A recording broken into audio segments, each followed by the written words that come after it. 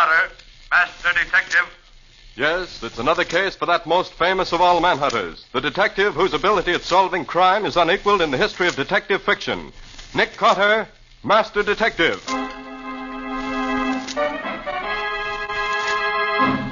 Tonight's curious adventure is... The Echo of Death. Or Nick Carter and the Phantom Clue.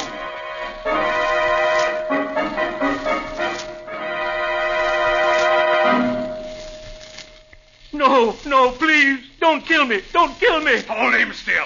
They're just like that. This has got to look right. No, I'll do anything you say. I'll forget everything I know. Only don't kill. All right. He's dead. Now come on.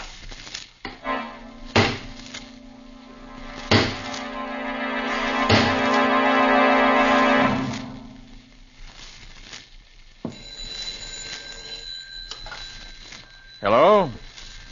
Yes, this is Nick Carter speaking. A case? What kind of case? A disappearance. Well, that's hardly in my line. Oh, I see. Yes. Yes, I understand. All right, expect us late this afternoon. Did you get that on the extension, Patsy? I should say so. Echo Valley Lodge, private amphibian plane waiting for you at the airport. Come at once, never mind the sea. Who is this Howard Manstead who tosses money around like confetti? A well-known millionaire sportsman, Patsy. But wouldn't it be more to the point to ask about the man who's disappeared? Oh, you mean James Thurlow, the columnist. Why, he's... Hey, who is he, anyway? That's what you get for not reading the financial pages of the paper, Patsy. Well, come along. We've got to find a taxi and get to the airport. Well, aren't we going to take anything with us? Oh, yes, of course. I was forgetting. I thought you were. I'll need my new dress. We'll want Scubby. Call him and tell him to meet us at the airport. He knows Thurlow. They write for the same paper. But why aren't we going to... Oh, and one other thing, Patsy. Bring along Volume 3 of the Encyclopedia, E to H. Scubby Wilson and Volume 3 of an encyclopedia. That's just what a girl needs for a visit to a millionaire's hunting lodge.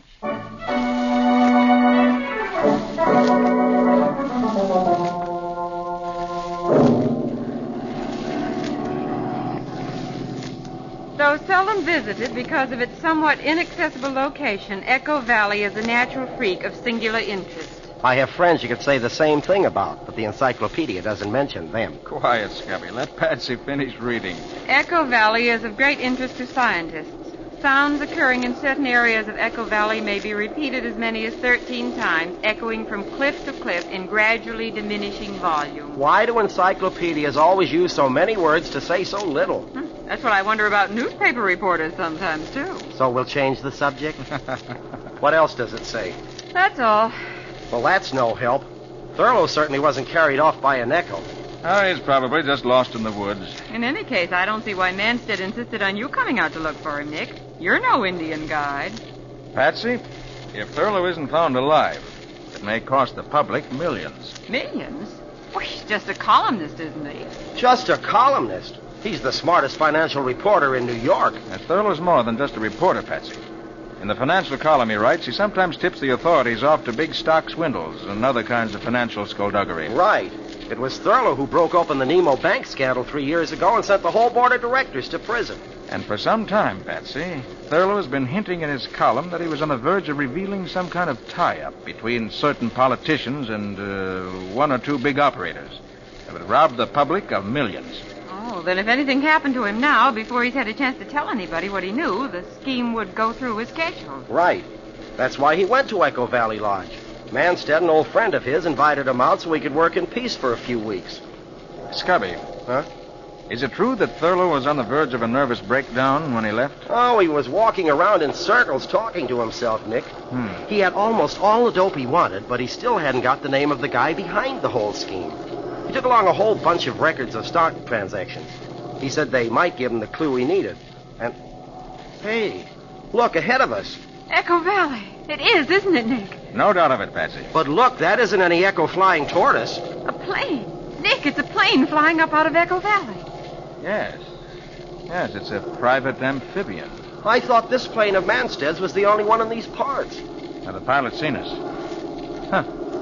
He's turning out of our line of flight. suppose he wants to avoid us? I'll bet he doesn't want us to see his markings.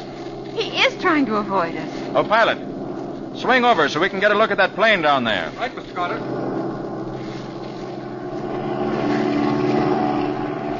He knows we're trying to get closer to him. Look at him bank to avoid us. He's turned back. He's heading away from us now. Oh, pilot, overtake that plane if you can. Yes, Mr. Carter. Say, isn't that the Manstead hunting lodge down there, right on the edge of the lake? Yes, Cubby, it is. But we're not going to land until we get some idea what that plane's up to. Look, he's diving straight down now. He's going to try to get away underneath us. Oh, he'll never make it. Those private planes aren't built. His wing is breaking off. Couldn't take the strain. He's heading straight for the ground if he hasn't got a parachute. Oh, but he has. Look, he's jumping. Yeah, the chute's opening. And there goes his plane into the trees. Well, that was a narrow escape. He didn't have more than 500 feet of altitude. Oh, he's come down on the top of that tall pine. He's caught there. See, his parachute won't come loose. Yes. Well, we'll have to land and rescue him. Besides, I want to know why he was so anxious to avoid having his plane identified. Oh, pilot, Yes, Mr. Carter. land in the lake and taxi up as close as possible to the place that fellow came down. Yes.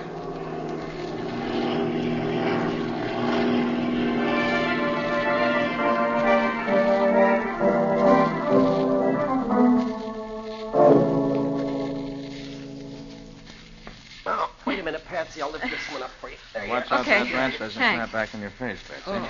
Well, aren't we almost there? Yes, there's the clearing. Just ahead. Only a few more steps.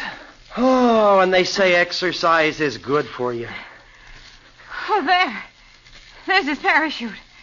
I think I can see him hanging among the branches. He's hurt or he'd call to us. Come on. His shroud lines are caught among the branches. I can see that much. Well, he's just dangling there. Yeah. Hey, you up there. Can you hear us? You all right? He doesn't answer. Look, I'll climb up and see if I can... No. Wait. What is it, Nick? Look at those shroud lines. They're wrapped around his neck. Yeah. Look at the way his head is twisted to one side. Yes. His neck's broken. He's dead. What? Oh. When he landed in the tree, he got tangled in the lines and... I wonder. Nick, what do you mean? Look down at your feet, Scubby. Huh? Cigarette butt. What? Somebody must have been here before us. Maybe. But its position makes me think the cigarette was smoked by him up there. Oh, but that's impossible, Nick. It's been just about an hour, Scubby, since he crashed. He knew we'd come after him. So if he was hurt and couldn't get out of his chute harness, what would be more natural than for him to smoke a cigarette and wait to be rescued? But he's dead. Because somebody reached him before we did. And murdered him.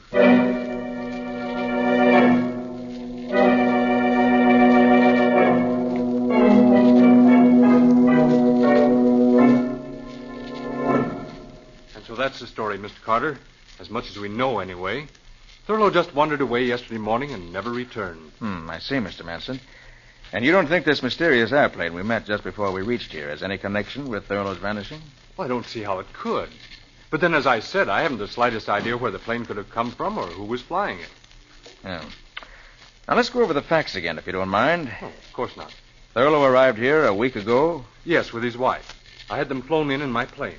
They had the lodge to themselves with my permanent housekeeper to look after them. And you arrived yesterday. In the middle of the afternoon.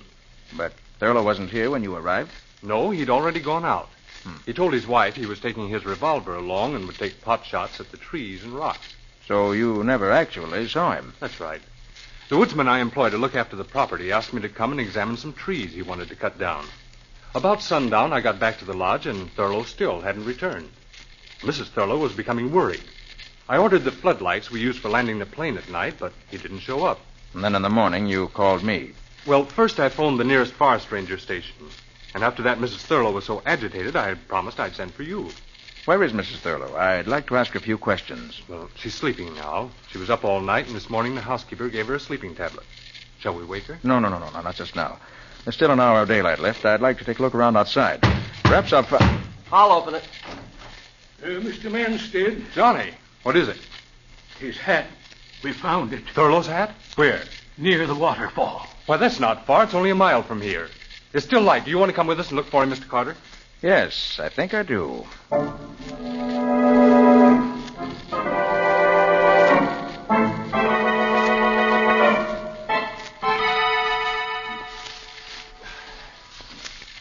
Oh, gosh, my ankle. Oh, boy. There's the hat, Mr. Manstead.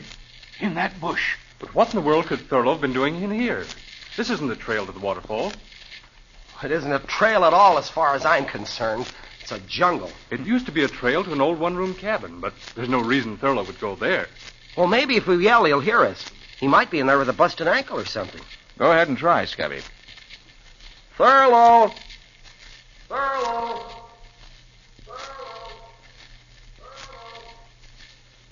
Good gosh, will you listen to that? Well, that's one reason this is called Echo Valley. The cliffs around the waterfall down the trail make a perfect sounding board. Well, if he didn't hear that, he must be dead. If there's a cabin in there, we better take a look at it. Right.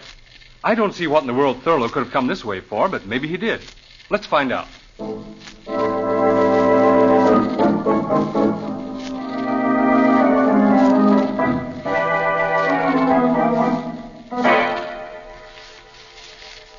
There it is. Where, Manstead? Oh, there, between those two trees. See it? Oh, yes. It's only another 40 yards. Well, come on, then. Oh, Scubby. Wait. Well, sure, Nick, what is it? That bare patch of ground there. Those footprints. Thurlow's footprints. You sure, Scubby? Sure. I've seen those pointed shoes of his too often not to recognize the footprints anyplace. Come on, Nick. Yes. I'm coming. Thurlow's a tall man, isn't he, Scubby? He's a tall man like I'm Henry Ford. He's about 5'5". Why? I thought that... Well, never mind. There's the cabin. Gosh, it doesn't look as if it had been opened in years. Well, it hasn't that I know of. But there are Thurlow's footprints going right up to the door. And somebody's opened the door recently. Look at these broken spider webs around the door jamb. But it won't open now. Oh, here, let me try. It ought to open without any trouble. Yeah, but it doesn't budge. That's strange. Let's take a look through the window. The window's boarded over. The boards haven't been touched. I nailed the window up myself 3 years ago. Nobody came here since. And someone has come here. Thurlow.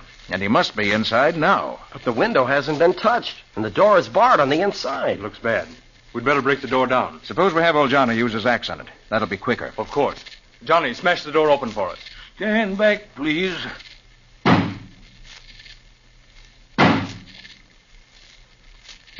That door was locked to stay locked. Starting to go. There. That does it. It's open. If you don't mind, I'd like to go in first. Of course. It's dark inside. Here, take my flashlight. Thanks. There he is. Thurlow. He's dead. He came here, bolted himself in, and shot himself with his own revolver. Yes, he's dead, all right. And it does look like suicide, doesn't it?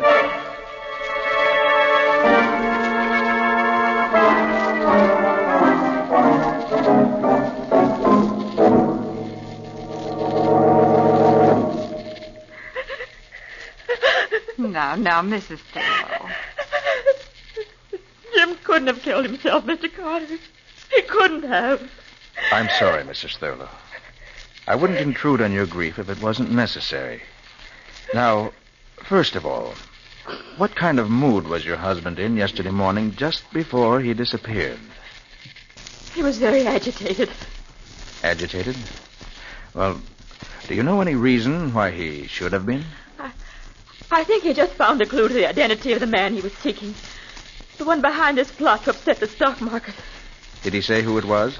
No, he just said he'd stumbled on a clue. And he was so shocked he could hardly believe the evidence.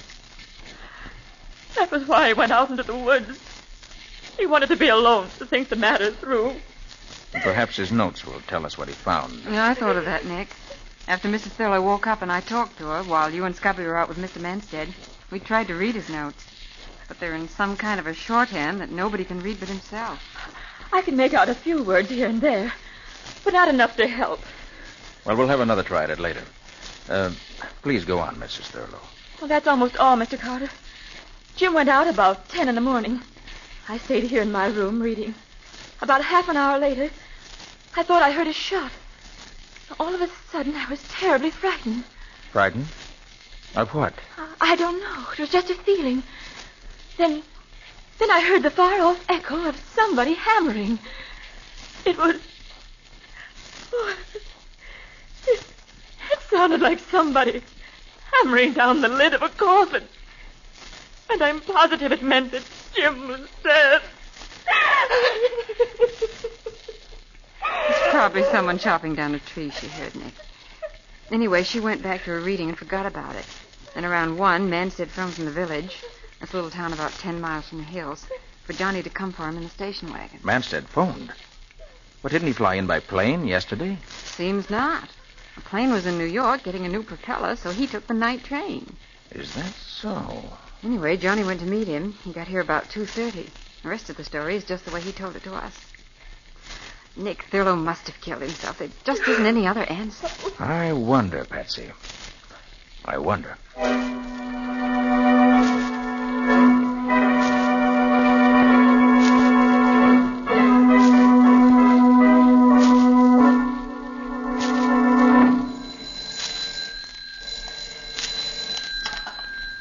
Hello?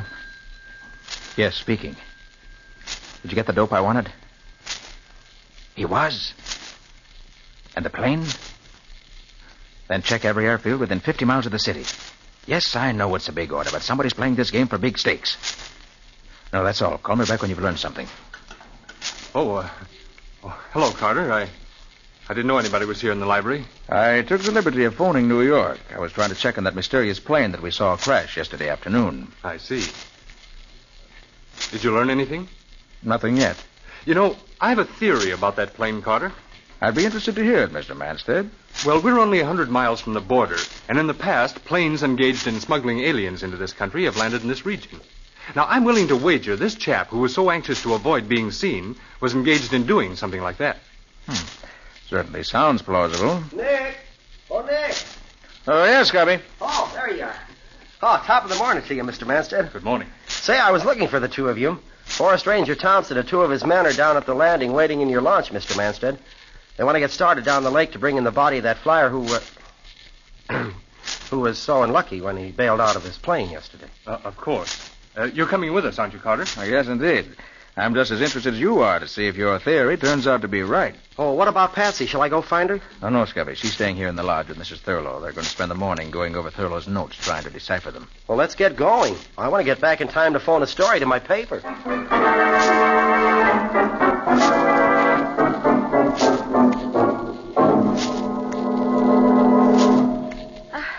I'm afraid it's no use, Miss. Please, just call me Patsy. It's just impossible to read these notes of Jim's, Patsy. They're not only in his own shorthand, but most of them are in code, too. Here's something that seems as if it might mean something. See, it says, I can HB it. HB. Hardly believe. I can hardly believe it. Yes. Of course, that's what it means. And here's some more. It's clearer. Shall I tell Manstead what I know? The next line. Better not. Instead, must get back to New York.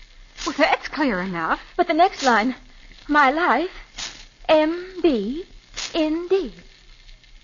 That doesn't mean anything to me. My life, MB, ND. My life may be in danger. Oh.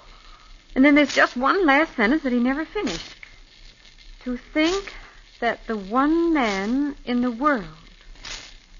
And that's all there is. Oh, if it only finished. To think that the one man in the world. Oh, who do you suppose he could have meant? I can't even make a guess. The one man. Mrs. Thurlow. What's Patsy? Mrs. Thurlow, we're going to go and take a look at that cabin now while all the others are away. I have a theory, and we're going to find some evidence to prove it. It has to be there. It just has to be.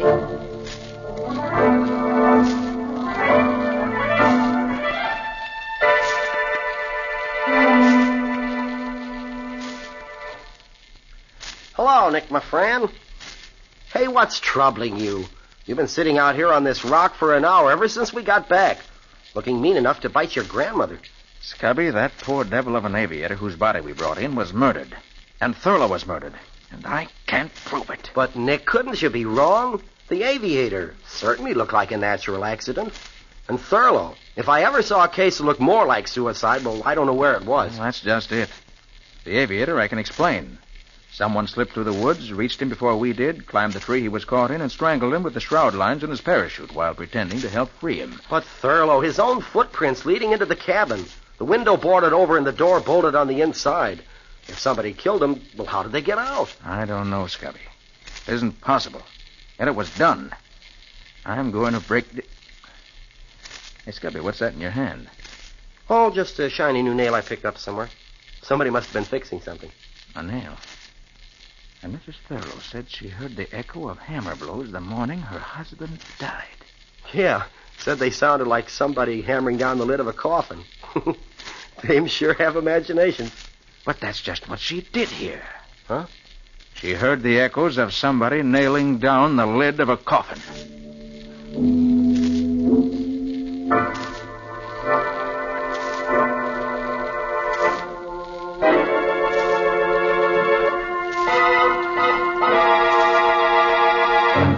But there must be a clue.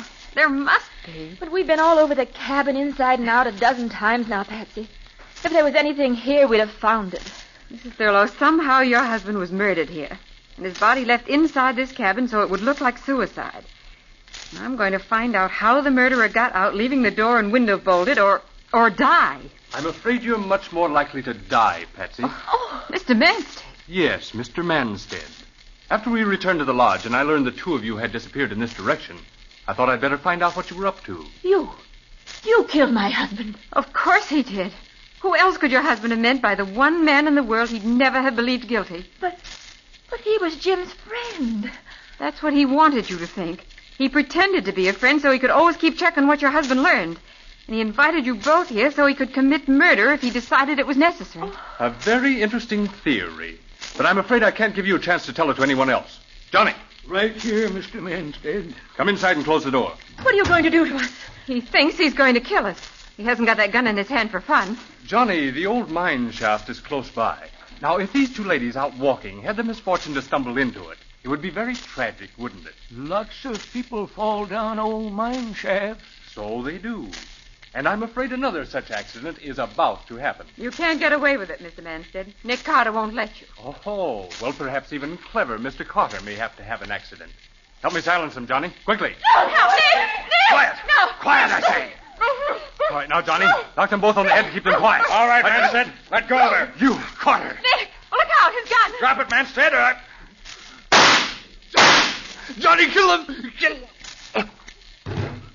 Johnny, put down that axe or I'll shoot. Yes, sir. He's dead. I'm afraid so. Patsy, either of you hurt? No, Nick, you came just in time. But how... How did I know Manstead was a murderer? I knew that from the time we found this cabin. But it took an echo to prove it.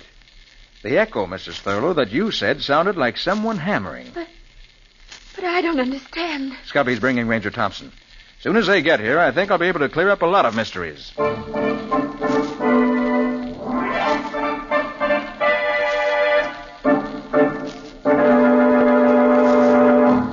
Manstead was behind the plot that Thurlow uncovered. He invited Thurlow here in order to find out what he knew. He discovered Thurlow had evidence which would tell him the truth, and therefore decided to eliminate Thurlow. But, Mr. Carter, Manstead didn't get here until after Thurlow was dead. He came by train. And... Oh, Ranger Thompson's right, Nick. He appeared to come by train. Actually, he flew in the night before, in a plane whose pilot was used to taking big fees for keeping his mouth shut. That was the plane that we saw crash. Something delayed it from leaving in time to avoid us, and in the pilot's effort to keep away from us, well, we all know what happened. But, Nick, why was the pilot murdered? That was Johnny's work. As soon as Thurlow saw the crash, he sent Johnny by a secret trail through the woods to make sure the pilot didn't live to talk. Otherwise, his murder scheme would have collapsed. Isn't that right, Johnny? Yes, sir. So Manstead flew here the night before he murdered Thurlow. In the morning, when Thurlow left the house, he and Johnny waylaid him. Is that it, Nick? That's it, Patsy. They brought him to the cabin here. Manstead put on his victim's shoes and made a trail of footprints. I see. Then they killed Thurlow, put his shoes back on him, and left him in the locked cabin. A clear case of suicide. But Manstead made a mistake there. His footprints were too far apart. They were the steps of a tall man. When Scubby said Thurlow was a short man, I began to suspect. Well, it certainly does sound plausible, Mr. Carter. But you've still got to convince me Manstead could get out of that cabin and leave the door barred from the inside. Make it good, Nick. Johnny knows the answer. You all remember that Mrs. Thurlow said she heard the echo of hammer blows. You mean she really did hear someone hammering? Exactly. This is a small cabin with a roof lightly nailed in place. Now look up there. What's that flashing in the sun? Looks like nail heads. Somebody's hammered new nails into that roof all along this side. Nick, is that the clue I was looking for? That's the clue you were looking for. Scubby and I saw it yesterday, but we weren't smart enough to know what it meant. Here, I'll take Johnny's axe and push the blade in under the eaves and pry upward like that. Well, the whole roof's lifting up. Well, blow me down. Manstead and Johnny pried up the flimsy roof before they killed Thurlow. Then, leaving the door barred, they climbed out. And Johnny nailed the roof back into place. Right. So they were hammering the lid on the coffin, so to speak. Thurlow's coffin. And due to the curious echoing qualities of the rocks, the sound carried to the lodge, and Mrs. Thurlow heard it. I didn't think it meant anything until I noticed the nail Scubby picked up someplace. The nail Johnny must have dropped. And then I remembered the hammering sound Mr. Thurlow spoke of. And suddenly the whole thing was clear. Well, it sure wouldn't have been clear to me if you hadn't explained it, Mr. Carter. I certainly wouldn't ever have worked it out with just an echo for a clue. Oh, but that was an unusual echo. Remember how cleverly it answered? And when it comes to answers, Scubby, Nick Carter is the man who gets them.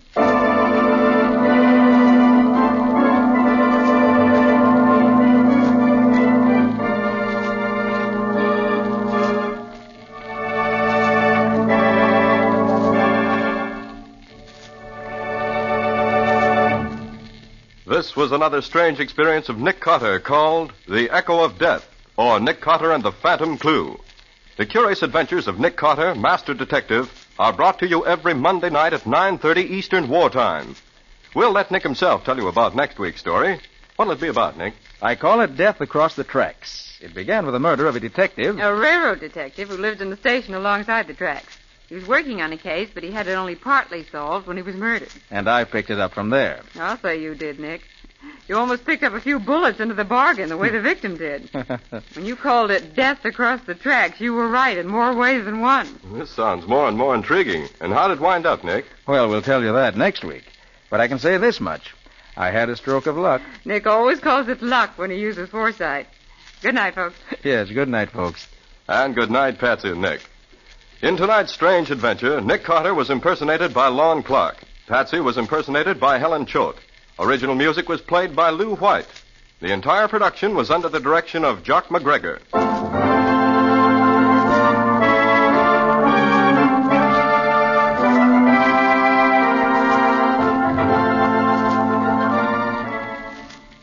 Next week at 9:30 Eastern Wartime, listen to another curious adventure of Nick Carter entitled Death Across the Tracks, or Nick Carter and the Mystery of the Midnight Train.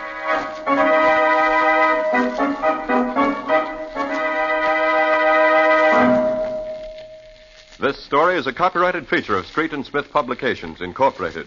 And here's a special note. Beginning next week, Nick Carter will be heard over most of these same stations on Mondays at 9:30 p.m. Eastern Wartime. The Cisco Kid will be presented on Tuesdays at 9:30 p.m. Eastern Wartime. This is Mutual.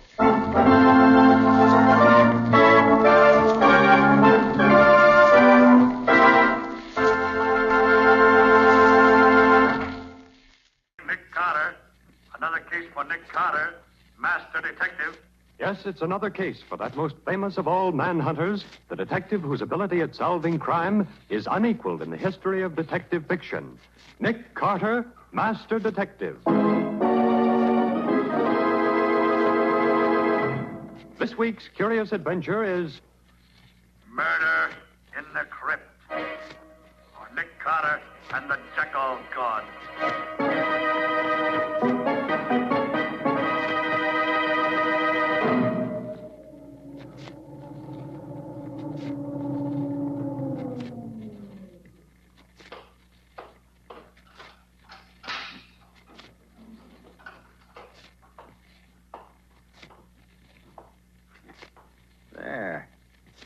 He'll never know that I came here this time any more than he did the other times I was here.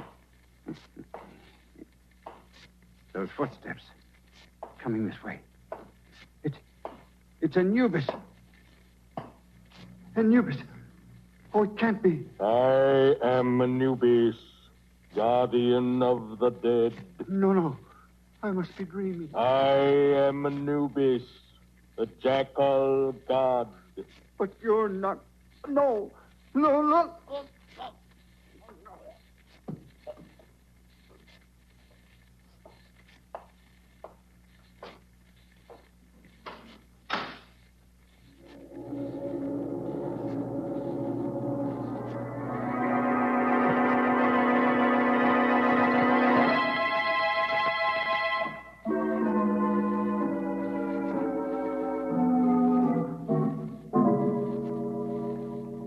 Scarabs from Abydos. Condition good. Come in. Are you Dr. Waldemar? I am. I'm Lieutenant Riley from headquarters. You called me about a museum guard who disappeared? Of course. It's about Shelby, the chief attendant here at the Egyptian Museum. Where and when did this Shelby disappear, Doctor? He failed to report to me as usual before leaving last night. And the guards on the door say he did not leave the building. We've hunted everywhere for him, but we haven't found him. Oh, you've hunted everywhere, have you? Yes, Lieutenant. Everywhere except in the crypt of Snefru. The what of who? The crypt of Snefru, an Egyptian king of the 4th dynasty. And where is this crypt? In the basement? No, it's on the 2nd floor, directly above this office. It was installed especially for Professor Glidden, the archaeologist. He alone has access to the crypt. It has a special lock on the door. Oh, you mean he has the only key, huh? Precisely. I called Professor Glidden's apartment a while ago, but he did not answer. I presume he is on his way down here now. I hope he can shed some light on this mystery.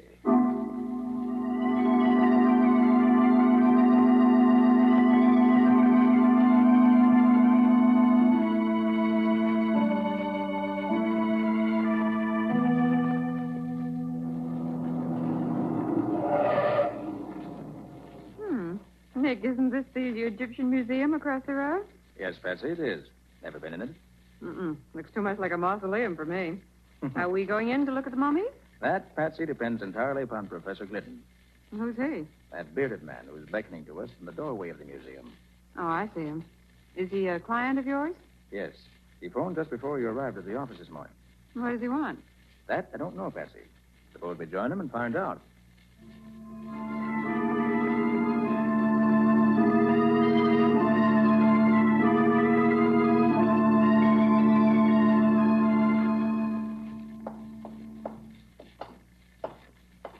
And you say, Professor, that the Archaeological Society gave Dr. Waldemar the money to complete the museum. Yes, Mr. Carter. Provided that he would install a special crypt where I could place the relics from the tomb of King Snefru for examination and classification. So the crypt is officially your property? For the present, yes. When my work is finished, it will be open to the public. I see. And just where do I come in? I want you, Mr. Carter, to be present when we search the crypt, so there will be no question that Shelby is not there. This is Dr. Waldemar's office? It is. Oh, good morning, Glidden. This is Lieutenant Riley from headquarters. Hello there, Lieutenant Riley. Nicholas Carter and Patsy, too. We haven't seen each other for a long while. Now, don't tell me that you're looking for this man Shelby, too, Nick. I am, Riley. At the request of Professor Glidden. Oh. So since Dr. Waldemar has asked you to perform the same service, Riley, why don't we work together? Glad to, Nick. Fine. Oh, you wouldn't object if Lieutenant Riley helped search the crypt, would you, Professor? Not at all. Well, Riley, shall we adjourn to the crypt? Right, Nick. The crypt is on the 2nd floor, right over this office.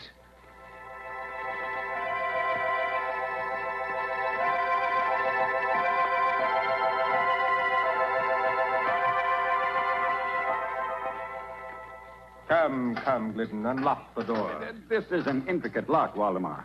It takes careful handling of the key. There. Where's the light switch, Professor Glidden? Just inside the door to the right. Very well, I'll...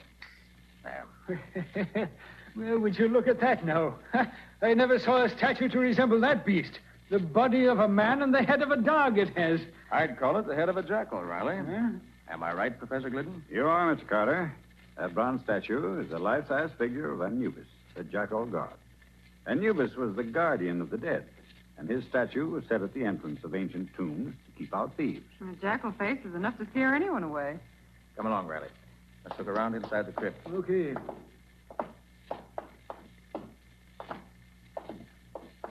Well, here's a mummy case, which I suppose contains old King Snefru in person. Quite right, Mr. Carter. Yeah, now here's the old boy's throne. It looks like the original Morris chair. Let's see. There's nobody hiding under it, Riley. Okay, Nick. See, now look over there. In the alcove over behind the statue. Now, what is it? An ancient Egyptian bathtub? That, Riley, is a sarcophagus. A stone coffin. The one that once contained the mummy case we just saw. Gosh, now, it's a big thing now, ain't it? What's all this crazy writing on the front of it? Those are hieroglyphics, Riley. Inscriptions about old King Snefru. Oh. What's inside this thing, Nick? Oh, probably nothing now, Riley. Just the big open. What is it, Nick?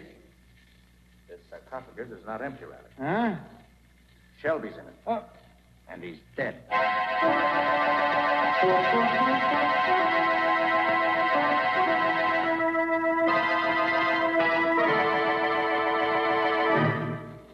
Once again, Lieutenant Riley, I must reply that I know nothing of this matter. As I've told you, I scarcely knew Shelby. Now, look here, Riley. Your evidence against my client is purely circumstantial. Nick, it's a disgrace to the memory of old Sim Carter, the way his one and only son tries to misinterpret the bald facts. The bald facts in this case is this, Riley. You have no proof that Professor Glidden even came to this museum last night. Look, all I want is one more bit of circumstance, Nick. Dr. Waldemar, can you think of anything else that might be, well, interesting in this case? Now, let me see. Look, Nick. A strange woman coming down the corridor toward us. She looks like something revived from ancient Egypt. She walks like a cat. You can't hear the slightest footsteps. Quiet, Patsy. She's stopping close enough to overhear us. Lieutenant Riley, I have it. Ask the professor just how he knew that Shelby was missing when he telephoned Carter this morning. I shall answer that question, Dr. Waldemar. Where did you come from? Who is this lady, Dr. Waldemar? Allow me to introduce Madame Dackler, our librarian. Oh, you have a library in this museum? Oh, yes. The library is in the other wing near the elevator. I was the person who informed Professor Glidden that Shelby was missing.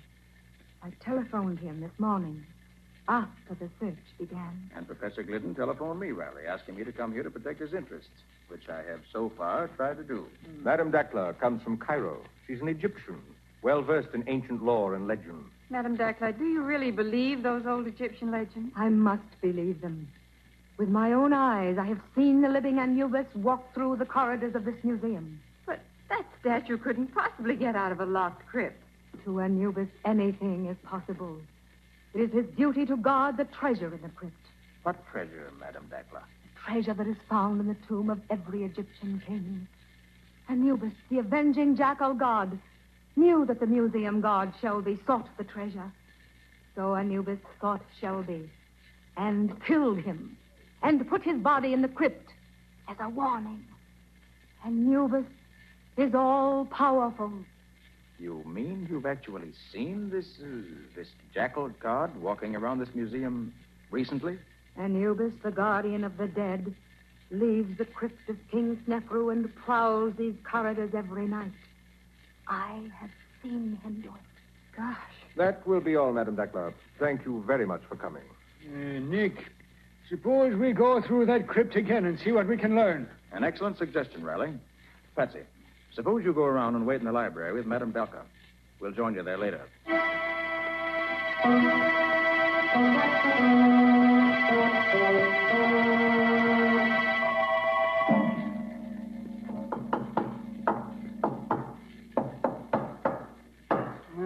Nick, this crypt is as solid as a rock. We've tested every inch of floor and walls and ceiling here. Yes, Riley, every spot we've tapped seems to be solid stone or concrete. Nick, suppose we check those measurements again, eh? Oh, no use in that, Riley. The room's 30 by 30, with 4 feet out for the door on one side and 8 feet out for the alcove on the other. How big did you say that sarcophagus was, Nick? It's 8 feet long and 6 feet wide. Practically the same size as the alcove it's standing in. And it's 4 feet 6 inches high. Why? And I was just thinking, Nick, that's an awful big chunk of rock there. Well, Professor Glidden says this one weighs over 1,100 pounds. It's over half a ton. Just goes to show that the floor in this crypt must be solid to support such a weight day in and day out. There's an answer to this case somewhere, Riley. Even if I don't know yet where it is. Come on. Let's get back to the office. If I'd followed my better judgment, I'd have locked Professor Glidden in a jail cell first. It wouldn't be wise just yet, Riley. You're wrong there, Nick. And I'll tell you why. This door here is the only way in and out of that crypt. And this key, the only key there is now, belonged to Professor Glidden. Riley, I want to learn the motive behind Shelby's murder. There were some strange things going on around this museum.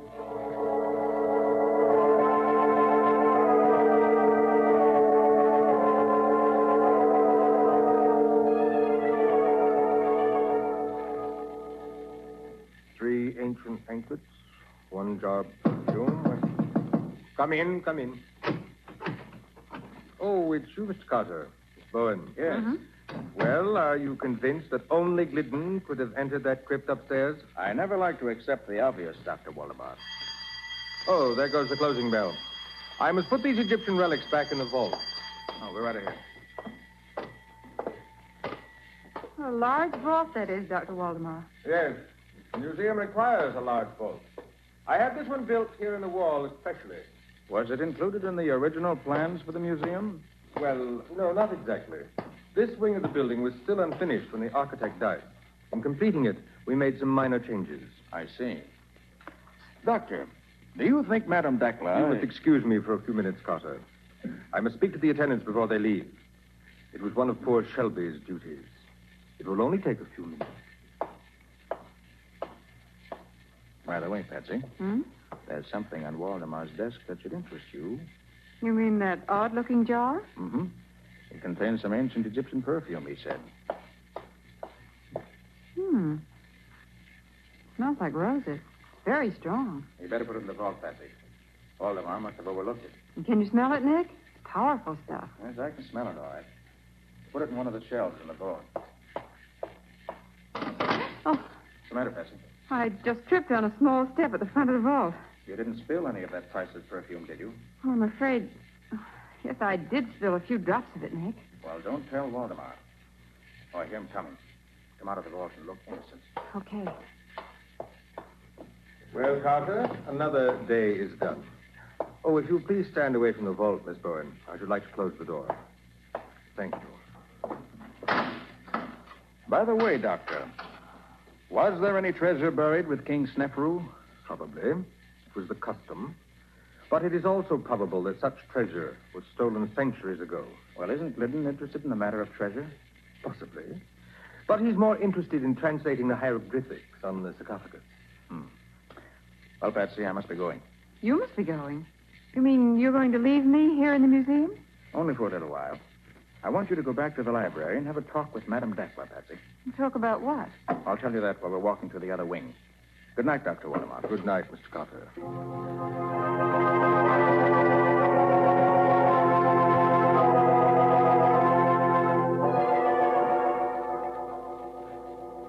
Mr. Carter isn't interested in ancient manuscripts, Madame Dakla. He wants to see the architect's plans for this museum. Oh, but he should ask Dr. Waldemar for those. I don't think Dr. Waldemar has them. Mr. Carter wants the original plan. I shall be glad to see if I can find them for you. I shall try the file cabinet by the door.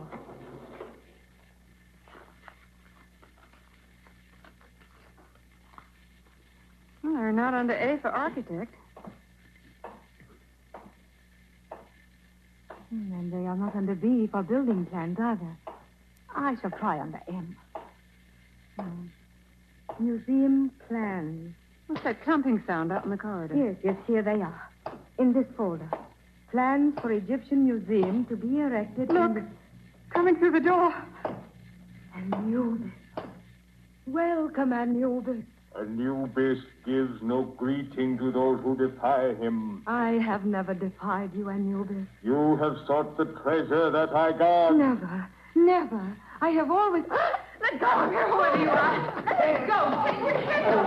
Away, you were.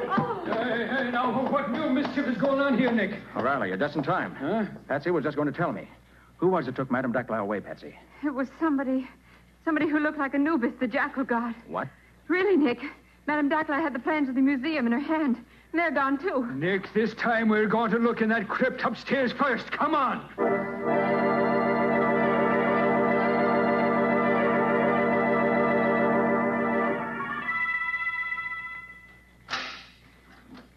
All right, find that light switch now, Nick. Right, Riley. Yeah, there she is, laying right at the feet of that creature Anubis there. You mean the statue of Anubis, Riley? It may be a statue now, Nick, but I am near to believing that the thing comes alive when it chooses. Madame Dackler alive? She's still breathing, Patsy. What do you make of it, Nick? She's been drugged, Riley. Quick, get her over to the door where the air's pressure. Yeah. That's right.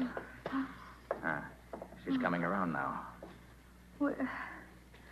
Where am I? You're all right, Madame Dackler. Oh, but I am in the crypt now. And the last I knew, I was in the library. I knew it.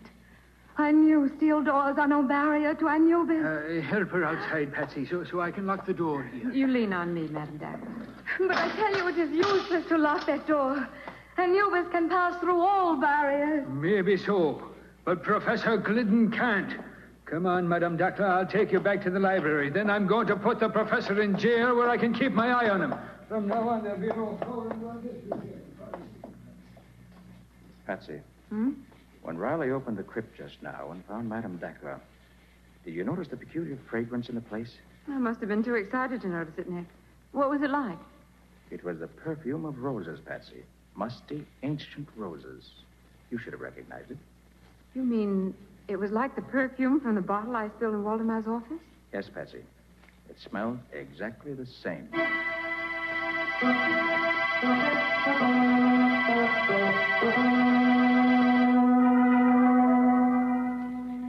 I admit nothing, Lieutenant Riley. I can't tell you how either Shelby or Madame Dackler got into the crypt. It's like I've been trying to tell you, Glidden. It's very simple. You had 2 keys, but you only gave me 1. And as I've been telling you, Lieutenant Riley, there was no duplicate key. Stay out. I'm busy here. I said stay. Hello, Riley. Hello, Glidden. So it's you again, Mr. Nicholas Carter. Well, I don't care whether Professor Glidden is your client or not. We're not releasing him. I don't want him released, Riley. I just want to ask him a few questions. Tell me, Professor Glidden, when you sent those relics of King Snefru to the Egyptian Museum, did Dr. Waldemar have any chance to examine them? Why, no. They were all heavily boxed and crated. That is, everything except the sarcophagus. That was handled separately. Waldemar installed the sarcophagus in the crypt before I arrived. I see. I seem to recall that Shelby helped him set it up. The boxes and crates were all upstairs when I got back. But I opened them alone and set up everything myself, including the statue. That's all I wanted to know. I'm sorry, Professor, that you'll have to spend the night here. But I hope to arrange your release by morning. All right, Sergeant. Take the professor to his cell. Yes, sir. Come along, Professor. Say, Riley. Will you do something for me? Why should I? Why shouldn't you? You'll learn something yourself, and that's always a help in a murder case. All right, Nick. What can I lose? Fine. Pick up Patsy. She has all my notes, and you may need them. Then both of you go to the crypt. Where'll you be, Nick? I have to attend to another matter first. Now listen carefully, Riley. Here's what I want you to do. When you get to the...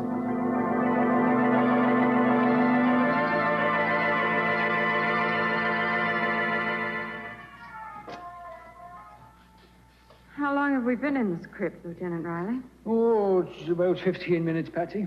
If you didn't have a luminous dial on your watch, I'd say it was hours. Why did Nick say that we should stay here in the dark? You'll have to ask Nick that when he gets here, Patsy. Where did Nick say he was going? Well, no, it might be that he's calling on Madame Dackler. What? Oh, just a questioner, you understand. Oh, Riley, of all the ridiculous notions. Well, Dackler's boyfriend Anubis is right here beside us, Patsy. Do you see it? Yeah, this statue of Anubis must be solid bronze, Patsy. If nothing happens here, something will happen when I find Mr. Nick Carter.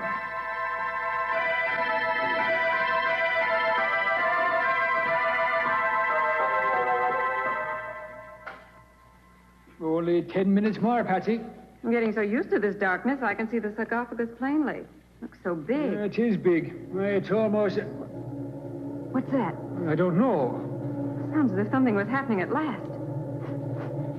Riley. Hey, what is it, Patsy? Now, you're not getting hysterical now, are you? Riley, I smell something. The perfume of roses. And it's getting stronger. Now, what does the perfume of roses to do with all this here? Riley, look. Look at that sarcophagus.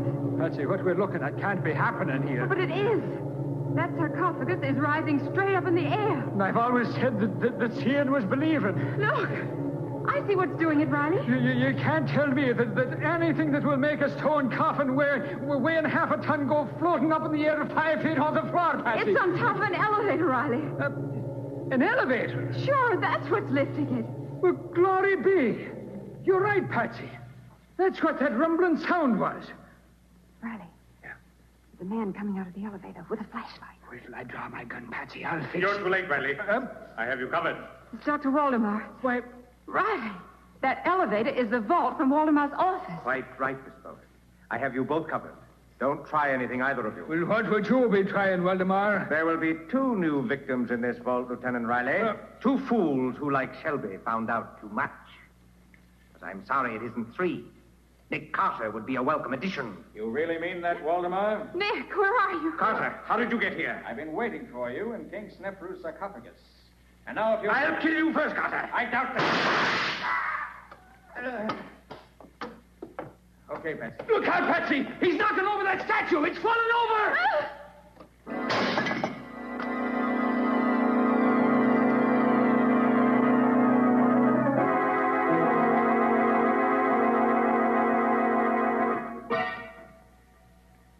The professor will be along in a minute now, Patsy.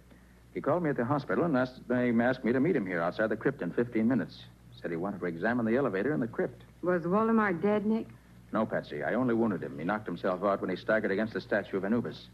Waldemar made a complete confession when he recovered consciousness. He's admitted that he was hunting for the king's treasure and wanted to find it before Professor Glidden finished translating the hieroglyphics. And he was using the elevator to make secret trips between his office and this crypt. Exactly, Patsy.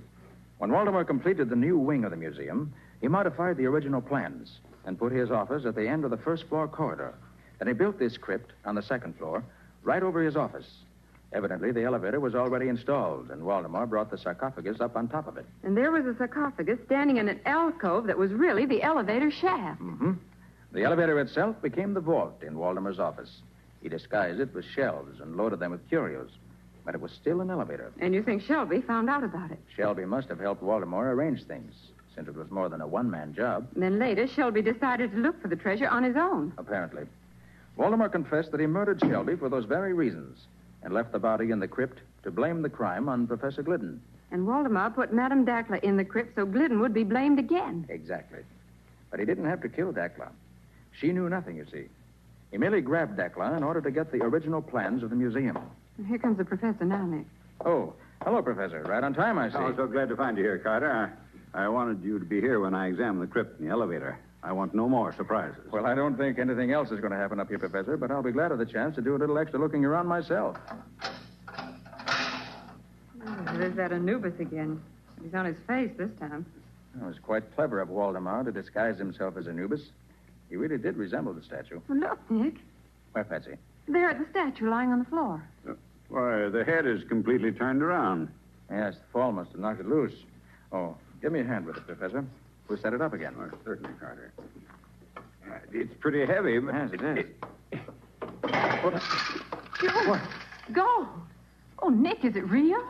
I imagine it is, Miss Bowen. Why, this must be the treasure of old King Snefru's. So that's where the royal treasure was hidden. Valdemar must have looked everywhere except in the head of this statue. So Anubis was really the keeper of the treasure. Well, congratulations, Professor. And I hope this discovery makes up for all your troubles. It does indeed, Mr. Carter. I shall now be able to visit Egypt again.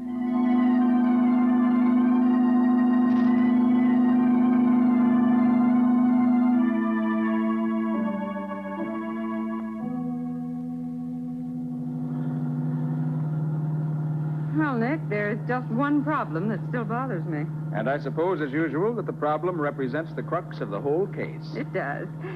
When I put that jar of perfume on the shelf, did you already know that the vault was an elevator? I did, Patsy. The elevator floor wasn't quite level. That's why you tripped as you went into the vault. But of course. But, Nick, what made you think it was an elevator in the first place? Quite simple, Patsy. There had to be an elevator to take the sarcophagus up to the crypt on the second floor. But, Nick, there's an elevator in the other wing of the museum. They could have taken the sarcophagus up that way and wheeled it across to the crypt. Patsy, how large is the sarcophagus? Why, it's 8 feet long and 6 feet wide and 4.5 feet high, didn't you say? Mm-hmm. And how wide is the door to the crypt? 4 feet, according to your measurement. Exactly. Now, Patsy, do you think you could put a sarcophagus 4 feet 6 inches high through a door only 4 feet wide? Of course not, Nick. Of course not, Patsy. Not even Dr. Waldemar could do it. Up through the alcove was the only way.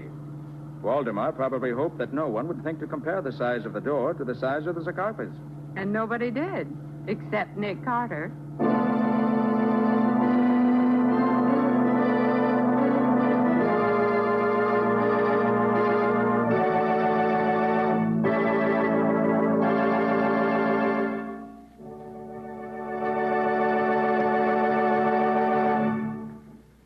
This was another strange experience of Nick Carter, master detective, called Murder in the Crypt, or Nick Carter and the Jackal God. Another of the curious adventures of Nick Carter, which are brought to you regularly by WOR Mutual. And now, Nick and Patsy, what about our story for next week? Well, next week's story is full of action, isn't it, Patsy? Action is right. You see, Nick investigated a murder on a lonely place called Skull Island. Yes, and there were only 4 people on the island who could have committed the crime. But it took a model of a clipper ship and a sea serpent to find out who the murderer was. It also took Nick Carter and a smart piece of deduction on his part to work out the answer. But what did a sea serpent have to do with the murder? Well, we'll tell you all about that next week. In the meantime, I'm glad I don't have to say sarcophagus again. So long. So long, everybody. And so long to you, Nick and Patsy. In the strange adventure you have just heard, Nick Carter was impersonated by John Clark, Patsy by Helen Choate. The story was written for Nick Carter by Walter Gibson. Original music was played by Lou White. The entire production was under the direction of Jock McGregor.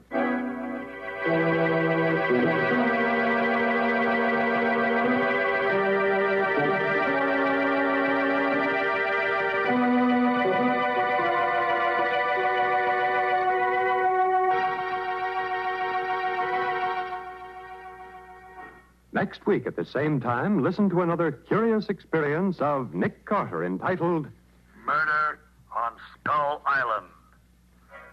Or Nick Carter and the Mystery of the Sea Serpent.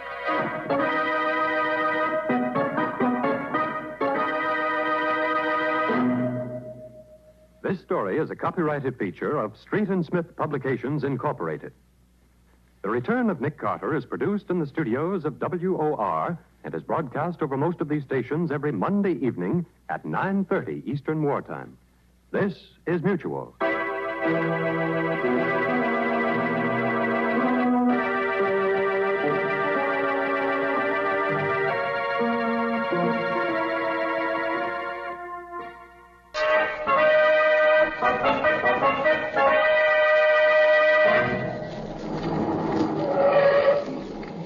All right, Patsy, out you go. This is it. This is what, Nick? A studio of magnificent pictures, of which Joseph Stone is the owner and director. Well, there goes another illusion. I thought movie studios were all bright lights and glamour. This place looks like a stage set for the deserted village. Well, it's been locked up for the past 10 years or so. Oh.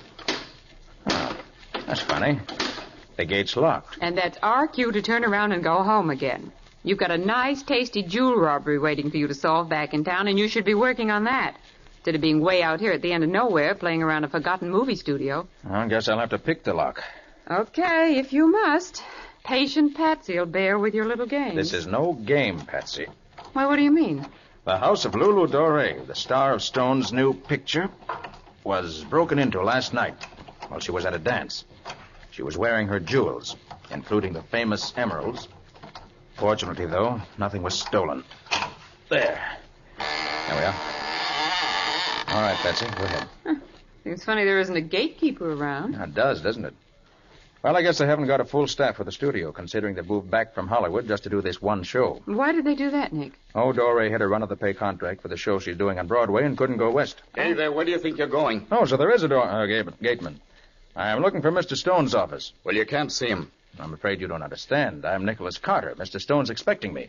I'm taking my orders from Lieutenant Riley of the Metropolitan Police. He says to admit no one. Riley? What's he doing here? Investigating a murder. Murder? I thought you said robbery, Nick. What murder? Come on, get out of here. I got my orders. Come on, Patsy. Let's find Riley or Joe Stone. Hey! You can't do that. Come back here. It's all right. I'll explain to the police. Hurry, Patsy. Hurry. What is this, Nick? That's what I plan to find out right now.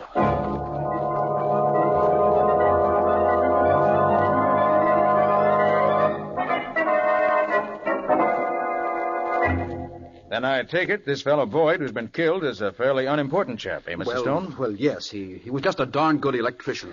Huh. Doesn't seem to be any connection between his murder and the attempted robbery of Miss Doré. Well, no, there doesn't. Is Lieutenant Riley here now? Yes, he's over on stage 5. It's that building over there. Do you want me to come with you? Yes, I wish you would, Mr. Stone. There may be points I'd like to ask you about. Well, I'd be glad to help, of course, if I can help. There's one thing I don't understand, Mr. Stone. You say Boyd was shot in the back with a poisoned arrow from a blowgun. It's an odd weapon. Should be fairly easy to trace. You don't have to trace it very far, Mr. Carter. The blowgun and the arrow were mine. Yours? Yes, well, you see, 11 years ago, I tried to do a picture about a voodoo witch doctor who used the blowgun in it. I don't suppose you remember the picture, Mr. Carter. It was called the Voodoo Curse. Oh, yes, I do. You had a bit of trouble over it, I believe. A bit of trouble. It practically drove me into bankruptcy. I'd imported a real voodoo witch doctor from Haiti, and he put a curse on the whole studio. Oh, come now, Stone. You don't really believe that. I don't know what I believe anymore. 11 years ago, we had fires, we had explosions, we had mysterious thefts. We had just about everything. It got so that everybody was scared to work here. I had to close the studio, and now we have a murder. Why should the witch doctor put a hex on you? Oh, I had an argument with him, for a salary of some sort. He swore he'd break me, and he almost did. Oh, here, this is stage 5 here. Well, Nicholas Carter. Hi, Riley. And Patsy. Hello. Well, what might you be doing here? He's come to help you, Lieutenant. Well, that's very obliging of him, I'm sure. Say, was that a crack? Why, of course not. Well, let's get to work. Riley, where was the body found? Right over there by that door, Nick, where the chalk marks are. I wonder what he was doing way over here. He was setting up the stage, as I told you. But all his equipment's over there, clear across the set. Riley, how was he facing when he died? He was lying on his face with his head towards that door, Nick. Shot in the back, wasn't he? Yep. We figured from the angle of the arrow that the blowgun fella must have been sitting up there on that catwalk when he killed him.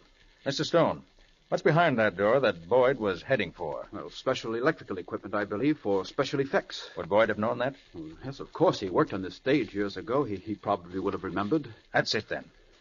He was going into that room to see if he could find some special equipment he needed. That accounts for his being way over here. And you think there was something in there the killer didn't want him to see, Nick? Right, Riley. Let's go in. The door's locked, Nick. Oh, Stone, give me your keys, will you? Keys? I have no keys for these rooms. Well, did Boyd have any? Well, I believe he had borrowed the caretaker set. Riley, did you search the corpse? Of course I did, Nick. No keys? No keys. I can get a locksmith out from the village. What? You have no duplicates? Well, the place has been locked up so long. I never expected to come back here. Was trying to sell it, as a matter of fact. Pick the lock, Nick. This seems to be your day for doing that. Just what I'm going to do, Patsy. I'll get you more light. Oh, he doesn't need light. He can see in the dark, practically. No, you don't have to see to pick a lock. There. And there. That's it. Now we'll get a look at what your killer didn't want Boyd to see. Here's the light switch. Oh, wait. Don't crowd in like that. Uh-huh. Look. Footprints. Footprints in the dust. Golly, Nick, there goes your theory. Boyd was here before he was killed and took out whatever it was he wanted. Well, it was a cute theory while it lasted. Maybe it's still a cute theory, as you call it. All we have to do now, Nick, is to measure the prints and see if they're Boyd's or not. They're not. How do you know? Yeah, you haven't even seen the body. These prints were made by leather-soled shoes. Right, Riley? Well, yeah, you're right, but... And Boyd was wearing rubber-soled. How do you know he was, Nick? Correct me if I'm wrong, Stone. Don't all technicians on a sound stage wear rubber-soled shoes to kill any noise that the soundtracks might pick up? Well, you're right, Carter, they do. Now, those leather-soled prints mean that it wasn't Boyd, but our friend the murderer who used the keys he took from Boyd to get in here. They lead to that crate. Let's see what's in it. No, don't walk on the footprints. We need them as evidence. I'll wager you'll find the crate empty. The murderer didn't just walk over to it, look in, and walk out again. Oh, no. He took away everything he didn't want Boyd or anyone else to find. You're right, Nick. The crate is empty. Shall we search the room, Nick? Well, what's the point in that? If there was anything here, it's gone by now. Murderer seen to that. I wonder what was in this crate. I wonder if... Help! Help! No!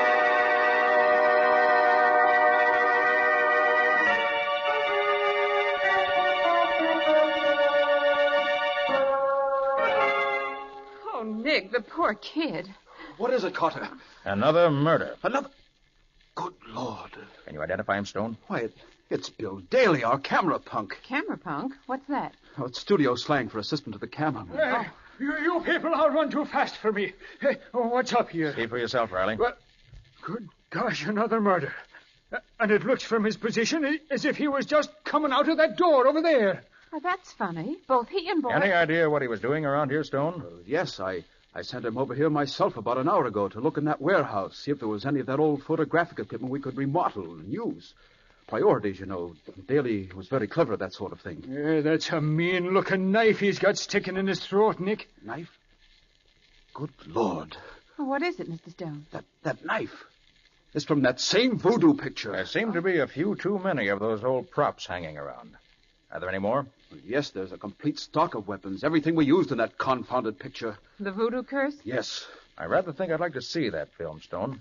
Is there a copy of it around here anyplace? Well, as much as we ever shot of it, it was never finished, you know. Could you run it off for me? Well, certainly I will. I'll go arrange it now. Thanks. Well, Nick, what do you think? I'm not sure. Any opinions yourself? Yes. My money's on Stone's doing it. Stone? Why in the world would he do it? Well, I don't know. I haven't figured out the reason for it yet.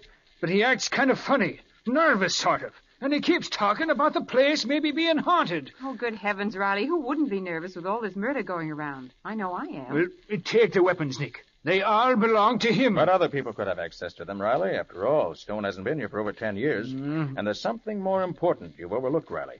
What's that, Nick? How did Stone manage to throw that knife at Daly while he was with us?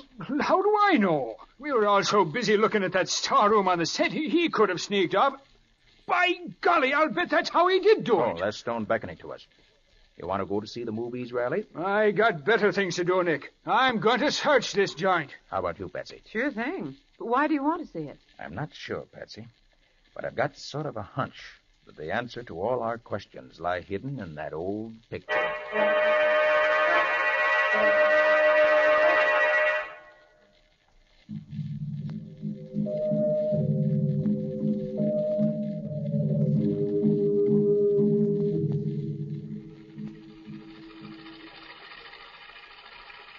Did all movie projectors make this racket 10 years ago?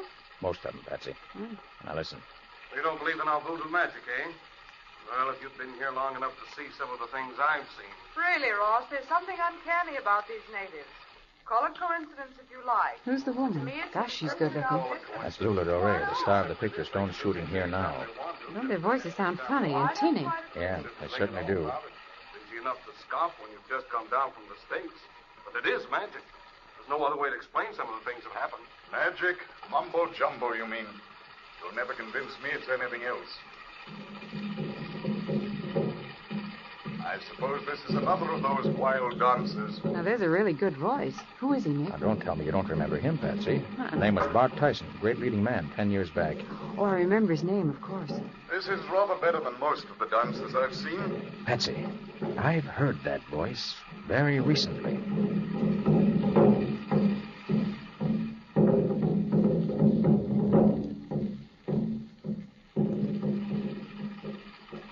The picture must be almost over now, Nick. Have you discovered anything? I'm not sure yet. Gosh, they had some pretty fancy photography in those days. I thought all that underwater swimming stuff was comparatively new. Oh, no. Stone was the first person to use it. Well, how did they do it? Look at that man swimming. It couldn't be faked. It isn't. It was taken through some sort of a glass tank. That native has been underwater for 20 minutes. No human can hold his breath that long. That's what I've been telling you, Ross. They're magic, these natives. Magic. Maybe you're right. Maybe you're right. That voice. I've heard it somewhere before myself. I never heard Tyson act before. Hey, don't we see the ending? Nope. That's all they made, Patsy. The picture wasn't finished. Well, did you find out what you wanted to? I'm not quite sure. Well, Mr. Carter, did you like the picture? Oh, very interesting, Stone. Oh, that Lula Dore certainly is beautiful, isn't she, Mr. Stone? I've never seen her in pictures before. Has she done anything else? No, nothing. Until now that she's starring in my new show on Broadway. That's funny. I think with her looks and her voice, she'd be a sensation. That's what I've always claimed, but, well, she got scared off after all these things happened during the filming of this one, and, well, she's stuck to Broadway ever since. And when Tyson, her leading man, was hurt, she rather felt... I was wondering what happened to Tyson. From what I could gather from this show, he should have been at natural for talkies. Oh, he was. But we had a bad explosion, and his whole face was terribly scarred. That's why we could never finish this picture. He never could act in pictures again. Oh, what a shame. Well, Stone, thanks for showing us the film. Mind if we scout around after Riley? Oh, no, not at all. If you need me, I'll be on stage 3. We're going to start shooting soon. Good. It's funny about Doré. She seems to be cropping up in our lives all over the place. Yes, she does, doesn't she? Patsy, will you find a telephone, get hold of Scubby? Mm-hmm. Find out what you can about Bart Tyson and what's happened to him since the accident. Okay, Nick. Where'll you be? If I don't see you before, I'll meet you at Stone's office at noon. Right. Oh, Nick! Nick Carter! Oh, Riley. Just looking for you. You found anything yet? Yeah, we found all the weapons from that voodoo movie. All except the ones we'd already found, that is. How'd you know you found them all? Stone had an inventory. We checked on it. Well, if your theory about Stone's correct, Riley, he could have falsified that inventory. Well, why should he? Well, perhaps he had a couple of weapons hidden somewhere and doesn't want us to know anything about them. Nick, the more I think about it, the less I like that guy. Find anything else? No, not a blessed thing. Searched the whole lot, have you? All but stage 9 over there. That's locked up tighter than a drum. And I can't pick locks the way the great Carter does. Okay, I'll take care of those. Riley, why don't you go on down to stage 3? They're going to start shooting the picture pretty soon, and I'd feel a lot more comfortable if someone were on guard there. We've had enough murders for one day.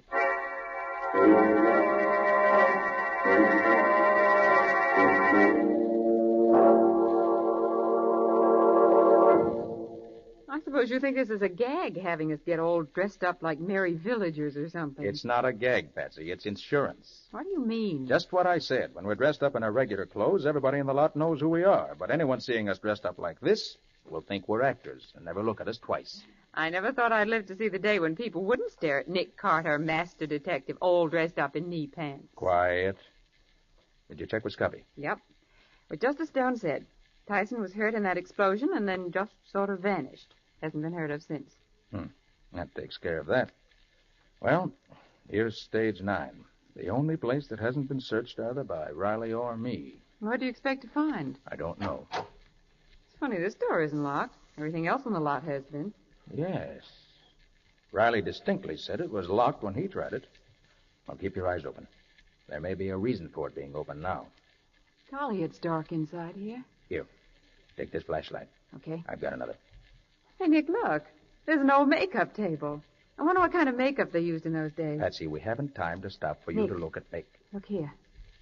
Why, this makeup isn't old at all. What's that? No, this is the very latest type of movie makeup, and it's all new stuff. Well, good for you, Patsy. Yes, there's something funny about this. Definitely, Nick. Well, this panchromatic makeup wasn't developed until Technicolor came in. They didn't use this type of makeup back in the days when this studio was in use. Somebody must have been here since. And none of the actors are making up way over here. Right, Patsy. I'll make a detective out of you yet. Now let's see if we can find anything else. Oh, I'm getting the creeps, Nick. I don't like it here. Patsy, I think we're getting warm. This is one of the first real clues we... Hey. Recognize that? Wait. Well, that must be the glass tank they used to take that swimming sequence in the voodoo movie. Right you are. I wonder why they left it half full of water this way. When they finished taking that scene, they probably just walked off and left it here. Maybe. Don't forget they closed this place in a hurry. What are you doing? Patsy, this water is fresh. What? It'd be stale if it'd been here 10 years. Stale and smelly. Say, I'm beginning to think maybe Stone's right and there is a hex on this place. Too bad that voodoo picture wasn't in Technicolor. Those colored stones at the bottom of the tank would have showed up beautifully. They are beautiful, aren't they? Yes, you bet they... Hey, Patsy. What? Look here. Those aren't just colored stones. They're... Douse your lights, Patsy, quick. We've got callers. Duck back here behind this crate. Throwing us all in the clink this morning with this snooping. Why the boss always swipes such important rocks? Why didn't he settle for just a small fry? And the boss men we're is big after. time, that's why. He's got enough dough to pay all the bills until that stuff cools off. And when it's safe to handle it, he'll smuggle it out of the country and sell it for plenty. What's he leave it lying around here for? Hidden in the old equipment. Now we know why Who would Boyd have ever was thought that killed. anybody'd ever come back here? Gosh, when that punk went into that storehouse, I bet he saw the works. He did. The boss spotted him going in and just had time enough to get that knife and come back and nail him. And the kid was dashing back the stone to spill the beans. Gee, the boss is sure lucky. He ain't lucky. He's smart. He had Lippy planted up on that catwalk just in case somebody got an idea to go into that electrician's storeroom. And somebody did. Dusty That in here. takes brains to know that. Well, we better get going, huh, Jake? Yeah, you start draining the tank so we can get the rocks. I'll get the makeup stuff. Why is he moving everything out now? He figures it'll cooled off by now, and with the stuff he's going to lift from that Doré dame this afternoon... Nick, I'm going to he figures he'll sneeze. have Hold enough it, to keep Patsy. him from having to do any... Oh. Who's that? Hey, look. Over there, Jake. Two guys. Only... Come here. Run for it, Patsy. Come here. Run where? Let go of me, you... Let her go, you lousy rat. Get away! Let her go, you hear me? Let her go. Hey, I'll handle it, baby. You want to cut your hand with that knife? Hey, take your hands off me. I gotta get rough.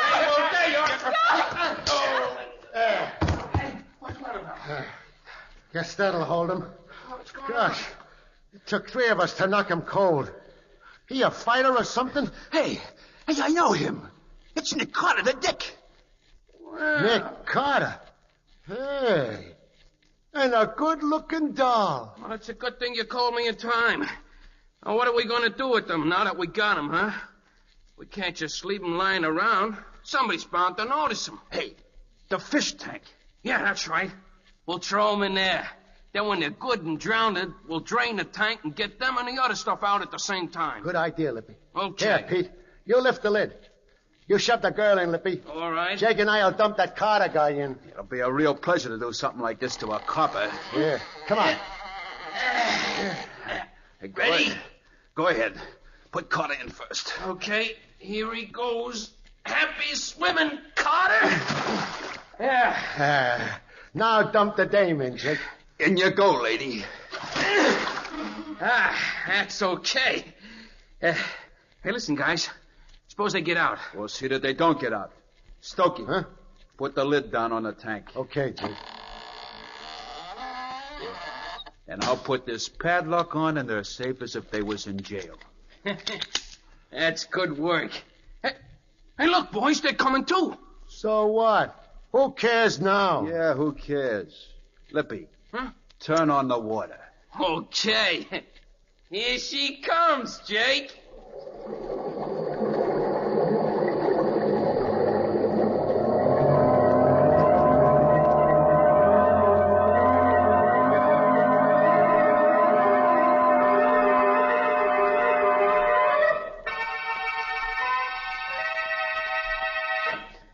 Get those two baby spots set up there, will you? This what you want? That's better. Now, open number 2 a little more. Okay. This is the take. Ready? Ready. Lights. Camera. Right. Action, Miss Dory. It was when I first opened your letter that I knew at last. As I opened the No, Lula, darling. Mean what you say. Remember, your lover has returned. Now, this is your big moment. Now, relax. Take it easy. Now, come on. Once more. Right, action. Come on. It was when I first opened your letter that I knew at last. As I opened the envelope, even before I read the words that you'd written there, I realized that what I'd hoped for so long had at last... Hey, what's the matter with those lights? Why aren't they... Turn on those lights. I'm in charge here. There'll be no confusion. Quiet, everybody. Quiet. The masked man. Who are you to tell me I'm the director on this picture? This is a holdup. Look here, you. You can't pull a hold up. Quiet, I said. Quiet if you don't want a bullet in your teeth. Quiet. The man's mad. That's better. Now, nobody will get hurt if you just keep quiet and do as you're told. Turn on that spotlight. Okay, boss. That's it. Now, all of you, line up against the wall there. Come on, get moving. I don't want to shoot, but I will if you make me. And shut up. You can't tell me to shut That up. order includes you too, Riley. Right. Now, don't forget that although you can't see me with this spotlight shining in your eyes, I can see you very clearly. Now, each one of you in turn will step forward and put your valuables on that table in center stage. And don't try to hold out on me or it'll be bad for you. All right. We'll start with the star performer, Miss Lulu Doré. Please, Miss Doré, if you think I can't see you trying to hide behind the drapes over there, you're wrong. You're in this, too. Your jewels, please. No. No, not my emeralds. Surely you won't... Surely I will. It's those emeralds I'm particularly interested in.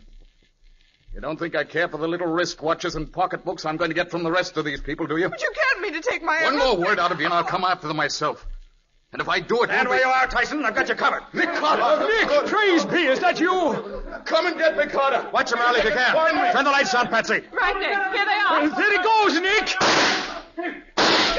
I missed him, darn it. Did you see where he went, Nick? There he goes, Mr. Carter, climbing up the catwalk. Tyson, come down from there or I'll shoot. You haven't got a gun, Nick Carter.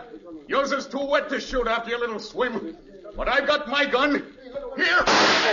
You missed me, Tyson, but I won't miss you. You may not know it, but my guns are absolutely waterproof. Oh! Nice work, Carter. You shot the gun right out of his hand. And now your gun's gone, Tyson.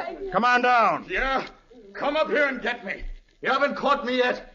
So long. Oh, look at him run. He should make a misstep or lose his balance up there. He'd fall off and get hurt. Tyson! Tyson, stop! Stop! Look out, you don't slip there! Nick, he's lost his balance. Watch out, Tyson!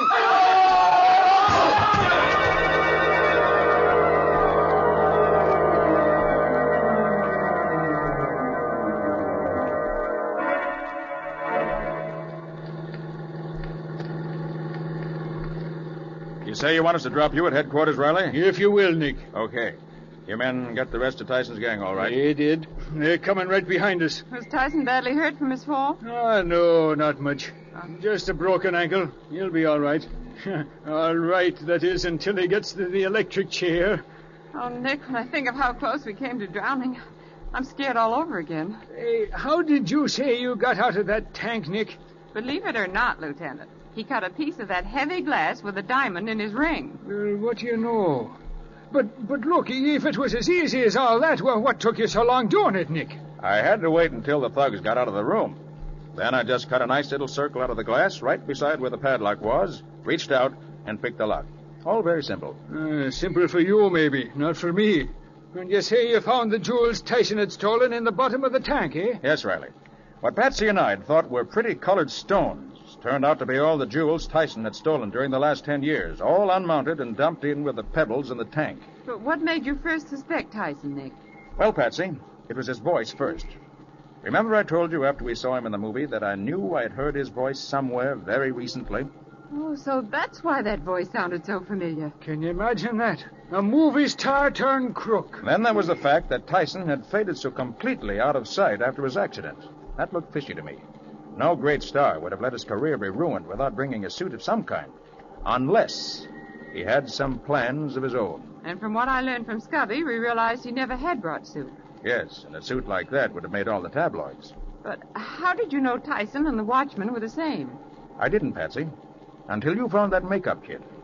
That panchromatic makeup is often used to cover scars. And then I remembered the scarred gateman. It fitted. So did his voice, and the fact that he had the only remaining set of keys to the lot. And, of course, he had all the opportunity in the world. But I bet you didn't realize that the murders were tied up with the robberies. Not until we heard those crooks talking, I mean. Well, the makeup kit told me that, too. Remember, Patsy, how you always claimed that all those robberies were done by individuals, not a gang? Yes, but I still don't see Well, Tyson was a consummate actor, and he had complete knowledge of makeup. He disguised himself as a different character, I imagine, for each robbery. Evidently, he played his role expertly, since he succeeded in giving the impression that different people were committing the various thefts. But say, if that makeup was so good, why couldn't he have gone back to the movies instead of turning thief? Well, Riley, it was good enough for dim lights, but not for the sharp eyes of the camera. Oh, I see. Poor fellow. What an end for a great star. Yes. The explosion probably injured his mind, too. Oh, one more thing, Nick. How did he get to be caretaker? Oh, I asked Stone that. He said he felt sorry for the man and had given him the job out of kindness. Oh. Well, that's all over now. Except that from now on I'm allergic to water anywhere, except in drinking glasses.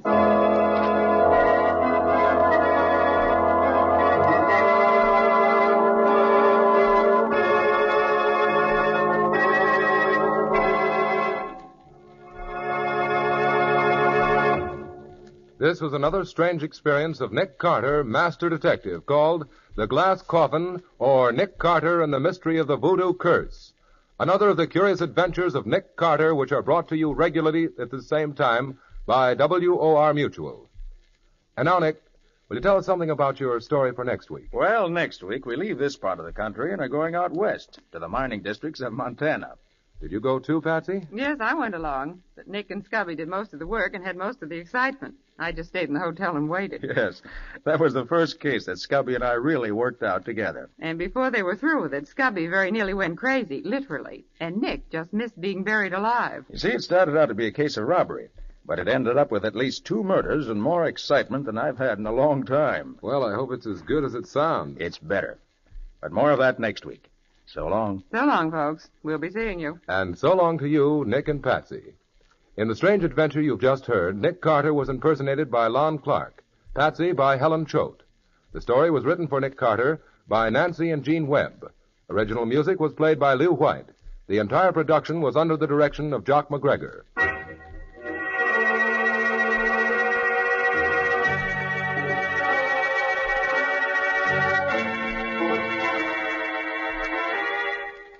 Next week at the same time, another curious experience of Nick Carter entitled The Flying Duck Murders, or Nick Carter and the Mysterious Gold Thieves.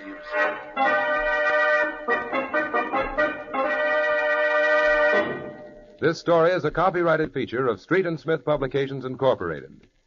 My name is Humphrey Davis. I've been playing the part of Lieutenant Riley in tonight's show. Just now, though, I'm speaking as myself. Actors, you know, appear at many war bond rallies. We like to know that what we can do may help in selling more bonds. But after all, selling more war bonds is everyone's business. You can talk to your friends about the Third War Loan Campaign just as any speaker might. You know the reasons why we must buy extra bonds. You know how purchases of extra war bonds back the attack. You know that they're a great investment.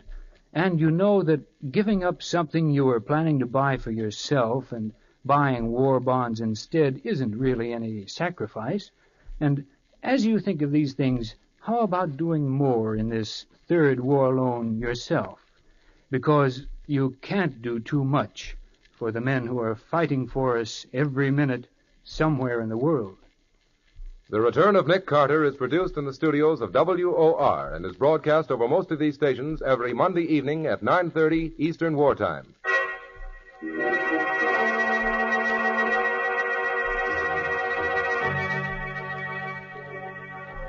This is Mutual.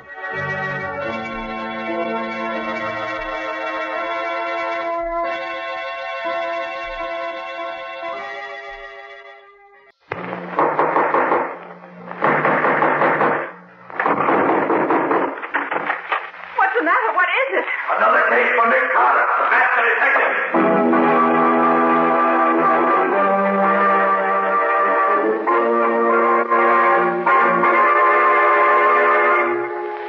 Yes, it's another case for that most famous of all manhunters, the detective whose ability at solving crime is unequaled in the history of detective fiction, Nick Carter, master detective. Tonight's curious adventure, The Flying Duck Murders, or Nick Carter and the Gold Thieves.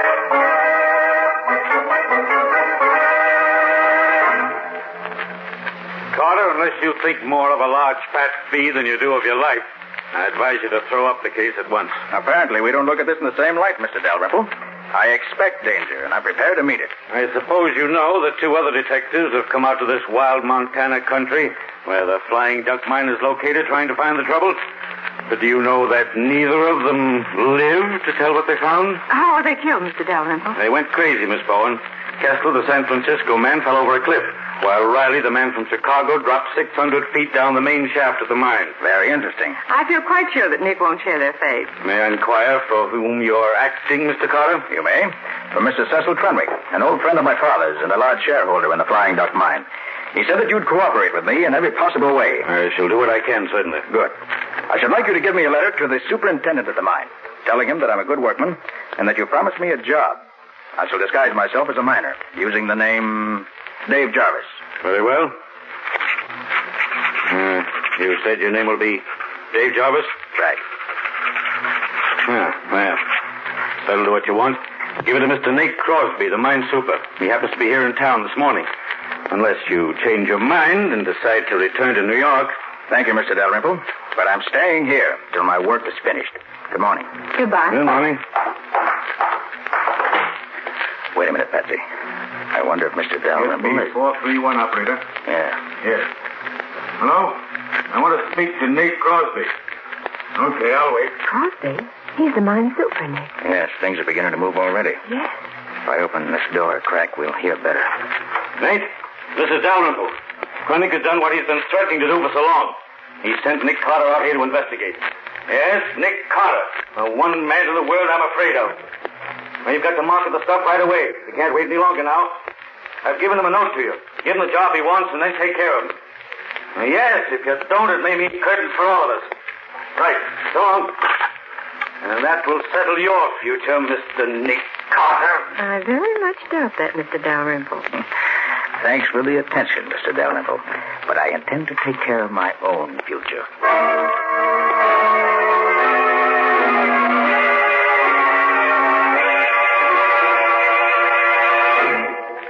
So, Mr. Dalrymple is in on the deal. He certainly is, Gubby, up to his neck. Well, at least we start off with one good hot prospect.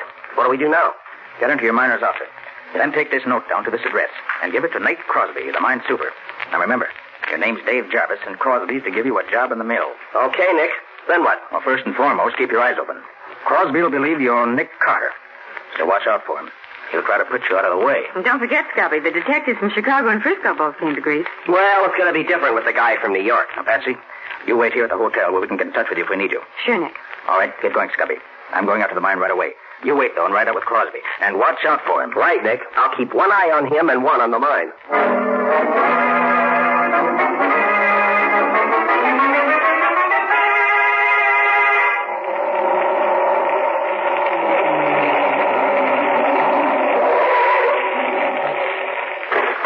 Thanks for the lift, Bud. That's okay, pal. That's the super's office right there. Thanks. I'll be seeing you. You looking for someone? You the super of the Flying Duck mine? No, I'm the assistant super. Clem Hendricks is the name. Well, my name's King. I'm writing up an article about the mines of Montana for the Miners' Times of Kansas City. Any objection to me sticking around a while, looking things over? None at all, Mr. King. Just so long as you say something good about us in your article. You want me to show you around? No, thanks. I'll just drift around and see what I can pick up. If anyone stops here, tell them I said it was okay. Thanks, I will. Be seeing you. Now, to find the boss of the day shift and get some information on how this place operates.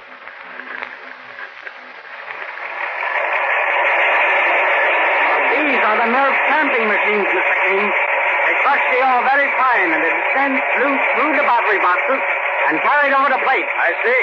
The plates are coated with quicksilver or mercury, and the quicksilver picks up most of the gold from the crushed ore. And this combination of quicksilver and gold we call amalgam. And you scrape this amalgam off the plates and take it to the refinery? Yes, Mr. King. The refinery separates the gold from the quicksilver and casts it into bars. Very interesting. Well, thanks very much. I'll roam along and look the rest of the place over. See you later. That's where you belong, you hag. Down there where you flat your face in the dirt. You try killing the Bag it, you old Indian witch, and I'm going to finish the job right down that knife. I'll drop it between your ribs. Never mind, drop that knife, I said. You're the fool. Knock me down, will you? I'll show you. Ledyard, put up that gun. But Nate, this bullet. Put up the gun, I said. What are you trying to do? Well, I was trying to make Zelander behave. This fellow interfered. It made me mad. Zelander, where is she? Is she right? Well, I'll be darned. She must have run away while me and him was arguing. So you interfered, did you, mister? Certainly I did. You're King, the newspaper man, aren't you? That's right. I'm here to... I've been looking for you. I'm Crosby, mine superintendent. I'll give you just 15 minutes to get out of this camp. So you're Nate Crosby. I am, and I'm the boss here. And I say get out. All right, Crosby. I'll get out. But I'll be back. I never leave a job unfinished.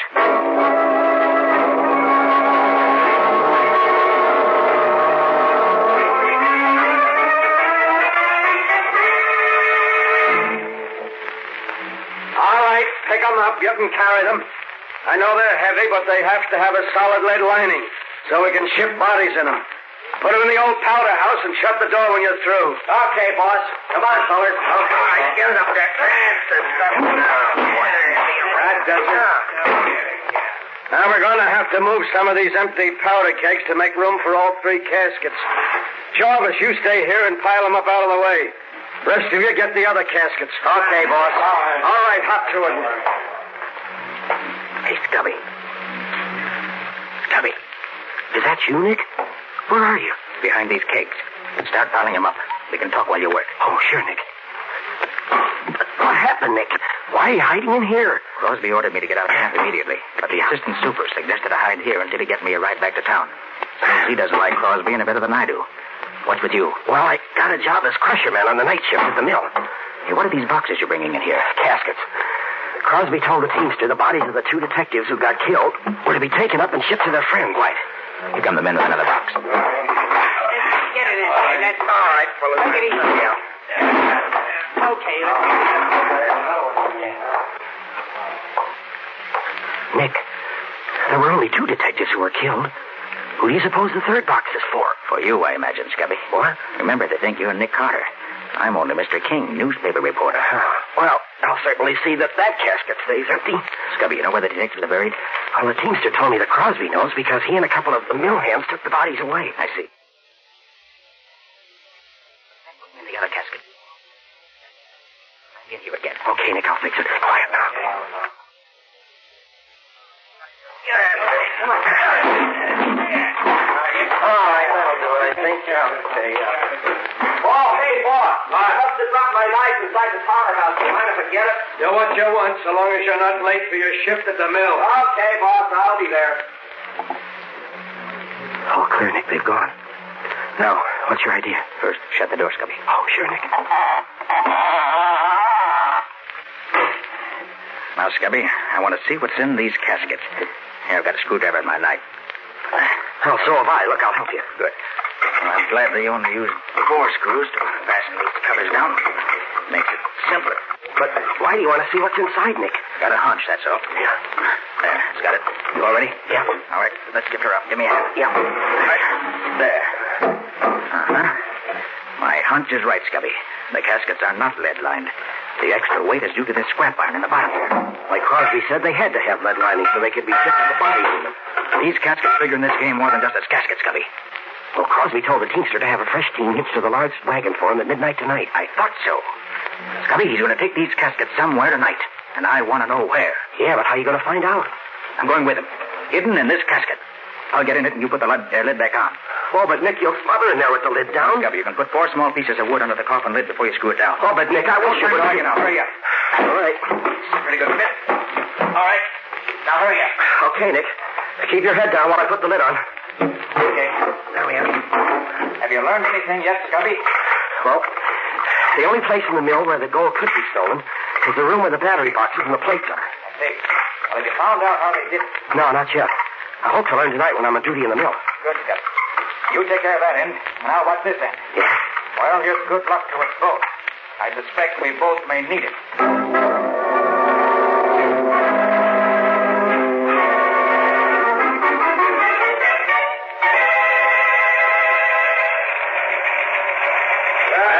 How's the great Nick Carter doing tonight, Ledyard?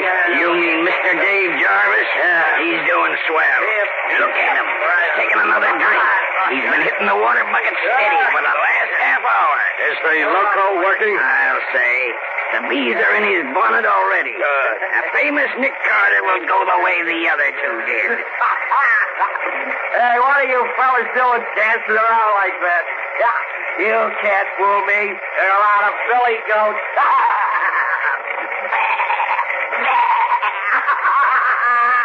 Oh, I'm thirsty. You gotta get me a drink. Keep your eye on him. If he starts fighting, lay him out with a crowbar. Don't take any chances. Okay. Say what right in my God.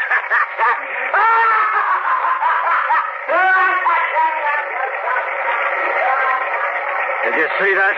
He's heading for the cliffs, just like the others. Solander's mixture hasn't failed yet. What's next, Crosby? Ledyard, get my team from the stable at midnight tonight and meet me at the old powder house. Now we can put Nick Carter's name on the 3rd casket.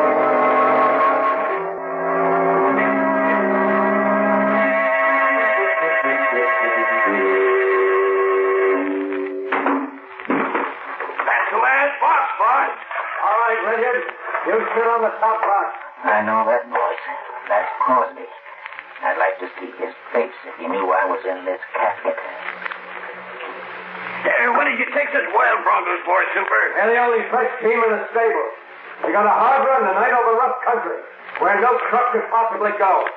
All right, Sam. Let them go and then climb up here with me. Here they go. Watch them. Okay.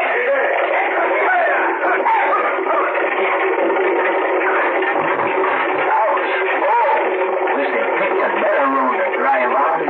Now that the loco is done for Carter, we can bring this business to a successful finish. Whoa. I hope we're not going far at this rate. You mean we're going to quit? We sure are. We'll market the stuff and make a clean getaway. This is the roughest ride I've ever had. Hey, you're going to market the stuff. Leave that to me. I'll see that each of you gets... Stop them, boys! Stop them! They're running away. One of the rings is broken. Running away? I didn't count on this. We're going to smash! Jump for your lives!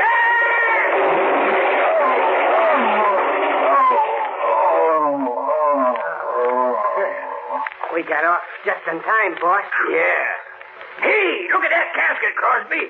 The one with the lid torn off. Huh? Oh, that's the infernal reporter I ordered to get out of camp this afternoon. What was he doing in that casket? Never mind that now. Get him while he's only half conscious. Come on, Sam. Now you... Good work, boys. That fixes Mr. Reporter. Tie his hands and feet with that rope. Okay, boss. He won't fight no more for a while now. Hey, look, Super. Here's a pair of handcuffs in his pocket and a couple of guns. Hey, what kind of reporter are you? Going around with handcuffs and guns in your pocket. You have to draw your own conclusions, Crosby. I've drawn them already. You're here to help Nick Carter. But by this time, Carter's where neither you nor anyone else is going to help him. He's loco. Plumb loco. Well, you never can be sure about Carter, Crosby. I can this time. And I can be sure of you, too. All right, put him back in the casket, boys. Put the cover on. Nail it down if you can't find the screws. Here's some nails. Come on, you. In you go. I got out the last time I was in here, Crosby. But you won't get out this time. Get the lid on, boys. That does it.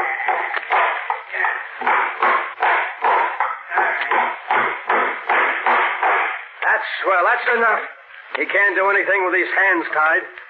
Ledyard, you and Sam get the shovels that were in the wagon and dig a nice, deep hole. We'll bury our reporter friend with our blessing.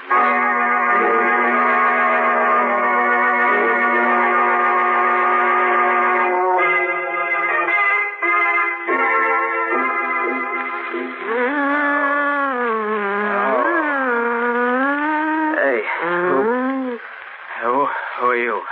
You get 'em senses now. You see, you hear, you know what me say. Yeah, I know. Good. You eat better now. Hey, who are you? Me, Zolander. You save Zolander life. Zolander, your friend. You drink this. You feel eat better. Quick. Thanks. No. Okay, tell me, how'd I get here?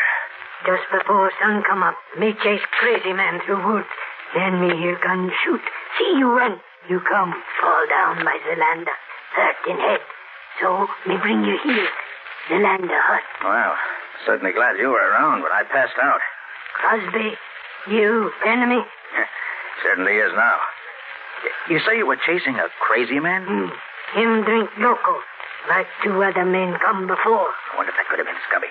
Crosby said he was loco. Zolander, what did you want to find him for? Me want save him life. Give medicine, make him well. But what did you want to save him? Crosby give him loco, this man. Zolander hate Crosby. Want save man. Crosby want kill. Zolander, listen. I think this crazy...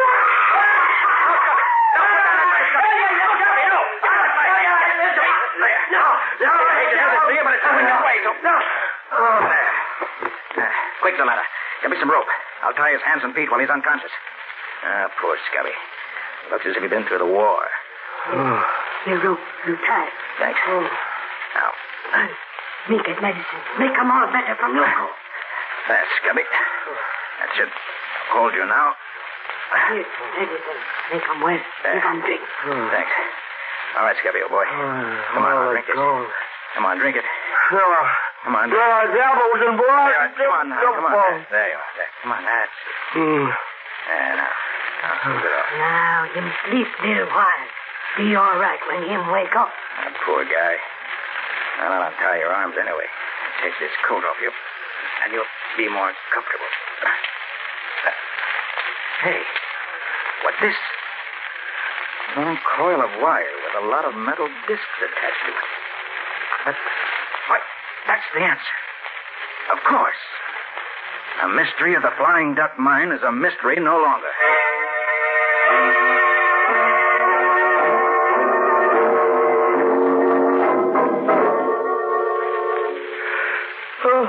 Well, Scubby, feeling better now that you've had some sleep? Yeah, I feel pretty good. Why? You don't remember what happened to you yesterday morning? Well, the last thing I recall is going to the water bucket and taking a long drink. Seemed as if the more I drank, the more I wanted. Well, that water bucket was loaded with loco weed juice. What? Surprised you didn't notice it. Well, I'm surprised at myself now. But both the amalgamators, even Crosby himself, kept drinking. Or pretending to from that same bucket. Well, they certainly had me fooled. Hey, look, Scubby. Do you remember seeing these discs strung on this coil of wire? Oh, yeah. Yeah, I recall seeing one of the amalgamators have it last night. Why, did I bring it here? You did. And it breaks the case wide open. Well, good for me, even if I didn't know it. Hey, tell me, Nick, what are those discs used for? Here, I'll show you. Yeah. Now watch. Now, you see? This stuff I'm scraping off is amalgam. A mixture of quicksilver and gold. The men who worked in the battery boxes in the mill, the amalgamators, hung these discs and a lot more like them in the battery boxes, right where they catch the best of the gold before it flowed over the other plates.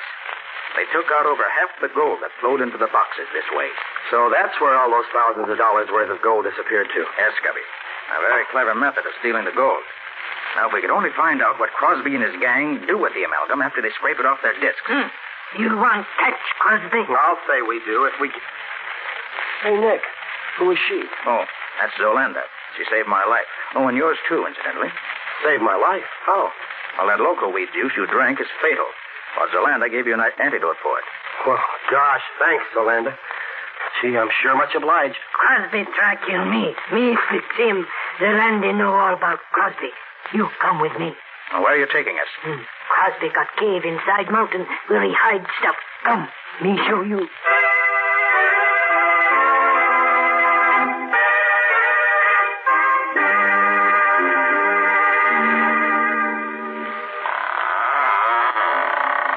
So this is where Crosby hides out, huh?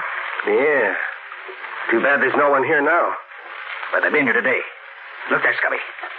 Well, that looks like the scrap iron we took out of the casket in the old powder house before you hid in it. Right, Scubby.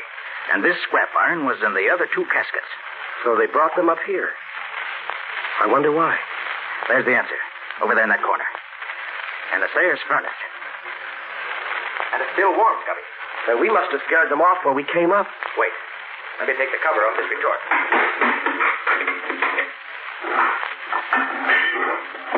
There. Nick, is that gold in there? That's just what it is. Part of the gold stolen from the mine. This is where the gang refined the amalgam they scraped off their discs. It's much easier to handle gold this way because it weighs so much less. Now, since we know from what Dalrymple said that they never disposed of any of the stolen gold, they must have 800 or 900 pounds of it by now. Hey, maybe they've got it hidden around here somewhere. They did have, Scubby. But not now. Well, what makes you think so, Nick? Here. Take a look outside there. They've been digging there very recently. Oh, but of course, Nick, they had to dig up the bodies of the two detectives to ship them back home. No, Scubby. The way it looks to me is this. After I got away from them last night, Crosby and his men took up the casket they tried to bury me in and tried to bury you in? Hey, you didn't tell me about that. About it later, Scubby. Right now I'm interested in what happened here. They brought the 3 caskets up here early this morning, loaded them up. How could they load 3 of them? They only had 2 bodies. No, Scubby. 3 caskets were loaded up. Don't you understand yet? No, Nick, I'm afraid I don't. How could they be loading up? How good are you at riding a horse? Riding a horse? Yeah. Well, I used to ride years ago. Why? Good. Zolanda, can you get us a couple of good fast horses right away? For you, me, get 2 good horses quick. Good. Come on, Scubby. Let's get the horses and ride to the railroad station before the eastbound train gets in.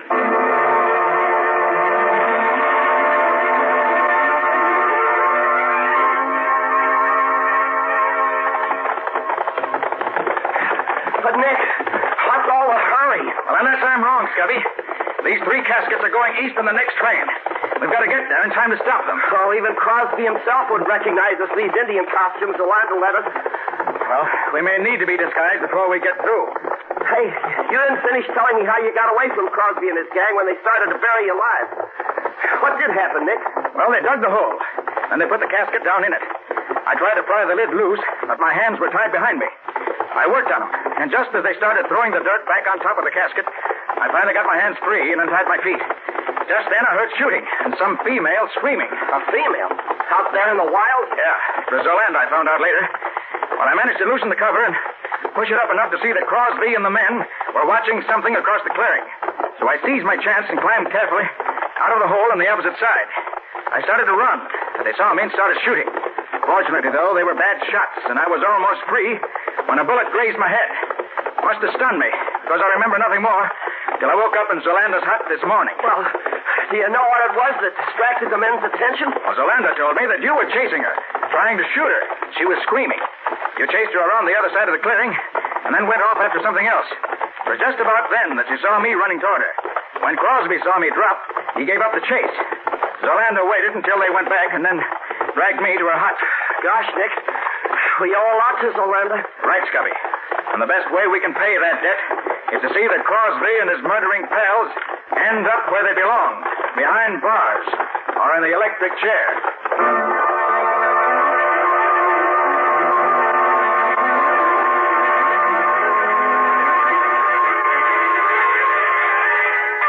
You understand, Patsy?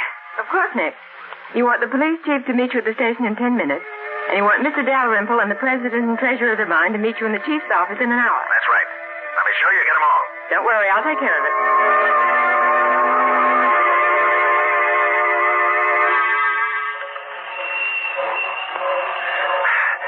These are the ones, Nick. These 3 here on the baggage truck. Did you notice the names on them, Scubby? Yeah.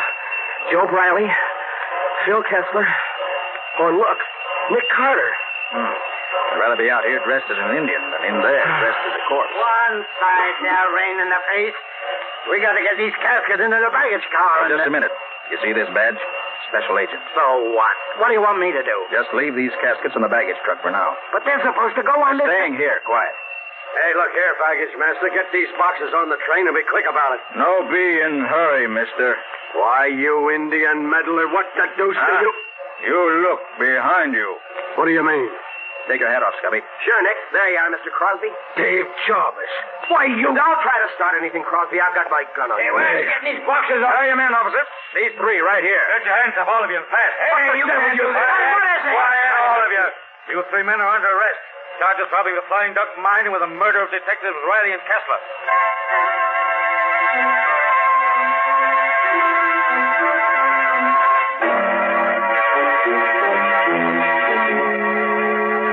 They're all here, Nick. Thanks, Betsy. Now, Mr. Dalrymple, I asked you and the officials of the Flying Duck mine to meet me here in the office of the chief of police because I want to show you what's in the casket that Crosby was taking back east with him. Oh, Now, the first casket is supposed to contain the body of Phil Kessler. All right, Scubby, open it. Sure, Nick. Gold. Gold bullion. Yes, Chief. In these 3 caskets, you'll find the entire amount of gold stolen from the mine. Stolen by Dalrymple, the mine manager, Crosby, the mine super, and 4 of the workmen who worked in the amalgam room of the mill. They stole the amalgam, refined it in their own furnace, and buried it in 2 holes in the ground, which was supposed to be the graves of the 2 dead detectives. But Mr. Carter, that much gold would make the caskets pretty heavy. Wouldn't that extra weight be noticed? No, Chief. Because when you ship a body by train, the casket has to be lead-lined and hermetically sealed. That means it weighs much more than the usual casket. Crosby, Ledyard, and Perkins were each going to take one of the caskets east with them as a personal baggage, which would prevent anybody from examining them too closely. One of the cleverest schemes I've seen in a long time. But it wasn't clever enough. Not with Nick on the job. You have to get up early in the morning to beat Nick.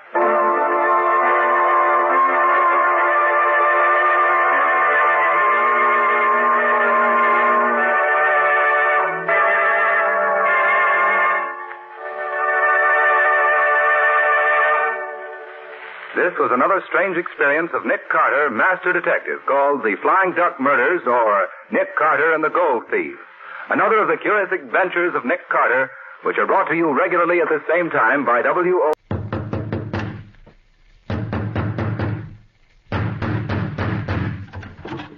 the matter? What is it? Another case for Nick Carter, master detective.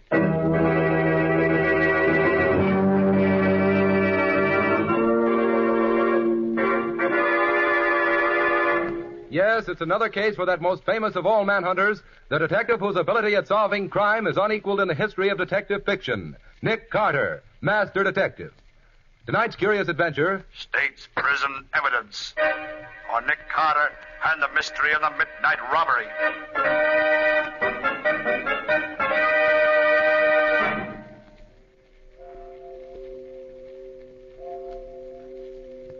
Pardon me, could you let me have a line? Certainly. There you are. Swell night, isn't it? Yes, indeed. It's a pleasure to walk on a night like this. Yeah. Well, thanks. Not at all. Good night. Good night. Yes, even in a big city like this, the stars are just... Help! What? Help! I wonder what's wrong with her. I beg your pardon, but is there anything I can do? Can I help you? Is something wrong? Murder! Murder? Who is it? My uncle. When did it happen? I don't know. Well, where is he? In the library. In this big house right here? Yes. Oh, it's awful. Well, you shouldn't be out here in your night clothes. It's too chilly. Come, let me take you back to the house. Come on. Yes. Back to the house. Did you call the police? No, I just saw him lying there in a pool of blood. Then I came out here to get help. Well, I'm Nick Carter, the detective. I'll be glad to help you if I can. Now, careful going up the steps. There we are. Now, if you'll show me the library. He's in there. Oh, yes, I see. He's dead, all right. Who found him? The housekeeper. She came in late and saw a light still on in here. And she looked in to see if he needed anything and saw... Then she called you? Yes. And you are... I'm Ella Jarbeau, his niece. I've lived here with him for the last 5 years since my mother died. I see. Has anything been touched since the body was found? No. Nobody's been in here at all. Good. Uh-huh. Shot through the head at close range. Well, it looks as if he did it himself. No. Well, here's the pistol that was used, right beside him. Did you hear the shot? No. I sleep at the opposite end of the house. Oh, Mr. Carter, please find whoever killed my uncle. What makes you think he didn't kill himself? He wouldn't do a thing like that. I know it. Well, that's hardly evidence, Miss Ella. Did you see this note? Note? I know. Your uncle apparently left it propped up here in his desk. It's addressed to Mrs. Sarah Jarbeau, 7 Dunner Street, City. You know her? I never heard of her. What does it say? Let's see. My dear madam, you've been a widow, in fact, ever since the hour following our marriage. But before day breaks, you will be a widow in name also, for I shall be dead. I have at last learned the truth. The one who told me right after our wedding ceremony that you were everything evil has at last confessed that you were really as good as I believed you to be. It's too late for me to ask you to forgive me for the great wrong I've done you. So I'm taking this way of making what amends I can. The upper drawer of my desk is my will, which leaves everything to you, your repentant husband, Enos Jarbeau.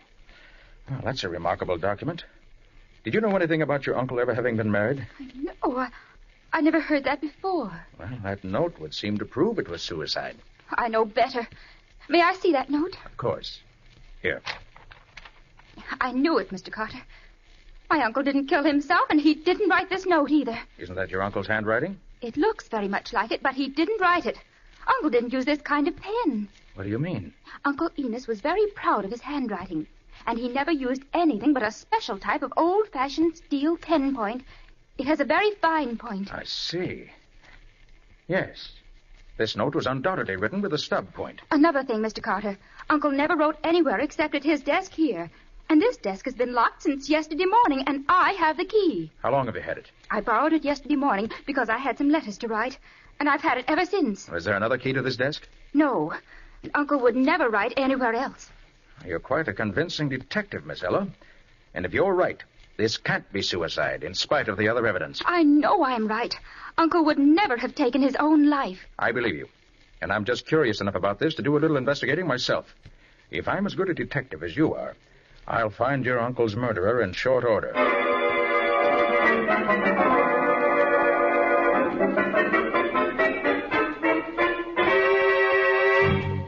You think this Mrs. Sarah Blake is the woman you want, Nick? I'm not sure, Patsy. But when the maid told me that she never heard of Mrs. Sarah Jarbeau, but that Mrs. Sarah Blake lives here, I thought I'd better talk to her. She might be Mrs. Jarbeau using her maiden name. Here she comes now. You wish to speak to me? I'm looking for Mrs. Sarah Jarbeau. Do you know her? I do. I am Sarah Jarbeau. You were right, Nick. My name is Bill Peters. I'm a reporter.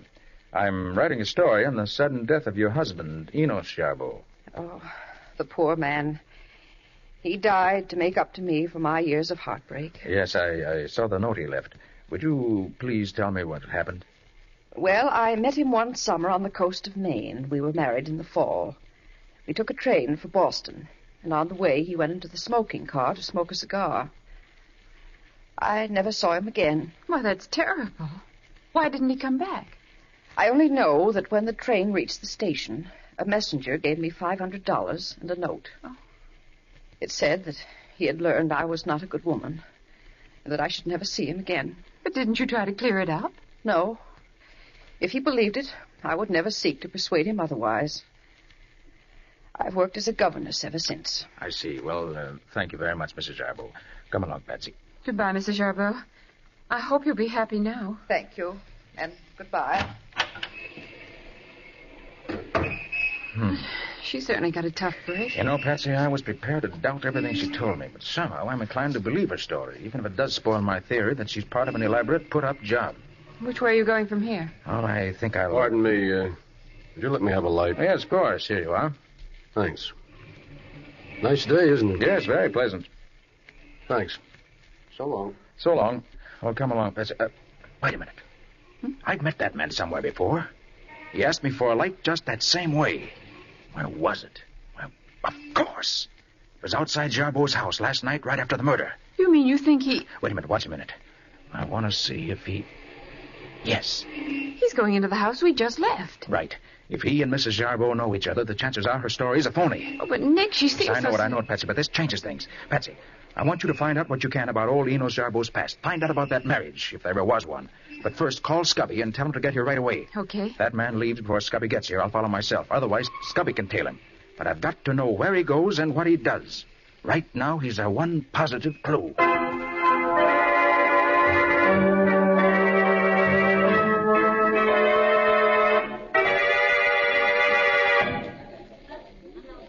Is it all right to talk in here, Nick? The lobby of a big hotel is probably the safest place in the world to talk in, Scubby. Well, what'd you find out? Well, I followed him over to a saloon over on 3rd Avenue. Yeah? There was a fellow waiting there for him. I tried to hear what they talked about, but all I could get was the name Jarbeau. Yeah, I heard that several times. I thought so.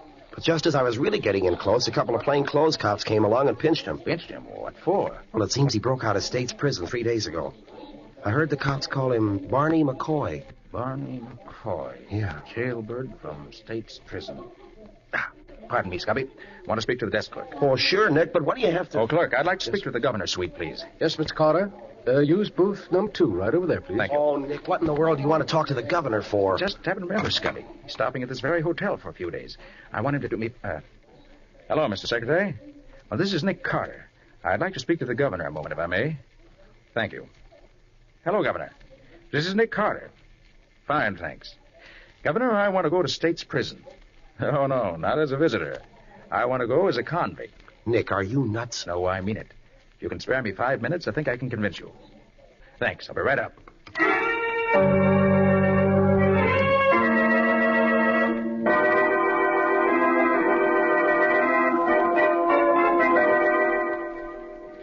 Ella, I asked you to meet me here at my office because I'm going to be out of town for a few days, and I want to have everything straight before I leave. Has anything further happened? Nothing, Mr. Carter, except that Mrs. Jarbeau has installed herself in the house as its mistress. She's very unpleasant to me, and I know she'd like me to leave. Well, you stay right there. Did the will leave anything to you? No, Mr. Carter. Everything went to her. I can't understand it. I can. That will is forged. But the will is in Uncle's handwriting, and both the witnesses to the will have identified their signatures as genuine. And the will was found where the note said it would be. Nevertheless, I'm convinced the will's a fake. Patsy, what did you find out? Eunice Jarbeau and Sarah Blake were married, right enough. I found the record in a little church on the south side. Sarah really is his wife. Forged will doesn't make sense. And neither does a suicide note, which Jarbeau didn't write. Maybe he did kill himself after all, Mr. Carter. Maybe he just forgot about me. No, I don't believe it, Ella. I don't either. And Ella, I'm going to prove I'm right, even if I have to go to jail to do it.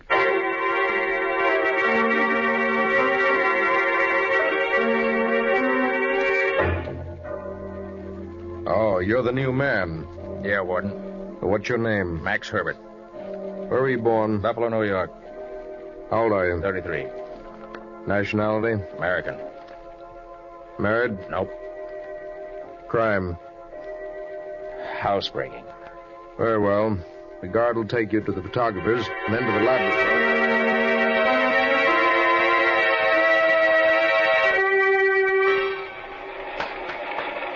Well, fella, you've been here 3 days. How do you like working in this shoe shop? I don't like it. Not cut out for it. What are you in for? Second story job. What'd I get you for? Cracking a safe. There's 4 of us. 2 of them got away. Me and McCoy was nailed cold. McCoy? Hey, you wouldn't mean Barney McCoy, would you? Yeah.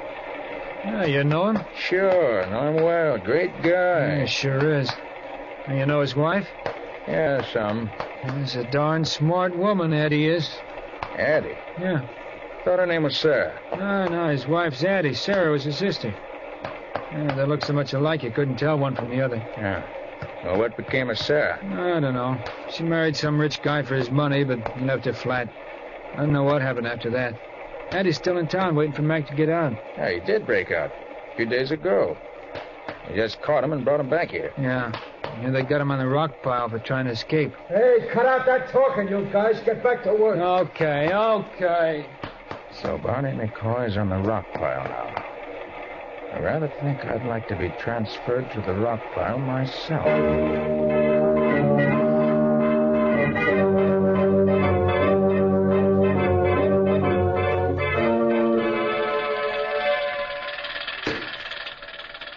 Hey, Barney. Yeah? Look, you've known me now for almost 2 weeks. Yeah. So what? You know I wouldn't give you a bum steer, don't you? What are you leading up to, Max? I'm working on a way to get out of here. Before I come up here, I heard you on the level. I'd like to let you in on it. Where did you ever hear of me outside this place? A big town. A girl named Sarah told me about you. What? You married her sister, Addie. You know Sarah? Sure. About 5-6 years ago. Haven't seen her since, though. Sarah's in Europe now. Yeah. When are you planning on getting out of here? As soon as I get the necessary people lined up. If I had some dough, we could get out of here tomorrow. How much do you need? About 200 to start with. Okay. I'll have it for you tomorrow. Okay, Max. You get that stuff and we'll be out of here in 2 days.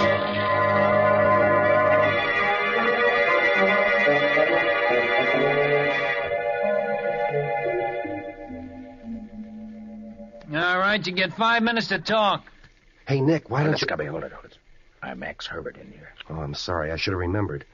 How in the world did you ever get in this place? Well, the governor fixed it so that I was caught red-handed robbing the home of a friend of his. Yeah. When they caught me, I had the family silver in one hand and the family jewels in the other. It was easy.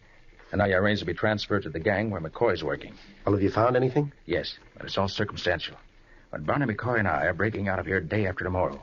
And I'm hoping to get some proof then. Are you sure you're getting out of here? Yes. One of the keepers is working with us. Oh. I think this same keeper fixed McCoy's getaway last time. And I also think, from what I've heard, that he may have helped in Jarbeau's murder. Yeah? I've learned positively that he was absent from the prison on leave that day. But isn't there danger if you're getting hurt if you try to break out of here? Of course there is. I have to take that chance. I've got to stick to McCoy. Don't worry, Scubby. I'll be all right. I hope.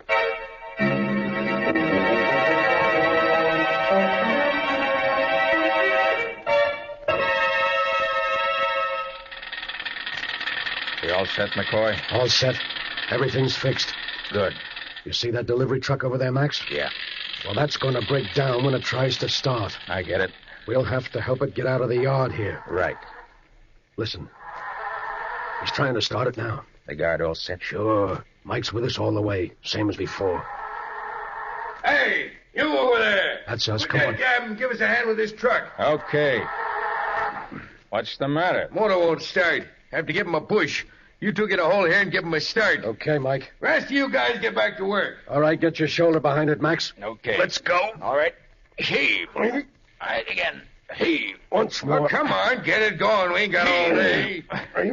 Heave. As soon as the motor starts, jump on the truck. Right, I got you. Okay, again. There. Come on, Max. I'm in. Get down so they can't see you. Look, bridge over the railroad tracks is just ahead.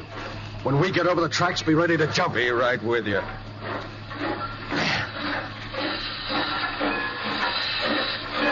right, now, come on.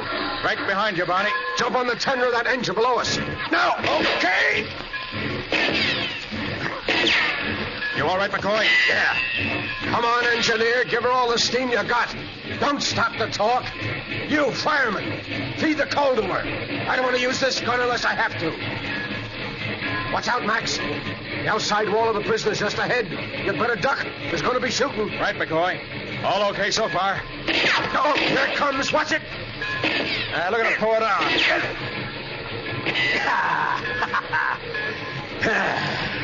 Well, we're out of jail now. And for good.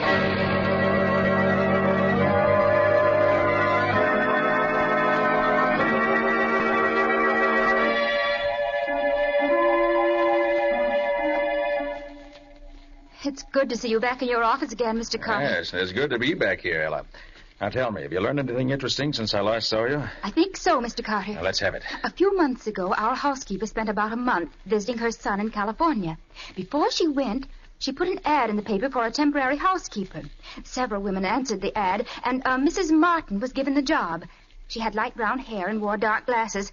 I disliked her on sight, and I'm sure she disliked me. When our housekeeper returned, this Mrs. Martin left, and I never saw her again until the day my uncle was buried. What do you mean, Ella? On that day, she presented herself as my uncle's widow. Your uncle's widow? Yes, Mr. Carter. When she first came to live in the house after the funeral, I thought there was something very familiar about her. But not until a few days ago did I suddenly realize that Mrs. Jarbeau was Mrs. Martin, with black hair instead of brown and without her dark glasses. Ella, could you swear to that? No, but some of her little mannerisms, certain tricks of speech, a funny way of walking, all make me positive. That explains the mystery of how the fake will was forged. While Mrs. Martin was substituting for the housekeeper, she could have found out about the will, taken it out, had a new one forged, and then returned it. The night your uncle was murdered, the forged will was substituted for the original one in the desk drawer by using a duplicate key that had been prepared in advance. And it might interest you, Nick, to know that when Ella told me this the other day, I checked at the house where we first met Mrs. Jarbeau. The woman there told me that Mrs. Jarbeau was away on a visit during the month that Mrs. Martin took the place of Ella's housekeeper. Good work. That settles it, Betsy. Just a minute, Mr. Carter. There's another thing you better know. Something else? Yes, Mr. Carter. Last evening, a strange man came to the house. He and Mrs. Jarbeau were apparently old friends because she called him Mac. Barney McCoy. She took him up to her room where I heard them talking for a long time. I tried to hear what they were saying but couldn't get close enough. But I did hear him say it was time to get that girl out of the way for good. And then Mrs. Jarbeau said that now that Mac was back, it was time to wind up the job. Well, Ella, if everything goes as I hope it will, we'll be the ones to wind up the job, not Mrs. Jarbeau. Anything else you want me to do? Yes. Meet me in the rear of your home tomorrow night at 11 o'clock. We'll make our final arrangements then. In the meantime, sit tight and keep your ears and eyes open.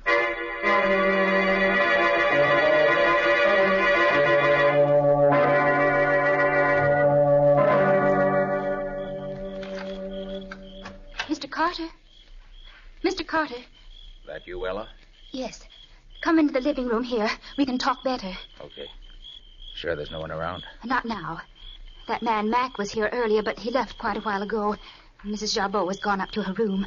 We can talk safely here. All right. Don't turn on the light. It may be seen. We can talk just as well in the dark. Whatever you say. Now tell me, does Mrs. Jarbeau know you've ever seen this man, Mac? Oh, no. I've kept out of the way whenever he's been around. Good.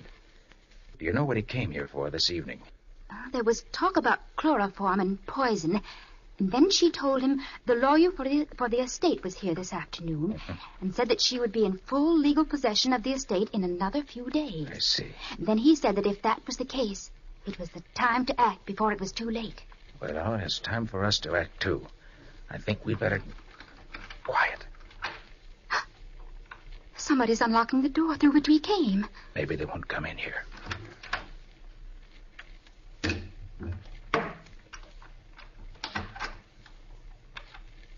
Who's in this room? I can't see you in the dark, but I know you're there. Who's there? Who are you? None of your business. Speak up or I'll shoot. If you do, you'll never live to see another day. What's going on in here? Why isn't the light on? Mrs. Jabot. Ella, what are you Barnaby doing here? Croy, you. Max Herbert, by all that's holy. What are you doing here? Why, well, you see, Barney, Yeah? He's here because he loves me. Don't you know this man is an ex-convict? You ought to be serving a sentence in state's prison right now. Yes, I know that. Well, that's why we had to meet like this, Barney. Is this true, Ella? Yes, Mrs. Jabot, it is. Look here, you. You interviewed me a couple of weeks ago, said you were writing a story for your paper. You said then your name was Peters. Now you say it's Herbert. Well, my real name is Herbert Peters, ma'am. You see, And you? What are you doing here? I'm a night watchman on duty in this neighborhood. I saw this man come in here and followed him. Recognized him as a suspicious character. You're both lying. Get out of here, both of you, immediately.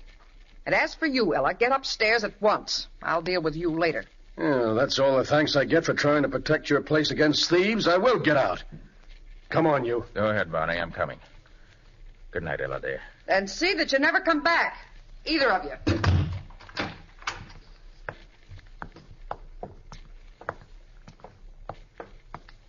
Hey, Max. Yeah? Was that story about you and the girl straight? Why, sure, Barney. Wasn't your story on the level? Well, to tell you the truth, I was going to see if I could find a few things I could swipe. I'm flat broke. You haven't got a few bucks on you, have you? Sure, Barney.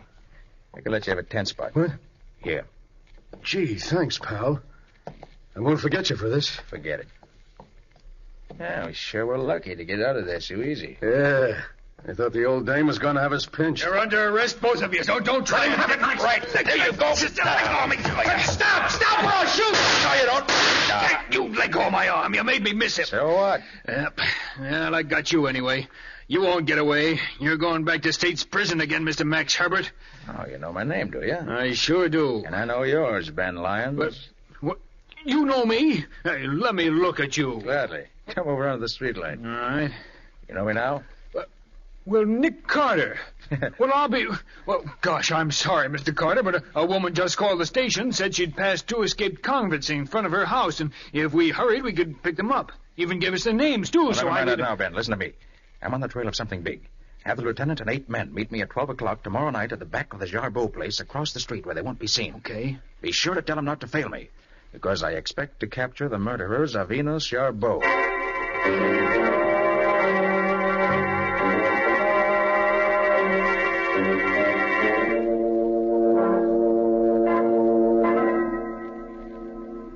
Are all the men posted as we agreed, Scubby? Yes, Nick. Outside and inside the house. Good. They have orders to let anybody come up here, but to let nobody go downstairs again. Then we're ready for the finale in this case. What's that you've got there, Nick? It's a new type of microphone, Patsy. Oh. I've attached it to the wall between this room and Mrs. Jarbeau's room. Mm-hmm. Through the vibration of the wall, it'll pick up whatever is said in her room. Then whatever is picked up is amplified so that it's loud enough for us to hear it. The amplifier also has a recording device which makes a permanent record of the conversation on a wire tape. Gosh, what will they think of next? Quiet now. Let's listen. I'll turn it on. But I tell you, Barney, we can't lose. In a few more days, the whole Jarbeau estate will be mine, legally. I know, Addie, but can you handle that girl for a few days more? That's well, if McCoy. I can't, we'll give her what we gave the old man. Do we have to? If she's dead, we know she ain't gonna bother us. Yeah. So we bet... Hey, what the devil's that? Quiet. How do I know? The housekeeper's answering it. Hey, somebody's coming up here. Did you tell anybody you were sleeping? Anybody here? Mike! What are you doing here? Well, that's a fine question to ask me. I'm here because you sent for me. Who sent for you? You did, McCoy. Are you crazy? I did nothing of the kind. I got your note this morning. Here it is. What? Come to Jarbeau House tonight, but not before 12. Everything okay. Very important. And it's signed Barney. Listen, I never wrote that note. Well, if you didn't, it means trouble for us. Somebody else knows about this business besides us three. You mean we're caught? We ain't caught yet, but we will be if we don't watch our step. Even now. I was afraid of this. I knew I should have kept out of it. Ah, shut up, you rat. You're not in jail yet. But I'm going to be. I can feel it coming. Don't shut up, Mike. I'll brain you. You did it, McCoy. You fired the shot that killed the old man. I just... Shut up, you stupid... Come on, kids. It's enough of that. Let's go. Right with you, Nick. Tom, you gotta get out. I'll take it easy, Sarah. Wait a minute, will you? I can't wait any longer. Get your hands up, both of you. And no funny business. Max, what are you... No, McCoy, not Max. Nick Carter. Nick Carter? You ain't got nothing on us. Oh, Nick's got enough on you three to send you to the chair. Yes, McCoy, we know the whole plot from beginning to end. Tell him what we found out, Nick. What do you mean? It means I know that Sarah married Jarbeau, and that shortly afterwards she died. You, Eddie, her sister, married McCoy. When Sarah died, you found her marriage certificate and decided to use your resemblance to her to get the old man's money. McCoy was in prison then, but you arranged with the guard Mike here to help McCoy escape when the time was right. Then to pay Mike for his trouble, you cut him in on the deal. Then you, Eddie, got that temporary job here as a housekeeper, which was an unexpected break. While you were here, you had the fake will made. Then when all was ready, McCoy escaped as planned. Mike came with him, and between the three of you, you chloroformed old Jarbeau, and then shot him in such a way that it looked like suicide. How do you know it wasn't suicide? The suicide note you left for the old man. Whoever Eddie got to forge that will for her did such an expert job that the witnesses recognized their own forged signatures as genuine. But whoever wrote that suicide note was so clumsy that he wrote it with a blunt-pointed fountain pen instead of the sharp-pointed steel pen that was the only pen Jarbeau ever used. That ain't proof. That's guessing. We've got plenty of proof, McCoy. And if that isn't enough, to top it all off, the conversation in this room between you three crooks has been recorded in full for the past 20 minutes. And if that isn't practically a confession and good legal evidence in any court, my name isn't Nick Carter.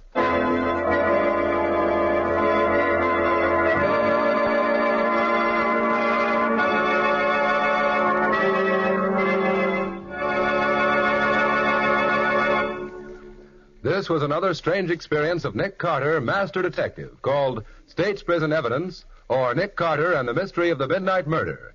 Another of the curious adventures of Nick Carter, which are brought to you regularly at the same time each week by WOR Mutual. And now, Nick, what about our story for next week? Well, next week's story started off as a simple question of who stole the firm's funds. But it ended up by being the very perplexing question of who killed two men and caused the death of a third. And not the least puzzling part of the case was to find out who fired the fatal bullet which started off the murders. Isn't that usually the most puzzling part of a murder story? Well, yes, it is. But in this case, the man who was killed was standing by my side in the corridor of a large office building. And there was no one around at the time who could have fired the gun that killed him. I'm afraid I'm getting more mixed up all the time. That's exactly how we felt about it. But Nick cleared it all up in spite of everything. And we'll tell you all about it next week. So long. So long, folks. And so long to you, Nick and Patsy. See you next week. In the strange adventure you've just heard, Nick Carter was impersonated by Lon Clark, Patsy by Helen Choate, and Scubby by John Kane. Original music was played by Lew White. The entire production was written and directed by Jock McGregor.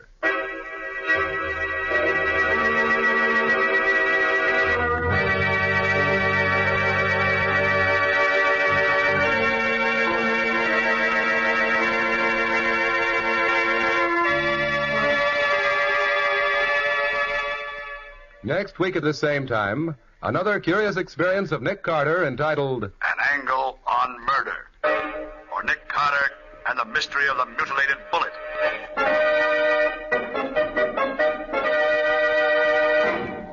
This story is a copyrighted feature of Street and Smith Publications, Incorporated. The Return of Nick Carter is produced in the studios of WOR and is broadcast over most of these stations every Monday evening at 9:30 Eastern Wartime. This is Mutual.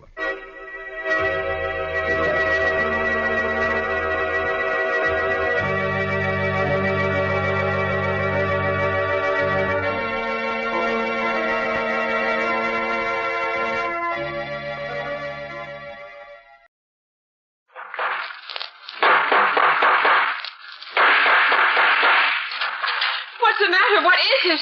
Another case for Nick Carter, master detective.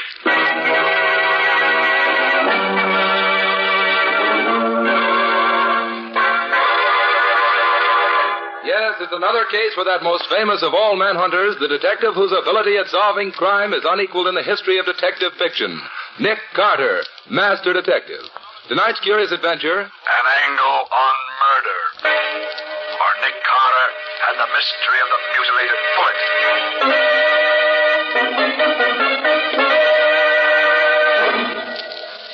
Then I grabbed her, and I wound my fingers around her throat. I squeezed her windpipe tight. Tighter and tighter. What's the matter, Patsy? Oh, Nick, put the lights on. All right. And I said I wanted to hear the recorded confession you made of that mad murderer who killed his wife. I didn't think I'd have to listen to it in the dark. Well, that's the way we got him to confess in the first place. Oh, I'll take it, Patsy. Okay, Nick. Nick Carter's office. I'd like to talk to Mr. Nicholas Carter. This is Nick Carter speaking. Oh, hello, Nick. This is John Hamill, the banker's associates. Oh, hello, John. How have you been? Nick, I'm in trouble. I can't discuss it over the phone. How soon can you meet me?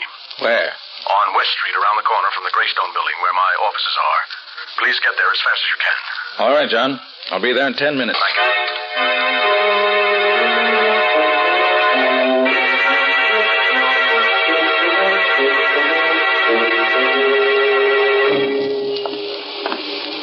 Now, Scubby, you understand exactly what you're to do? Yeah, Nick. Okay. I'll see you later. I've got a date in this corner.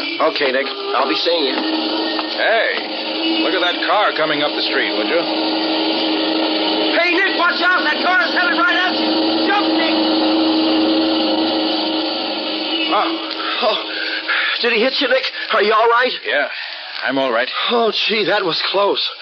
It almost seemed like whoever was driving that car did that on purpose. Wouldn't be at all surprised, Scubby. I think somebody is interested in preventing me from keeping my appointment. Hey, look, maybe I better stay with you, Nick. No, I've got something else for you to do, Scubby. I got the number in that car. Hop down to the license bureau and find out who it belongs to. Then wait for me at the office.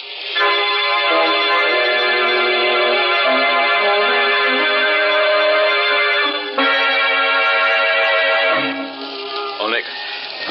Sorry I'm so late. Oh, hello, John. I've been on this corner waiting for you for 20 minutes. Where have you been? Trying to get here without anyone seeing me. Well, why all the mystery? What's up? Wait a minute, Nick. Here, get back in this doorway, quick. Don't let him see us. Well, who was that? Somebody trailing you? I don't know. I never saw him before. Well, then why do you want to dodge him? You haven't done anything wrong, have you? No, Nick. Absolutely nothing. Now, listen. I don't want the police in on this just yet, if I can help it. A banking firm like mine can't stand any unnecessary notoriety. Well, yes, I know, John, but what's this all about? Well, let me explain. I wanted to tell you out here where I can be sure no one will hear us. You see, Nick, several days ago I discovered there's a serious shortage on our books. Somebody has been taking money from the accounts, and I'm almost sure I know who it is. I've called a meeting of my 4 partners. They're upstairs in my office waiting for me right now to have a showdown before the stockholders find out. That's why I ask you to come over here, Nick. You may have to make an arrest tonight. Well, you don't want a detective, John. You want a cop. No, you're wrong, Nick. I want you. Please come along. Well, perhaps you better wait down the lobby while I go up and see if everything's all right. That is safe for you to come on. No, Nick. There's no need for that. All right, I want to be in on the showdown. Come on. Anything you say. And if you really feel that something dangerous is in the wind, I think I should go up there first and look around. And if everything's okay, let you know. No. I want to go up now and get it over with. Well, you insist. I do, Nick. Oh, I know it's pretty late, but I waited purposely till the offices were closed to avoid any publicity. This whole business requires the greatest secrecy.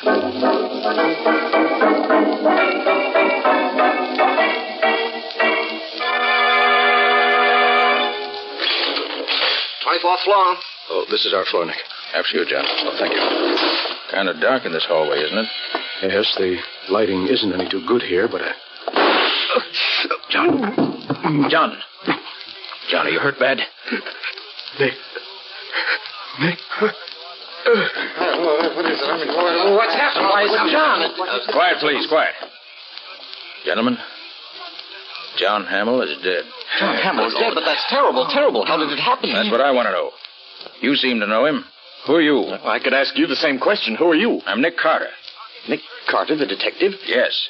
Oh, well, My name's Tom Burdick. I'm one of Hamill's partners, and these are the others. Mr. Carter, I'm Emil Garrick, and this is Arthur Nelson and Alan Cornish. How do you do, Mr. Carter? You're Cornish, huh? Yes, Mr. Carter. What do you know about this? Nothing. I was in my office all the time. Oh, that's not true, Cornish. I saw you go out in the hall just a few seconds before Hamill was shot. That right, Cornish? Yes, I did go out for a moment. But when the shot was fired, I was back in my office. But why question me? Why don't you ask Burdick where he was, or Nelson McGarrick? Well, I can easily explain where Mr. Nelson and I were.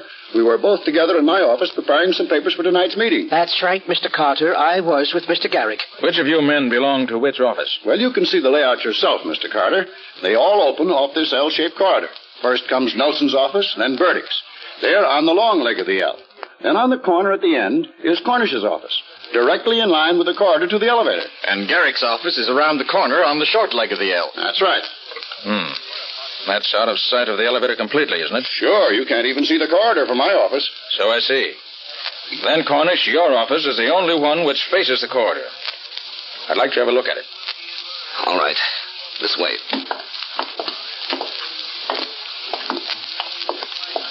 This is my office, Mr. Carter. Peculiar order here. Let's see. Well, what have we here in this umbrella stand? A gun. What? And it's been fired very recently. I should say, gentlemen, this was the murder weapon. That's Mr. Cornish's umbrella stand. What do you know about this, Cornish? I don't know anything about it. Well, that gun belongs to Mr. Cornish. That's right, Mr. Carter. I've seen it in his desk many times. I recognize that fancy handle. Say, what are you fellows trying to do? Well, sure, it's my gun. But I haven't seen it for 3 days.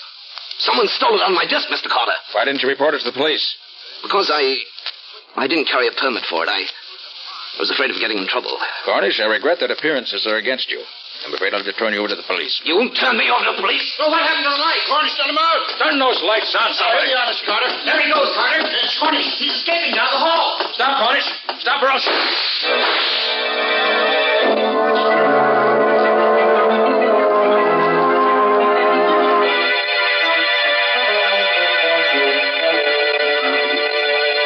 You see, Patsy, I was right with Hamill when he was murdered. What I can't figure out was how he was shot when there was no one else in the hall with us. Don't ask me, Nick. And here's something else. I heard only one shot fired, but Cornish's gun had 3 empty shells. And to top it all off, here's the bullet that killed Hamill.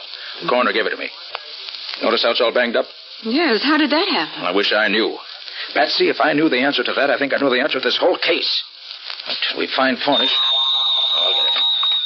Hello, Carter? Yes, this is Nick Carter. Oh, this is Alan Cornish. I suppose I'm a fool for calling you up, Carter, but I need help. I'm desperate and I can't go to the police. You've got to help me prove I didn't kill Hamill. Why'd you run away, Cornish? Because I was scared. Lucky for me you didn't hit me. Don't worry, Cornish. If I'd really wanted to hit you, I would have. Where are you now? I'll tell you, but you've got to promise to come alone. If you don't... The only thing I'll promise you is that I won't do anything till after I've talked to you. Now, what's the address? 1813 Oak Street. Come right over. I'll be waiting for you. Okay, sit tight. I'll be there. You mean we'll be there? I'm sick of sitting around here. I'm going with you.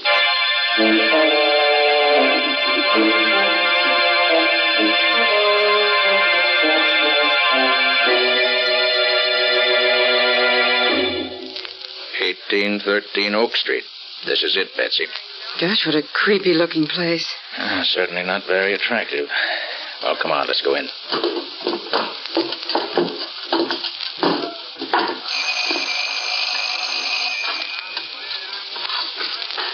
Maybe he's not here. Said he'd be here. Wonder if... Well, the door's open. Should we go in? We can't keep our date with Cornish if we don't. Gosh, it's dark in here. Nick, do you suppose it could be a trap? Never can be quite sure, Patsy. Here's the door. Stand behind me. Can you see anything in there, Nick? Wait till I get my flashlight. No. Looks deserted. Oh, come on, let's try another room. Gee, this place gives me the jitters. It's practically deserted. Maybe he's in here. Stand back, Patsy. No, nothing in there. Maybe he got scared after he called you and slipped away. We'll soon find out. There's another door. Over there.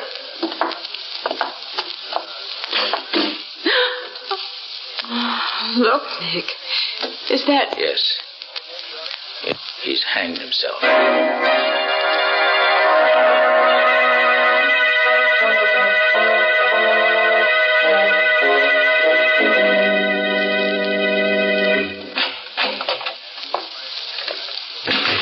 Well, Nick, I don't know why he came back to the office again tonight. Cornish is dead. I guess that closes the case. Patsy, I'm not satisfied.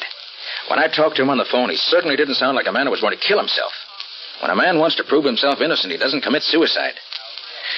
No, Patsy, there's something about that hanging that's bothering me, and I can't lay my finger on it. You probably figured that was the best way out. To kick over the chair and end it all. Patsy, remind me to give you a raise. And what did I do? I've got it. Look, Patsy, Cornish was a short man. Well, so what? Patsy, Cornish couldn't have hanged himself. Well, why not? Don't you remember, Patsy? The only furniture in that room was a bed.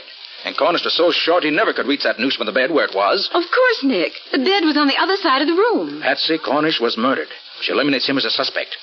Probably he was killed by the same man who killed Hamill. Oh, but who, Nick? Who? Wish I knew. Hiya, Nick. Hiya, Patsy. Well, it isn't the missing link. Scubby, did you find out anything about that car that nearly ran me down this afternoon? Oh, you bet, Nick. Good. But what a time I've been having. Wait till you hear what I have to tell you. Well, I had to get the license commissioner out of bed to get it, but, oh, boy, it was worth it. Hey, do you know who that car belongs to? Tom Burdick, Hamill's partner. Good boy, Scubby. Did you get his address, too? Yeah, some deserted neck of the woods out in Long Island. I've got the address here somewhere. Fine. Come on, Scubby. You and I are going to pay him a visit.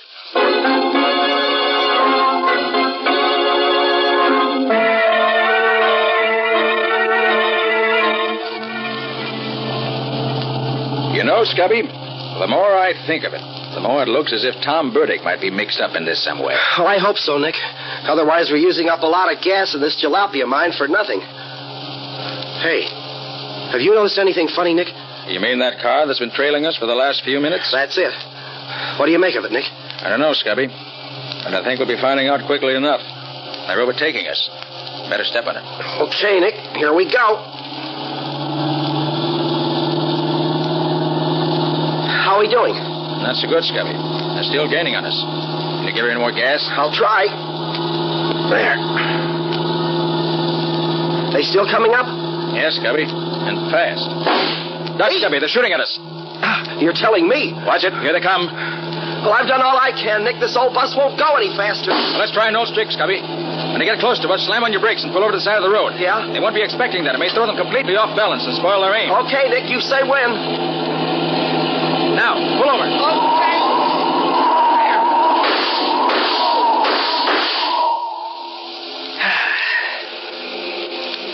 Oh, boy. That was a close one. Are you all right, Nick? Yeah. Well, we won't see them anymore for a while. Get going, Scubby. We got to make up for lost time.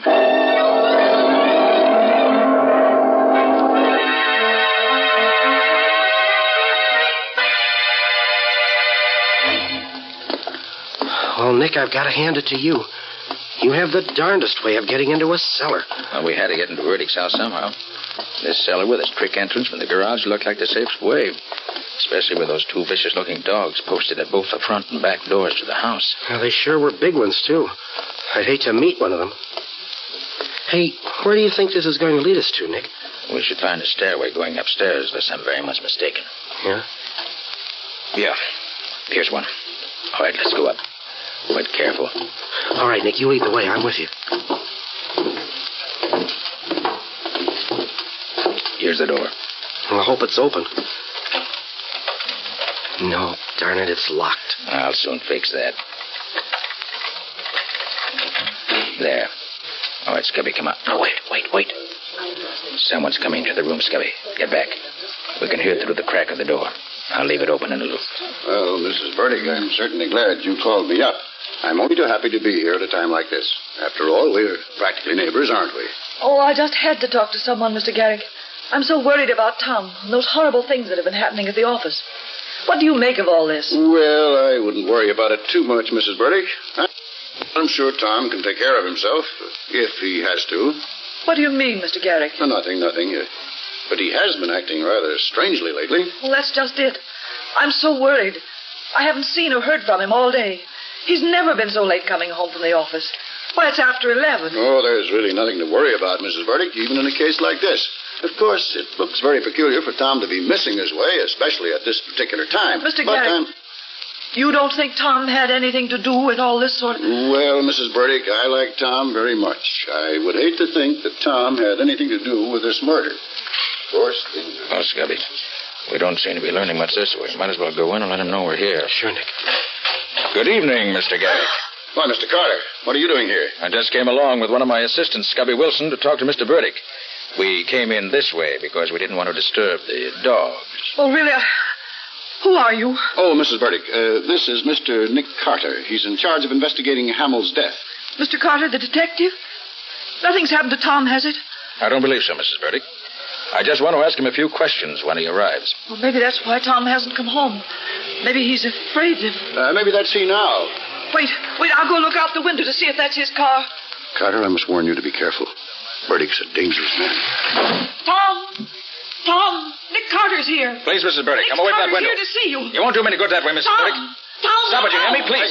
That's his car, Mr. Carter. Look, he's getting away. Come on, Scubby, let's get after him. Okay, I'll go with you, Carter. Hurry up. I want to know why he runs away when he hears my name.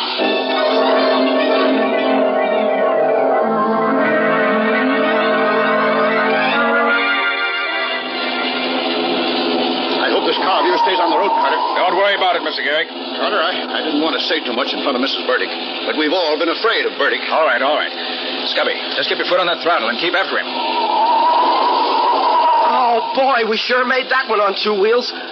Nick, I'm pushing this crate as fast as she'll go, but we don't seem to be getting any closer. That car of Bertie's can sure step. As long as we hang on and don't lose him, I'll be satisfied. Hey, watch it. We're coming to a railroad crossing. So I see. Well, maybe we can head him off now. If Burdick tries to beat that limiter to the crossing, he's crazy.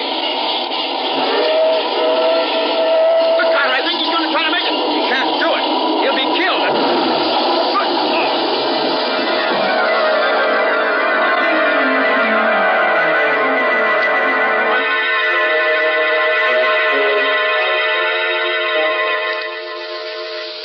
Oh, Nick, that nurse that just came out of the operating room is signaling you.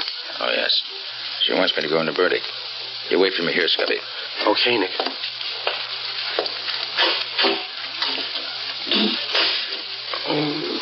Burdick?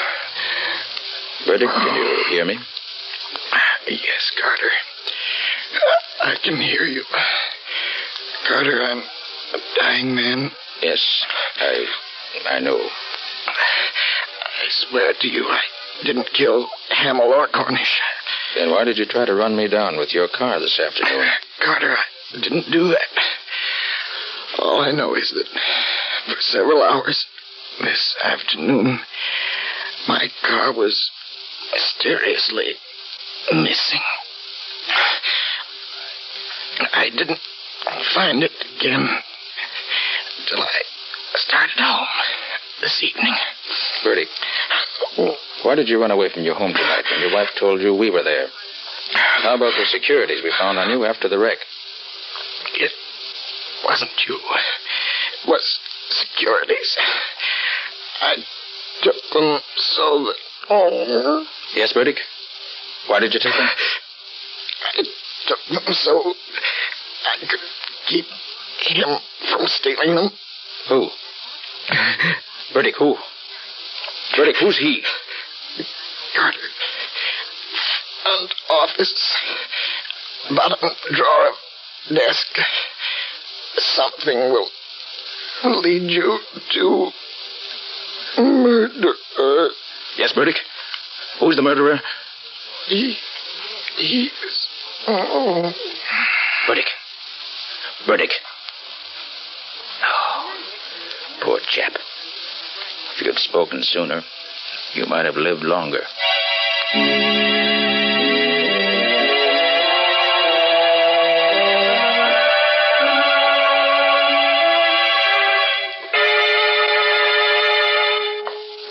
Nick! Oh, Nick, I got here as quick as I could. Have you found anything yet? I think so. Scubby Burdick wasn't lying to me. I found this in the bottom drawer of the desk in the front office here. A book? Well, is that what Burdick meant? Just look at that title. Studies of various angles of bullets in flight. Oh, so what, Nick? Scubby, that's the way Hamill was killed. It all adds up perfectly. Now I know why I heard only one shot when I found 3 empty shells in the murder weapon. 3 shots were fired. but 2 of them were fired at a different time from the 3rd. Well, do you know where the other 2 bullets are, Nick? I do. Follow me out in the hall and I'll show you. Yeah? You see, Scubby, as soon as I found that book and the flight of bullets, I did a bit of looking around, and I finally found them. Oh, where are they? In the office here? No, Scubby, in the corridor. Right over there in that dark corner, embedded in the wall beside the elevator shaft, about 6 feet from where Hamill was killed. Well, what are they doing over there? Scubby, this was a very ingenious crime. And if you watch carefully, I'll show you just how ingenious it really was. Now, you notice that Cornish's office is the only one facing the corridor leading from the elevator. Yeah. So what? Well, in order to shoot someone coming down the hall, the murderer, if he were in any office but Cornish's, would have to step from his office out into this corridor and be seen, right? Yeah, right. But our murderer was very clever. I got the answer when I located the book, and when I found these embedded in the wall beside the elevator shaft. The 2 missing bullets? Right. Oh, hey, they're all banged up. Precisely, just like the murder bullet.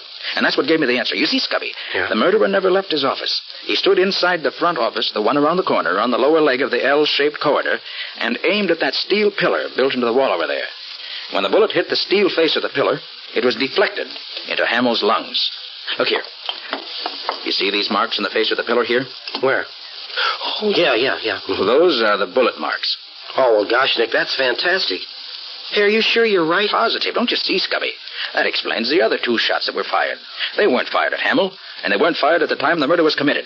They were practice shots used by the murderer to be sure he had the correct angle from which to shoot Hamill. Gosh, Nick, I've certainly got to hand it to you. Yes, but we still have to get the murderer. But how? And who is it, Nick? I rather think that if we step back in the office and wait, we'll find out soon enough, Scubby. Well, what do you mean, Nick? I mean that whoever it is will be in this office within the next few minutes, because after my discoveries, I made a couple of phone calls, and I invited the 2 remaining partners to meet me here. Shh.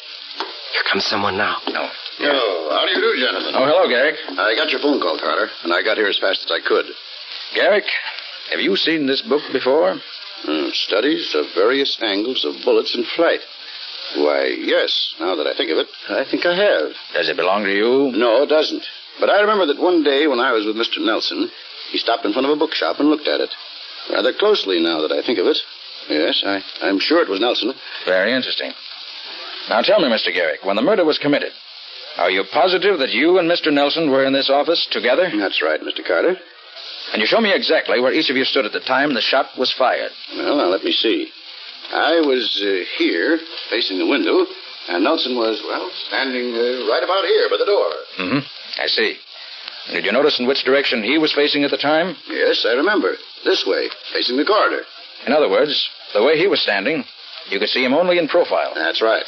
Well, there's no question but that's how it was done, Scubby. The murderer planted himself in this office so that he could establish a strong alibi. He then took the gun from his pocket, unseen by the other person in the room, who could see him only in profile, and then fired it at that steel pillar. Then as he ran into the corridor with the rest, after Hamill was dead, he dropped the gun into the umbrella stand in front of Cornish's office. Well, Carter, do you mean that Nelson is the one How do you do, gentlemen? Did I hear my name mentioned? Yes, Nelson, you did. Why did you kill Hamill and Cornish? Please, Garrick, don't be ridiculous. Oh, Nelson, does this book look familiar to you? This book? No, I can't say that it does. You sure you've never seen this book before? Now that you mention it, I may have glanced at it in a bookshop at one time or another, but then I look over a lot of books. I like to browse. I see. Nelson, see how you approve of this story of Hamill's murder. Yes? The killer knew of Cornish's criminal record, and he figured he could embezzle some of the firm's money and pin it on an innocent man. Then when he found out that Hamill was becoming suspicious and was having the accounts checked, he became panicky and afraid that it might not work out the way he had planned. So he decided to kill Hamill. Then when he happened to overhear Hamill's conversation with me over the telephone, he hurriedly borrowed Burdick's car without Burdick's knowledge and tried to get rid of me. That's an interesting way out, Mr. Carter. Have you also a theory as to who the killer is? I have. By the process of elimination, it has to be either you or Mr. Garrick or an unknown. And I've already proved that I didn't do it. It must have been an unknown then, Mr. Carter. I certainly didn't kill Hamill. I had nothing to do with the murder. When the shot was fired, I was right here in this room with Mr. Garrick. He can testify to that. He has already, Mr. Nelson. In fact, Mr. Carter, I was standing right here facing the window when the shot was fired. Oh, no. That's where I was, Mr. Carter. Standing there at the window. Now, please, Garrick. Please, gentlemen, please. You don't have to argue about it. I know who was at the window, and I know who fired the fatal shot. Scubby, take a look at the flyleaf of this book. Well, what are they, Nick? They look like the scribbles that some guys draw when they have nothing else to do. Oh, doodles, they call them. Exactly. While I was looking through the various offices, I found some papers with these same doodling marks on them in one of the desks. And these marks were made by the murderer. Garrick, I arrest you for the murder... He's got a gun! Well, Scubby, pick up the pieces. Oh, boy. There's the murderer, Garrick. He's also the man who tried to murder you and me last night on the road to Burdick's home. Well, I'll be. You see, Scubby, Burdick has his suspicions about Garrick. That's why we found those securities on him. He took them so that they wouldn't fall into Garrick's hands. He'd suddenly found out that Garrick was an unscrupulous crook. And that was the reason he ran when Mrs. Burdick called him. He saw Garrick at the window and was afraid of him. Well, Nick, I must say he had me fooled when he said that Nelson was standing at the door of the office here when he was really there himself. Yes, in telling us who was in this office, our clever murderer just reversed the positions in which he and Mr. Nelson were standing when the murder was committed. But once I saw the marks on that flyleaf, I knew who stood where. And that's why I had Nelson come up here, to force Garrick's hand. Well, Nick, one way's as good as another as long as you get results. And you always seem to do that.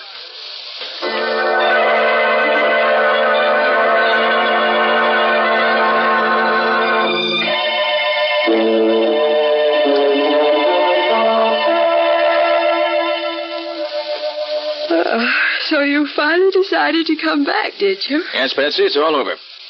Well, I think you can go home now. Why, Mr. Carter, are you sure you can spare me? Why not?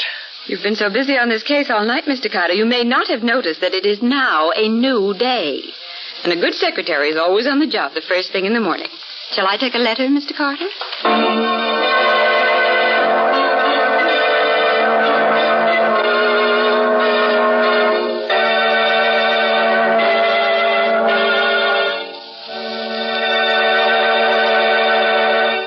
This was another strange experience of Nick Carter, Master Detective, called An Angle on Murder, or Nick Carter and the Mystery of the Mutilated Bullet. Another of the curious adventures of Nick Carter, which are brought to you by WOR Mutual. And now, Nick, what's next week's story all about? Well, when this case was first brought to me, it seemed so routine and uninteresting that I practically turned it down. But it was far from routine once you got into it, wasn't it, Nick? Yes, indeed. So far from it that I almost got myself bumped off investigating it. It's really the story of a man who thought he was so much cleverer than Nick that he could outwit him every time. Don't suppose he got away with it? No. He found he wasn't really so clever after all. Like practically every criminal I ever met, he gave himself away by being too clever. Well, sounds like an interesting tale, Nick. Not only interesting, but downright exciting. But more of that next week. So long, folks. So long. And so long to you, Nick and Patsy. In the strange adventure you've just heard, Nick Carter was impersonated by Lon Clark, Patsy by Helen Choate, and Scubby by John Kane. The story was written for Nick Carter by George Gordon.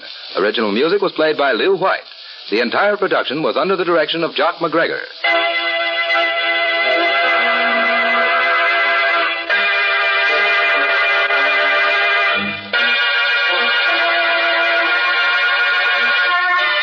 Next week, listen to another curious experience of Nick Carter entitled The Body on the Slab, or Nick Carter and the Mystery of the Missing Husband.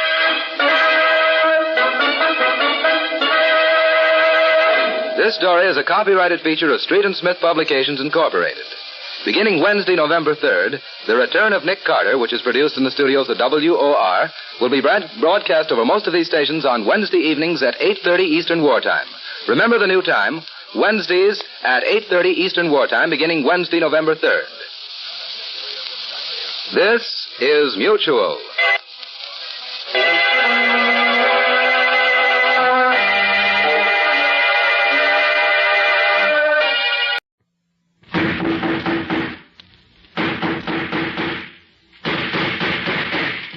What's the matter? What is it? Another case for Nick Carter, Master Detective.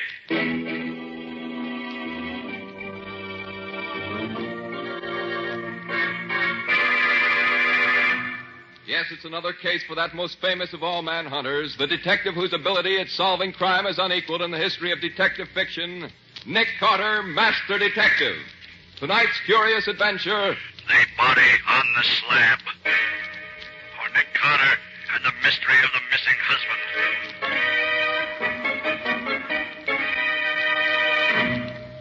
But, Mrs. Wallace, people disappear every day in a big city like this. such things are really no concern of mine. They're a matter for the police. But, Mr. Carter, it isn't just anybody who's disappeared. It's my husband. I'll pay you anything to find him. Well, I suppose it can do no harm to listen to the story. All right, Mr. Burnett. Where was the last place you saw him? In a sort of saloon gambling house on West Street, down by the waterfront. A two-story house, very run down. Wait a minute, Burnett. That wouldn't be the place that's run by a one-legged soldier they call Bill. Oh, so you know it, do you? Certainly do. By reputation, at least. Here. I want you to look at this picture. You recognize it? Yes, that's the place I'm talking about. I thought so. Mrs. Wallace, I'll take the case. Oh, Mr. Carter, I knew you would. Yes, I have a score to settle with that old rat with a wooden leg. And this may be my chance to do it. All right, Mr. Bennett. Let me have all the details. Well, Vernon, that's Vernon Wallace, my friend. Vernon and I had been making a night of it, and we ended up at this Bill's place. How did you happen to go there? Well, Vernon had heard that it was a great place for a fast poker game, and he was determined to try it. I'd heard it was a pretty tough place, and I attempted to talk him out of it, but I couldn't do it. So about 1:30 or 2 o'clock this morning, we went down there. We were the only ones there. To make a long story short, Vernon and that old guy who owns the place got into a game, and no matter what the old guy did, Vernon won. I was afraid for him in a dive like that, and I tried to get him to quit and go home with me. But he refused. He told me to get out and leave him alone. And Vernon hasn't been home since then. And he hasn't been seen anywhere since then. I'm afraid that he never left that place alive. Well, I see. The place to start looking for clues is certainly the Old Soldier's Tavern. I'm going down there tonight. I know enough tricks with cards so that I can be sure of winning. And maybe old Pegleg will try to treat me as he treated Vernon Wallace.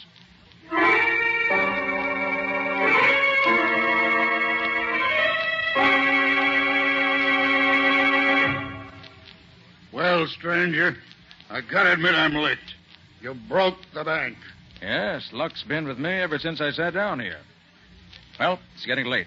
I've got to be getting home. How about a drink before you go, stranger?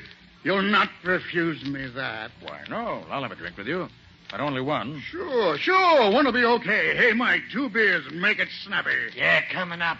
You won all my money tonight, stranger, but I don't harbor no ill feelings. Nice of you. You won fair and square, and that's all there is to it. Here's your beers. Here you are, stranger. Drink hearty. Bill, can I see you a minute alone?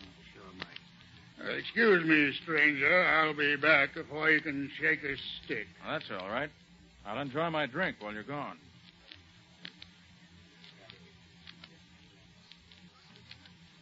Stranger, Mike and I've taken a fancy to you. We don't want no harm to come to you.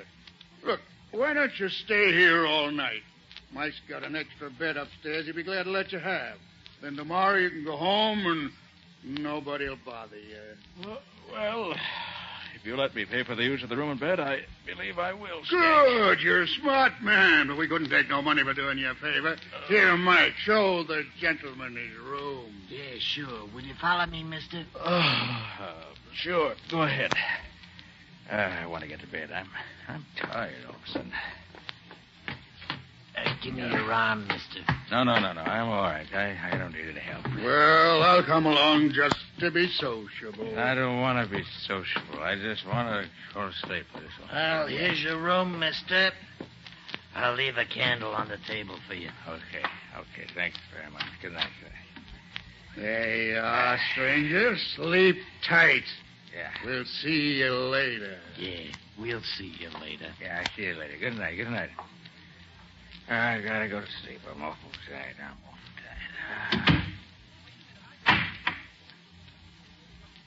Well, got myself into this easy enough. Hope I'll find it as easy to get out again when the time comes. No light, but a candle. One it'll do to give me a look around. Instead of this bed. It doesn't look too comfortable. But... Oh. Blood. Let's see. The man were lying on this bed. That blood is just about where a dagger would go through his heart. If the man were drunk enough or had been drugged, he'd never know what hit him. Well, let's look a little around here. I wonder what's in this closet. Locked. Well, that won't keep me out long. Not as long as I still have my keys with me. Try this one.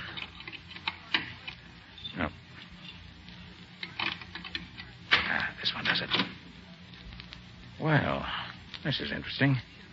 Old clothes. Here's a vest with blood on it. And here's a shirt and a jacket. Both of them bloody. Unquestionably, these came from some of the victims. Well, nothing to do now but wait for that one-legged scoundrel and his pal to make the next move. Well, I guess I'll be safe if I merely sit on the edge of the bed now. Oh, yes, I won't need this candle anymore either. Now to wait for them. Oh, there they come.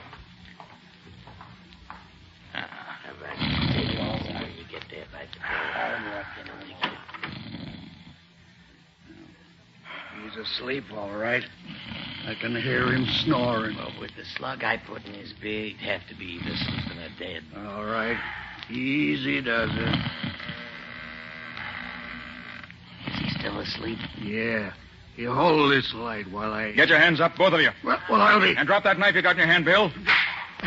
How can you be awake when we... Really very simple, Bill. Keep those hands up. I just poured that drink you gave me on the floor instead of down my throat. What are you going to do with us? I'm going to turn you over to the police. With the evidence of the bloody clothes in the closet and what other evidence they'll undoubtedly find when they search this place, you both should have an interesting time of it. Why don't you kill us now and be done with it? Because I want some information first. Why should we tell you anything? Because if you do, I shall probably be able to get your sentence reduced somewhat. If you don't... I got you. What do you want to know? Last night, a young man won all your money. He hasn't been seen since. You mean that fellow with the little mustache? I do.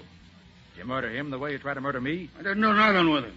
Maybe I wanted to, but I didn't. Isn't it a fact that this chap's friend tried to get him to leave you and go home? Yeah. And when he wouldn't go, the friend finally went off without him? No, that's a lie. They left here together. What? You trying to tell me one of them didn't leave before the other? No, they went out together. You know where they went? How should I know? There was a taxi waiting right outside the door here. Seemed to be waiting for them to come out. Then the guy with the money gets inside, and his friend sits in front with the driver. Oh, his friend sat in front with the driver, huh? But you know that cab if you saw it again? Sure, it had a big dent in the back of the body. Painted with red lead. I've seen them around this part of the city before. I see. Well, Bill, as soon as I can turn you and your pal over to the law, I'll have Penny find that taxi with the dent in the back. Trail seems to lead direct to him.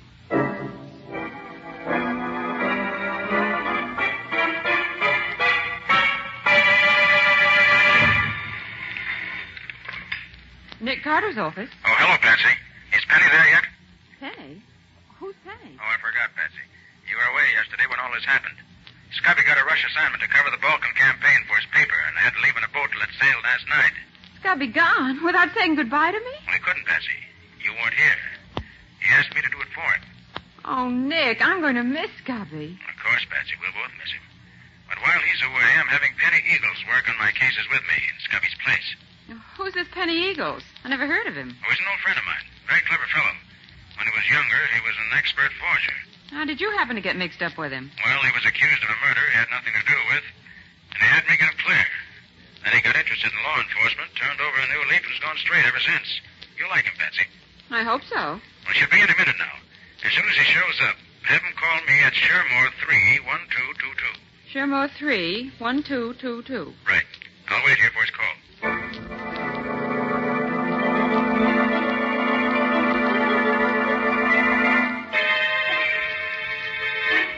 You're right, Penny. That's the taxi we're looking for. And I know that driver. You do? Yes.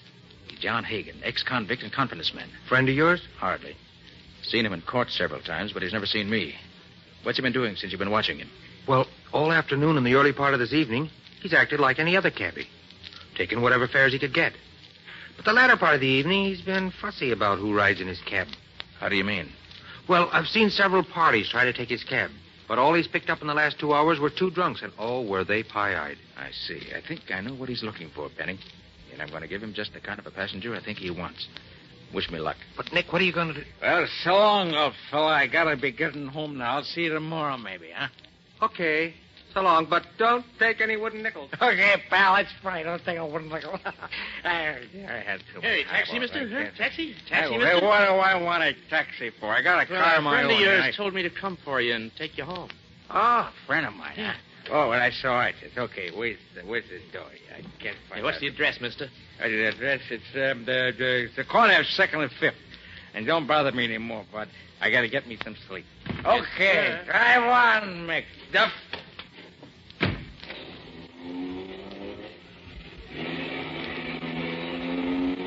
And now where? I'll wager it won't be toward 2nd and 5th. Wait a minute. What's that smell? Perfume?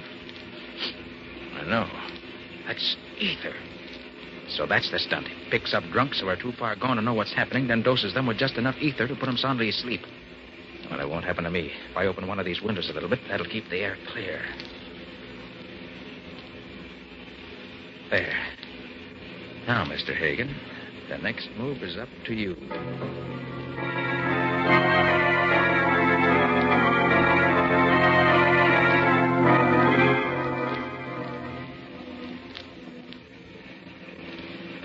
Certainly plenty deserted, way out here. Wonder how much further we're going. But I better get this window shut again so he won't suspect anything.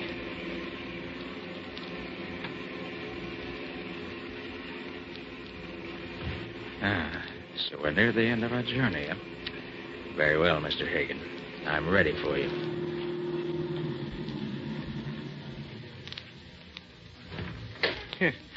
Sleeping like a babe, ain't you? Well, let's see what you got in your pockets. Then I'll dump Make you out. a move, Hagen, and I'll blow your brains out. What the... Who the deuce are you? I'm a detective. See this? Oh. Well, what you want with me? I wanted to find out what your scheme was, and I found out. Now I want you to tell me about the man you picked up at Peg Leg Bill's Tavern down on West Street last night about 3 o'clock. And I don't know nothing about it. Oh, no? Look, you waited for him outside of Bill's place. He rode in back, and his companion rode up front with you. During the ride, you gave him ether through that devilish device you rigged up in this taxi of yours and made him unconscious. Yeah, if you know all that, why do you ask me, huh? Because there are 2 things I don't know. And if you want to avoid further trouble, my friend, you'll tell me. Now, first, who was the man who rode up front with you? I don't know. No? No. Well, I've done a few odd jobs for him in the past, but... Yeah, I don't know his name. They call him the captain. He made a deal with me early last night to be outside of Bill's place about 2:30 this morning. Can you describe him? He's sort of an ordinary guy. About my size, maybe. Well, he's kind of good looking if he didn't have a hunk out of one ear. Burnett. Now, what did you do with the man who was in the back? Well, after I quieted him, we took him to a friend of the captain's, other side of town. What was the address to which you took the body? Hey, there wasn't no body. He was just as alive as you or me. Well, we took him to 14 Wanton Place. Left him there. All right. Get back in your cab and drive me to 2nd and 5th. And I'm through with you, unless you've lied to me. If you have, keep out of my way, or you'll go to jail for life.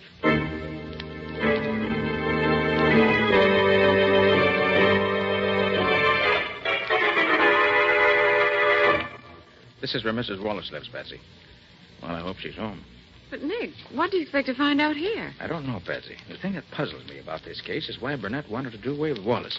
The bell, will you? Mm-hmm. It wasn't the money that Wallace won that tempted Burnett, because he could have taken that while Wallace was unconscious. No, there's a stronger reason. And you hope Mrs. Wallace can throw some light on it. I hope so, Patsy. If she can only help me that way. Oh, hello, Mr. Carter. Won't you come in? Thank you, Mrs. Wallace. May I present my assistant, Patsy Bowen? How do you do, Miss Hello, Bowen? Mrs. Wallace. Please sit down. Thank you. Thank you. Tell me, Mr. Carter, have you found out anything about my husband? Well, nothing definite, I'm sorry to say. We have learned, though, that he fell into bad hands, but we don't know what happened to him after that. Arthur assured me you'd find out the truth if anyone could. Arthur? Oh, you mean Mr. Burnett? Yes. Yes, he's been so kind to me. He's done so much to cheer me up. Well, except for his kindness, I'd have gone crazy. You've known him long, Mrs. Wallace? All my life. We were brought up together. And then, too, he and my husband have been business partners for, the best of friends for years. You think a great deal of him, then? Yes, indeed. Mr. Carter, at one time, before I met Vernon, I would have married him if he'd asked me. Then I met Vernon and really fell in love with him. But even after I married Vernon, Arthur continued to be my best friend. I think very highly of him. You're lucky to have such a friend, Mrs. Wallace. But he could never take my husband's place. You must find Vernon, Mr. Carter. If it's possible to find him, Nick will do it. Yes, Mrs. Wallace. You may rely on me for that. Well, shall we be running along now, Patsy?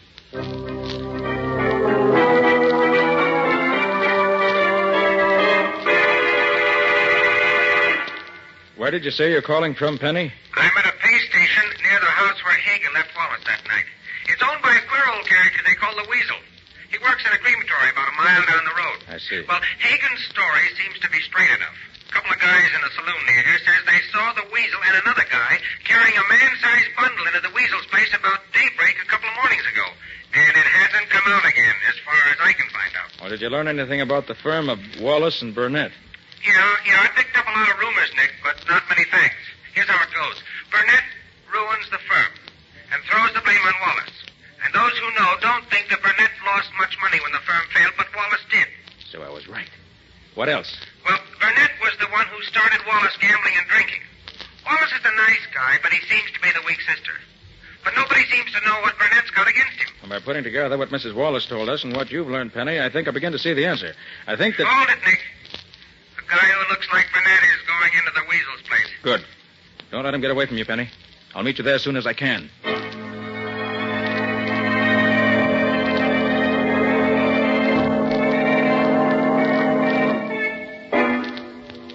Yep. You're right. You're right, Nick.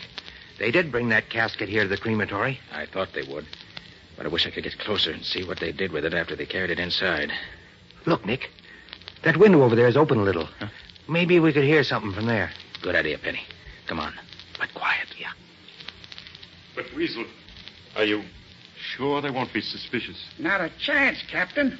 That's why we're doing this tonight. The owners of the crematory are going to make a test of a new heating fixture tomorrow morning. And they told me to have the ovens hot by 10 o'clock. I'm just getting them hot a little ahead of time.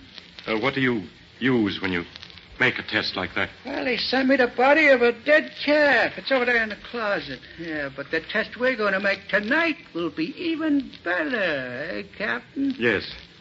How does this thing work? Oh, simple. The body's laid here on this slab and strapped down the way you saw me fix this fella. In the next room, there's a lever attached to the slab. When the lever's pulled, the slab slides into the oven. The door closes behind it, and the destruction of the body begins.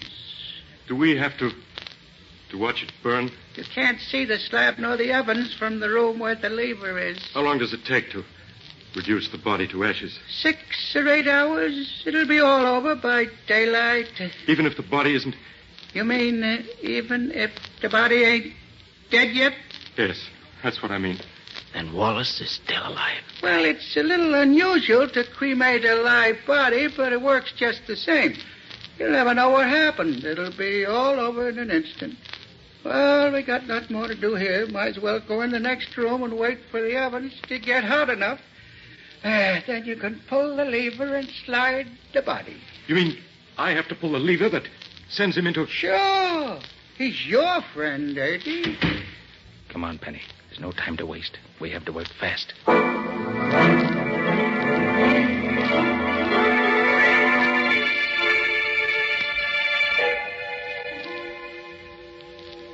Mr. Burnett to see you, Nick. Oh, yes. Come in, Mr. Burnett. I just want to take enough of your time to tell you that Vernon Wallace's body was found last night. Really? Where was it? Floating in the river. Mrs. Wallace has identified it by a ring and certain other articles found on the body. Must have been a terrible blow to her. She's badly broken up, naturally. But I hope to be able to console her, in part at least, for her great loss. I'm sure you will. Will this repay you for your trouble? Oh, amply, Mr. Burnett. And thank you. Good. Good day, Mr. Carter. Good day, Mr. Burnett. But if you think I'm going to drop this case now, Mr. Burnett, you're crazy.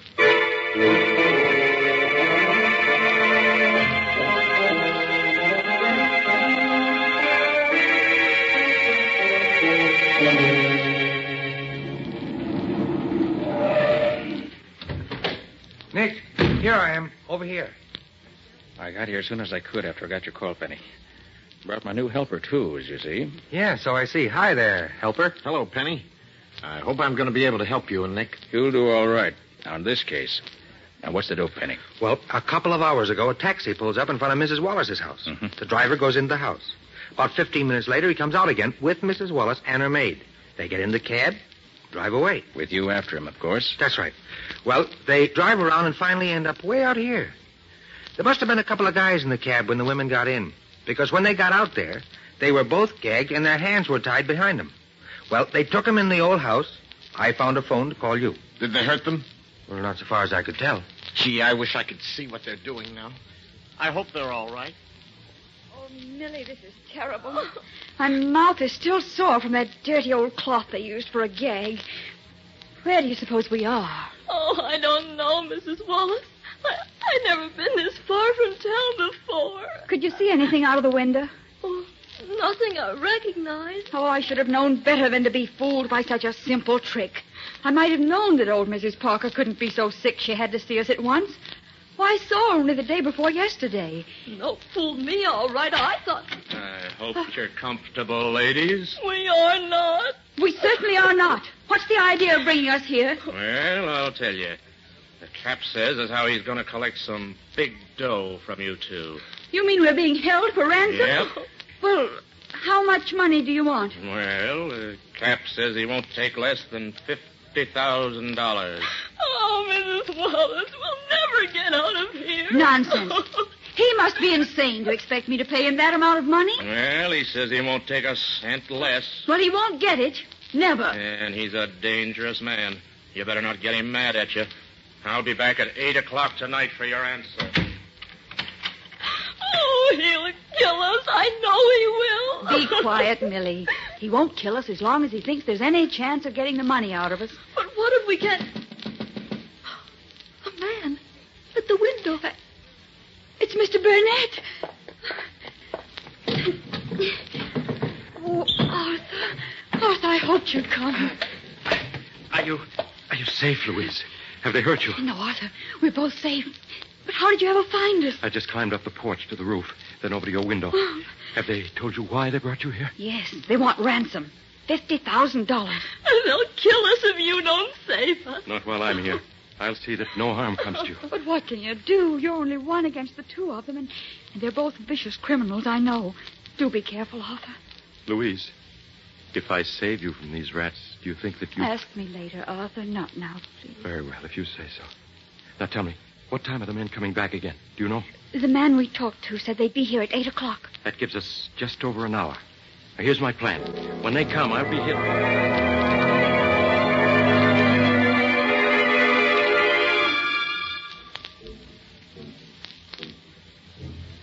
Now, you each know what you're supposed to do, don't you? Sure, Nicky, sure. You know, this ought to be fun. I haven't played cops and robbers since I was a kid. Same here. This should be good. Well, I hope you two aren't disappointed. But you can't tell about these things. So watch your step, both of you.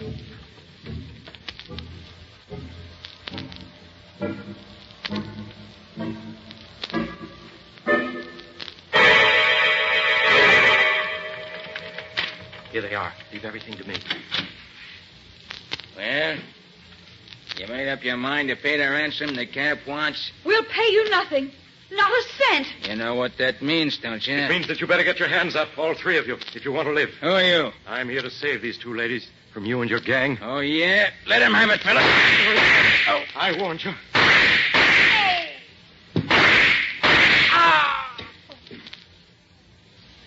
Arthur, you've killed them all. It's their own fault. I warned them. Oh, you were wonderful, Arthur. Arthur, are you hurt? No, Louise, dear. Fortune was with me. I'm not even scratched. Oh, Mr. Burnett, I never in my whole life saw anyone so brave as you. Any man would be brave when defending the woman he loves. Please, Arthur, you promised. I'm sorry. I'll take you home now. Just let me drag these bodies out of the way, and I'll... Not yet, you won't. Wait, you can't. What's the matter with you men? What's the idea? Shut up, you. Arthur, are you hurt? Mrs. Wallace, the time has come to explain a great many things. First, let me remove this beard. There. You recognize me now, don't you? Mr. Carter. Nick Carter. But, Mr. Carter, what are you doing to Arthur? Mr. Burnett. I'll answer that later. First, I want you to meet my assistant, Penny Eagles. Your assistant? Sure. How are you? The other man is an old friend of yours, Mrs. Wallace. An old friend of mine? Mm-hmm. Well, I'm sure I don't Perhaps know. if you took off his makeup, you might recognize There. You know me now? Vernon. Oh, Vernon. Louise, my darling. But, Vernon, Arthur told me that you... That I was dead? Oh, yes. Arthur Burnett told you a great many things that were not true. But, Vernon, he showed me your ring, your lodge pin. He said he took them off of your dead body that the police found in the river. Burnett took those articles from your husband's body, right enough, Mrs. Wallace. But it was while your husband was still alive. And it's no fault of his that I'm not dead now. You don't mean that Arthur... That's exactly what I do mean. He's been lying to you for years, Mrs. Wallace. It was he who ruined your husband's business and caused him to lose so much of his money. It was he who first induced your husband to drink and gamble. And it was he who was responsible for your husband's disappearance a few days ago. But that's a lie. Oh, no, it isn't. As a matter of fact, Louise, dear, if Mr. Carter hadn't fooled him by putting a dead calf in my place on that crematory slab, Arthur Burnett would have been my murderer. Oh, no. No, that can't be true. Furthermore, it was Burnett who arranged for your kidnapping this afternoon. Oh, but... He did it so that he could suddenly appear and rescue you from the members of the kidnap gang, who were in reality men in his employ. But why should he do all these horrible things? Because he's been in love with you ever since he first met you. And ever since your marriage to Wallace, he's been insanely jealous of him. Everything Burnett's done has been to make you despise your husband and turn instead to him. That's a lie, Carter. Oh, no, it isn't, Burnett. I can easily prove it. Penny, let me have the gun with which Burnett shot us during the battle a few minutes ago. Sure, Nick. Here you are. Thanks. Now, look here, Mrs. Wallace. This pistol has 8 shells in it. Burnett fired 5 shots at us, but there are still 3 shells left. And here they are. Why, those are blanks. They couldn't hurt anybody. Exactly, Mrs. Wallace. And the shells in the pistols that his men were to use in the fights were blanks also. And if I were a beautiful woman in distress and a man came to my rescue with his pistol loaded with blanks, I think I should find it extremely difficult to believe that he was being on the level with me.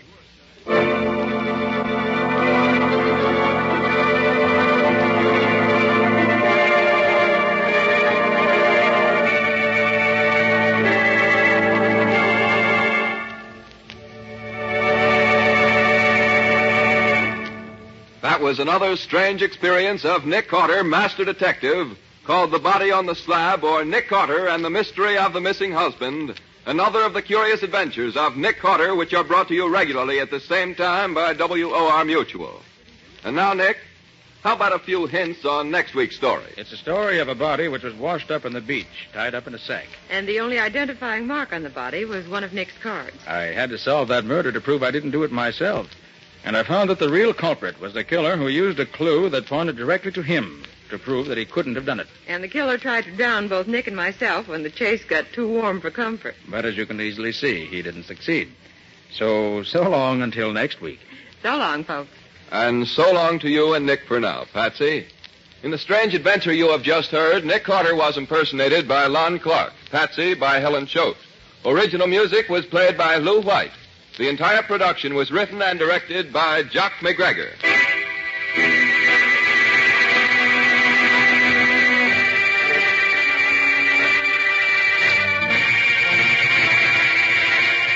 Next week at the same time, listen to another curious adventure of Nick Carter entitled The Drug Ring Murdered, or Nick Carter and the Mystery of the Left-Handed Killer.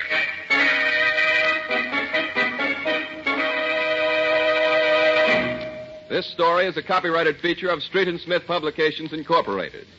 The Return of Nick Carter is produced in the studios of WOR and is broadcast over most of these stations every Wednesday evening at 8:30 Eastern War Time.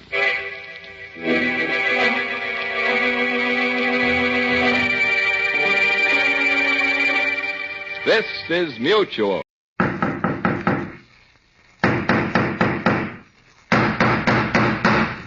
What's the matter? What is it? Another case for Nick Carter, Master Detective.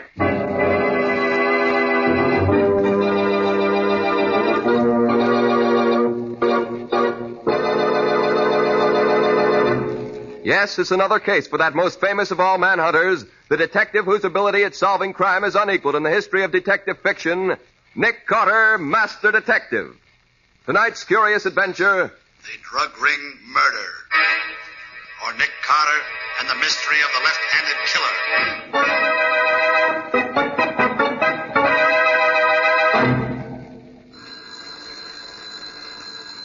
Well, Mr. Nicholas Carter, are you going to answer your telephone, or are you going to take me out to lunch as you promised? There's no reason why I can't do both, Patsy. Nick Carter speaking. Nick, this is Riley at headquarters. Oh, how are you, Lieutenant? There goes my What's on your mind? Murder. And you're right in the middle of it, Nick. Meet me at the city morgue as quick as you can. I'm waiting here. What's the matter, Riley? Can't headquarters solve this case without me? Who said anything about your solving the case? You get yourself down to the morgue right away, and that's an order. An order, Riley? What are you talking about? The body of a man was washed up on the beach this morning, only he didn't die from drowning. It was murder. Yes? There was no identification on the body. None at all. Except one of your business cards. Nick Carter, private detective. What? I hid the card in my pocket as soon as I laid eyes on it. But there's a chance one of the reporters saw it before I did. Now, do I have to draw you a diagram? You've already done it. I'll be there in the double, Riley. Bye. What's up, Nick? Plenty. Look, Patsy, hold on the office until you hear from me. I'll call you within an hour. I knew you shouldn't have answered that phone. Business before pleasure, Patsy, and right now I've got business at the city morgue.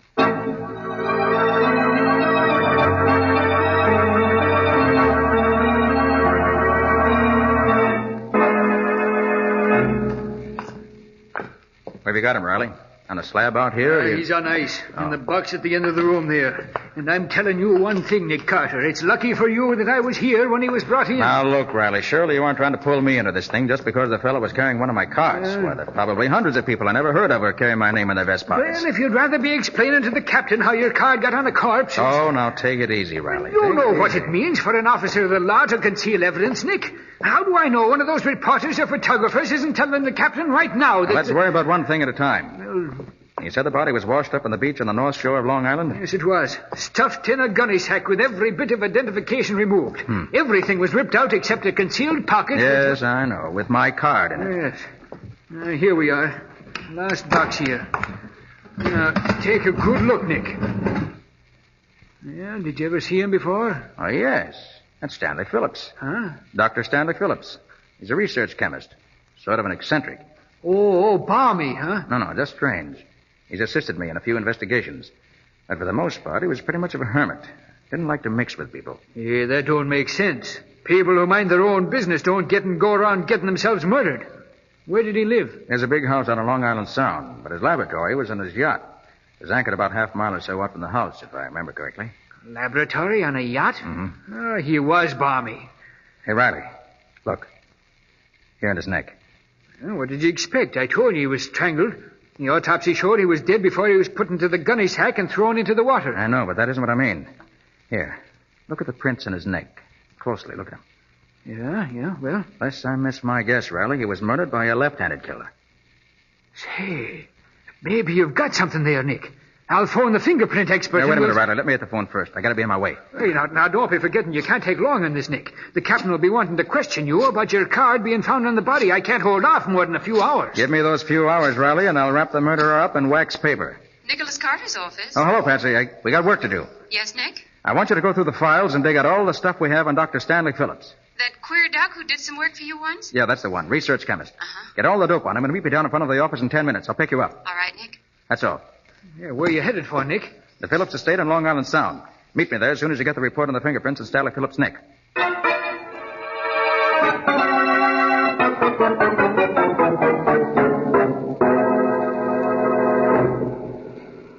And apparently neither he nor his sister ever married. After the parents died, they continued to live in the big manor house. What did you say the sister's name was? Rose Phillips. Rose. Go on. You know all about his laboratory being on his yacht. Mm-hmm. It's supposed to be one of the best private laboratories in the country. Used to do a lot of research work for big companies. As a laboratory assistant, Tom Marks, young man. And let's see what else. His hobby was writing. Scientific articles they were. Usually about the effects of habit-forming drugs. He had an article in Popular Research last month entitled Morphine Exposed. So he wrote about habit-forming drugs, huh? You know, Patsy, this case might turn out to be more than just an ordinary murder.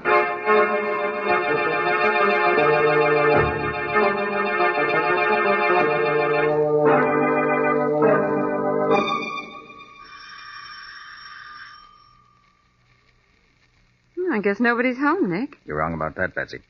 Saw the curtains at the window move.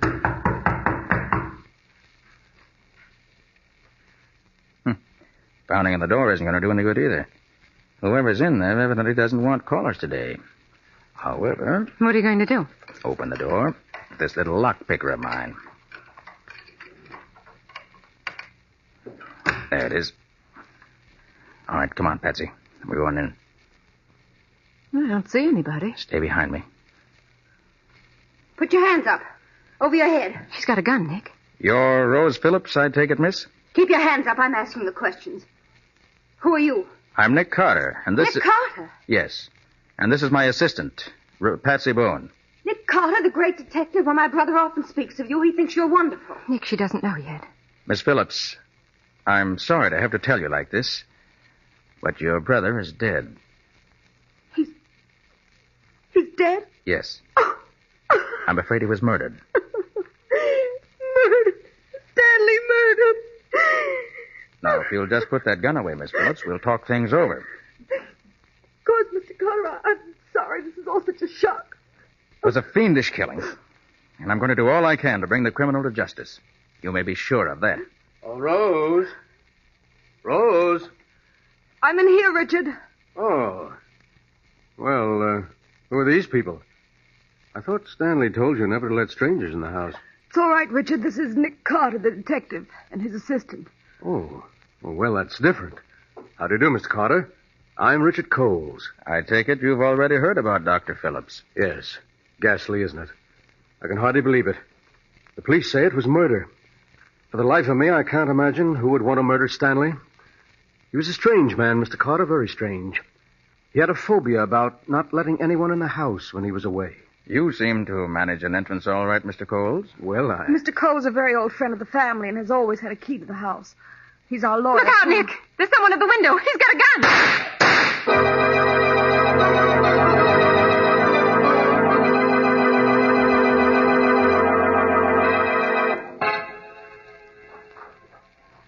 I can't get over it, Nick. You don't seem to be surprised that you were shot at back there in the house. I'm not, Patsy. That's why I was standing beside that suit of armor. That protected me by deflecting the bullets. Nick, your presence on the Phillips case is most annoying to someone. Too bad that window was frosted glass. Couldn't get a look at the gunman. That tiny crack the window was open. Well, now, did you find what I told you to look for in the cottage occupied by Tom Marks, the lab assistant? Yes, I found a pair of his gloves. Good. I had to go through all his desk drawers to find them, too. Let me see them. All seems to be adding up. Almost too neatly. Adds up to a pair of gloves, that's all. Look, Patsy. Coles told me back there's something about the terms of Phillips' will. If he lived to be 50, his estate was to go to a foundation. If he died before that, Rose was to inherit all the estate. But that makes Rose the... No. I don't suspect Rose. Her grief seemed genuine. But there's something else I learned. Tom Marks, Phillips' lab assistant's in love with Rose. They've been wanting to get married, but Phillips opposed the marriage. Now the field is clear, with oodles of money to boot. But that still doesn't make Tom Marks... Patsy, I'm almost certain Phillips was strangled by a left-handed killer. These gloves of Marks you brought me show that he's left-handed. Oh. And that leads us where? Right out to the laboratory and the yacht. I've got to find Tom Marks.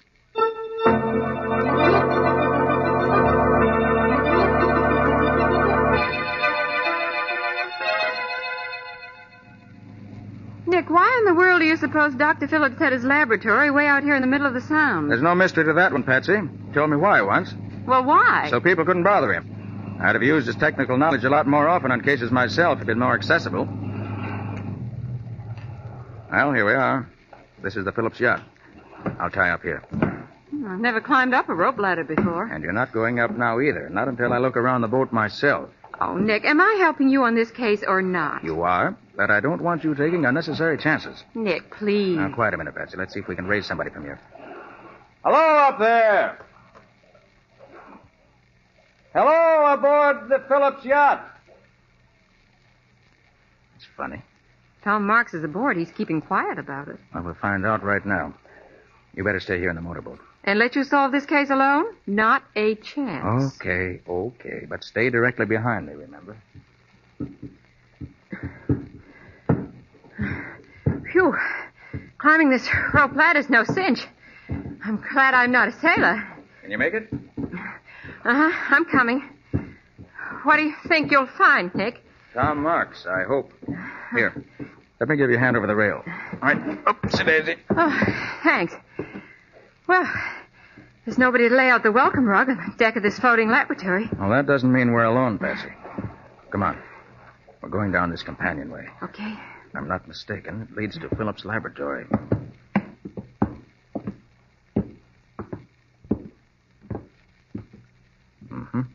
This is the laboratory. All right, Patsy, stay behind me. I'm going to open the door. Hey, Marks. Tom Marks, you in there? All right, Patsy. We can go in.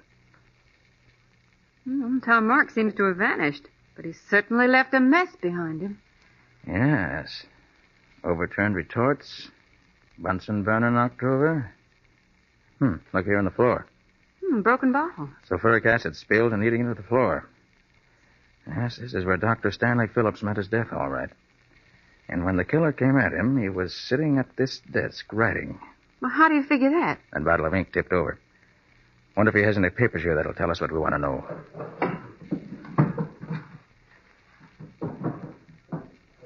No. Desk's been rifled. Everything of any value has already been taken. It still all adds up to Tom Marks, doesn't it? Yep, seems to. We'll know for sure as soon as Riley gets the report from the fingerprint expert. Nick. Nick, come here. Look what I found in the sink. What?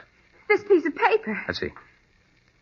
Now, that's in Dr. Phillips' handwriting. Well, somebody tried to burn it out. Then they threw it on the drain board of the sink here. Part of it didn't burn. Let's see if I can figure it out. Like you to know, the man whom I have trusted and worked with these many years is, I have discovered, the head of a giant dope peddling ring. Been using my premises to carry on his business. This man is... Nick, the lights have gone off! Oh.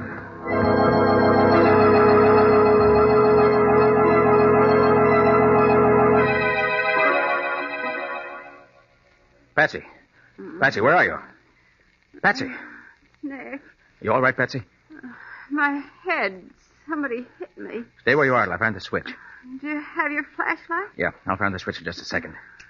Oh, the lights won't work. They must have been turned off at the master switch in the engine room. And that means there's more than one person on this boat besides us. One of them turned off the lights, and the other one shot at us in here. You were right when you said you felt everything wasn't okay on this yacht. You able to get up, Patsy? Oh, sure. I'm all right now. Just a big hen's egg on my head, that's all. Okay. Come on. Nick, did they take the note? That's just what I want to find out.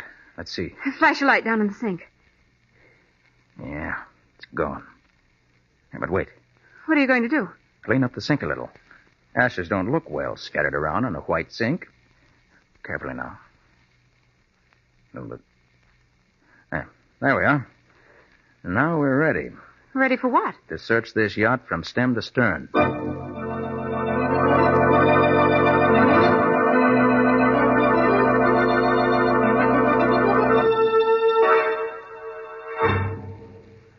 What in blazes has been keeping you, Nick? I've been cooling my heels on this dock for the past half hour here. I hoped you'd be here, Riley. Hello, Lieutenant. Hello, Patsy. Well, say, you look as if you'd seen a ghost on that yacht. I did. Somebody took a shot at us in the dock. What? Patsy got knocked down the breakers and got a nasty bump in her head. Say, who did it, Nick? Whoever it was made a neat getaway. Patsy and I searched the ship afterwards from end to end, but didn't find a soul. Did you see anybody coming in from the yacht, Lieutenant? Nary a soul's come in off that boat since I've been here. In fact, the only two people who've been near here was two fishermen. Are you sure they were fishermen? Am I sure? Now, look, Nick, don't be giving me that. It was bona fide fishermen, all right. They pulled their little rowboat to shore a ways down the beach, and I saw them bring in their catch. And a nice string of fish it was. Okay, Riley. So they were really fishermen. Well, what about your report, Lieutenant? That. Well, Nick was right. Our fingerprint expert examined the marks on Dr. Phillips' neck and said he was undoubtedly strangled by a left-handed killer. And now all we've got to do is find a left-handed man who had a reason to murder the doctor. We found him. What's that? Dr. Phillips' laboratory assistant, Tom March, is left-handed. Say, you sure worked fast, Nick. And it's a good thing, too. The captain found out about your card being found on the body. Hey, what kind of a scoundrel is this Tom Marks? I don't know. Haven't seen him yet. Wasn't at his cottage, and he wasn't in the lab on the yacht. Now, let's make tracks, Mr. Private Detective, and search the grounds here. Wait a minute, Riley, wait a minute. There's one thing more you ought to know. Huh? Whoever killed Dr. Stanley Phillips is the head of a giant dope ring. Phillips was killed because he was about to expose the man. Hey, that would be the laboratory assistant. He'd have access to drugs. Mr. Carter! Mr. Carter! Who in tarnation is that? Richard Coles, close friend of the Phillips and also the lawyer. Oh, Riley, yeah? put this envelope in your pocket. Careful of it. It's a piece of evidence I picked up in the boat. Okay, Nick. Mr. Carter, I've been hunting everywhere for you. Oh, Mr. Coles, this is Lieutenant Riley from headquarters. Oh, I'm glad you're here, Lieutenant. We're up against a dangerous criminal. Don't worry, Mr. Coles. The law always gets its man. What'd you want to see me about, Mr. Coles? Rose Phillips. She's gone. Gone? How do you know? Come up to the house with me. I'll show you. Something has happened to her, I'm sure. Hurry.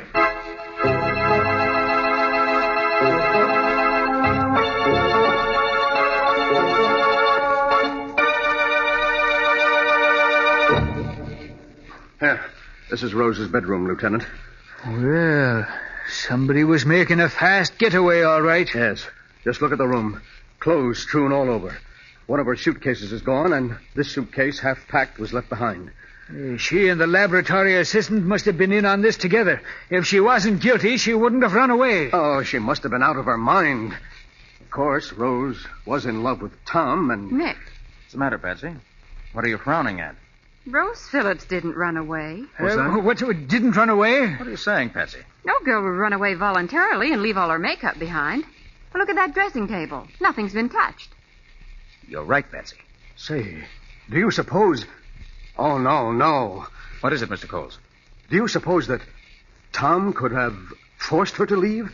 You mean kidnap her? Yes. Well, he won't get away with it. I'll call headquarters and have a cordon thrown around this entire district. We'll catch Tom Marks before he gets to the next town. Good idea, Riley. Do that. Well, Mr. Coles? Yes, Mr. Carter. I guess Lieutenant Riley has this case all sewed up. His men will have Tom Marks and Rose Phillips within the hour.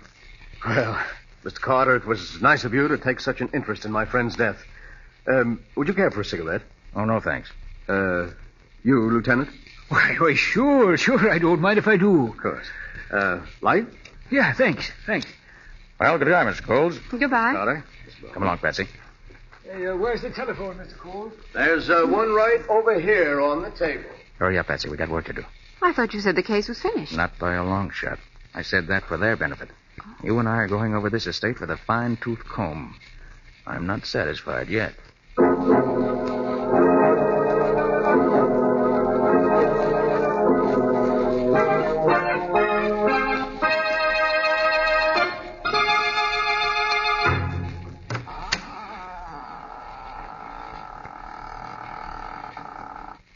You see anything, Nick?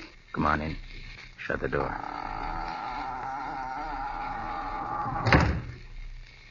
Do you think anyone saw us headed for this boathouse? I hope not. Oh, be careful here. Don't step off in the water. Nick, there's a small speedboat in the water.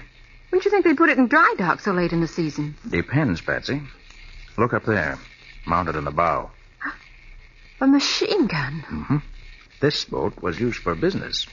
Gee, who'd ever think a quiet little chemist like Dr. Phillips kept a mounted machine gun on a speedboat? I believe this setup down here was news to Dr. Phillips, too.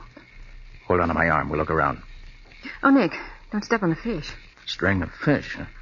Oh, dear. Nick, those fishermen Riley saw must have come in here. Patsy, this catch isn't fresh. What? Those men used this string of dead fish just to fool Riley. And those were the men who made trouble for us on the yacht. Yeah, they must have been. Well, plenty of life preservers stacked up in here. Yeah, that's strange. Here, Patsy, take the flashlight and play it on this one. Okay. Well, what are you doing, taking it to pieces? No, just examining it. Aha! There we have it. What? A small waterproof pocket's been sewn in here. Yes, and it extends all the way around inside this life preserver. Pretty clever. Look, Patsy. What is it? These secret compartments are filled with dope. But every one of these life preservers is filled with drugs. Nobody would ever think of looking in a life preserver for evidence. I think Dr. Phillips did. And that's why he was murdered.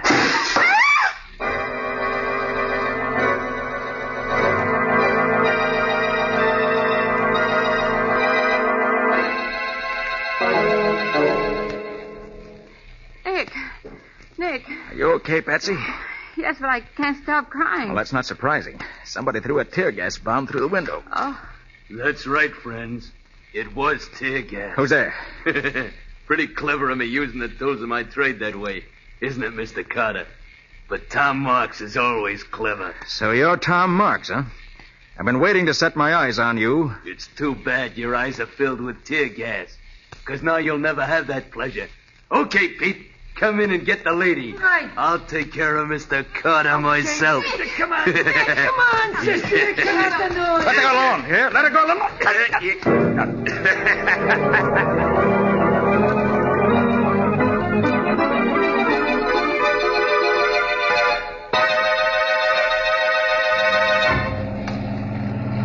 You got those iron weights in the bag, Pete?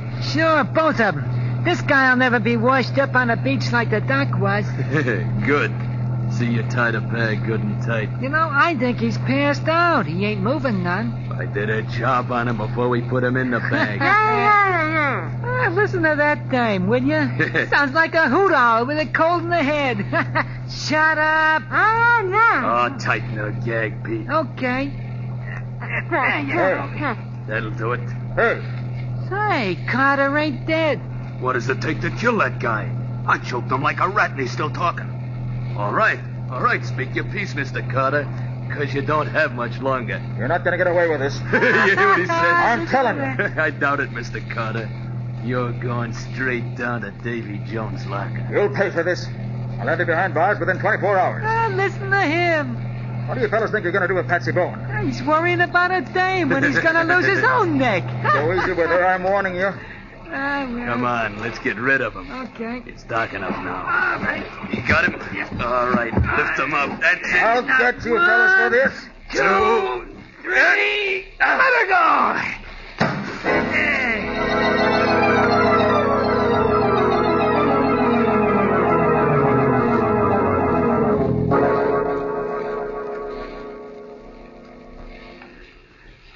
I came as soon as I got your flashlight signal from the shore, Nick. You think the criminals are aboard the yacht here now? You'll see in a minute. The laboratory's right down this companionway. Hey, you're dripping wet from head to foot, Nick. What happened? They tried to pull the same trick on Nick that they pulled on Dr. Phillips. Only it didn't work, because Nick can expand his neck and wrist muscles. Yes, I had my hands free before I hit the water. There was no trick at all to cut my way out of the sack. And then I clung to the back of their motorboat until it reached the yacht here. I waited for the would-be killers to get aboard, untied Patsy, and here we are. You're lucky, Nick. He's smart, that's all. Quiet. This is the door. Keep your gun ready. Right. Good evening, Mr. Coles. What? Oh, Nick Carter. Well, come in, Mr. Carter. These two friends of mine and myself were just discussing whether you had found the criminals. I think we have, Mr. Coles. Good. There's just one thing more I need to make sure I have the criminals. Riley. Yeah? Give me that envelope I asked you to keep for me. Oh, sure, Nick. Here you are. Thanks. Now, I'll just take the piece of burned paper out of this envelope. Are those the pieces you gathered from the drain board? Yes, Patsy. They were from the note Stanley Phillips wrote just before he was murdered. Now, I'll just use some of these chemicals in the burned paper. You see, gentlemen, even though this piece of paper's been burned, it is possible, by using the correct chemical solution, to bring out the writing that was on the paper before it was burned. In this case, I expect the writing will give the name of the man Phillips designated as head of the giant drug ring. And his killer. Ridiculous. Absolutely ridiculous. Yes, here it comes. The chemicals are beginning to act. The writing is beginning to show up. Good. The name is... Nick, look out!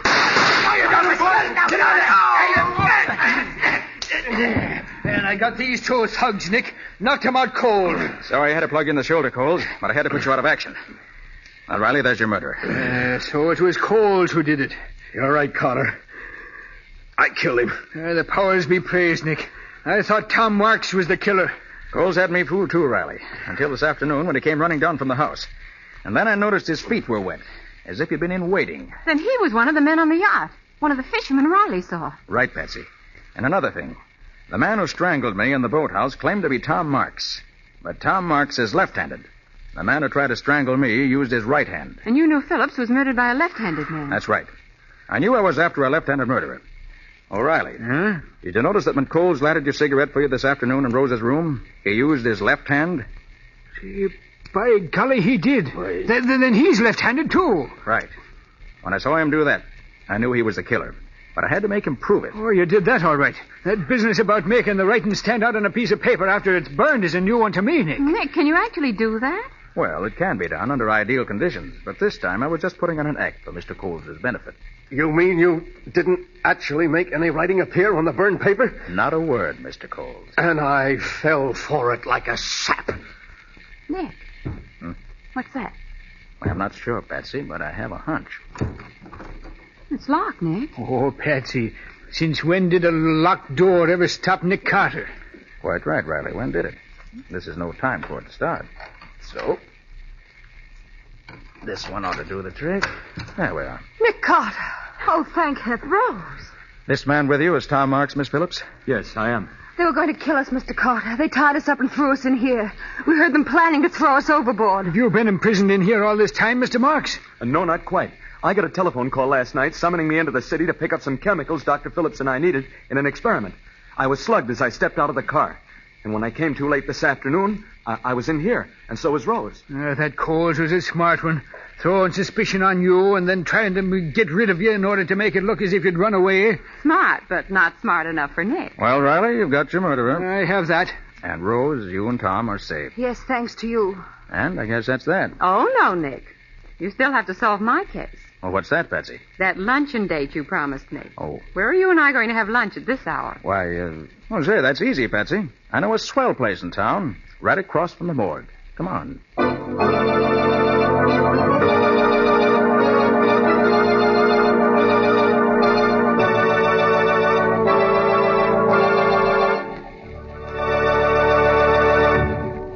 This was another strange experience of Nick Carter, Master Detective, called The Drug Ring Murder, or Nick Carter and the Mystery of the Left-Handed Killer. Another of the curious adventures of Nick Carter, which are brought to you regularly at this same time by WOR Mutual. And now, Nick, what can you tell us about next week's story? When a young man who was a very good friend of mine arrived in town to claim his bride, he suddenly became aware that she was not the girl to whom he'd become engaged. You mean she wasn't his fiancée? That was the question that started off the whole case. Yes, indeed. Because we couldn't be sure whether the girl he loved was really the girl he loved, we prevented 2 murders and saved a gigantic fortune from disappearing. But you didn't save me from disappearing, Nick. Oh, quite true, Patsy, but after all, you weren't gone very long before we found you. But I'm sure glad you found me when you did, or I might not be here now. So long, folks. Get the rest of the story next week. Right. So long. And so long to you, Nick and Patsy. In the strange adventure you have just heard, Nick Carter was impersonated by Lon Clark, Patsy by Helen Choate. The story was written for Nick Carter by Barth Conry. Original music was played by Lou White. The entire production was under the direction of Jock McGregor.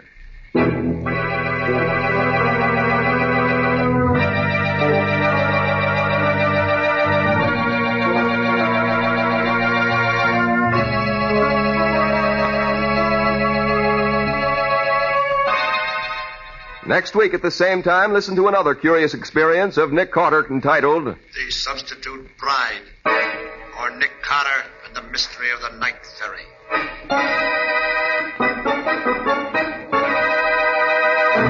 This story is a copyrighted feature of Street and Smith Publications, Incorporated. The Return of Nick Carter is produced in the studios of WOR and is broadcast over most of these stations every Wednesday evening at 8:30 Eastern War Time. This is Mutual.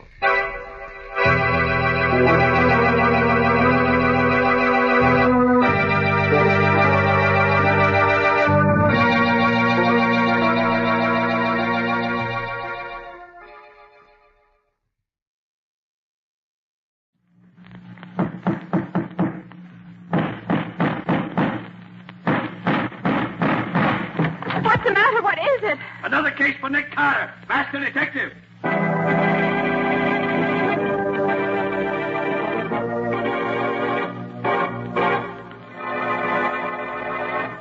Yes, it's another case for that most famous of all manhunters, the detective whose ability at solving crime is unequaled in the history of detective fiction, Nick Carter, Master Detective.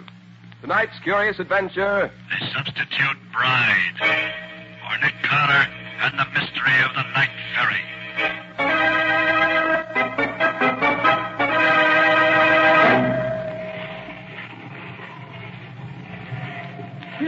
Here, take your hands off me. Now, what are you doing? Let me go. Put me down. No, stop it.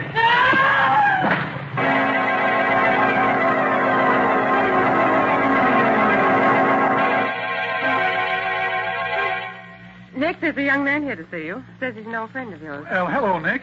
Helen Marvin. Well, Helen, it's good to see you again. And what brings you to this part of the country? I came east to get married, Nick. Well, congratulations. Now, wait a minute. I'm afraid your congratulations are a little premature. What's the matter? I don't know. I can't find her.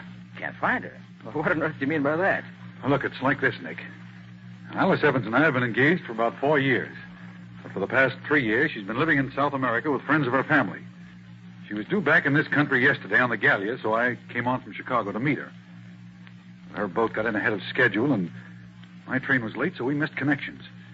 I'd already told her I was coming, but in spite of that, she was gone by the time I got to the dock last night. Didn't she leave any message for you?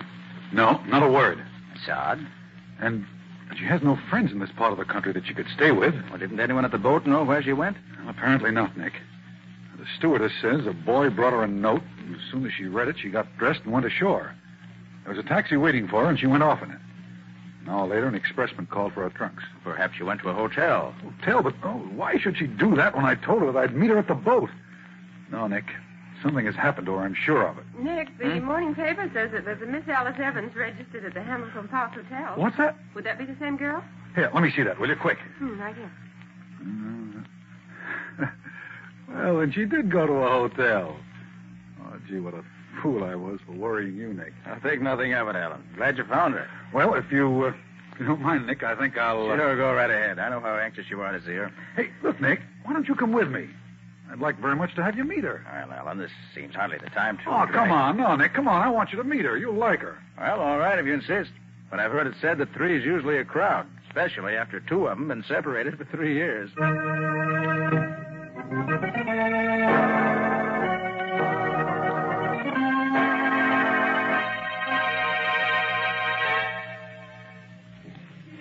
Taxi! Taxi! Second and fifth driver.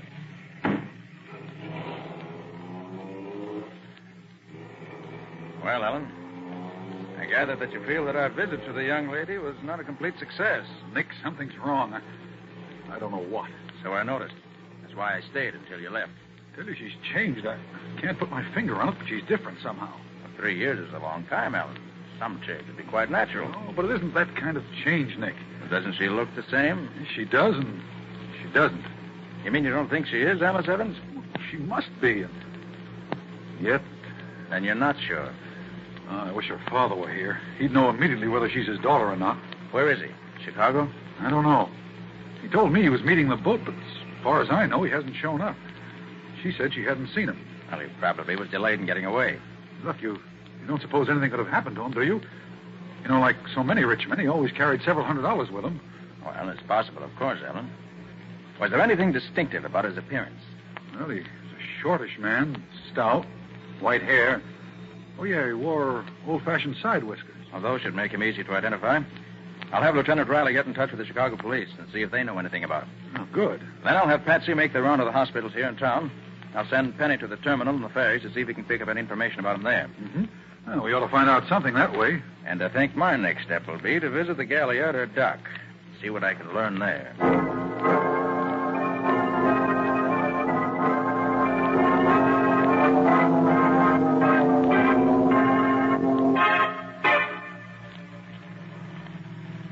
The main reason I'm taking you to see Miss Evans, Purser, is that I want you to tell me whether or not she's the girl who made the trip up from South America with you. I understand, sir. Now, you, the purser of the gallia, probably had as good a chance to see her as anyone. Oh, why, yes, sir, but none of us saw her very much.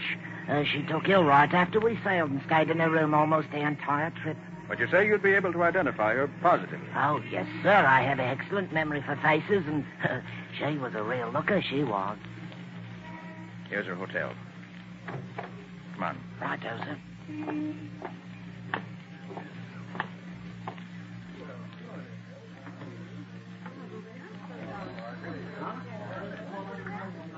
Here, we can take this elevator. 3, please.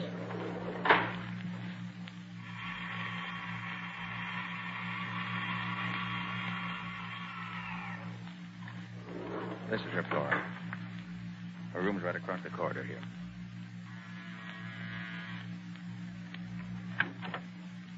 Oh, come in, Mr. Carter. Thank you, Miss Evans. You, of course, know this gentleman, Miss Evans? Why, well, let me see. Oh, it's hardly fair to expect her to remember me, Mr. Carter. She was so ill every time I saw her that I doubt if she'd ever really got a good look at me the whole voyage. Oh, why, of course. Now I know who you are. You're one of the officers off the gallia. We came up from South America together. That's right, Mum. See, sir, she knows me right enough. Oh, I knew I'd seen you somewhere. If I hadn't been so sick, I'd have remembered you at once. I see. Well, Miss Evans, our call is really in the nature of business. The purser found a valuable lot of jewelry left behind in the ship, and I was called in to help find the owner. As it was near your cabin, we come to you first. I haven't missed any of my jewels. But I'll let you know if I do. Thank you. Have you had any word from your father yet? No, not a word. Do you suppose anything's happened to him? What did he look like, Miss Evans? Why, he was... Here. I'll show you his picture. You can tell better by that. Here you are, Mr. Carter. That's my son. Are you a detective? Yes, Miss Evans. I am. Then you must find him for me. I don't care what it costs. Very well. I'll see what I can do. Shall we go, Purser? Oh, yes, sir. Good day, miss, and good luck to you. Goodbye, and thank you. I'll let you know as soon as I learn anything, Miss Evans. Good day. Well, Purser, was that the Miss Evans who made the trip with you in the Gallia? Oh, positively, sir. I'd know her anywhere. You're sure? Ah, there's no question whatever, sir. I'd swear to it on a stack of Bibles afoot, I would.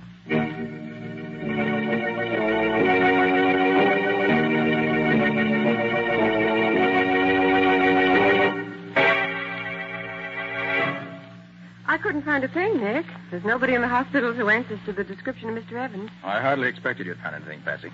But we had to be sure. Well, did the Chicago police know anything about him? Riley said they had no report of anything having happened to him there. What did Penny find? Well, Penny hasn't come in yet. Oh, hey, Nick, I couldn't find any traces of the old boy at the terminal, but I did find something at the ferry. What'd you find? Oh, that'll keep, Nick.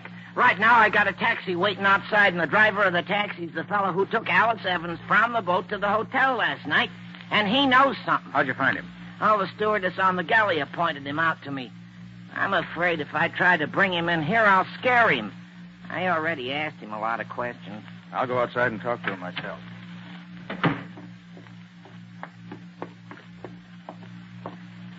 Oh, driver, I'm Nick Carter. So what?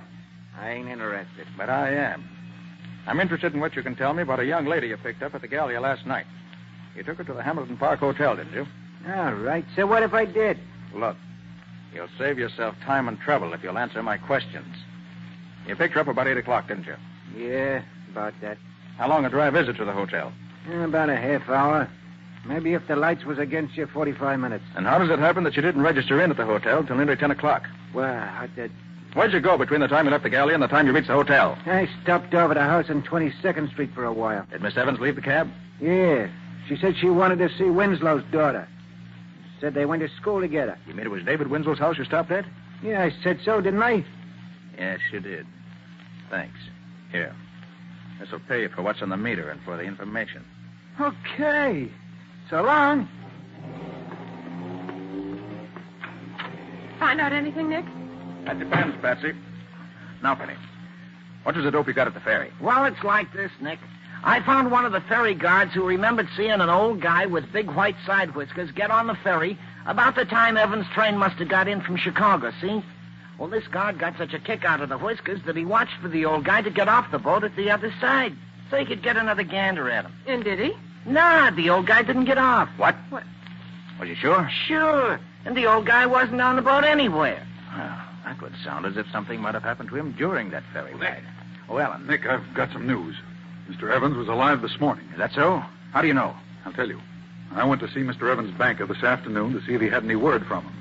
He showed me a check that Mr. Evans had made out this morning. A check for $50,000. Dated this morning? Mm-hmm. Yes. It was made out to John Smith and endorsed by David Winslow. David Winslow?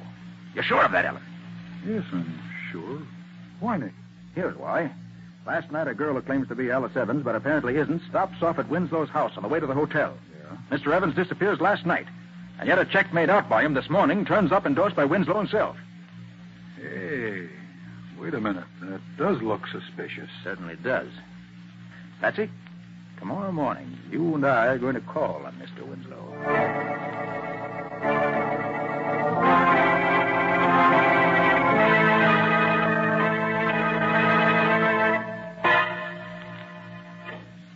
Very good of you to see me, Mr. Winslow. I'm Nick Carter, the detective. Yes, I've heard of you, Mr. Carter. Miss Bowen, my assistant. How do you do, Good Miss morning, Bowen? Mr. Winslow. What can I do for you, Mr. Carter? Mr. Winslow, do you know James Evans? Only very slightly. Are you acquainted with his daughter, Alice? No, Mr. Carter, I'm not. I see. Did a check of Mr. Evans recently pass through your hands? Why, yes, it did. I cashed one of his checks yesterday. Did you know that Mr. Evans disappeared the day before the date on that check? Well, he did. You don't say. Would you be in a position to know if the signature on the check were a forgery? Well, the signature was genuine, all right. When Mr. Smith presented for payment a check in the amount of $50,000, I naturally sent the check to Mr. Evans' bank for verification. They said it was good, so I paid Smith the money. I see. You said a few moments ago that you didn't know Alice Evans. Yes, I did. But didn't she call here night before last? Why, yes, she did. She called to see my daughter. They're classmates at school. My daughter was not at home, so she talked to my wife for a while and left. I thank you for your trouble, Mr. Winslow. Not at all. Come on, Patsy. Time we're running along. Okay, Nick. Good morning, Miss Winslow. Good morning. Good day, Mr. Winslow. Good day to you, sir. Patsy, I'd be tempted to believe what he said, even if I didn't know that he has an excellent reputation in banking circles here in town. Well, what he told us certainly sounded straightforward enough to Hold it, Patsy. Hmm? See that man going in the house next door? Oh, yes. What about it, Nick? I saw that man in court a few weeks ago, charged with murderous assault. What? And now we found him going into the house next door to Winslow's. Patsy, I want you to get back to the office immediately. Tell Penny to see what he can find out about that house. The address is 832 West 22nd Street. Yes, Nick. I want to know more about that place.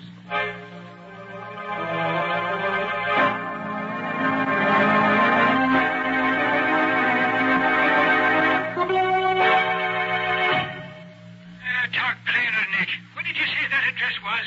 832 West 22nd Street, Riley. Well, now, Nick, that's a curious thing. One of the boys picked up a bum this morning, and when we searched him, we found a slip of paper in his pocket with that same address on it. Swell, Riley. Hold him. I'll be right down.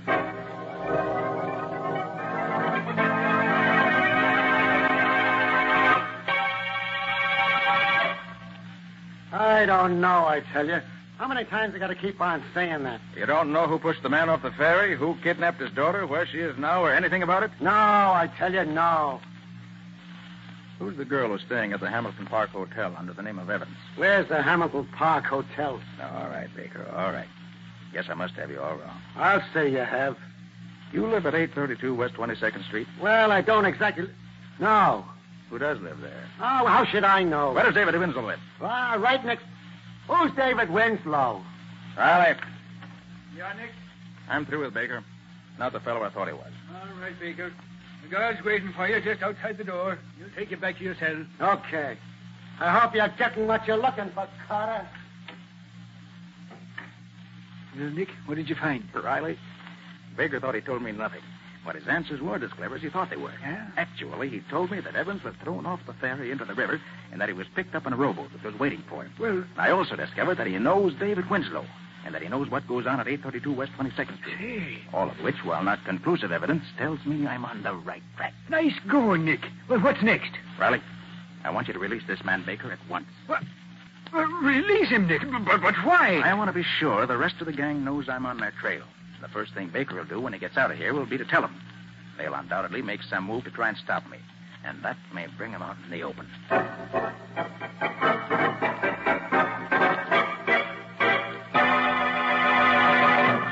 Penny, what'd you find out?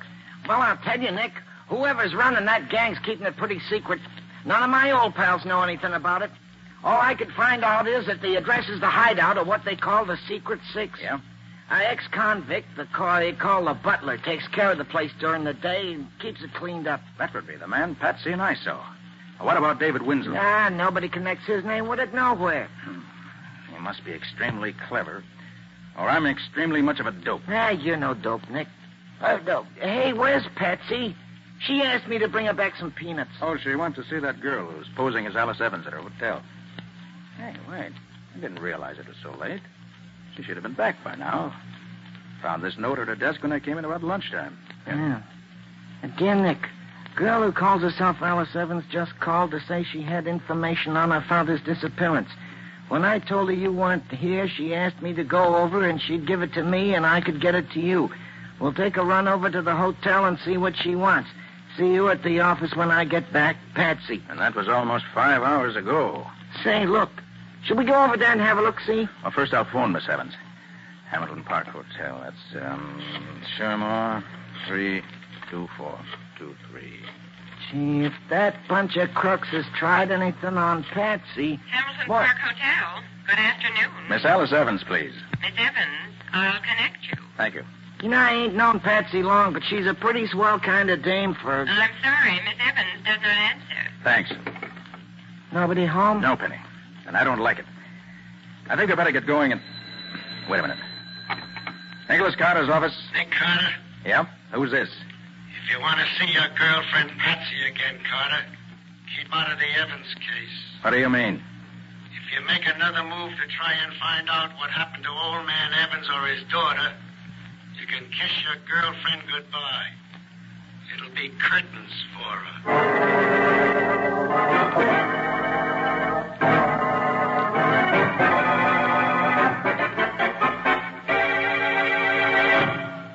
Hey, but look, Nick, just because the Secret Six meets here doesn't mean that they'll be keeping Patsy a prisoner here. I know that, Penny. But we saw a couple of members of the gang go in here a few minutes ago, didn't we? Yeah, sure we did. Well, if I can't make them tell me what they've done with Patsy, my name isn't Nick Carter. Oh, whatever you say, Nick. You say that man they call the butler is upstairs on the first floor now? Yeah, he's writing in the back parlor. Then let's get to the basement, quick. Oh, but the door's locked, Nick. It's got a special Townsend lock on it. Well, that won't be the first door with a Townsend lock on it that my little pick lock is opened. There. Quiet now. Wonder where this door goes. Oh, that leads into the basement of the house next door, Nick. Then I'm right. That's the basement of the house where that banker Winslow lives. He is in on this. Hey, Nick, sounds like somebody's coming down here. You're right, Penny. Here, quick. There's a storage closet. Get in here. I'll leave the door open a crack so we can watch him.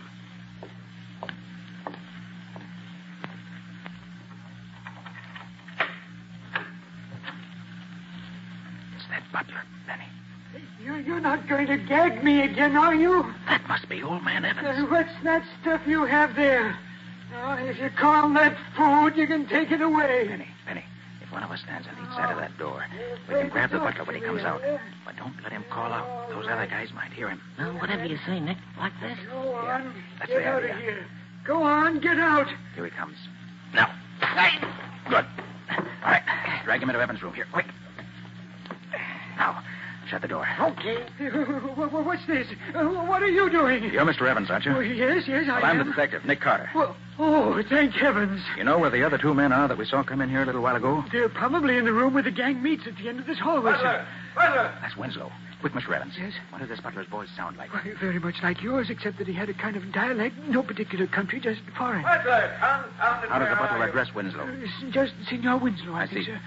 Yes, Senor Winslow. You call me? I've called you several times. Where have you been? I've been trying to find something in the back of the storage closet. You wish something, Senor? Yes. When the boys come in for the meeting tonight, tell them not to leave until I get here, no matter what time it is. You understand? But of course, they must not leave until you come. I will tell them. All right, and don't forget. Wait, that was amazing, Mr. Carter. It was almost a perfect imitation. All right, Penny. You better get this butler chap tied up and gagged before he comes to. Well, whatever you say, Nick. Mr. Evans. Yes? You know why you were kidnapped and brought here? Why, yes, Mr. Carter. They want my fortune. I know they've kidnapped my daughter and substituted in her place a girl who looks enough like her to be her double. They plan to have her get possession of everything she can, sir. Then they forced you to write that check for $50,000, didn't they? Yes. But, Mr. Carter, do you know where my daughter is? I'm sorry, Mr. Evans, I don't. But I expect to know very soon. Oh. Come on, Penny. Let's get down the hall and let those thugs tell us where Patsy is. Whatever you say, Nick. What do I do then? Yeah, all right. Hold it, Benny. I'll turn the knob on the door very gently. Then when I give the word, we'll rush them, just in case there may be more than two in there. Whatever you say, Nick. Easy now. Yeah, all Right. Get your hands up, all of you. What is it? Oh, nice shooting, Nick. He should have known better than to pull a gun on you. All right, you get up. It's only your wrist that's hurt. Come on, get up. Now drop your guns on the floor. Come on, let's have 'em. Now then, what have you crooks done with my assistant, Patsy? You heard what I said? What have you done with her? We don't know nothing about her. No? Well, maybe you don't know it, mister, but when I get mad, I can be dirty and mean, and somebody gets hurt. Now, where is she? I tell you, we don't know anything. Butler! It's Winslow again. Penny, keep a gun on these two. If they open their mouths, let them have it and shoot to kill. Butler, why don't you answer me? Pardon, senor. We are having our conference. We did not expect you until later. You are coming in here? I just wanted to tell you that I don't expect to be... Put him up, Mr. Winslow. I'll do the telling from now on. Why, what's the meaning of this, Mr. Carter? You can't... Shut up. Where's Patsy? Where's who? You heard me. What have you done with my assistant, Patsy Bone? I don't know anything No? about... Where is she? No, don't. Where is she? Don't. You'll break my arm. Stop. For the last time, where is she? Oh, stop it. Stop it, I'll tell you. Oh, my arm. Well? Oh, she's upstairs. Second floor, back bedroom. Door locked, I suppose. Oh, I'll get her, Nick. I took the butler's keys away from him. Good boy, Penny. Make it snappy. I'll watch these two for a nickel thugs. Yeah, whatever you say, Nick. All right, Winslow. Get over against the wall with the rest of your cheap bums. And if you've hurt one single hair on Patsy's head, you'll be lucky if you live long enough for me to turn you over to the police. She's all right. We did nothing to her at all. Lucky for you. Tell me, Winslow, why'd you throw Evans off the ferry boat? Wouldn't it have been easier to have kidnapped him someplace else? I had the ferries watched for several days and found at the time of night, in the bitter cold weather we've been having, the rear deck of the ferry is almost always deserted. So we planned it that way. We had other plans ready in case that didn't work out. Oh, Nick, am I glad to see you. Oh, Patsy, are you all right? Anybody hurt you? No, Nick. They're a little rough, but they got as good as they gave me. Look at that black eye on the guy on the left. Good for you, Patsy. Hey, Nick, after I got Patsy loose, I looked in some of the other rooms, and I found this dame in the front room up there. Says she's Marion Blake. My name is Marion Blake. You're not Marion Blake. You're Alice Evans. No, I'm not Alice Evans. I'm Marion Blake. Aren't you saying that you're Marion Blake because you're afraid the gang will hurt your father if you admit you are really Alice Evans? What? Well, you're quite safe now, Miss Evans. Oh, Mr. Evans. Yes? Will you come in here, please? Yes, Mr. Carter. My father here. And free. Yes, Miss Evans. Here he is. Alice, my dear. Oh, I've been Penny, so worried about you. you better go get Riley. You'll find him waiting just around the corner. He can take over now. Tell me where you were. Mr. Carter, I can never thank you enough for what you've done. We owe you our lives, Alice and I. You don't owe me anything, Mr. Evans. Getting rats like these out of circulation gives me more satisfaction than anything else ever could.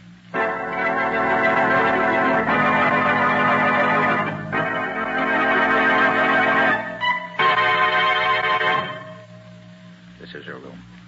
You two wait here till I call you. Come in. Good morning, Miss Evans. Oh, good morning, Mr. Carter. Have you discovered anything about my father? I was about to ask you the same question. Have you heard from him? No, Mr. Carter. Nothing. Well, let me be the first to bring you the good news. Good news? Yes. Your father has been found. He's been found? Yes.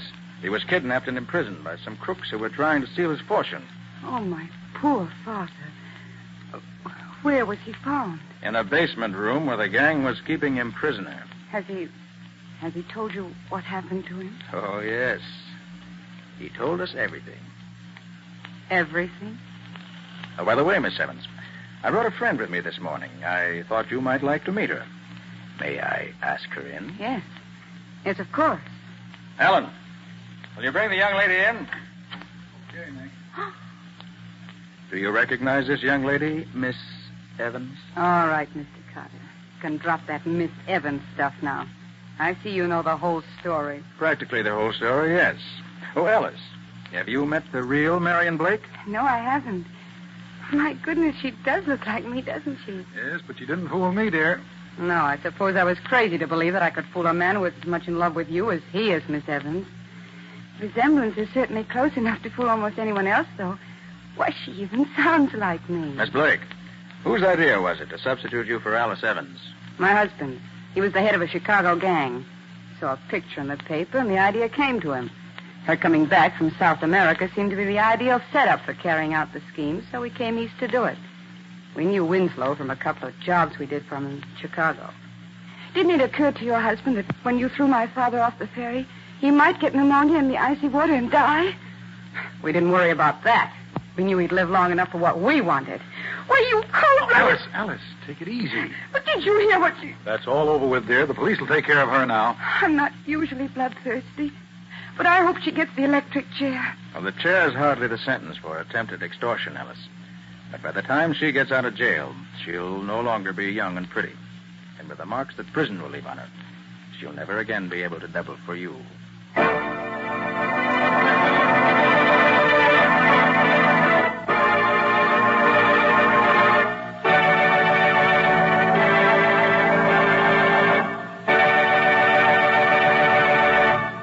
This was another strange experience of Nick Carter, Master Detective, called The Substitute Bride, or Nick Carter and the Mystery of the Night Ferry. Another of the curious adventures of Nick Carter, which are brought to you regularly at this time by WOR Mutual.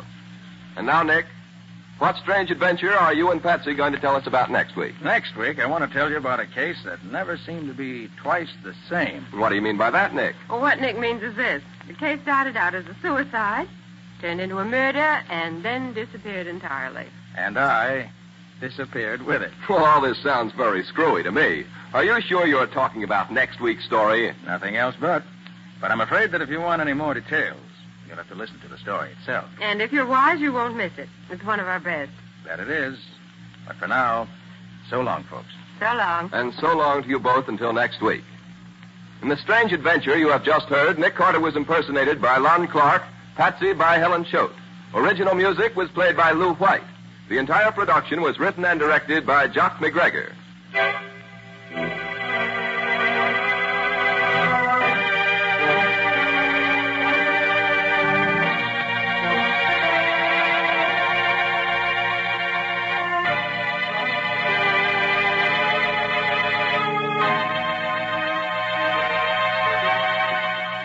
Next week, at the same time, listen to another curious experience of Nick Carter entitled The Disappearing Corpse, or Nick Carter and the Mystery of the Apartment House Murder.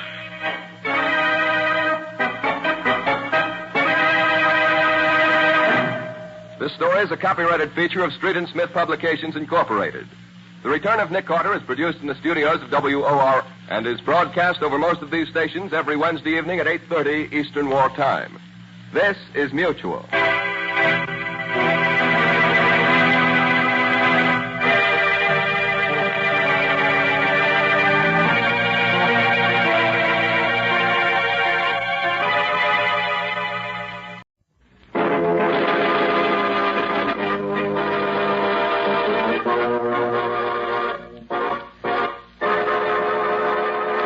Yes, it's another case for that most famous of all manhunters, the detective whose ability at solving crime is unequaled in the history of detective fiction, Nick Carter, Master Detective. Tonight's curious adventure, a special Christmas story. Nick Carter's Christmas Adventure, or the Mystery of the Reluctant Contributor.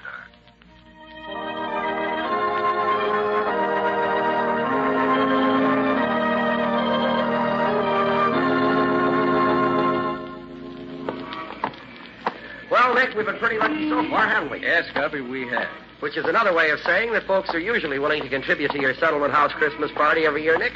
You know, Scuffy, I was just thinking about this last name on our list. Yeah? Rasper. I don't know him personally. Do you? No, I don't, but somebody must have thought he was rich enough or interested enough in the work to make a substantial contribution. Oh, here's the... Hey, is this... Hey, Nick, what's that address again? 576 Milton Avenue. Yeah. Yes, that's right. And there's his name on the door plate. Well, let's take a look, Scubby. Well, gosh, this doesn't make sense, Nick. A guy with dough doesn't hide away in a place like this. Well, knock on the door anyhow.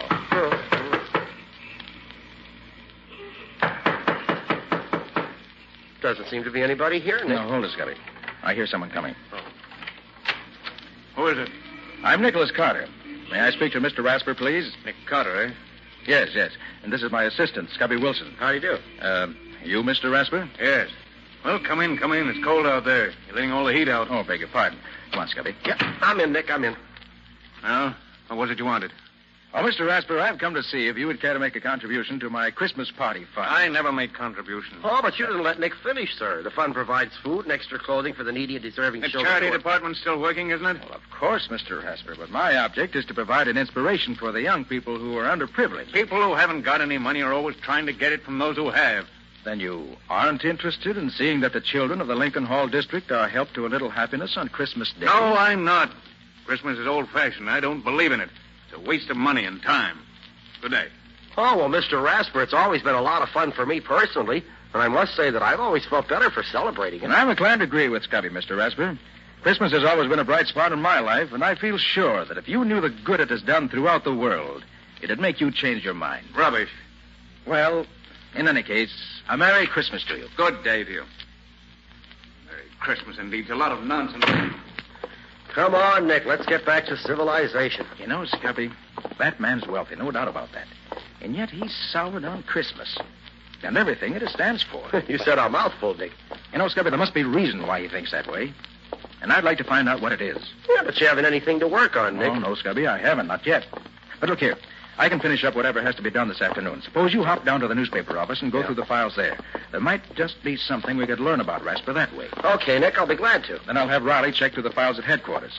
It's a long shot, but something might turn up. Sure, maybe Patsy has run into something while she's been working down at the settlement house.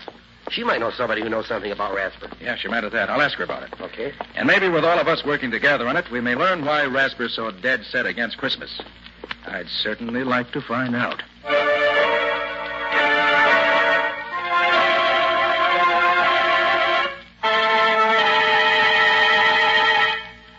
Hello, is that you, Nick? Riley talking. I've been through my files here, and I can't find anything charged against a man named Ben Rasper.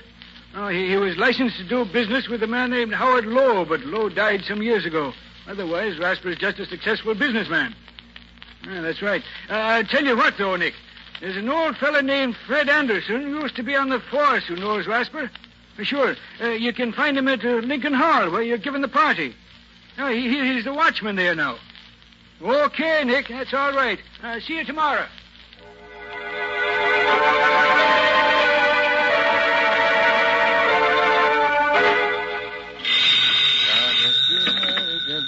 Hello. Oh, yes, Scubby? Oh, you did, huh? Sports remoter, huh? Well. What was that name again? Chris Baum. Why, yes, I recall. Oh, no, I'll be there in about an hour, so I want to call Patsy first. Right. And thanks, Scubby. Bye. Jingle bells, jingle all the way. Oh, what fun it is to ride in a horse-open sleigh. Jingle bells, jingle all the way. Oh, what... Hey, Patsy. How's everything, huh? Oh, fine. I'm coming down to the hall. Is there anything you want me to bring along? Uh-huh. Why, sure, I can do that. But will that be enough, though? Okay. Yeah, Scubby just called. Oh, he found out something about Rasper. What? You did, too? How old is he? Named Jimmy, huh? And he's coming to our party? Oh, fine, Patsy. Okay, I'll see you in a little while. Bye.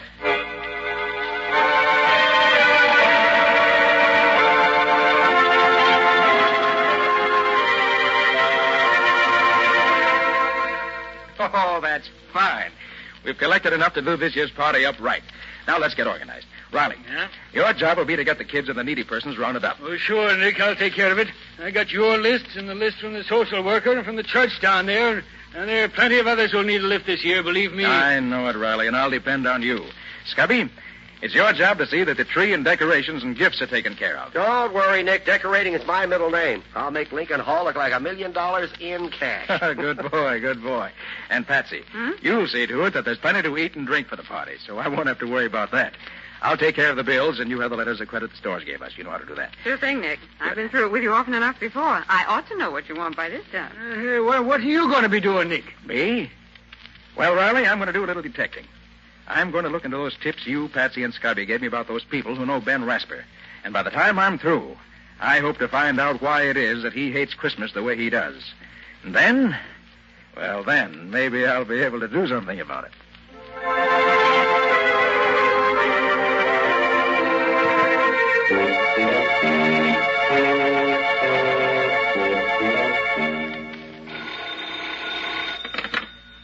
Hello? Yes, this is Rasper talking. Yes? I sent you the bill, didn't I? Well, what if it is due on the 27th? No, just because it's a holiday is no reason for a bill to be unpaid. Goodbye. Darn fool nonsense, that's what it is. There's a lot of foolish... Still talking big, ain't you, Rasper? Who's there? What do you want? Don't you remember me, Rasper? No, I don't remember you. Who are you? They used to call me the Kid. Chris the Kid. Chris? Sometimes known as the Human Flash. Chris, you? Well? It's been a long time, Rasper, hasn't it? How'd you find me? Who sent you here? A fellow named Nick Carter told me I'd find you here in your office, even if it is Christmas Eve. Nick Carter? Oh, yes. Wanted me to give him some money for some fool party. Oh, for the party at Lincoln Hall, I guess. He's never asked me for anything. Just gave me what I needed, when I needed it. Ah, so he hired you to come here and take up my time to get... No, he didn't send me here. Just said I'd find you here, that's all. I came here of my own accord, just to wish you a Merry Christmas. Ha! Thought you'd say that. Well, I don't mind, because it's on account of Nick Carter that I can stand on my own feet again. Not on account of you. What's that? You mind if I sit down? It was on Christmas Eve that we won our first fight, wasn't it? Fight? Oh, yeah, a long time ago. Yeah, it was a long time ago. I can remember the noise of the crowd, the glare of the lights, and the smoke curling around and the brightness over the ring, and you leaning over me with that wet towel. You got him going, Chris. Another one like that last round, and you'll have him in the ropes for the count. How do you feel now, kid? I'm okay, Rasper. Just let me at him. I don't have to wait anymore. It's my meat right now. You take your orders from me, kid. I'm the brains here. When you get the signal from me, you give it to him. Okay, Rasper. You're the boss. Go ahead, kid. Keep that left up. Keep your shoulder high. Keep it up. That's right, kid. That's the ticket. Now you can take him. Get set. Take him, Chris. Now! There were a lot of those little affairs after that, Rasper. And I always did what I was told, huh? Yes. You're a good fighter, Chris. Good fighter. I made a lot of money for us in those fights, Rasper. Well, a lot of money. The old days, Chris. Lots of water's gone under lots of bridges since then. I know. And the percentage you paid me didn't last long either. It went just like that water. But I didn't care much about things like that. Till the day a friend of mine came and gave me a warning tip. That started me thinking. Hello, kid. How do you feel? Oh, hello, Rasper. Where you been? I wanted to talk to you. I've been around. What's up? I got a tip today. You're signing up Timmy O'Day. You're going to manage him. Who told you that? Never mind. Is it true? That depends. Depends on what? Look, kid, you're getting slow. O'Day's fresh. He'll be the next champ. If he wins this fight with you tonight, I'm taking him over. If I win tonight? I'm taking O'Day over anyhow. We've been together a long time, kid, and it don't pay to get into too much of a rut. So that's all it means to you, is it? Money. The payoff, huh? What about all the years we've known each other? What about the things we've been through? Why, you... No, don't get yourself all in a sweat, kid. It isn't good for you. You'll get your cut anyway. Don't worry. You'll get your cut. I'll see you later.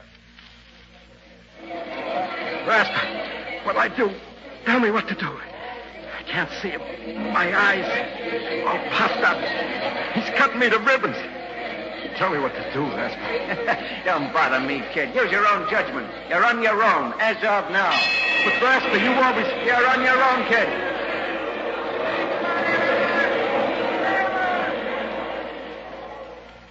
I can still see it sitting there in the ring corner, laughing at me. But that was the last thing I saw for a long time. O'Day saw to that. You must have coached him pretty thorough about my style. And then you really cashed in. Well, I haven't got much myself, but I'm still able to wish you a Merry Christmas, Rasper.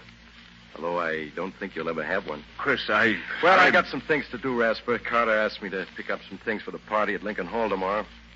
We always have a swell time at Carter's Christmas parties. Too bad you can't enjoy anything like that anymore. Well, as I said before, Rasper, Merry Christmas.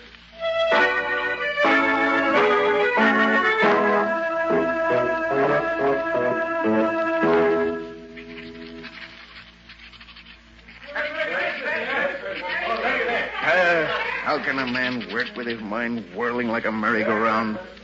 Christmas Eve. God, it's a fine excuse for people to go around yelling at each other in the streets. Disturbing a man when he wants to get some work done. Oh, I might as well close the office and get some rest. Would have been home by now if Chris hadn't taking up so much time. What Chris does for a living now. Wonder if... it's none of my concern. Get home and get some sleep. That's what I need. Who's that? I'm closing up. Come back tomorrow morning. Oh, I'm glad I got here before you left, Ben. Who is it? It's Nina, Ben. Oh, Nina. I only stopped by to speak to you for a moment. It's getting quite late, and Well, sit down for a moment, Nina. Oh, thank you. Here, let me get your chair. I suppose it's rather bold of me to come after all this time, but Why, no, Nina, no. I'm glad you did. Is there something you want? Oh, no. No, there's nothing you can do for me, Ben. Jimmy and I are doing very nicely. I just wanted to wish you a Merry Christmas. I was in the neighborhood doing some shopping for the party that Mr. Carter's giving at Lincoln Hall tomorrow, and How is he, Nina? Jimmy, I mean. Oh, he's fine, Ben. He's full of life and interested in everything. He has a good head on his shoulders, and he's very handsome, too. Oh, that's fine. Just fine. You're looking a little tired, Ben. Are you feeling well? Oh, yes, of course. I've been working hard, that's all. I don't spend much time at home. Not much reason to. That's the way you wanted it, Ben. Don't you remember? Nina, where are you? Oh, Jimmy, there's Daddy. You wait here for Mommy like a good boy, won't you? I'm coming, Ben. I've been keeping your dinner warm for you. I hope you'll... What's the matter, Ben? You look as if That's nothing, Nina, nothing. I'm in a hurry, that's all. Well, you're always in a hurry, aren't you? Never have time for... Where's my dinner? Sit down, Ben. I'll have it for you right away. This plate is hot now. Be careful that you don't burn yourself. I won't. Salt, please. Here you are, dear. Ben, when you've finished, won't you take time enough out of your business to help me get the tree decorated? I know Jimmy's too young to know much about it, but I'd love to have his Christmas all ready for him in the morning. Look, I'll put him to sleep right away, and then we can start. See, I have some holly and mistletoe for the fireplace, and some I ribbon won't and have paper time on for that, Nina. But, Ben, it's Christmas Eve. Surely you I have to get back to the office. I'm putting on a championship match for O'Day in January, and the things have gone haywire. Something that can't wait till tomorrow.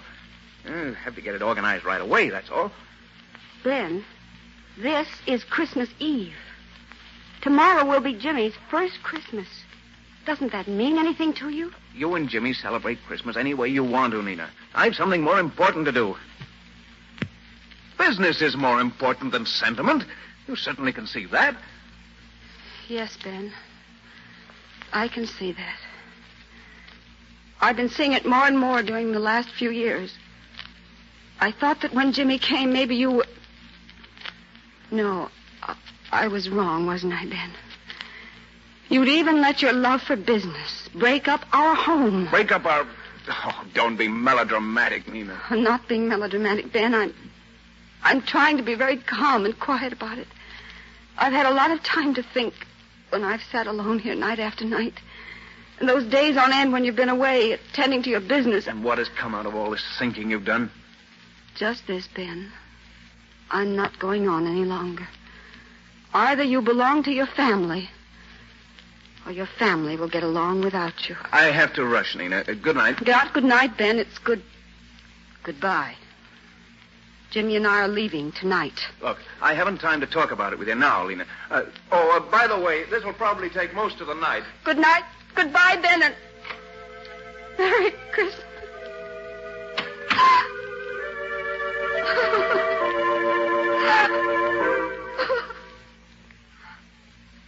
I never had much of a chance to make it up to you, Nina. You've had all the chance you wanted, Ben. But, Nina, I just dropped by to say hello and to give you a wish for happiness during the holidays. It's hard not to share with you the joy I have with Jimmy. I wish you could see his eyes dance at Mr. Carter's Christmas parties. Unfortunately, on what little I make, we can't very well afford to have our Christmas at home, but somehow we don't miss it. Everybody has such a grand time at Mr. Carter's party, and Jimmy does enjoy every minute that he's there. Goodness, I'll have to be on my way. Jimmy's waiting for me, and I have to make one more stop for Mr. Carter.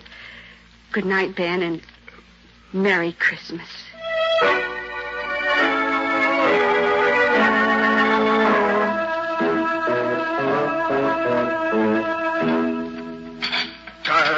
stuff doesn't taste like anything. Nothing at all. I can't understand what's got into me. It's good food, fixed the same as it always is. It just doesn't taste right, that's all. What's that? Someone at the door this time of the night? I'm coming.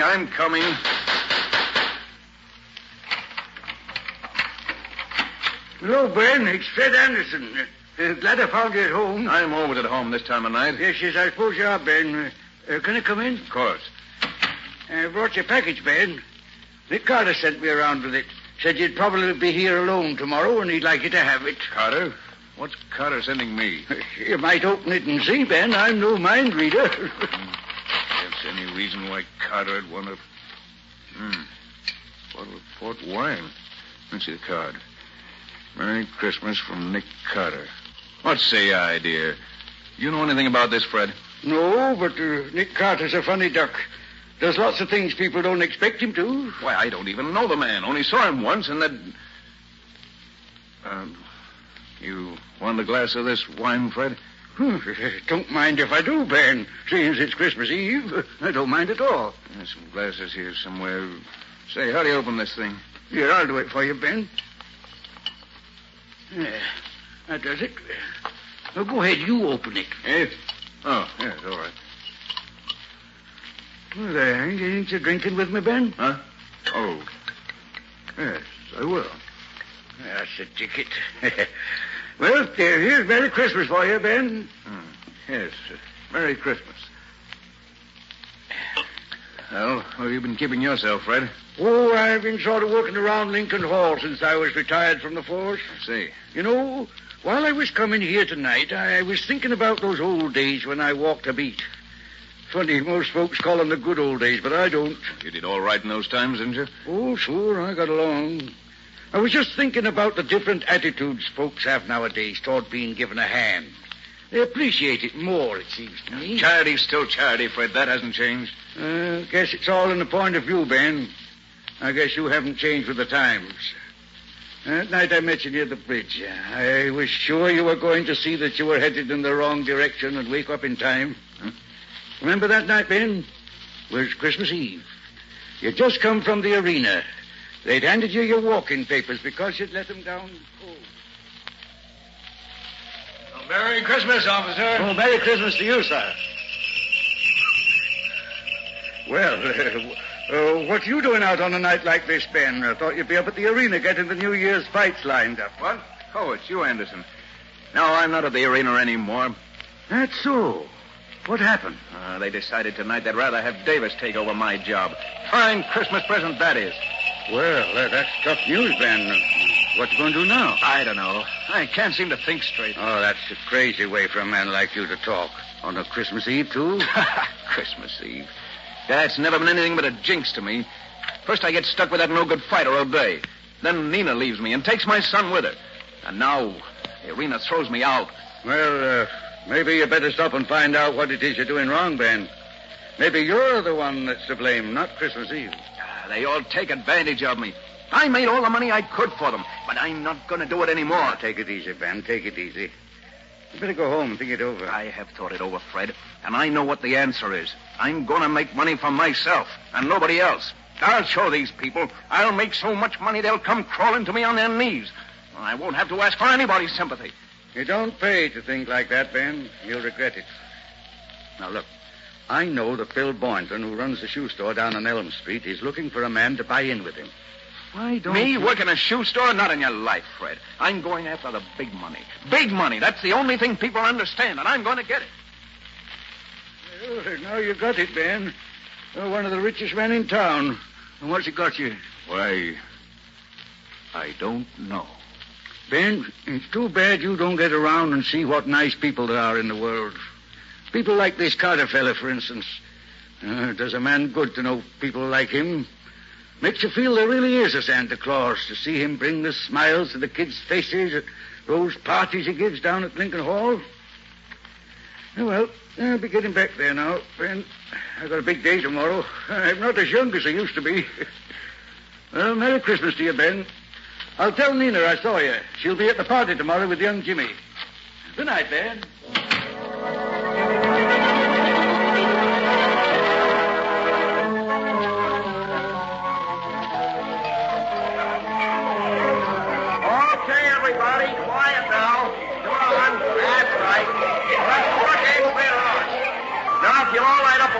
all over there. March around here by the tree.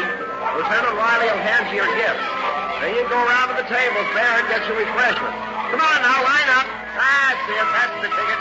Now, march around here. Come on. Take your time now.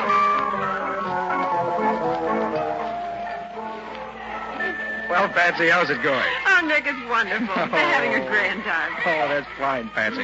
Hey, Patsy, look. Over there by the door. What do you see? Where, Nick? Oh, well, who's that? That, Patsy, is Ben Rasper. Oh, I hope he's come to join the party. For heaven's sake, so that's the man I've heard so much about. Well, you look scared to death, Nick. Look, Patsy, will you go over and make him welcome? Well, of course, Nick. Good. Hello there. Merry Christmas. I'm Patsy Bowen. Oh. Won't you join us? How do you do? I hope I'm not... Do you mind if I just watch? Well, of course not. Come right in. I wanted to thank Mr. Carter for the gift he sent, and I... Nick's right over there near the tree. Come along. Children seem to be enjoying themselves, don't they? They certainly do. There's Lieutenant Riley handing out the gifts there. And Scotty Wilson with him, standing next to Mr. Carter. Yes, I met Mr. Wilson. Just look at Lieutenant Riley. He's having as much fun as the children. So I see. Oh, hey, there's a nice-looking boy there, Miss... what's his name? Where? That one over there. Oh, that's Jimmy. He's a nice boy. His mother was a big help to me in getting the refreshments ready. There she is over there on the far side of the hall with the table, see? Oh, yes. Her son. Yes. Yes, Nick? I see. Oh, Nick, we have a new guest. Oh, hello there, Mr. Rasper. Merry Christmas. I'm glad you could join us. Thank you, Mr. Carter. I came to express my appreciation for the gift you sent me. I hardly know how Think to... nothing of it, Mr. Rasper. Your being here is thanks enough for me. Mr. Carter, that little boy coming along the line there, Jimmy, I think his name is. Do you think I might give him... could I hand him his gift, do you think? Why, certainly. Riley. Mr. Rasper here wants to lend a hand. Can you use him? Sure thing, Nick. Come along, Mr. Rasper. Thank you, Mr. Go ahead, Carter. Well, you just hand them these packages as they come along, Mr. Rasper, and enjoy yourself, man. I will. There, little girl. Merry Christmas. Oh, thank you. Say, she liked it, didn't she? Well, they all appreciate a little kindness, Mr. Rasper. Now, here's a gift for that little boy there. Oh. Hello. Jimmy? Here you are. And a Merry Christmas, son.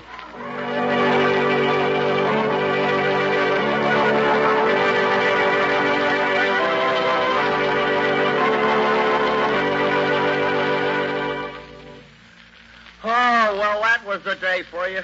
Gosh, I haven't had so much fun since last year. You played those games harder than any two kids in the bunch, Scubby. Yeah, and lost practically every time. You're kidding. Well, you really have to be in condition to keep up with these kids. Boy, they're wonders. Hey, where do they get all that energy? That will be one of the world's great mysteries forever, Scubby. Nick, what are you thinking so hard about? Oh, I was just thinking of the way Mr. Rasper took to the party. Oh? Hey, don't you mean the way the party took to Mr. Rasper, Nick? Yeah, I never saw a man open up the way he did. Well, it was wonderful. The children just flocked around him. And that's one of the greatest jobs that Nick Carter ever did. Well, what do you mean, Riley?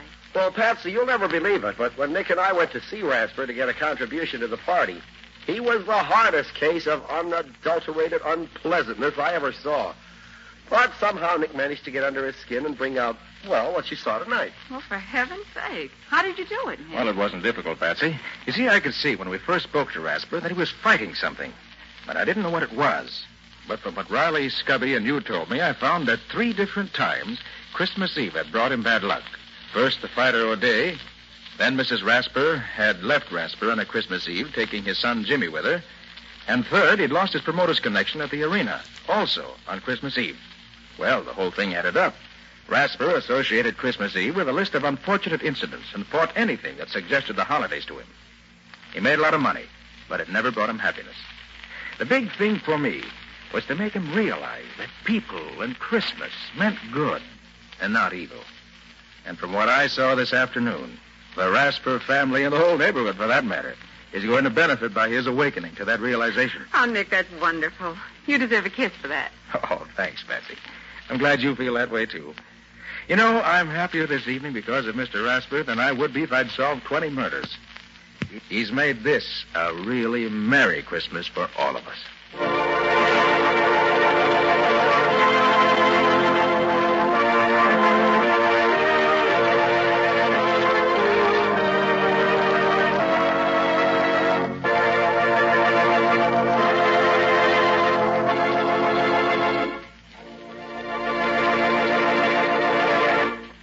has been another of the strange adventures of Nick Carter, Master Detective, which are brought to you regularly at this time by WOR Mutual. What's your story going to be about next time, Nick? It's a little different from the usual story because it started out with Nick himself being the victim of a holdup. Yes, and the men who held me up turned out to be innocent after all. Sounds a trifle complicated to me. It was. Complicated, but interesting. And it gave me plenty of trouble before I found the solution. Including a sore throat that almost finished Nick Carter. A sore throat? Why should that be dangerous? Because it was the kind that you get from a rope around your neck. Hey, wait a minute. You mean... All the rest of the story you get 2 weeks from tonight, not now. So long, everybody. So long. So long, both of you. In the strange adventure you have just heard, Nick Carter was impersonated by Lon Clark, Patsy by Helen Choate, and Scubby by John Kane. The story was written for Nick Carter by Humphrey Davis. Original music was played by Lou White. The entire production was under the direction of Jock McGregor.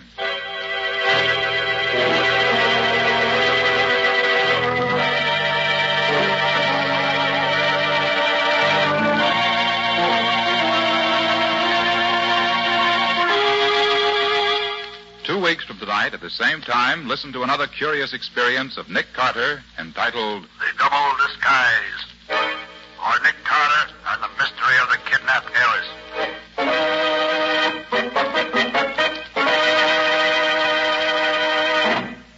This story is a copyrighted feature of Street and Smith Publications, Incorporated. The Return of Nick Carter is produced in the studios of WOR and is broadcast over most of these stations Monday evenings at 9:30 Eastern Wartime. This is Mutual.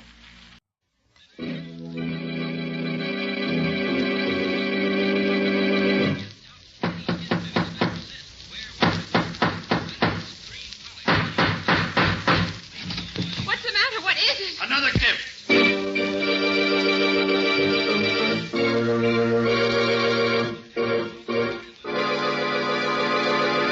Yes, it's another case for that most famous of all manhunters, the detective whose ability at solving crime is unequaled in the history of detective fiction. Nick Carter, Master Detective. Tonight's curious adventure, The Double Disguise, for Nick Carter and the Mystery of the Kidnapped Heiress.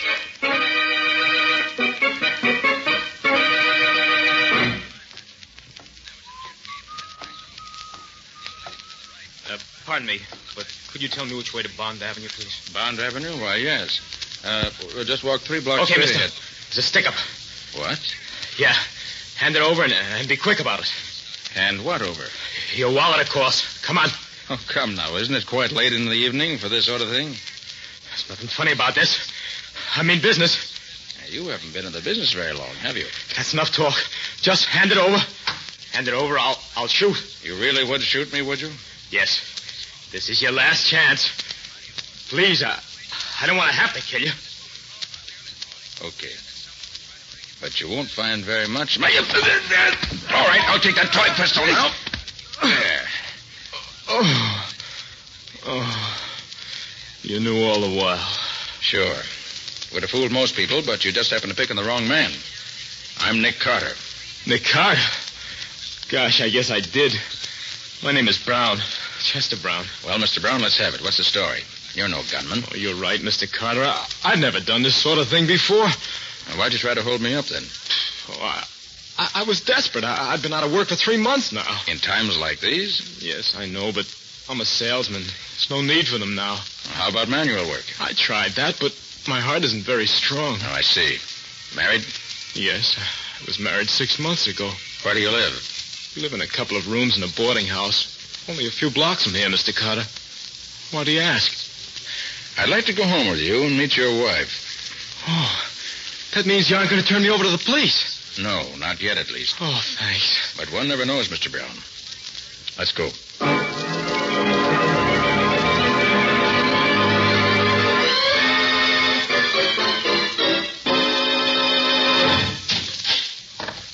Right this way, Mr. Carter. Stella? Oh, Stella! Stella! That's strange. She isn't home. Maybe she went out for a while. At this time of night? She'd be back by now. What does it mean? Well, it probably doesn't mean much. Oh, wait a minute. Here's a note. Perhaps this will explain things. Here, let me have it. Dear Chet, I'll be gone for a few days. Don't worry about me. All our troubles will soon be over. We're coming into a fortune. I can't explain anymore now. You're Stella. Well, congratulations. Ah, look what's enclosed. $100 bill. May I see it, please? Oh, here you are. Gosh, I can't believe it. It's too good to be true. Tell me, Mr. Brown, is your wife any rich relatives? Rich relatives? Never heard her speak of any. Mother and father no longer living. Well, she has an uncle, a man by the name of James Spear. He lives somewhere out in Colorado. Maybe it's he. Yes, maybe. What are you doing, Mr. Carter? Just checking the number on this bill against the list I have here. But why? What is it? Mr. Brown, I'm afraid my congratulations were a bit premature. What do you mean? Have you read the evening paper? No, I haven't seen a paper all day. Why? Michael Stillfield, the banker, was murdered last night. $10,000 was stolen from his private vault in one of the cleverest safe-cracking jobs seen here in years. Yeah, what's that got to do with this? The stolen money consisted of $100 bills. So what? The bill your wife left for you was one of those stolen by the murderer. Oh, but Mr. Carter, she had nothing to do with that. I feel sure of that, Mr. Brown. Well, then why should you want to... Suppose you went out tomorrow morning and tried to spend that bill. What would have happened? Why, Oh, I see. I'd have probably been arrested as a murderer. Exactly. But why did she leave that bill for me? Because she's as much a victim of this frame-up as you are. Brown, if my hunch is correct, someone's trying to make trouble for you and for her. Oh, but Mr. Carter, why should... Don't ask questions yet. Just listen to me. Pack up a bag and get out of here tonight. Go to 73 Bleecker Avenue. That's a rooming house run by friends of mine on the other side of town. Sit tight until you hear from me. Don't tell anyone where you are and don't use your right name. But suppose my wife comes back. I said to leave it all in my hands. Oh, but why? Brown, don't be a fool. If you don't follow my directions, you may be dead before morning.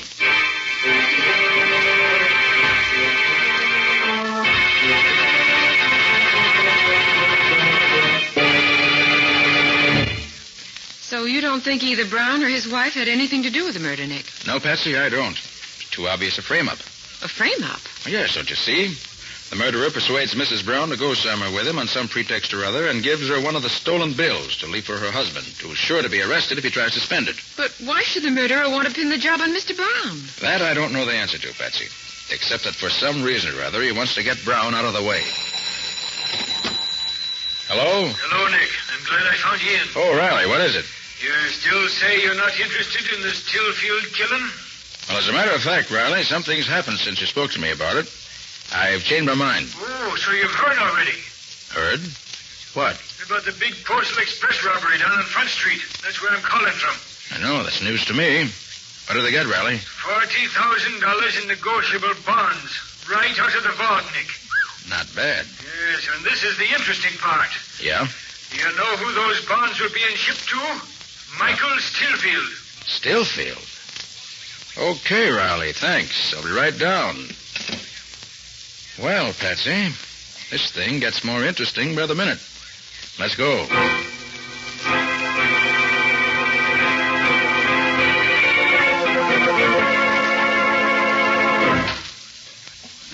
Here you are, Nick. Hello, Patsy. Hello, Lieutenant. Well, Riley, let's have a look. Sure thing, Nick.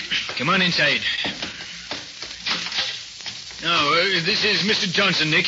He's in charge of the express office. How do you do? So glad you came, Mr. Carter. Nothing like this has happened in the 30 years I've been with the company. Well, I suppose there's always a first time, Mr. Johnson. That's the vault over there, Mr. Carter. No, thanks. Certainly don't come any finer. That's true, Mr. Carter. Absolutely burglar-proof. Or so we thought. Was anything else taken? No, just the bonds. And they're as good as cash, you know. When did you discover that they were missing? This morning. They were put in that vault last night. I watched the bookkeeper do it myself. I see.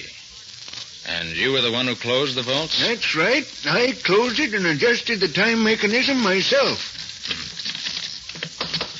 Well, seems to be intact. That's just it, Mr. Carter.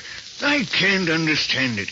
Neither the vault lock nor the time attachment have been tampered with. Yes, it looks like the devil's own work. It's absolutely incredible, Mr. Carter. Well, there you have it. The safe was open and the bonds are gone. Well, what do you make of it, Nick? There aren't many men who could have pulled off this kind of a job. Oh, you're right there, Nick. As a matter of fact, I don't know anybody but Nick Carter who could have done it. He's that handy with locks of all kinds. You have some idea, Mr. Carter? You say the bonds were put in the vault last night? Yes, that's right. About what time would you say? Well, we received them from the west on the 5 o'clock train. Did you say from the west? Well, yes, they came from Colorado. And they were addressed to Michael Stillfield? That's right. And they were put in the vault a little after 5. And as you already know, that's the last we were seen of them. Thank you, Mr. Johnson. I don't think we need bother you any further. I do hope you'll be able to track down that thief. It's more than a thief you've put me on the track of. The man we're looking for, Mr. Johnson, is a murderer.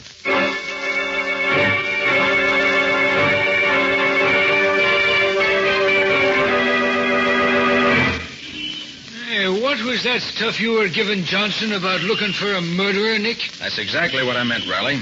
You mean there's a connection between the murder of Michael Stillfield and this robbery, Nick? You catch on fast, Patsy. How do you figure it, Nick? Well, in both cases, it was Stillfield's property that was stolen.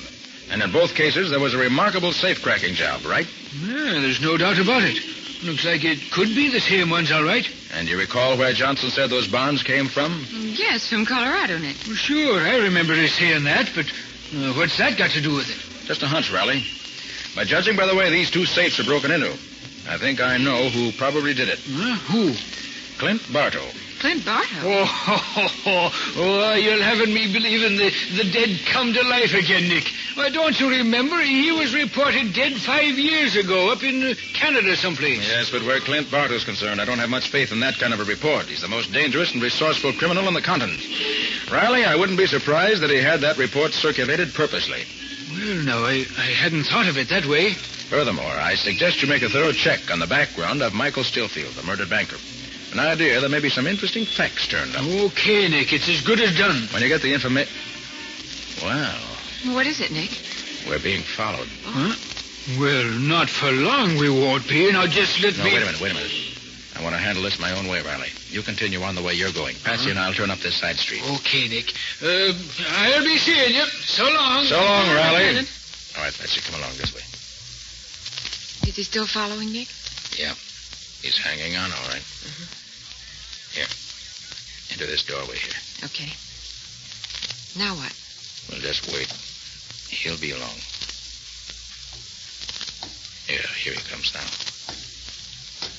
Stay here, Patsy. Be careful, Nick.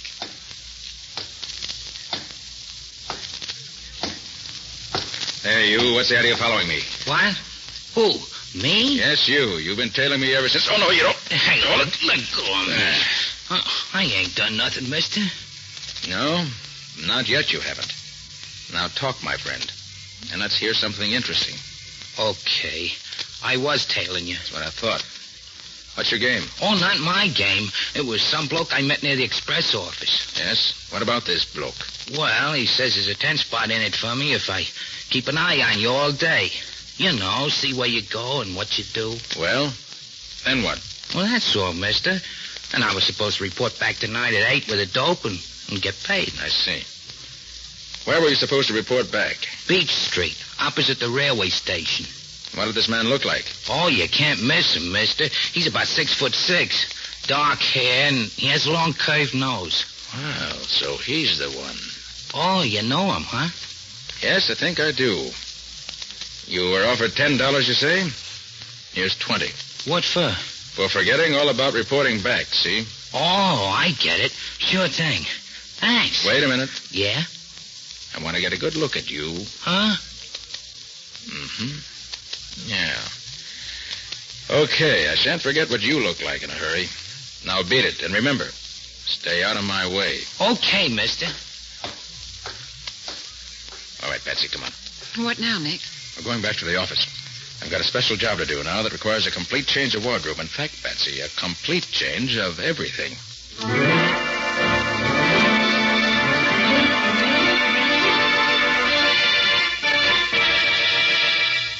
There, that does it. Hand me that mirror, will you, Patsy? Mm-hmm. Here you are, Nick. Not bad. Well, Patsy, do you think I look like the man who was following us? Simply perfect, Nick. I positively couldn't tell the two of you apart now. Now the voice. Okay, lady, thanks. Well, I guess I better blow it. The mob's waiting for me. Nick. Yes, what is it, Betsy? I'm afraid of what you may be letting yourself in for. Oh, now, don't worry. I'll be watching my step. You better. Make one false move with Barto. Yes, Betsy, I know the kind of man I'm up against. Hello? Oh, yes, Riley. Oh, you did, huh? What'd you find? Mm-hmm. I see. Yeah, that's fine, Riley. Oh, no. I've got a plan of my own. Yeah, I'll do that. All right, Riley, thanks. Bye. What is it, Nick? Patsy, my suspicions were right. The report came through on Michael Stillfield. He proves to be none other than James Spear. Spear? You mean Mrs. Brown's uncle? Right. Seems he made his money out west many years ago, then got into some difficulties there. Changed his name and came east. And he never got in touch with his niece? Apparently not. Well, then that fortune Mrs. Brown spoke about in her note is true. Yes. According to his will, she becomes sole heir to the entire estate, being his only surviving relative. Well, not bad. If she lives, Patsy. If she lives? Well, why shouldn't she live, Nick? Well, the person she left home with last night must be the same person who killed Stillfield. The $100 bill she left for her husband proves that. And you think that... I think that if that person is Barto, she's in very real danger. Stillfield owned the fortune and was killed. Now Mrs. Brown owns it, and she may very well be next on the list. Oh, I see what you mean. What time is it now, Patsy? 7:30. Okay, I better be off. I'm going to keep my 8 o'clock date. You will be careful, Nick. Yes, of course I will. You know what you're to do. Yes, I'll do just what you told me. Good. Well, so long, Patsy.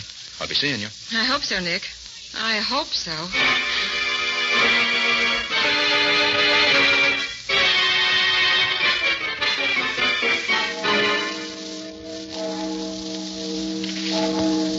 Now, 8 o'clock.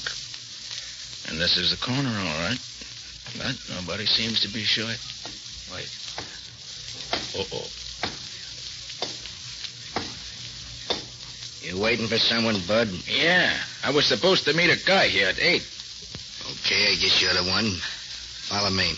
Where are we going? I'm taking you to the boss. Why's that? You'll find out. Come on.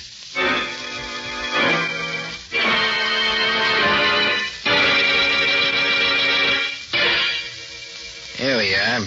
Just a minute. It's me, boss.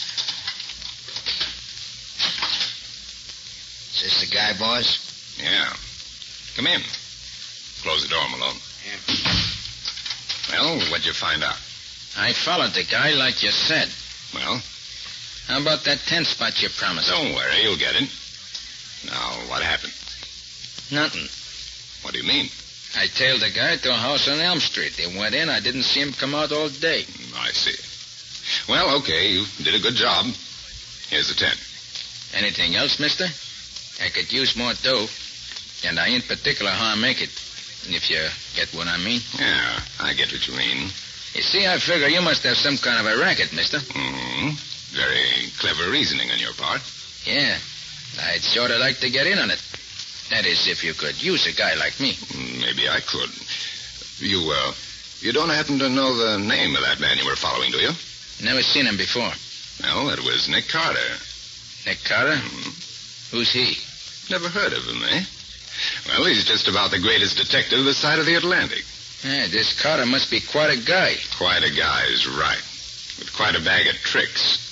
He's the one man that stood between me and a fortune on 3 different occasions. Put you in the jug, huh? No, not quite. But on account of him, I've had to lay low the last 5 years. Now I've got another fortune within my grasp, and he's not going to stand in my way again. No, sir. I'll see to that. Yeah, worked out a scheme, huh? Yeah. Beautiful one. Beautiful and simple. He's going to be hoist by his own petard. Come again? One of his own great tricks is going to be his undoing. I don't get you. All right, Nick Carter. You can come out from under that trick voice now. Keep him covered, Malone. Yeah, right. Well, congratulations, Barto.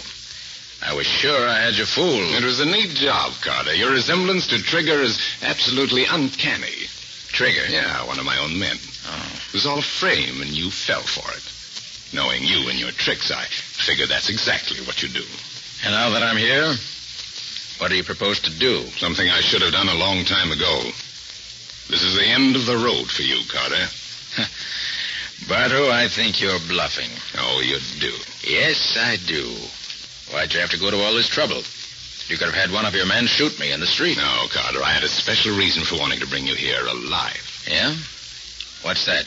I wanted to see the look on your face when I opened the door to this inner room and you saw this. What? Chester Brown? Yeah. And I assure you he wouldn't be sleeping so peacefully if he knew what I was planning for him. And for you. Hey, you, wake up. Wake up. You've got company. You gave him too much of that dope, Malone. You might have killed him. So what, boss? Ain't that what you want? Yeah, but I want him to wait until Mr. Carter could keep him company. I want them to go out together. Come on, you. Wake up. What's all of... You may not believe it, Brown, but this tough-looking thug is really our old friend Nick Carter. Oh, so it's you, Mr. Carter. I thought I told you to hide away at that address I gave you. I did. These guys found out where I was. Did you tell anybody where you were? No, nobody. I just gave my address to my old landlady so she could forward my mail. Right boy, isn't he, Carter? Well, now that I've got you both here together, I'm going to hang you both together. Trigger. Yeah, boss? Come in here. Help Malone tie this great detective up while I keep him covered. It'll be a pleasure, boss. Hello there, detective. And thanks again for that 20. Don't mention it. You want this other guy too, boss? Yeah, get him up on his feet. I want to watch them dance together. Yeah. Come on, you. Come on up, sonny boy. Okay, boss. All set. Did you frisk him? Yeah, he's clean. Here's his gun. All right, then. Mr. Carter, what are they going to do? Looks as if they mean to hang us. No, they can't do that. You can't. I haven't done it. Squeal like a stuck pig. Be like Carter. He isn't saying a word. I still don't believe you're going through with this, Bartow. No. Get Carter's rope over the rafter at this end. Put Brown's rope over the other end. No. Come on. Up there you are, boss. Good. Now a couple of chairs for him to stand on. See here, Bartow. You've nothing to gain by murdering us in cold blood this way. You've killed one man already. You've stolen $50,000. What more do you want? $50,000? That's pin money. Stillfield is worth $5 million. What about it? That fortune's going to be mine, every cent of it. And you're the only man that might stop me, so I'm taking no chances. I know you're clever, Bartow, but I can't see how you're going to get your hands on Stillfield's money now that he's dead. On the contrary, Carter, that's what makes it all so simple. Because it makes Mrs. Brown his sole heir. And Mrs. Brown has been led to believe, by something that I said, that I'm a lawyer. And she's already turned over to me all the credentials necessary to claim her uncle's fortune. I'm sure my own wife will have no trouble at all convincing the real lawyers that she is Mrs. Brown. The real Mrs. Brown, poor woman, won't be with us very long, I'm afraid. Oh, you fiends, you devils, you have to... You... So that's your devilish scheme, is it? Yes, and it's a scheme that I'm sure is going to pay off. I don't think so, Bartow. What do you mean? You really don't think I was foolish enough to come up here without taking certain precautions? Such as what? The police know exactly where I am. I'm afraid the laugh's on you, Bartow. Yeah? Look out of the window, Trigger. Okay. I don't see nothing. Hey, wait. Say, there is a cop across the street. What's he doing? Just stand there. Hey, maybe there's something to it, boss. Let's get the thing over with and beat it. Okay. Maybe what you said was so, Carter. It isn't going to help you much. Get them up in the chairs, boys. Right. Come on. Up you go. Come on. Up you go. Yeah, that's it. Are the ropes tied fast, Malone? Yeah, boss. Both of them are okay. Well, goodbye, Mr. Brown and Mr. Carter. No, you can't. Okay. In the street. Kick the chairs away, boys. Dance, Carter, dance. All right, boys. Let's get back to the hideaway.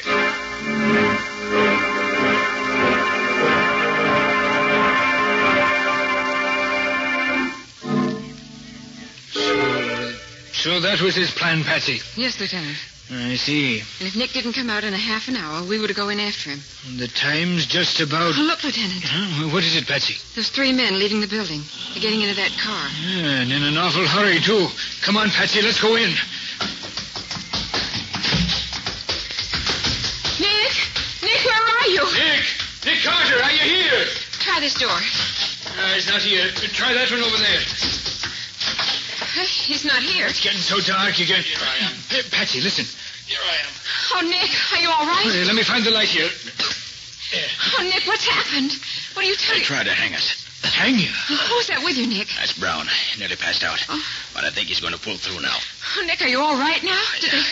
Yeah, I'm okay. My throat's pretty sore, but I live long enough to see Bardo and his men behind bars. Oh, take it easy, Nick. There's time enough for that. No, there isn't, Riley. Patsy, you stay here with Brown. Look out for him. Riley, where's your car? It's just on the block. Why? We haven't a second to lose. We got to follow Bardo. Huh? Every minute counts now, and the woman's life's at stake.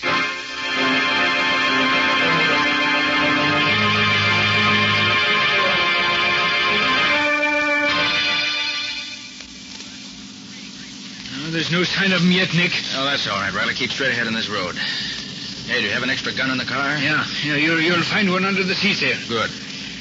Oh, yes. Here it is. Well, how does your head feel, Nick? Much better now. How did you ever get loose, Nick? They actually had you strung up, didn't they? They sure did. I can still feel it. Well, how did you do it? Well, after they tied my wrists, I got Bardo to talking and gave me time to work them loose. Oh, you mean you swelled your wrists when they tied them so that when you relaxed, they'd be so much smaller, huh? Mm-hmm. Except that having my hands free wouldn't have helped me much if Bardo and his men hadn't left right away. Fortunately, they saw you coming across the street, and they ran as soon as they strung us up. Well, what did you do then, Nick? By that time, I'd worked my hands loose. So I grabbed the rope above my head and pulled myself up. Phew, that was close. Yes, it was. And I cut the rope with a little trick knife that's built into my tie clasp. They never thought to look for one there. Then I cut Brown down. Poor fellow, he was almost gone. Well, thank heavens you outsmarted them, Nick.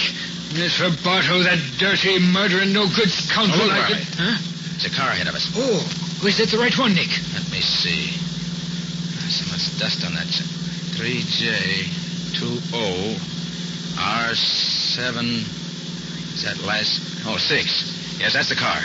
All right, now take it easy, Riley. I don't want him to get suspicious. Right. Yeah, they're turning up that dirt road there, Nick. Shall I follow them?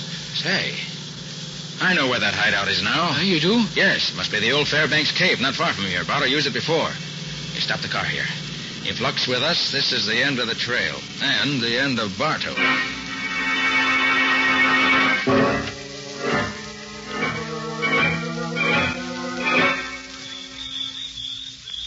Yeah, that's it over there, Riley. See it now? Yeah, we got him cornered like rats, Nick. All we have to do now is sit tight and wait for him to come out. No, that won't do. They've got Mrs. Brown in there. We got to get in before it's too late. Hey, Nick, there's someone coming out. It's Trigger. Come on, Riley. This is our chance. Quiet now. We'll creep up on him. I'm right with you, Nick. You get behind him.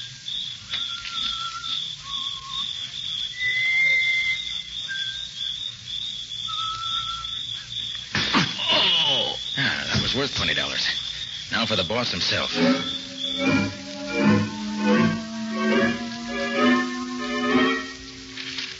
Well, boss, when are we going to get it over with? Right now, Malone. Did you take a look at her? Yeah, she's all tied up the way we left her. All right. Say, Trigger. Trigger. Yeah, boss, coming. What's up? That special little job on the lady inside. We're going to take care of that right now. Then what, boss? What do you mean, then what? Then we bury her, of course. That's the end of Mrs. Brown. Then my wife takes over, claims the fortune, and we're all set for life. Oh, yeah. I was forgetting that you're going to palm the wife off as Mrs. Brown. You talk too much, Trigger. I prefer action. And so do I. Get your hands up, Clint Barto, and you too, Malone. Hey, what is this? Boss, that's... Hoist by his own petard, eh, Barto? Carter. They caught it. It can't be, boss. But it is. Now back up, both of you, and keep those hands up high. Riley. Yeah, Nick. Come on in.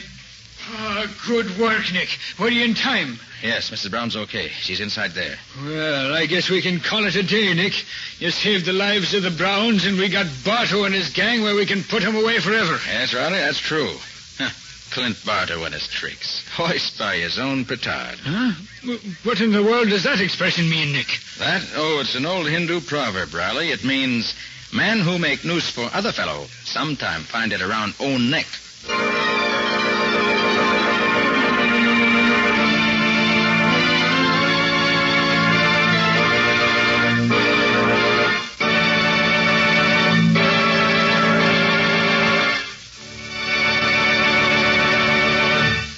This has been another of the strange adventures of Nick Carter, Master Detective, which are brought to you regularly at this same time by WOR Mutual.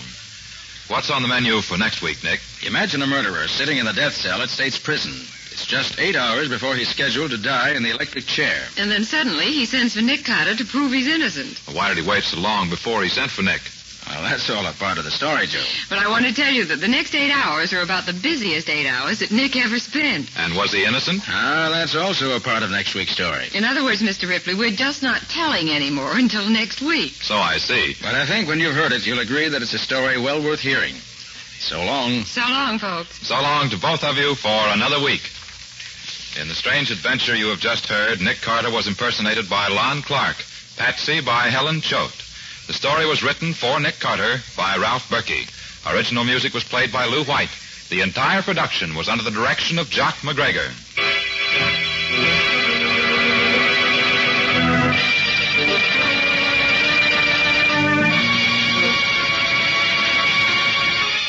Next week at the same time, listen to another curious experience of Nick Carter entitled 9 Hours to Live, or Nick Carter and the Mystery of the Death House.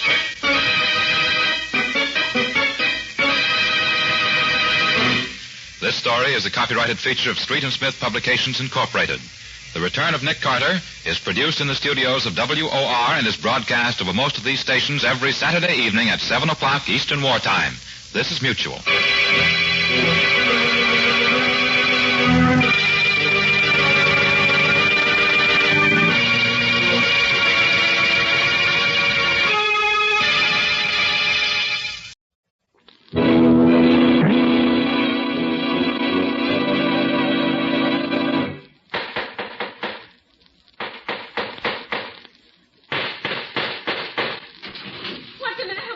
Another case for Nick Carter, Master Detective.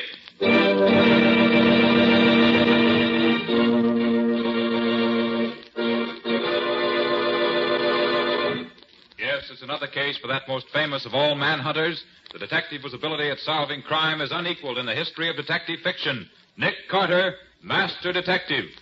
Tonight's curious adventure. 9 Hours to Live, or Nick Carter and the Death House Mystery.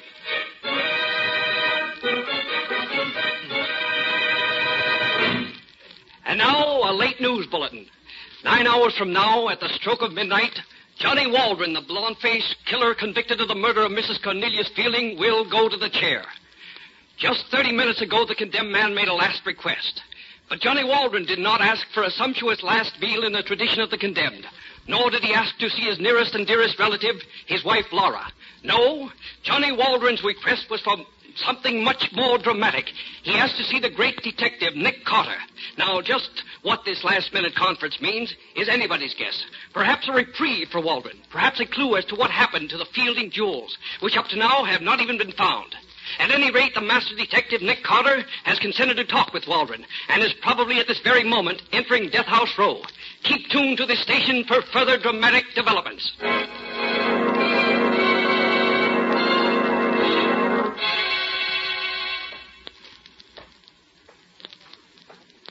Where have you got him, Dad? He's in number 1. We moved him to number 1 this morning. You see, it's a shorter ways to walk to the chair from number 1. You all ready to go? Yeah, the barber was in and shaved his head and legs about an hour ago. How's you taking it? Oh, there ain't been a peep out of him. Don't want nothing to eat. Don't want a chaplain. Nothing at all. Only request he's made is to see you. Funny time to ask to see a detective, huh? Now, if you don't mind my asking, Mr. Carter, what made a big shot like you decide to see him? Well, maybe I'm curious to know what's in his mind. Go off to you about a fellow who's going to die in a few hours. Oh, I don't believe that you got any sympathy for a criminal. Not you. Not when a man's a killer. Well, here we are. Here's your company, Waldron. Oh, hi. Hello, Waldron. Oh, Mr. Carter. You got 5 minutes. All right, guard.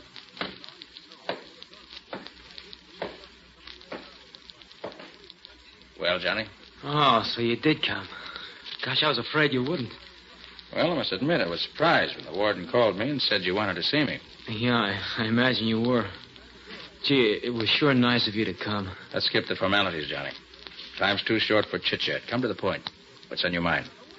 Mr. Carter, you think I'm guilty, don't you? Well, didn't follow your case too closely. But you had a fair trial, and you were found guilty. What did you have me believe? I'd like to have you believe that I'm innocent. Pretty late in the game to convince, Johnny. Oh, I'm not looking for a last-minute reprieve. That isn't what I asked you to come out here for.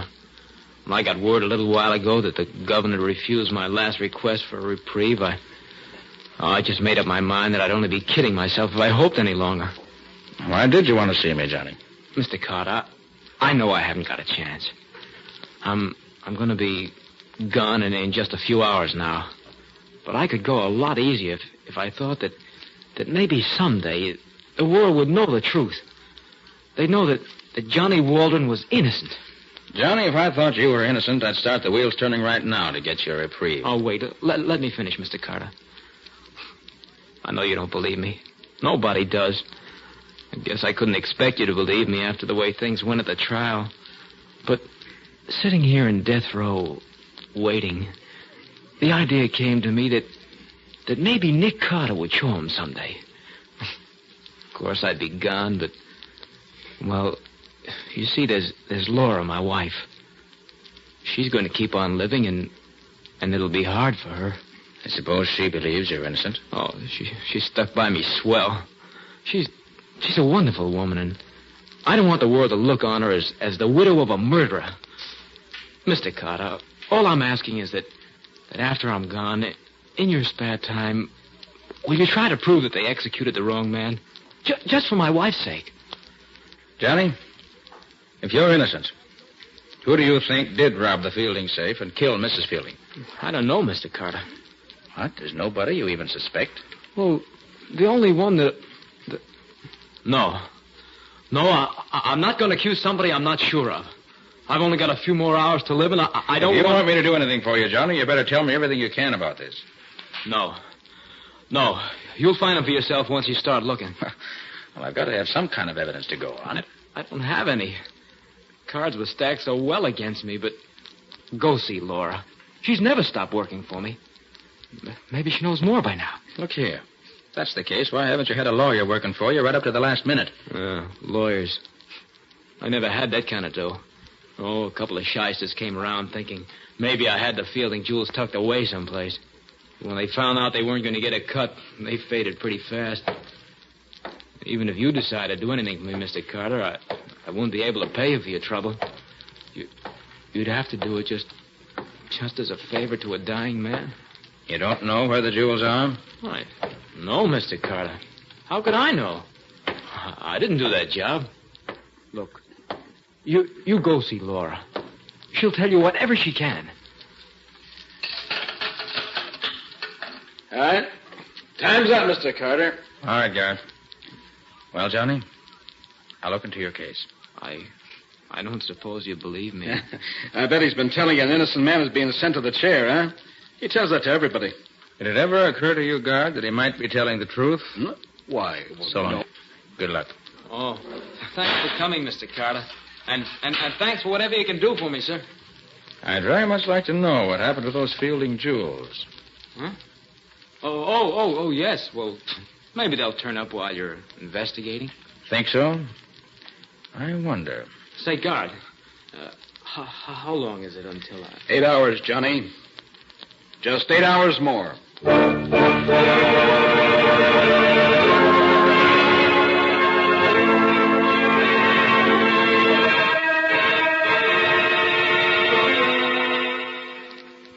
Hello, Nick Carter's office. Oh, Patsy, this is Nick. Oh, Nick, thank heaven you called. This place is a madhouse. The office is filled with reporters. The newspaper and broadcasting companies have been telephoning. The district attorney has been trying to reach you. And what's the trouble? They want to know if you're going to try to get a reprieve for Johnny Waldron.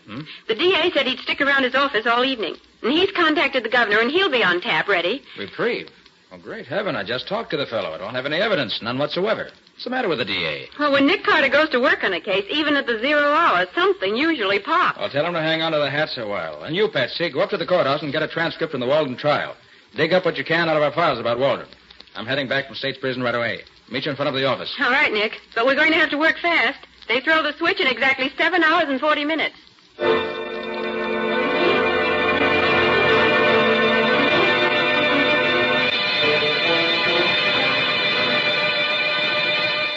Waldron was really hired as a chauffeur. It was brought out of the trial that he ingratiated himself with the old lady every chance he got. Oh? You know, Mrs. Fielding was an invalid. Waldron used to carry her up and down stairs and waited on her and all that sort of thing. He was inside the house a great deal. Then, let's see now. Oh, the gun was traced to Mrs. Fielding's stepson, Tom Fielding. But the prints on the gun were Waldron's. Her stepson lived there with her? Yes, just the two of them. Waldron and all the other servants slept out and reported for work in the mornings at 8. When was the body found? On a Thursday night at 10 o'clock, in the library of the house. Tom Fielding came home from his club and found her. The safe was open and the jewels and money gone. Of course, any of the servants, as well as Tom Fielding, might have known the combination of the safe. Mrs. Fielding often opened it in front of all of them. The defense harped on that at the trial, but Waldron's prints on the gun and his alibi being so flimsy cooked his goose. I see. How did Waldron strike you, Nick? Guilty? It's the evidence that tells the tale in any case, Patsy. If we could find the party who has the missing Fielding jewels... It would look pretty grim for that. Yes, it wouldn't look good, that's sure. Oh, Nick, look at the time. 5:50. In 6 hours and 10 minutes, an innocent man may be electrocuted. Oh, no, Patsy. No innocent man will be electrocuted for a crime he didn't do. Well, my name's Nick Carter. And here's our first stop, Patsy. His old tenement house. Laura Waldron lives here.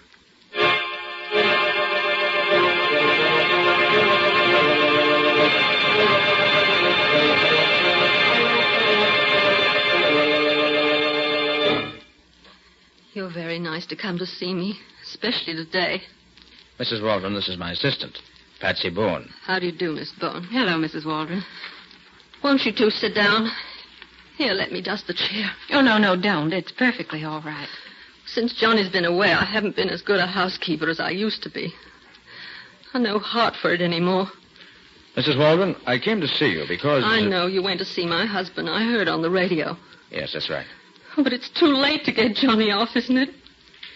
Besides, we don't have any money to pay a famous detective. Mrs. Waldron, the only fee Nick Carter ever asks is that justice be done. Now, Mrs. Waldron, tell me about Johnny. His habits, what he likes, what he doesn't like. Johnny's good, Mr. Carter. You see, I know he's innocent. But have you proof, Mrs. Waldron? Proof? No. Just my heart tells me he wouldn't kill anybody. But more than that, I know because he was with me at the time the police say she was killed. The prosecution tore his alibi to shreds. Yes, a wife's testimony doesn't count for much in court. Oh, yet how thankful I am that he was with me that night, that I know he's innocent. You understand what I mean, don't you, Miss Bourne? You understand when I say the world can stand against your man, but if you know he's right and good and true, you... Mrs. Waldron, isn't there any way at all it can be proved that your husband was home with you that night? No. You don't think of providing alibis for staying in your own home.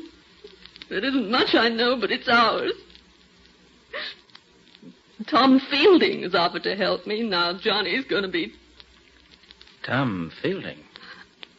You mean the stepson of the woman your husband's convicted of murdering? Yes. In what way has he offered to help you? Money.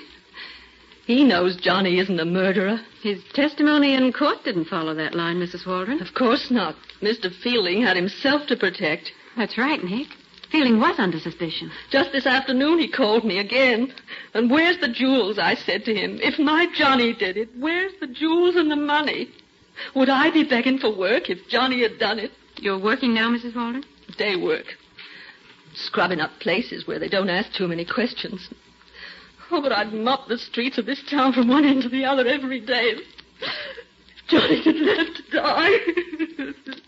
Oh, don't, Mrs. Waldron. Don't cry, please. Please don't cry. You have to excuse me. Just that I can't stand to think. I'm counting the minutes and seconds now. Only a few more hours. Johnny will be gone. Mrs. Waldron, I'd like to ask you another question. All right. Maybe Nick can save your husband yet, you know. Oh, if he only could. There isn't time left for me to chase down every witness and question them. Tell me, Mrs. Waldron, whom do you suspect of robbing and murdering your husband's late employer? Who? Oh, Mr. Carter, I have no proof against anyone. I didn't ask if you knew who murdered Mrs. Fielding. I only said, whom do you suspect? But I have no right to suspect him. Right? What do you mean?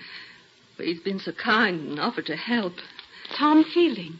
That's who you think did it. Oh, I never dared think it out loud before.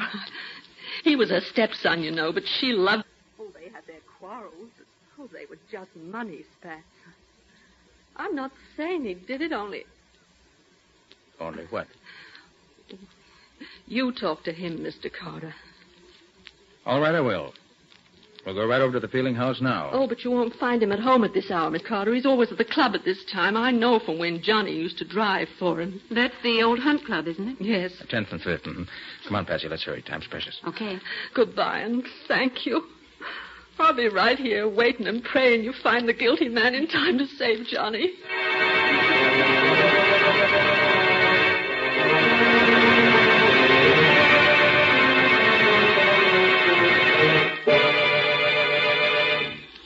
Nick, there's something puzzling you. What is it?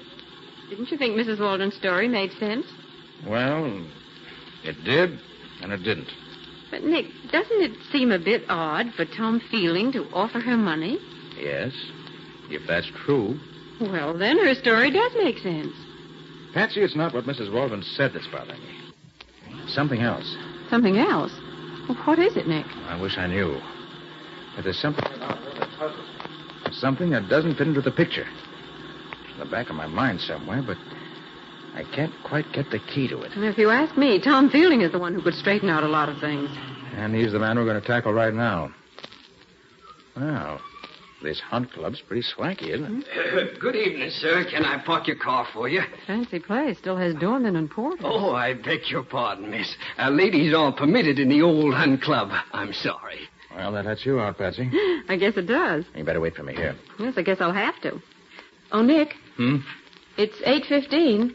Only 3 hours and 45 minutes to go until midnight.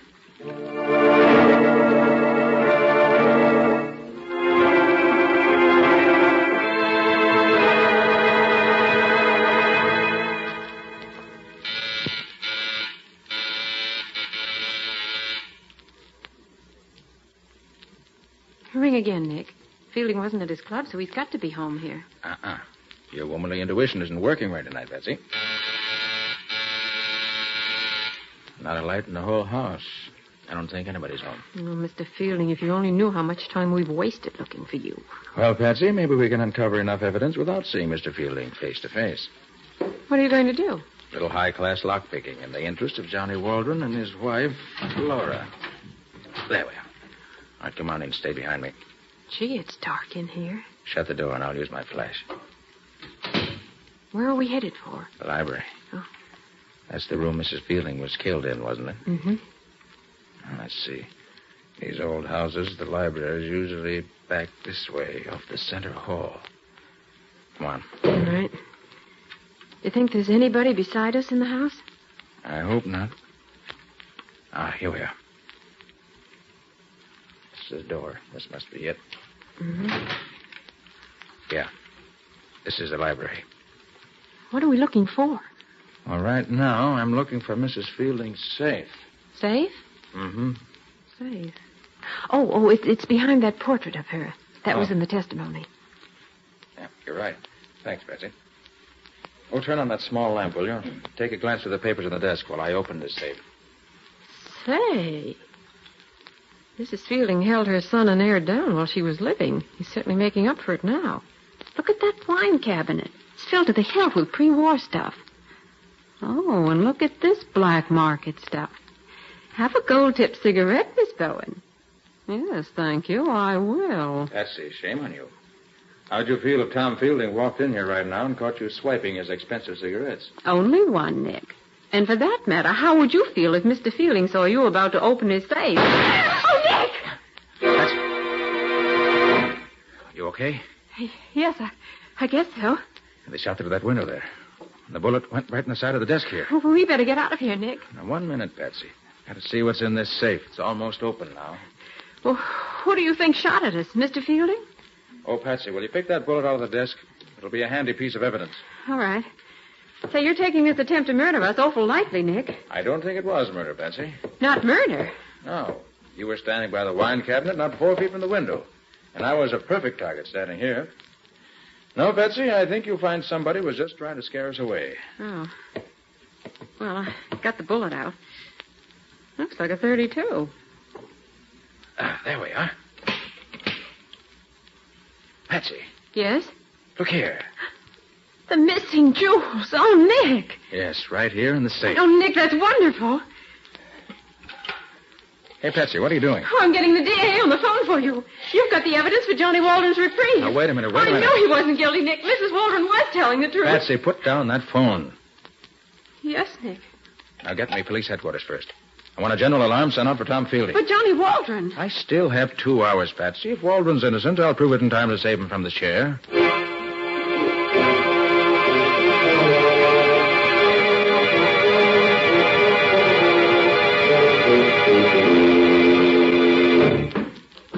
Nick, why should you want to talk to Mrs. Waldron again when you haven't asked for the reprieve? Only make her feel worse. There's something about her that doesn't add up, Patsy. And I've got to know what it is before I go any further. This is her door, isn't it? Mm-hmm. Nick Carter, your thinking on this case is beyond me. Well, Patsy, it's hard to explain. When I don't know myself what the missing link is, how can I explain it to you? But you found the jewels. Tom Fielding had them in his safe. Why, it's obvious, Nick. He didn't get along with his stepmother, and he... Nick, what are you doing? Going to open Mrs. Waldron's door? Oh, no, don't do that, Nick. I'm sure she's here. She's probably been crying and doesn't want to see anybody. Let me call her first. Mrs. Waldron? Mrs. Waldron? Oh, sorry, Patsy. We haven't any time to waste. Now, let's see. Where's the light switch? It's here by the door. Oh, she isn't here. So it seems. Nick. Look here. There's a gold-tipped cigarette in this ashtray, the same kind we saw at Fielding's house. Let's have it. No lipstick on it. Kind of pinched in near at the end. He's been here. I never would have believed it of him. Believe what? Well, that a man like Fielding would come to a place like this. Why, a man like that wouldn't get his hands dirty putting them on the doorknob of a hovel like this. Say that again, Patsy. What? Well, a man like Fielding wouldn't dirty his hands on the doorknob of a place like... I got it. Patsy, you just gave me the key I've been looking for. Come on. We've got to get back to Fielding's library or there'll be another murder.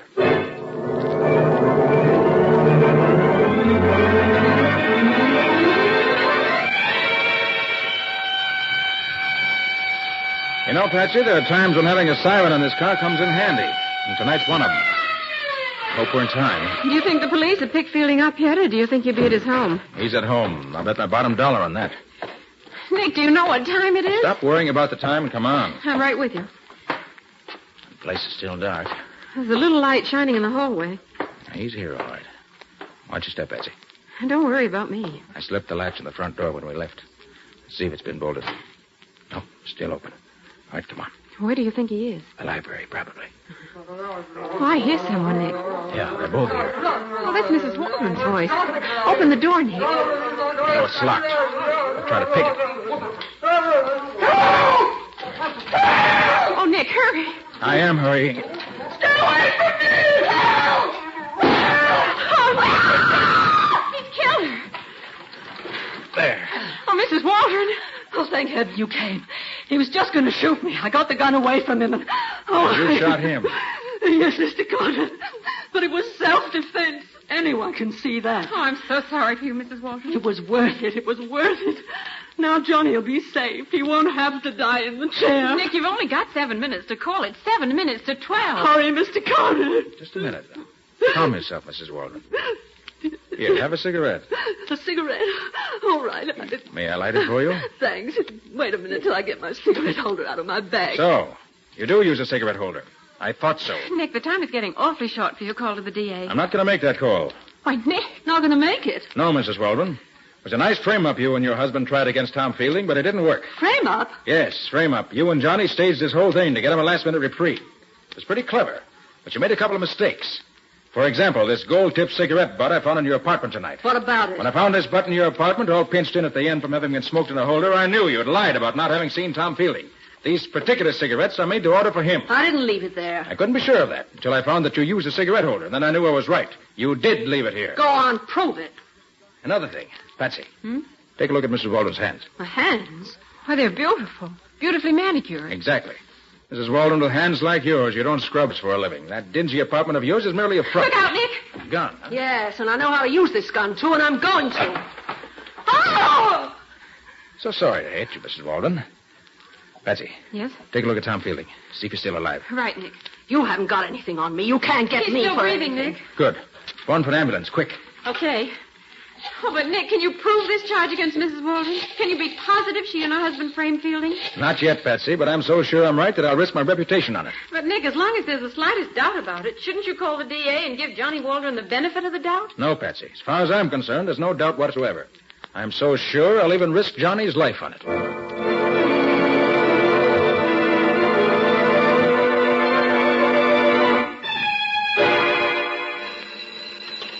Hello, Nick Carter's office. Oh, yes, Lieutenant. Yes? Yes? It was. He is. Oh, I see. Well, thank you, Lieutenant. Yes, I'll tell Nick. Goodbye. Was that the report from police headquarters, Patsy? Yes, it was Lieutenant Riley. And you were right, Nick. That gun you took from Mrs. Walden was registered in Johnny's name. And she lied about taking the gun away from Fielding and shooting him in self-defense.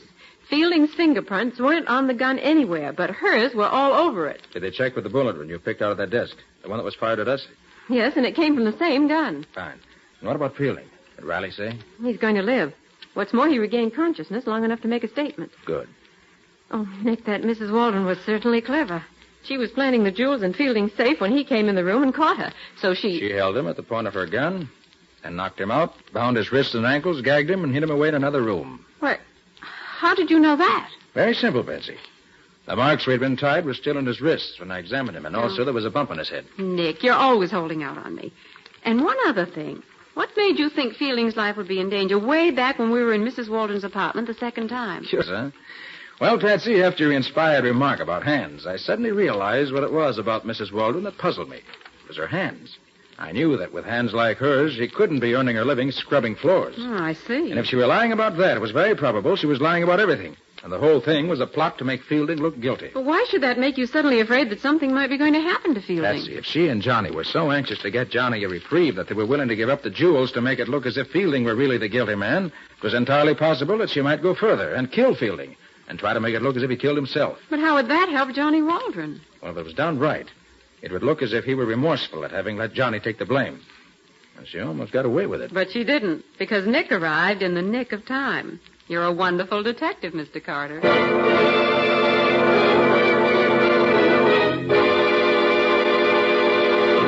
And so, ladies and gentlemen, at midnight last night, Johnny Waldron went to the electric chair to pay for the crime of having murdered Mrs. Cornelius Fielding. His dramatic last-minute attempt to get a reprieve failed, thanks to the quick action of that master detective, Nick Carter.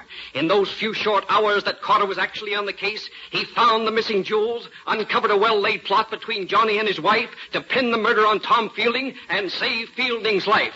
Tom Fielding and the entire community owe a debt of gratitude to Nick Carter.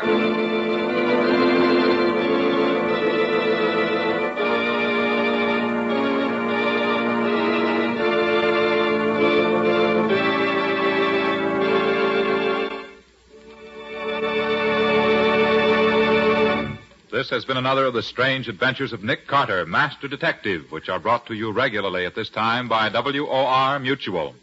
Well, Nick, what happens in your next week's story? Well, I want to tell you the story of the time that I quite accidentally stumbled onto a terrible crime.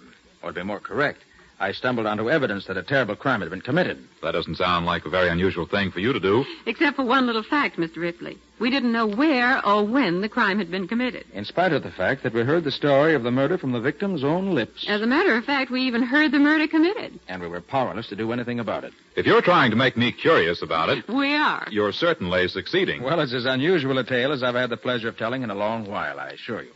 So until next week, so long. So long, folks. And so long to you, Nick and Patsy. In the strange adventure you have just heard, Nick Carter was impersonated by Lon Clark, Patsy by Helen Choate. The story was written for Nick Carter by Barth Conray. Original music was played by Lou White. The entire production was under the direction of Jock McGregor.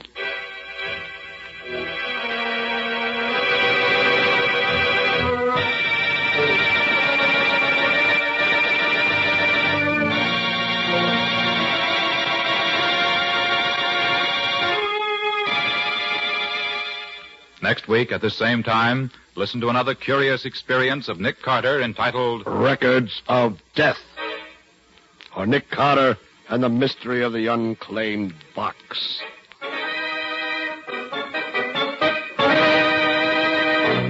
This story is a copyrighted feature of Street and Smith Publications, Incorporated.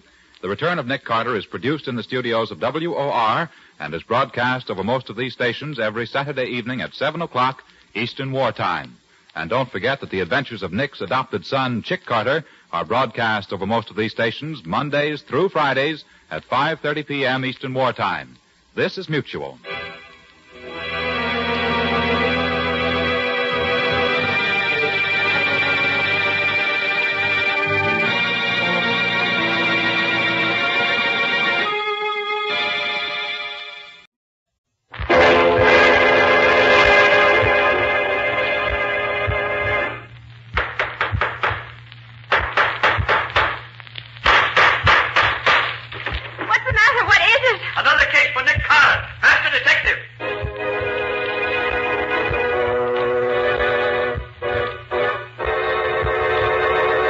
Another case for that most famous of all manhunters, the detective whose ability at solving crime is unequaled in the history of detective fiction.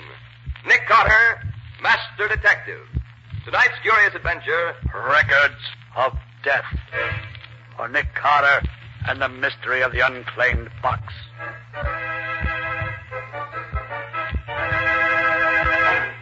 The fact of the matter is, Mr. Carter, that I've quite accidentally stumbled on a terrible crime. Or, to be more correct, I've stumbled on evidence that a terrible crime has been committed. But even so, Mr. Field, why do you come to me with it? That sort of thing should be reported to the police. Mr. Carter, what police would I report it to? Where was the murder committed? I don't know. Well, how can you know that a murder's been done if you don't know where it was done? Well, that's what makes this particular crime different from any other. Somewhere, sometime, a murder has been committed. Yet I don't know when or where. As a matter of fact, I doubt if anyone in the world knows of it, except those who did it, and me. And how do you happen to know all this? Because the victim, a young and beautiful girl, has told me so in her own words. I have the knowledge from her own lips. Oh, and you've seen and talked to her? Well, here's the story, Mr. Carter. About a month ago, I attended one of the sales of unclaimed packages that the express company holds twice a year. Among other things, I bought was a box about 1/3 the size of a steamer trunk. It contains some miscellaneous articles of clothing and 10 phonograph records. Phonograph records, huh? Regular professional records? No, Mr. Carter. They were small record blanks you buy when you make home recordings for yourself. I immediately played the records, and since then I've played them so often, I almost know them by heart. And you learn about this crime from those records? Yes.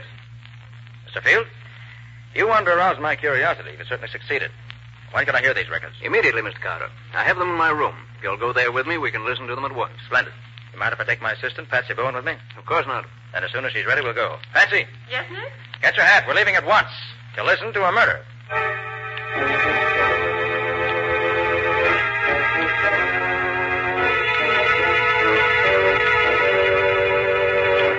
This is the box, Mr. Carter. Beautiful, isn't it? Now, Mr. Field, before we go further, there are a few things I should like to know. How long ago did you buy this box at the auction? A little over a month ago. Mm-hmm. On the express company, must have had it for about a year or so. Another thing. Were there any wrappings on the box when you bought it? Yes, it was well wrapped in heavy burlap. You have those wrappings now? I'm sorry to say I don't. By the time I realized that the wrappings might have furnished a clue to the mystery, they'd been burned in the incinerator. Too bad. Well, do you by any chance, whatever, recall the name and address to which the box was consigned? Fortunately, I do. It was addressed to an Alex Delanois in New York City. But I've searched every city directory, every telephone book, every place where names are listed, and I can find no such name anywhere. There was no street address, and the rest of the label, as I remember it, was practically obliterated. I see. All right, Mr. Field, let's listen to the records. And gladly. I'm very anxious to get your opinion of them. Are they in any kind of order? After hearing them over and over as I've done, I believe that I've finally arranged them in their proper order. I see. They're so peculiar, I can hardly wait to see if you can tell me the answer. Here's the first one. I have a terrible story to tell. But even while I try to tell it, I'm afraid that you who may listen to this will not believe me. But I beg you, if justice means anything to you, believe me and avenge me. I shall rest easier in my grave if I know that those who hope to profit by my death have been deprived of the fortune they plan to get by killing me. I am very rich, but I am not rich enough to avoid the fate that is in store for me. She sounds as if she meant it, doesn't she? I thought he was coming in, but he went away. I've tried several times to escape, but I've failed each time. I wish I could tell you where I am, but I can't, because I was drugged when they brought me here. Oh, I forgot to say, my name is Nancy Deering, and I'm 22 years old. You who listen to this will recognize the name at once, of course. I only hope they don't murder me until I can... Is that the end of it? Not quite.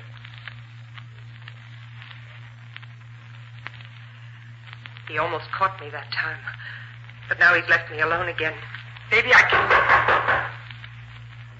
That's all. Apparently he came back before she expected him. She certainly had plenty of trouble getting a story out of the records, didn't she?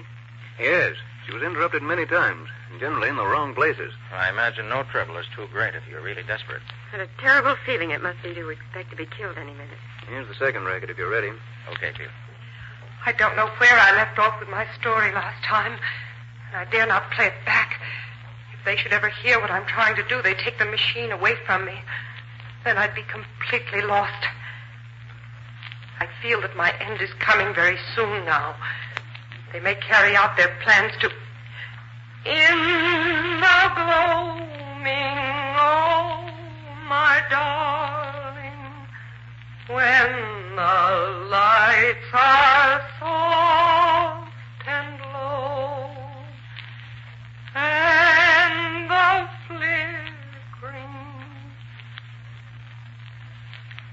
I think he's gone now.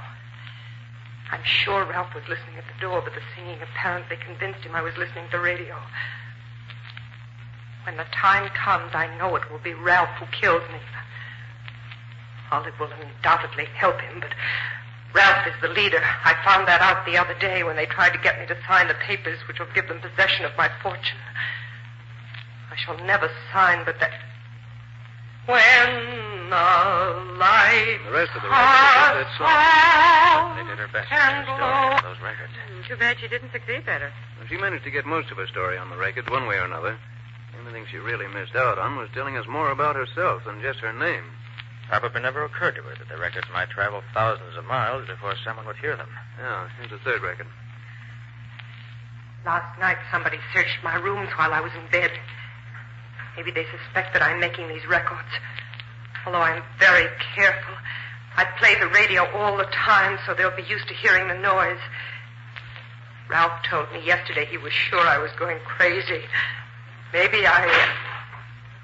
Nancy, Olive asked me to tell you that. And that ends that.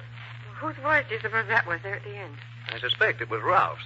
It's amazing how much of the scene she recreates this way without really saying anything definite. You can feel the tension and the suspense right along with her. Yes.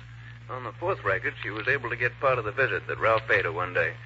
She must have known he was coming and prepared for it by putting the record blank on the machine in advance. Then, when she heard him at the door, she probably turned it on and got this. Well, put it on quickly, Mr. Field. Here you are, Miss Bourne. Well, my beautiful young half-sister, have you decided to sign over your fortune to me? I told you long ago I'd never do that. If you sign, we'll set you free, just as we promised. You don't fool me, Ralph. The minute I sign my name to that paper you have there, you'll kill me. You know that as well as I do. You set me free. That's funny. You don't know when you're well off, Nancy. If you did, you'd sign and go free. You must think I'm a fool, Ralph. I do. And I also think it won't be long before you wish you had signed. Oh, I wish this were all over. I wonder how they'll kill me. Ralph would prefer to strangle me, I'm sure. With those great, hairy hands of his. As for Olive, yes, she'd use poison on the boat. That's all there is on that one. It's a pity she couldn't have put more on each record than she did. She really used only a small portion of each blank. Yes, Patsy, but she had trouble enough to get even that much on them, the way they watched her. Nick, where could she get the blank records in the first place? They certainly wouldn't have let her have them knowingly. If I were to make a guess, Patsy, I'd say that when they took her to the place where she was kept prisoner, they probably took along her clothes and some of her furnishings. And among them probably was this radiophonograph. Perhaps she specially asked for it because she loved music or something, and the record blanks were probably the machine along with the other records. That could be. How about the fifth record, Mr. Field? I've never been able to make much out of this one. Maybe you'll have better luck. You mean it's not like the others? Quite different. Here, I'll start it near the end. The whole first part is just scratch and nothing else.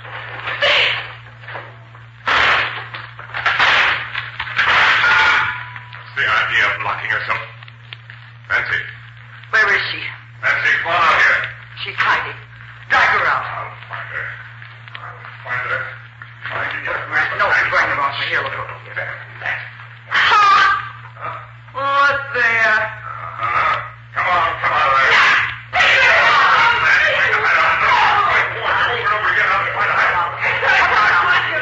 Come on, get her. Now, the sooner you get her, the better. No. Give me that. Nearly got me that time, didn't you? Too bad for you. You didn't succeed. You little devil, I'll fix you but good. Not very clear, is it? Perfectly clear to me. Nan locked her door and started the record. For some reason, she waited before saying anything. Then Ralph and Olive came, found the door locked, and, being suspicious, broke it down. Nancy hid, and they dragged her out. There was an argument about something that I didn't get. Nancy grabbed Ralph's pistol and took a quick shot at him, but she missed. Before she could pull the trigger again, he took the gun away from her. Good grief, Mr. Carter. It's clear enough when you tell it. Well, here's the sixth one. I must hurry. The time is very short. I may be interrupted any minute. I'm seldom left alone anymore. They seem to be afraid of what I'll do if I'm left alone. I wondered that they hadn't killed me before this. I wonder if they... There's nothing but scratch for quite a bit here, but she starts again.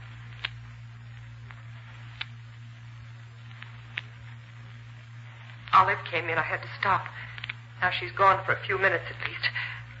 Yesterday I wrote a letter to my father, and I threw it out the window, hoping someone would find it and mail it. But Ralph found it and brought it back to me and laughed at me. I keep asking him for news of my father, but he'll tell me nothing. If Father only knew where I am, he'd rescue me. Maybe if I can just... And that's the end of that. Well, we didn't get much out of it. I wonder where Father comes into this. You'll see before we're through. And this seventh record is more interesting because it records a complete conversation between Nancy and Ralph. Good. Let's hear it.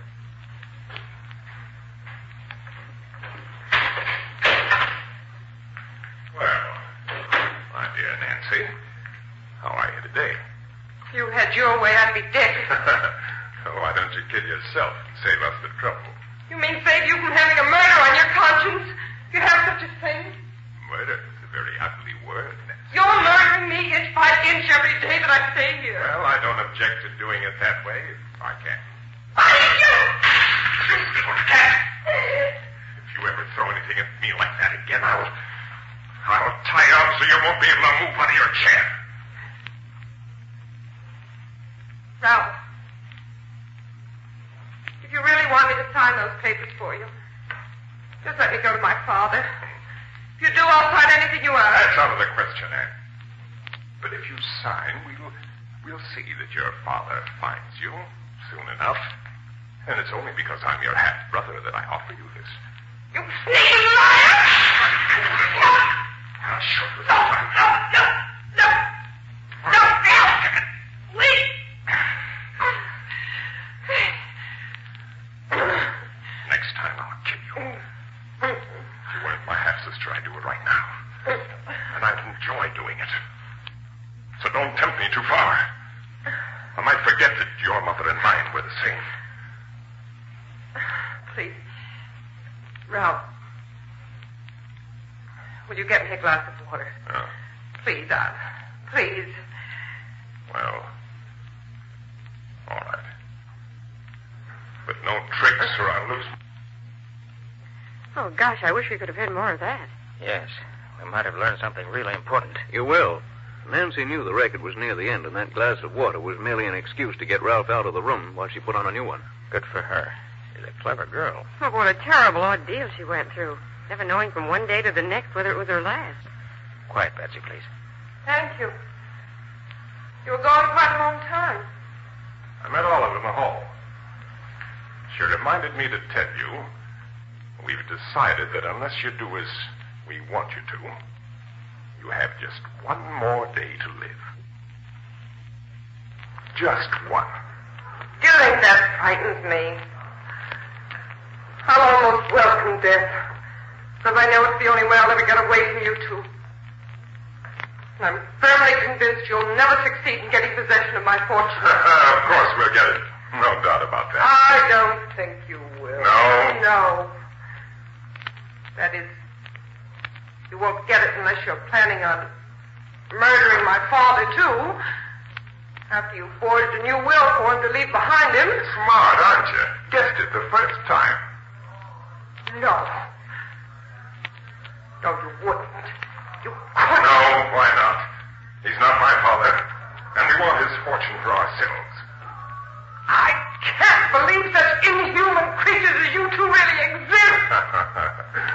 Our mother bore a strange lot of children, didn't she? On one hand, we have you, my saintly Nancy. And on the other hand, we have the twins, Olivet and me, who are anything but saintly.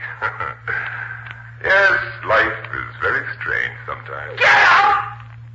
Get out and leave me alone! I gotta die to be with you! That's an excellent idea, Nan.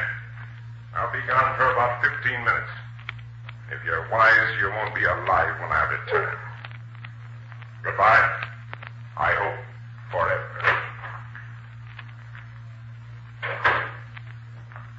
You heard what he said. It was the best evidence I could get. Ralph really made a full confession without knowing that every word he said was being preserved for you to hear. But my father, why was he died? Oh, I beg you, whoever you are, hear these words. If you can do anything to avenge our death, in heaven's name, do it. I go to my death believing that through you I shall have my revenge at last. Oh, please don't fail me. I see the record's coming to an end. Good night. Pray for me. Good God. If you didn't know she was in deadly earnest, you'd almost think she was putting on an act. I still feel terribly moved when I hear that record. She never had a chance, really. Well, let's hear the next one. That's the 9th, isn't it? Yeah, number 9 is almost a blank. But here it is. They almost caught me that time. They mustn't do that because they might find the records I've already made and destroy them. They're both coming back in a few minutes, but maybe I can... Is that all there is on that one? That's all. That's the end of the record. There's one more, isn't it? Yes. Number 10. The first 2/3 of it's blank. It starts here. Stand back, both of you. No, but you see I'm armed. You know I can shoot and shoot straight. I'll kill the first one of you to move. Confound it, that's my gun. Where did you get it? Olive gave it to me so I could defend myself. That's a lie, you know it. What is it?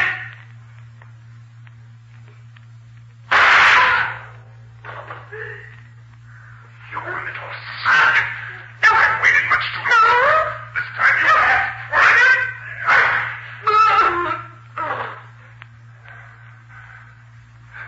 Well, that takes care of you. Olive. Olive. Yes. Yeah. What happened? The bullet just grazed your temple. Must have stunned you momentarily. Oh. Is Nancy dead? Yes. She's dead. What'll we do with the body? The old man will be here in a couple of hours. We don't want to be caught. And that's the end of the last record. Poor Nancy. She certainly got a tough break. I truly believe that's the most remarkably told tragedy in history. Oh, Mr. Carter, have you got any ideas? I have, but I'm not ready to talk about them yet. Well, what's the next step now, Nick? Well, first of all, Patsy, I want to examine the other contents of the box thoroughly. I can look them over more intelligently now that I've heard the records. Then I want to play those records over and over till I know them by heart. And then? Then I expect to be able to give you the answer to the problem.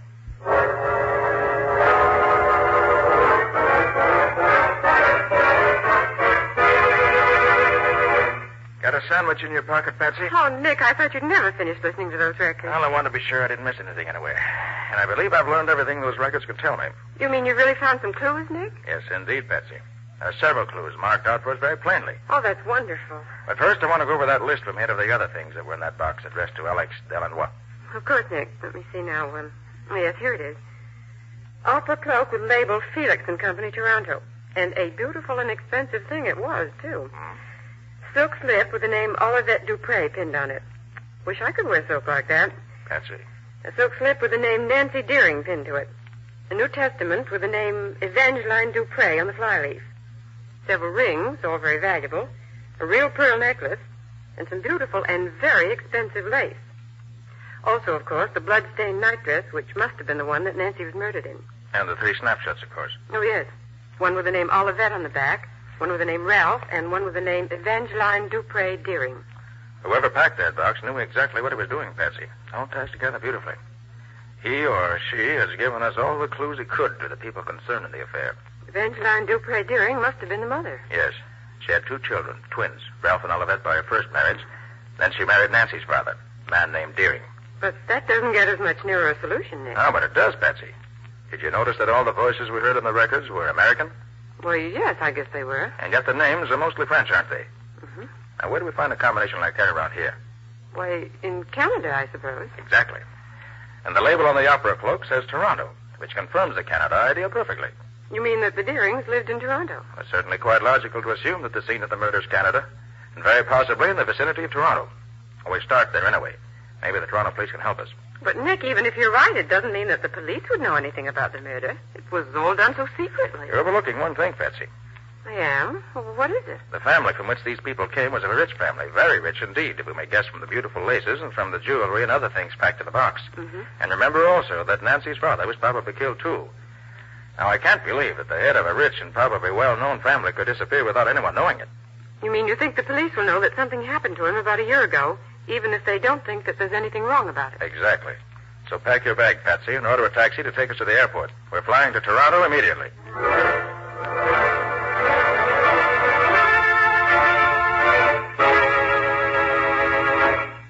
I'm very happy to welcome you back to Toronto, Mr. Carter. It's been many years since you've been up here to see us. Well, thanks very much, Chief.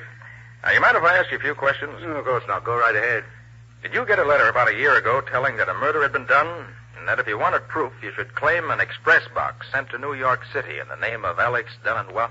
Wait a minute. By George, Carter, we did get just such a letter. But we thought it was the work of a crank and destroyed it. Do you mean it was true? I have every reason to believe it was. Now, another question. Would you know anything about a girl named Nancy Deering, or about her father? For heaven's sake, Carter, what do you know about the Deering family? You answer my question first, I'll answer yours. Now, what about the Deering? The father, Charles Deering, was the younger son of an English nobleman. Mm-hmm. He was immensely rich, had a house here in town, a country place called Deering Hall.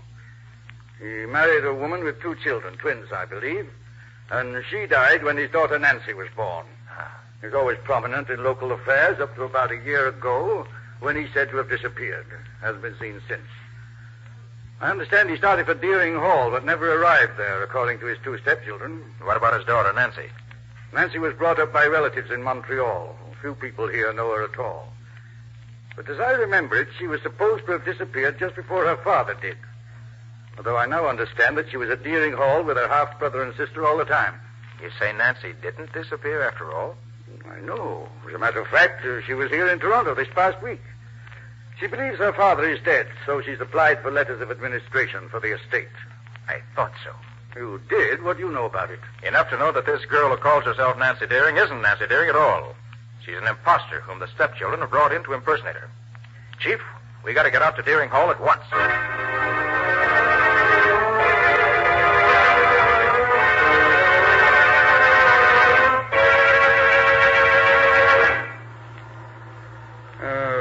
Leading into the Deering estate turns off somewhere right in here, Carter.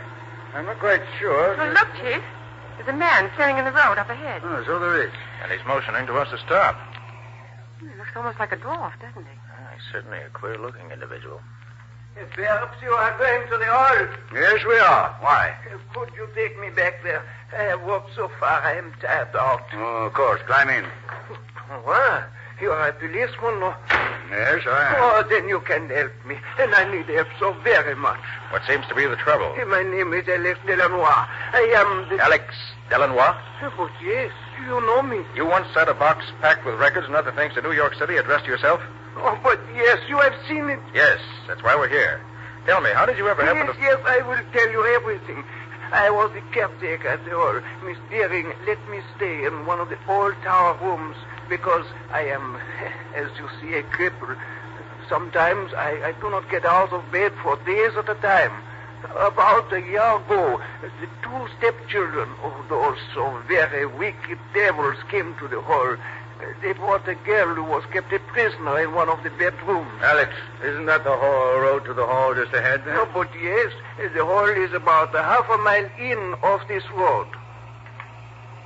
Go on with your story, Alex. Yeah, the girl was so carefully guarded by those two, I could not get to her room. I could not help her. I am a cripple. No, you did what you could, Alex. You being there helped her, I know. How did you manage to get the things packed in the box? After they killed Nancy, they did not guard their room so carefully. I got in, I took the records and the other things and packed them in the box. A fisherman I know up by the lake sent the box by express for me. I wrote to the police in Toronto and in New York and told them what had happened and asked them to claim this box. But I am afraid they did not do it. No, we didn't. We thought the letter was just a hoax. What about Nancy's father? The day after Nancy was killed, he came here and they tried to kill him too. Tried to? You mean they didn't succeed? No, not quite. They hit him on the head with a pistol and threw him into the lake from the high cliff. But I saw them do it and I rescued him. I took him to my room and nursed him myself until he could get a doctor. How is he now? He's about well now, I think. There's the house right ahead, Nick. Drive right up to the door, Chief. I'll go ahead. You keep in the background in case they know you. Okay, Carter. But I'll be right behind you. Alex, you and Patsy stay here in the car. Oh, but of course. Sure, Nick.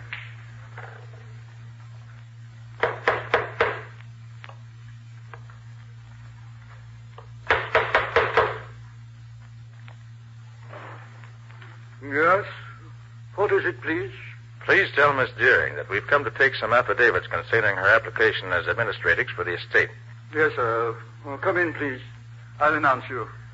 It's your turn now, Chief. I'll stand here one side of the door, just in case. I can handle them, Carter. Maybe, but they're going to be quiet. Here they come. Well, gentlemen, what can we Now, do? Dupre, I arrest you and your sister Olivette for the murder. I'll take that gun to fight with me. Oh, no, you don't, lady. This pair of handcuffs will take care of you. Need any help, Carter? No, I can take care of him. There. Nice work, Carter. Pair of handcuffs on him. They'll both keep safely till we can put them behind the bars. And we can now restore Deering Hall to its rightful owner once more. Even though it's almost a year later, the box that Alex Delanois packed has fulfilled its destiny.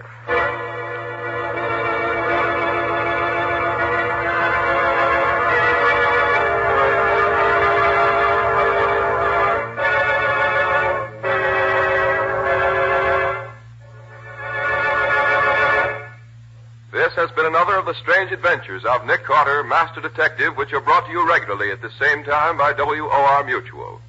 What's your story going to be about next week, Nick? Well, next week I'm going to tell you the tale of the thief and murderer who had to be caught twice before he was really caught at all. And when Nick caught him the second time, it was because he was able to guess in advance exactly what the criminal was going to do, as well as exactly what he was going to think. And what did you say the crime was? Merely a matter of murder and robbery. There was nothing unusual in the crime itself. The excitement came in the way Nick chased him, outsmarted him, and finally caught him. It's a very special example of the criminal who was just a little too clever for his own good. He overrated himself and underrated Nick. That's always dangerous where Nick Carter is concerned. Thanks for the compliment. And so long till next week. So long, everybody. And so long to you both. In the strange adventure you've just heard, Nick Carter was impersonated by Lon Clark, Patsy by Helen Choate. Original music was played by Lou White, and the entire production was written and directed by Jock McGregor. Next week at the same time, listen to another curious experience of Nick Carter entitled The Unwilling Accomplice. Or Nick Carter and the mystery of the society burglar. This story is a copyrighted feature of Street and Smith Publications, Incorporated. This is Mutual.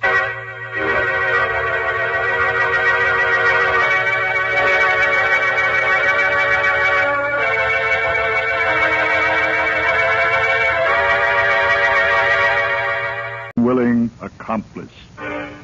Or Nick Carter and the mystery of the society burglar.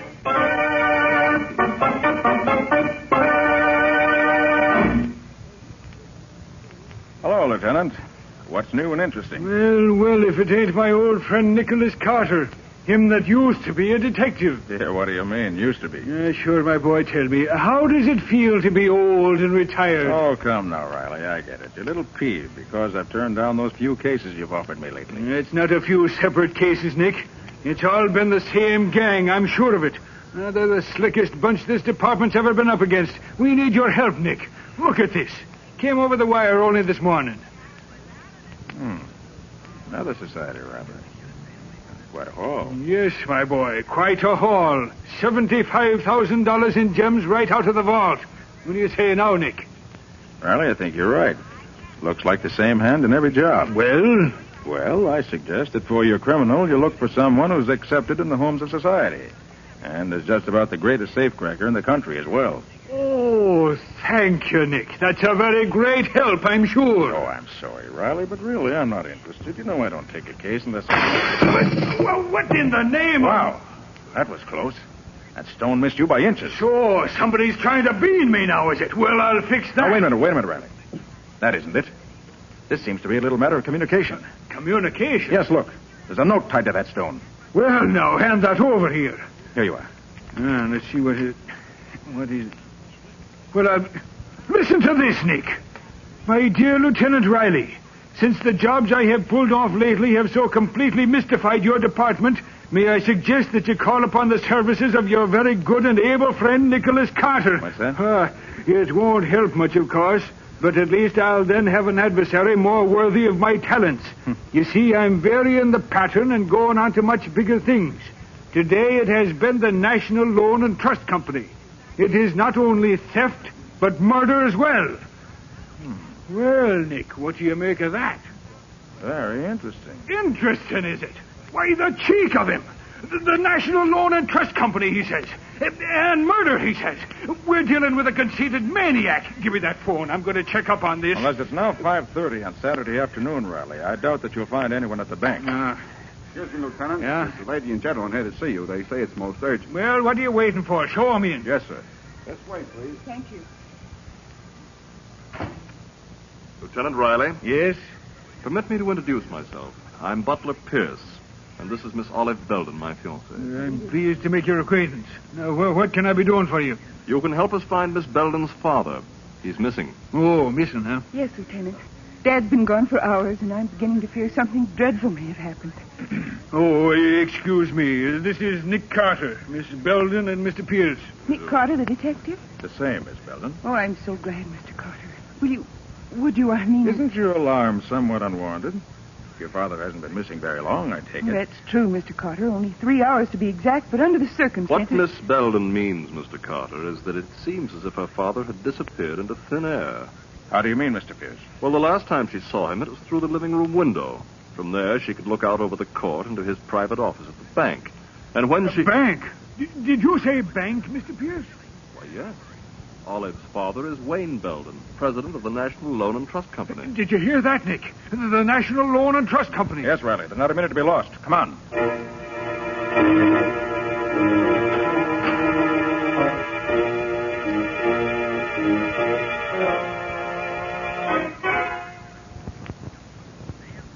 Now, let me get this straight, Miss Belden. You say your father came into his private office here through that special passageway that leads from the house to the bank. That's right, Mr. Carter. Father often spent Saturday afternoons here writing letters. I see. And there was no one else in the bank at that time? No. This is Saturday, you know, and it was after banking hours, of course. When was the last time you saw your father? About 1 o'clock, Mr. Carter. He was sitting at his desk here writing a letter. But when I looked through the window again a few hours later, he wasn't there. You're sure he hadn't returned to the house? Positive. I'd have seen him. The passageway opens right into the living room where I was reading. Well, what happened when you looked for him and he wasn't there? Well, just about then, Mr. Pierce called on me. I told him about Father's absence, and we both went to look for him. I see. About what time was that? Oh, about 4 o'clock. Mm-hmm. And so you both went into the bank as soon as you missed your father? Yes. We found Mr. Belden's office just as you see it now. Then we looked all through the bank. There wasn't a sign of him anywhere. Now, wait a minute, all of you. What was to prevent Mr. Belden from walking right out the front door of the bank? As easy as that. Well, that's not very likely, Lieutenant. He was wearing his house slippers at the time, and he had no coat or hat. Oh. And not only that, Riley. Do you see this letter here on Belden's desk? He was writing it when something interrupted him. You notice anything peculiar about it? Well, no, except that he broke off in the middle of a sentence. More important than that, Riley. He stopped in the middle of a word. Belden was interrupted very abruptly. Oh, that must be the cashier now. Hello, Mr. Cook. Come in. Hello, Miss Belden. I got here just as soon as I could. This is Mr. Carter and Lieutenant Riley. Good afternoon, gentlemen. Now, what's all this I hear about Mr. Belden disappearing? That's right, Mr. Cook. But I've an idea he'll soon be found. What do you mean by that, Mr. Carter? I've asked Mr. Cook to come down here because as the cashier of the bank, he's the only one beside Mr. Belden who knows the combination to the large vault. And I want that vault opened. Immediately. But that's impossible, Mr. Carter. The large vault operates on a time lock. It can't be opened until 9 o'clock Monday morning. We can't wait that long. It must be open now. I'm sorry, Mr. Carter. That's impossible. Then I'll do it myself. But it's impossible, I tell you. Give me 1 hour and we'll see how impossible it is.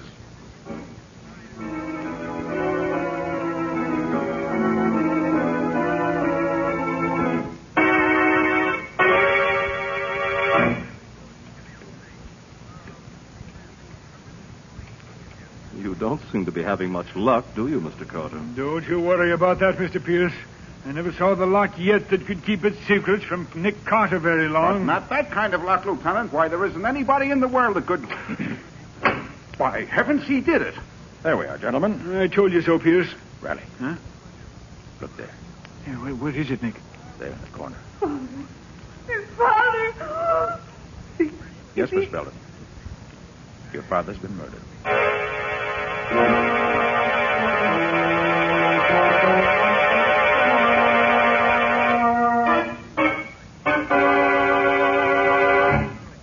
How's Miss Belden, Riley? Oh, she's all right now, Nick. Mr. Pierce took her back to the house. Good. Well, Mr. Cook, have you finished examining the contents of the vault? Yes, Mr. Carter, and you were right. There has been a robbery. $50,000 is missing. Well, I'll be just as the note said, Nick. Remember? Theft and murder. Yes, Riley. But the theft, I'm sure, was just an afterthought. Mr. Cook, did Mr. Belden have any enemies? Why, not that I know of. What can you tell me about Mr. Pierce?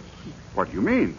Well, was he friendly with Mr. Belden? Oh, yes, quite. They were very good friends. They'd known each other for years. And was Mr. Pierce in the habit of visiting Mr. Belden in his office at the bank? Oh, yes, very often. He had an account here, rather large one, I might add. Mr. Pierce, you know, is a very wealthy man. Indeed? Yes, sir. Hey, what's that you've got in your hand there, Nick? Oh, this. It's part of a cufflink, Riley, with a very interesting stain on it. A fresh blood stain. Where'd you find it, Nick? In the dead man's hand. But there was no blood on the body. He was done in by a crack on the skull. There was no bleeding. Exactly, Riley. It's undoubtedly the murderer's own blood. Probably tore his hand on the broken edge of the cufflink in the scuffle. Do you want me for anything else, Mr. Carter? Oh, no, thank you, Mr. Cook. That'll be all. Well, good day. Good day, sir. Oh, Mr. Cook, one more thing. Yes? Tell me, is Mr. Pierce in the habit of wearing his gloves indoors? His gloves? Why, no, never. But, wait. Come to think of it, he was wearing them just now. Wasn't he? Yes, he was. Well, thank you, Mr. Cook. Thank you very much.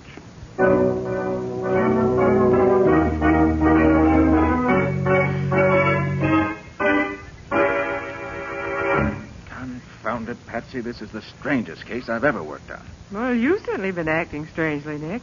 Pacing up and down, muttering to yourself. There just isn't a shred of evidence anywhere, Patsy. As far as I can see, no motive whatsoever. Yet I'm positive that Butler Pierce is our man, that he's not only the murderer of Wayne Belden, but is also the society robber that's been baffling the police for months now. But, Nick, he's a rich man. And Wayne Belden was one of his best friends. I know, Patsy, but it still adds up to Butler Pierce. Look, he was thoroughly familiar with the bank, thoroughly familiar with Wayne Belden's habits. He called at the Belden house after the crime had been committed. He wore his gloves indoors, which might have been to conceal a bad scratch from a broken cufflink. He arrived at police headquarters immediately after that stone had been thrown through the window. But, Nick, Miss Belden was with him when he called to see Riley. Surely you don't think he could have thrown that stone? No, Patsy. But his chauffeur could have. While they were entering the building. His chauffeur? Yes. It was he who set me thinking on this line originally. Well, what do you mean by that? Patsy, I got a good look at that chauffeur. And I'm sure I've seen him somewhere before. A long time ago. Oh. And he wasn't on the right side of the law either. Well, it all sounds like a big hunch to me, Nick. Yes, you're right, Patsy. It's just what it is. A big hunch. Although I have to admit your hunches are usually pretty good. Patsy, I feel so sure this hunch is right, I'm going to play it for all it's worth. Well, what are you going to do? I'm going to start playing it right now. Get Scubby for me. We're going calling on Mr. Butler Pierce.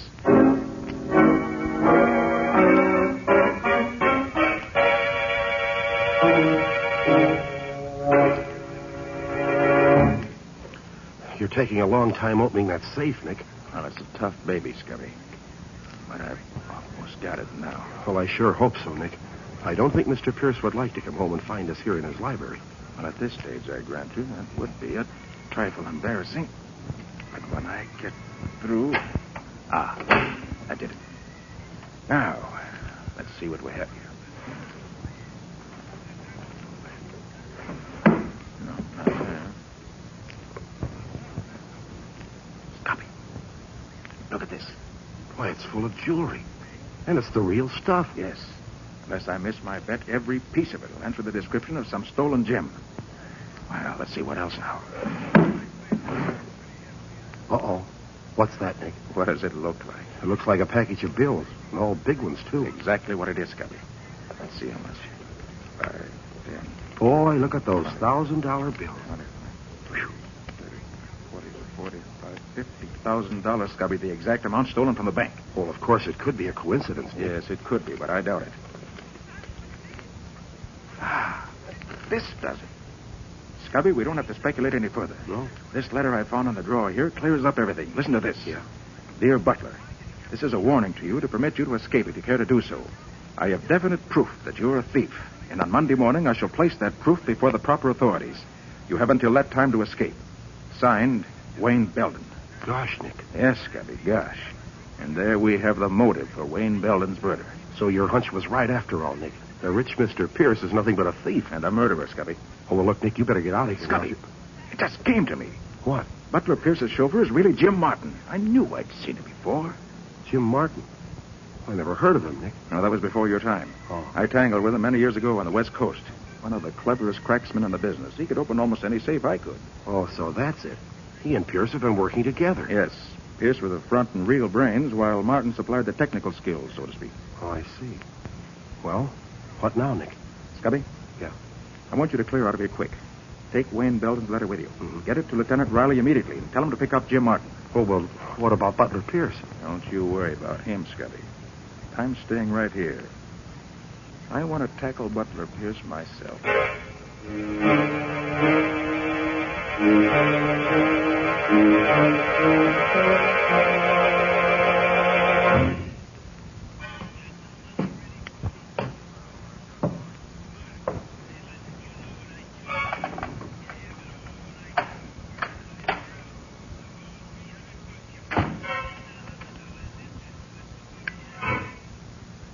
Good evening. Nick Carter. What are you doing in my house? Waiting for you, Mr. Pierce. What do you want? I want you to be reasonable and not make any fuss. This isn't a water pistol I've got in my hand. Have you gone mad? What in the world are you talking about? It's no go, Pierce. You can drop the act. I took the liberty of going through your safe. Oh, so that's it. You're pretty clever at getting into safes, aren't you? Yes. As good at it as your pal, Jim Martin. Oh, I see. Well, I guess I underrated you, Carter. No, Pierce. You overrated yourself. Perhaps. What's your next move? My next move is to turn over to the law a thief and a murderer. Turn around. Get your hands behind you. Uh-huh. So there is a scratch on your wrist, just as I expected. There. Guess those handcuffs ought to hold you for a while. Sit down on that chair. And stay there.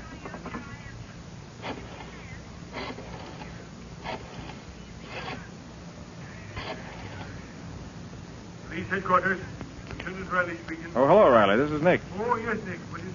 Riley, I got the murderer of Wayne Belden for you. Oh, you have, eh? Mm-hmm. Good work. Who is it, Nick? Butler Pierce. Butler Pierce. Nick, are you sure you're not making a mistake? Quite sure. Scubby should be at my headquarters any minute now with all the proof you want. Where are you calling from, Nick? From Pierce's home. He's sitting in a chair right behind me with a pair of handcuffs on him. Oh. I'll expect you to... Nick, what is it? Hello! Hello!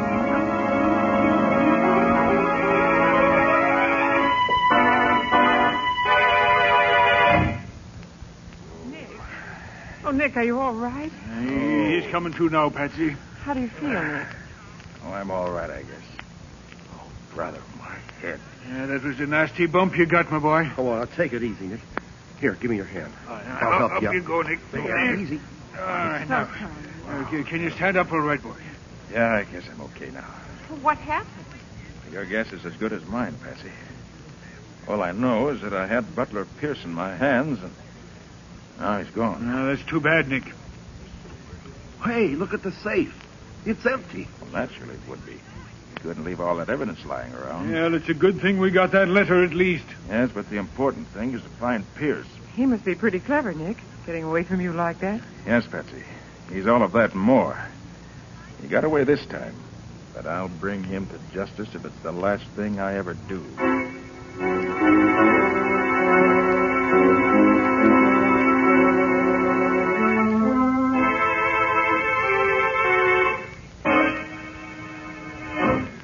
Well, Nick, we got Jim Martin anyway. Picked him up late last night. Good work, Riley.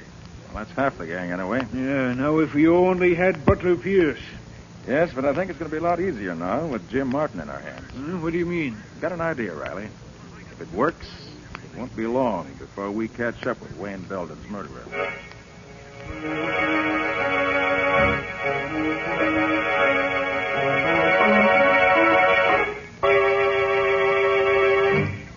Well, Martin, we meet again. Yeah. Been a long time, ain't it, Carter? Yes. But I never forget a face, Martin, no matter how much has been changed. I must say, though, that the doctor did a pretty good job on you, but it just isn't quite good enough. Yeah, you're a smart egg, all right. I guess the boss knows that by now. He's a pretty keen one himself, Martin. I had him, but he got away. Did, huh? Mm-hmm. Boy, he sure is a slick one. Well, I thought when I had the cuffs on him... Say, you didn't make the mistake of trying to hold him with a pair of handcuffs, did you? Yes. Why? There ain't a pair made that could hold Butler Pierce. He's a regular whiz. Maybe so. Martin, you're in a pretty tough spot. Murder's serious business. Murder? Oh, no. You're barking up the wrong tree, Carter. I didn't have nothing to do with that. But you did open the vault at the bank. Sure. Like I done all the jobs for Pierce after he paved the way. But murder, that ain't my racket. Maybe not. But it'll go a lot easier with you, Martin, if you play ball. Meaning? You know where Pierce's hideout is. Sure. What about it? We want you to help us put the finger on him. Now, you ought to know me better than that, Carter. That's what I thought you'd say. I have a proposition for you, Martin. You help us track him down, we'll set you free. The answer is still the same. I'm no stool pigeon. Well, Martin, we're going to let you walk out of here anyway. What do you say to that? I say it won't work, Carter. What do you mean? Listen, I'm onto your game. You're going to set me loose so you can tail me. Ain't that it? Exactly. With a thing coming. Because that's the last thing I'd ever do. And I'm telling you that right now. And yet, Martin, that's exactly what you're going to do. Lead us right to Butler Pierce. You must be off your nut. I wouldn't even try to go near him. In fact, I'd do everything I could to throw you off. I know that, Martin. And yet, in spite of yourself, you're going to help us catch Butler Pierce.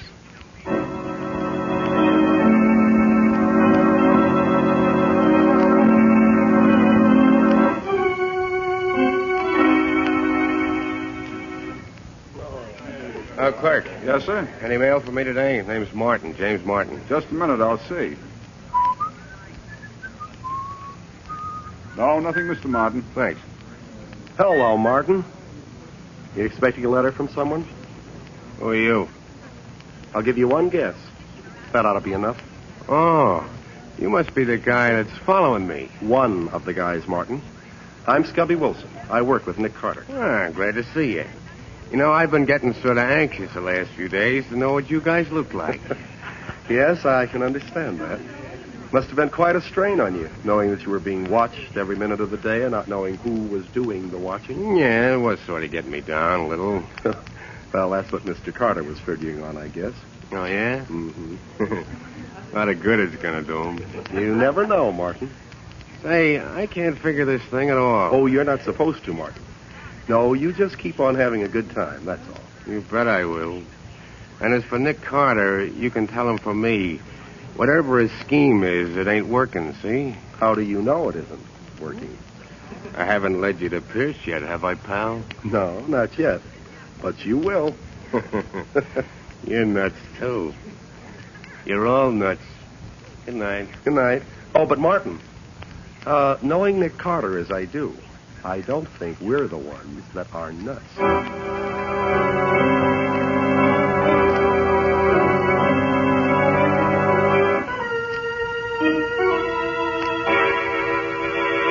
Doing is the one sure way of getting on Pierce's trail. It sure don't seem very positive to me.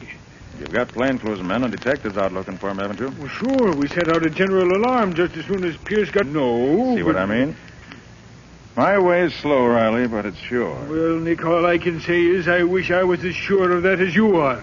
If we don't get Pierce this way, they're going to laugh me right out of the department. Using up valuable men and time, just keeping an eye on his counter that should be behind bars this very second. He will be, Riley. Just as soon as we get Pierce, too. To keep him company. Police headquarters. Lieutenant Riley speaking. Yeah, he's here. For you, Nick. Yeah. Thanks, Riley. Oh? Oh, yes, Scubby. Yeah? Oh, you did it. Okay, that's fine, Scubby. Good work. So long, Scubby. Well, Riley, it looks like this is it. Yeah? What happened? Did Martin finally get in touch with Pierce? No, Riley. It happened as I expected. The mountain came to Mohammed. Huh? Who did what? Unless I'm very much mistaken, Pierce has finally got in touch with Martin.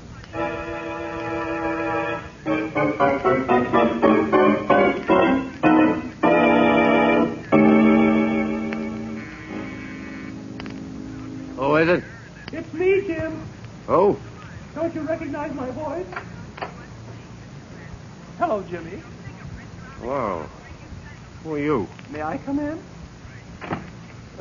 Look, lady, I'm afraid there's some mistake. You got the wrong party. There's no mistake, Martin.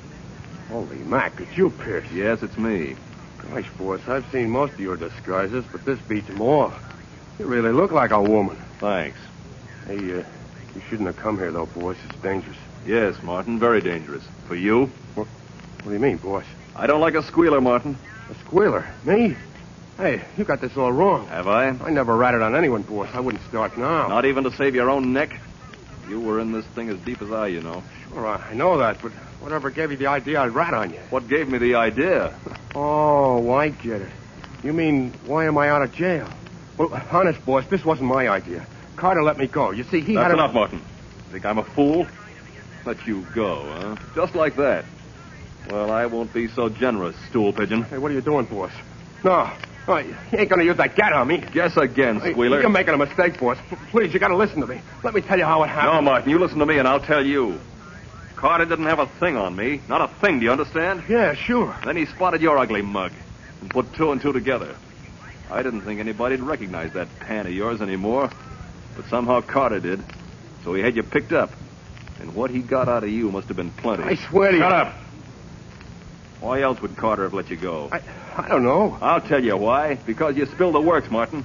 Spilled the works and got your freedom for it. No, that ain't why they let me go. It was all a scheme they had. What are you talking about? Sure, boss. They told me they'd let me go if I steered them to the hideout. But I wouldn't do it.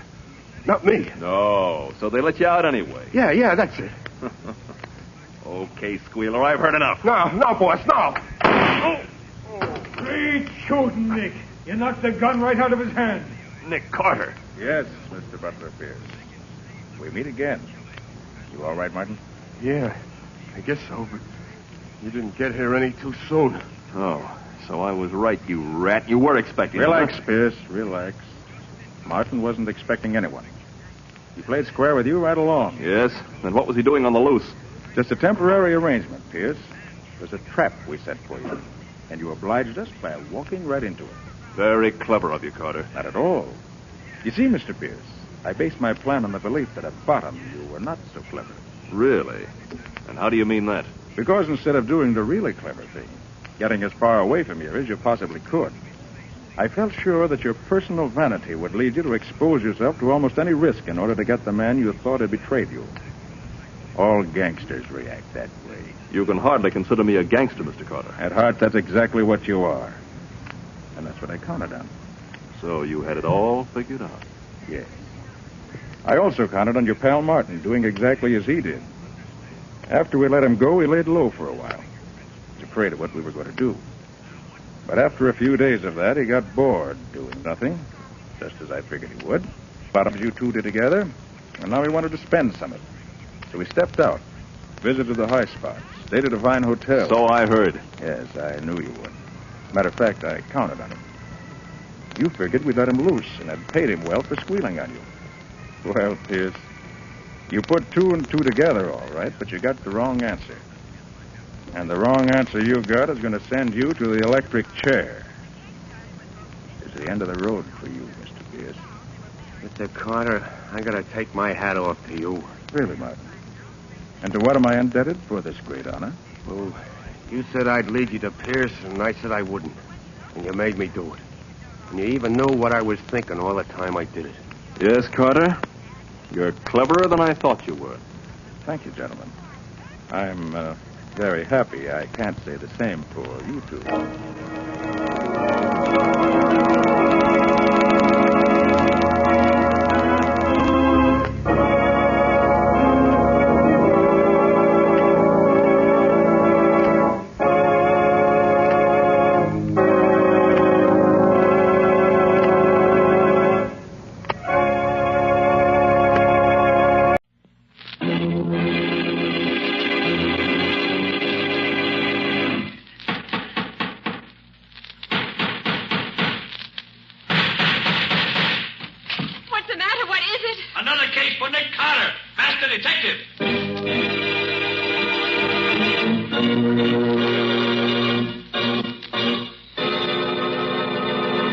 Yes, it's another case for that most famous of all manhunters, the detective whose ability at solving crime is unequaled in the case of detective fiction.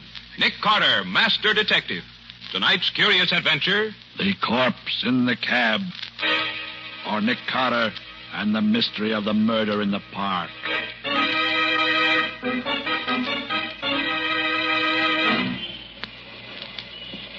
Taxi! Taxi! Mr. Ramsey, you are very kind indeed to take such an interest in this problem. My dear fellow, I consider it my civic duty. Taxi! Here's a cab now. Yes. Okay, gents, make it snappy. We're blocking traffic. All right. You get in first. My party, you know, my party. Thank you. Where to, gents? I guess the quickest way to get there is through the park. Yes, drive through the park. I'll tell you where to turn. Okay. I believe it is on West 54th Street. And there's a flag out there. Excuse me, driver. Yeah? Do you mind if I shut this glass partition between us? Go right ahead, boss. You're paying the fare. Here, let me do it for you.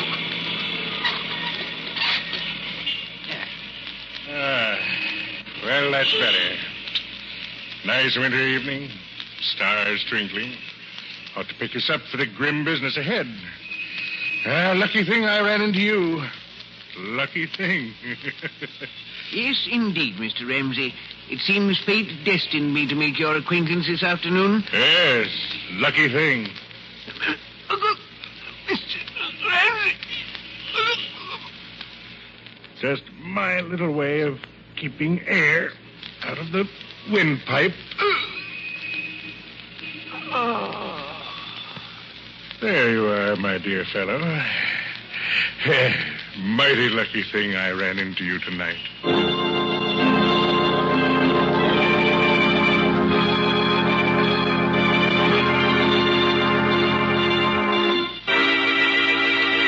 You gotta help me, Nick. You gotta. They'll slap me and stir. Now, take it easy, Shorty. Take it easy. Now, tell me again exactly what happened. Like I said, two guys hailed my cab.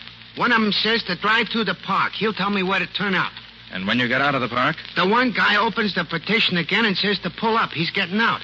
He tells me to drive the other guy to the precinct police station.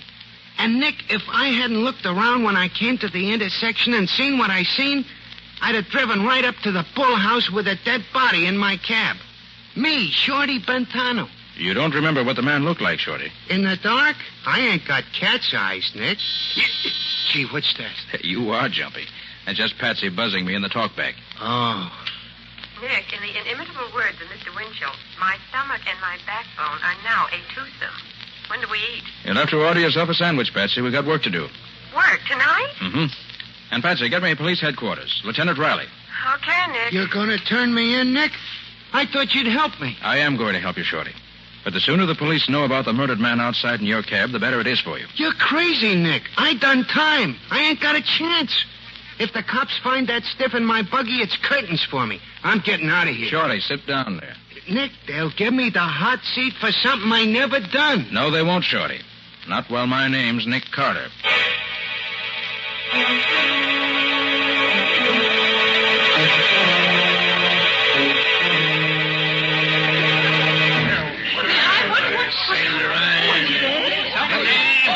Stand back. Just a little accident, that's all. Get back on the sidewalk, buddy. Nobody gets through here.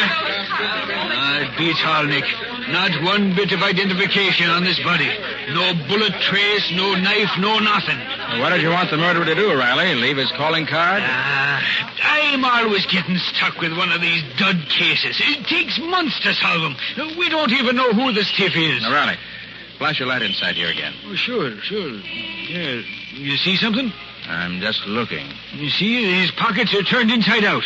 The motive was robbery, all right. No, Riley, I don't think so. Huh? Doesn't look prosperous enough to rob. Nick, you're always looking for what's not there. That might mean something, too. Now, Riley, evidently the murderer didn't care to have his victim's identity uncovered too soon. Say, what are you looking at his hands for, Nick? Riley, have your laboratory analyze this white powder under the nail of his right index finger. Well, say, there is something under his fingernail. Yes. I have an idea you'll find it's chalk. Chalk? Well, sure, you're a smart one, Nick. Yeah, with these lily white hands, hey, this guy was a pool player, a professional maybe, huh? Maybe, but don't bank on it. Now, Riley, about Shorty. I'm holding him, Nick. Never fear about that. Now, look, Riley, he's a favorite of me. Don't pull him in yet. Oh, great jumping banshees, Nick. I've got to. Listen, Riley, he had nothing to do with this murder. If he were a party to it, he'd have dumped the body out somewhere, wouldn't he? Well... Certainly he would. Shorty's been on the right side of the fence ever since he got out of the big house. And he's given me a hand on cases from time to time. Yeah, I know. You owe him a favor, and I owe you a barrel of them. Well, that's about it. Well, okay. I'll shut my eyes for 24 hours. No longer, though, mind you. Thanks, Riley. Nick, where are you going? To find the murderer.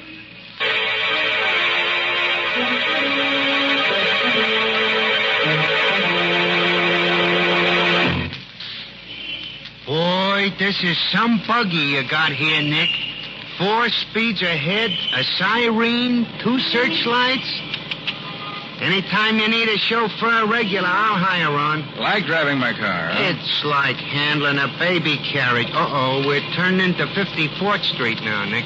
All right, Shorty. Slow down a little. Now, what was it you heard your passenger say? One says the quickest way to get there is through the park. I'll tell you where to turn off. And then the other guy says it's on West 54th Street and there's a flag out. And then the other guy shuts the partition and I don't hear no more. Well, 54th Street doesn't run very far here on this side. I don't see nothing on this block. Flags. Usually on public buildings, aren't they? You think maybe this is going to be a clue, Nick? Shorty, everything's a clue when you don't have much to go on. Nick, look. Flagpole. Yeah, very handsome flagpole. Yeah, but it's a police station. A police station? Good. What's good about it? Let's get out of here. You're safe until tomorrow night, Riley keeps his word. You want I should keep going slow? Nope. I got the first link in our chain. You can put the speed on again. Where to now? To pick up Patsy. I sent her to the Bureau of Missing Persons on 30th Street. Ah, Nick, another cop house. I don't like them places.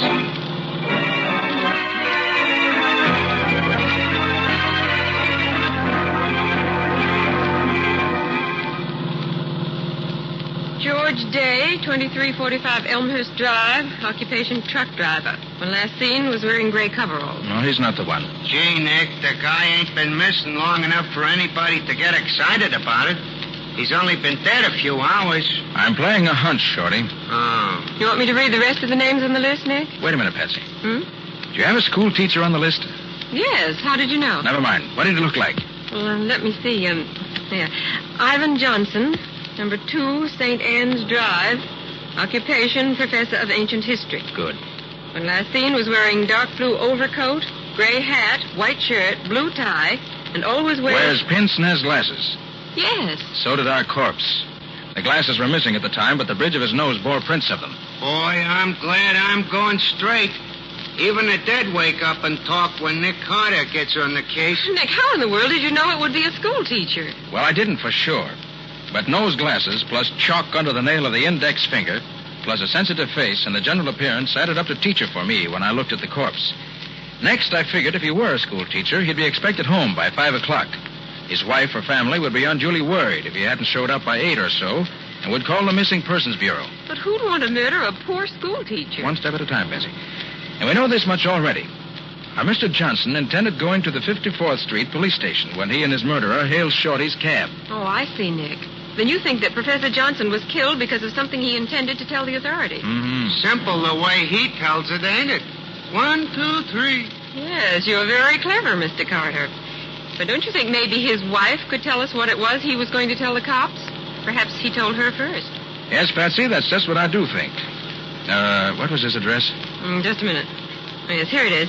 Number 2, St. Anne's Drive. Right. Okay, Shorty. Take us to number 2, St. Anne's Drive. And hurry.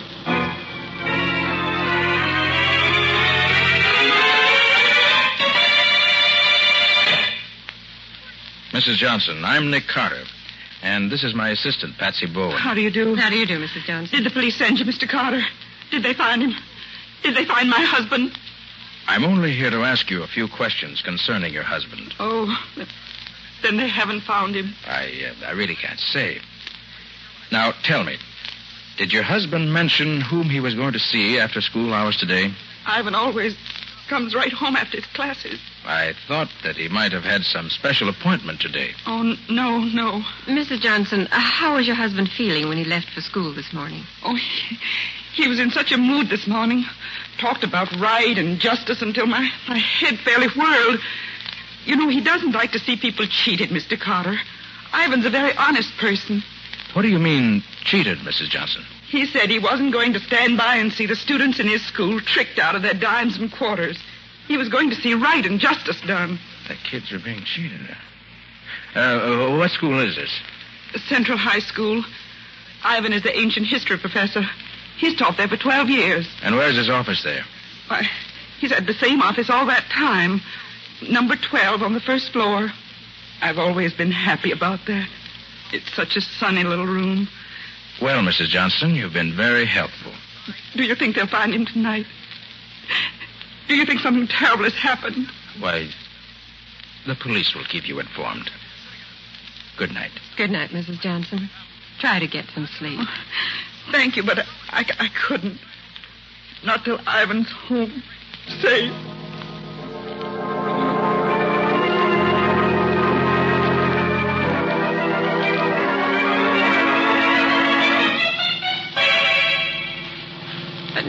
thought you were going to the school where Professor Johnson taught.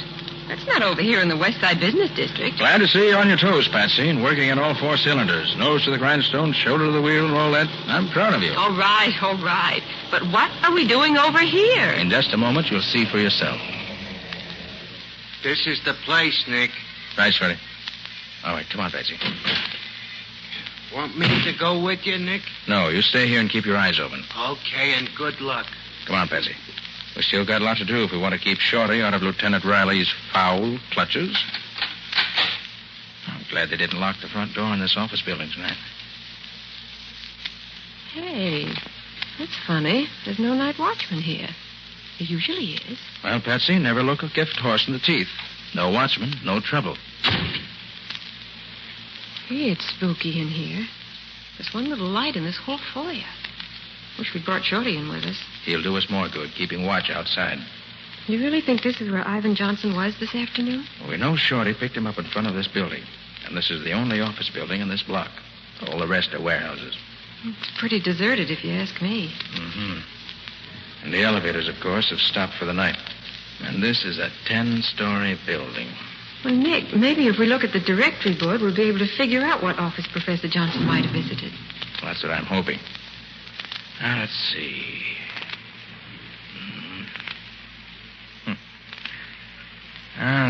Doesn't seem to be a name on this directory that helps us out at all. There isn't, is there? Oh, Nick, what'll we do? Doesn't take much brain work to figure that one. Maybe we can tell if we have a look at the doors of the offices in this building. So, we'll just have to go from office to office.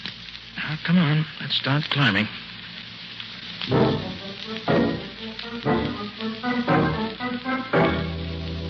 Oh, there's nobody on this floor. All doctors and dentist offices. Don't think Johnson's business was with any of them today. Come on. Up we go.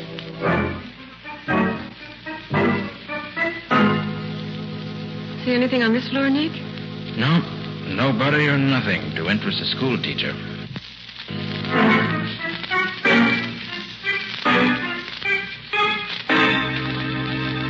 Nick, I don't think I can make another floor. You've got to, Patsy.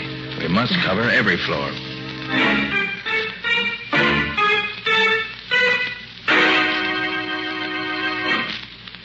Well, this is the top. Yeah. And we don't know any more than we did before. Nick, this place is as empty as a number 2 ration book.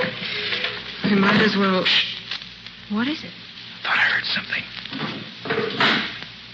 Nick, there's someone in that office. Yeah. And yet the lights are out. The name on the door says Gerald Ramsey, promotion counselor. Let's pay him a visit. Stay behind me now, to the left of my flash. All right.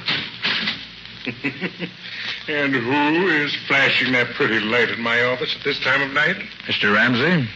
That's my name. And yours? Nick Carter. Surely you don't mean that you're Nick Carter, the great detective. That's who he is, Mr. Ramsey. Sorry to bother you, Mr. Ramsey, but my assistant and I were just having a look around this building. Oh, well, too bad the fuse is blown out of my office here.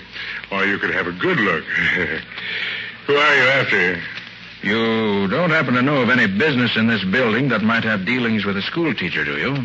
A school teacher? Mm-hmm. Let me see. A school teacher.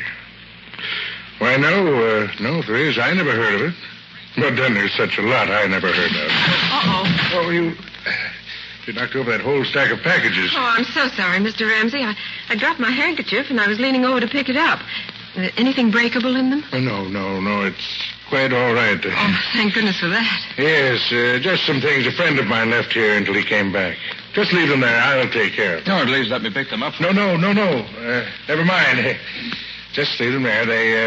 They won't mind staying where they are for a while, I'm sure. Well, all right, if you say so. Yes, I do. So you can just run along and continue your search for whatever it was you were looking for.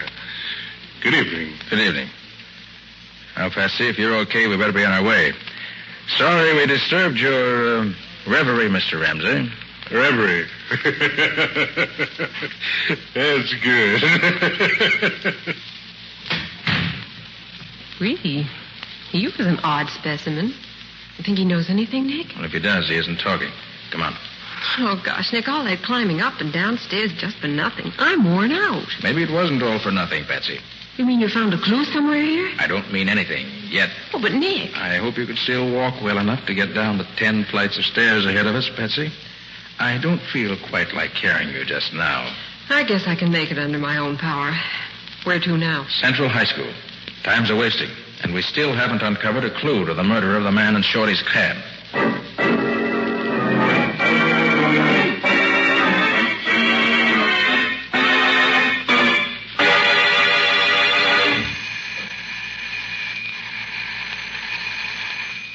Gosh, Nick, what do you expect to find in a schoolhouse at this time of night? Clues to Johnson's murder, I hope.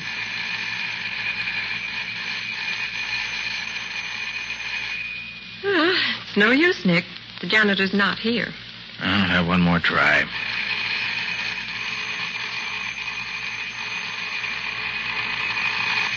That racket should wake up the ghost of Hamlet. No answer. So? So Nick Carter's trusty pick lock will do the trick. Mm-hmm.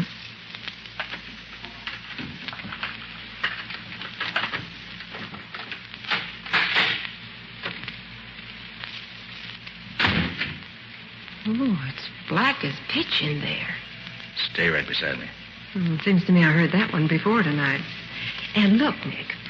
I barked my shins in the dark in that character's office. And so if you don't mind, this time I'd like to see where I'm going. Okay, Patsy. I'll use my flash and keep it down low. Shin height. No, that's better. Now, come on. Gotta hurry, or our friend Shorty's going to be sitting in the clink with a murder rap pinned on him. Okay. And she said his office was on the first floor, didn't she? Yes, number 12. All bright and sunny. Here we are, Nick, number 12. I wish it were bright and sunny in here now. This time we'll just dispense with the formalities of announcing ourselves. Well, the door's open, Nick. Yes, so it is. Come on. Snap on the light, Patsy. Switch is right behind you. Okay. Hey. Well, looks like somebody else has given Mr. Johnson's room a going-over. I'm afraid we got here too late. Papers all over the floor, window wide open. What do you suppose they were looking for? Same thing we are, Patsy. Clues. Except for a different reason. You think it was the murderer? Could be. Wow. What are you reading, Nick? This poster on the wall here. Oh. $1 buys a destroyer, high school students. Subscribe just $1 to the High School Victory League and help buy a destroyer. That's the second time tonight I've seen something like that. Oh, where's my hanky? Need any help? No, I've got one right here in my pocket. There. Hey, wait a minute. Where'd you get this? What? The sticker that came out of your pocket with a handkerchief. Well, I don't know, Nick. Why? Why? It's got the same legend stamped on it that poster has. Victory League. Well, so it has. Did you buy this sticker? No, I buy my destroyers by buying war bonds. Well, think, Patsy. Where did you get it? It was in your pocket with your handkerchief. Well, I don't know, Nick. I never put anything in this little pocket except my handkerchief. I can swear to this sticker. Well,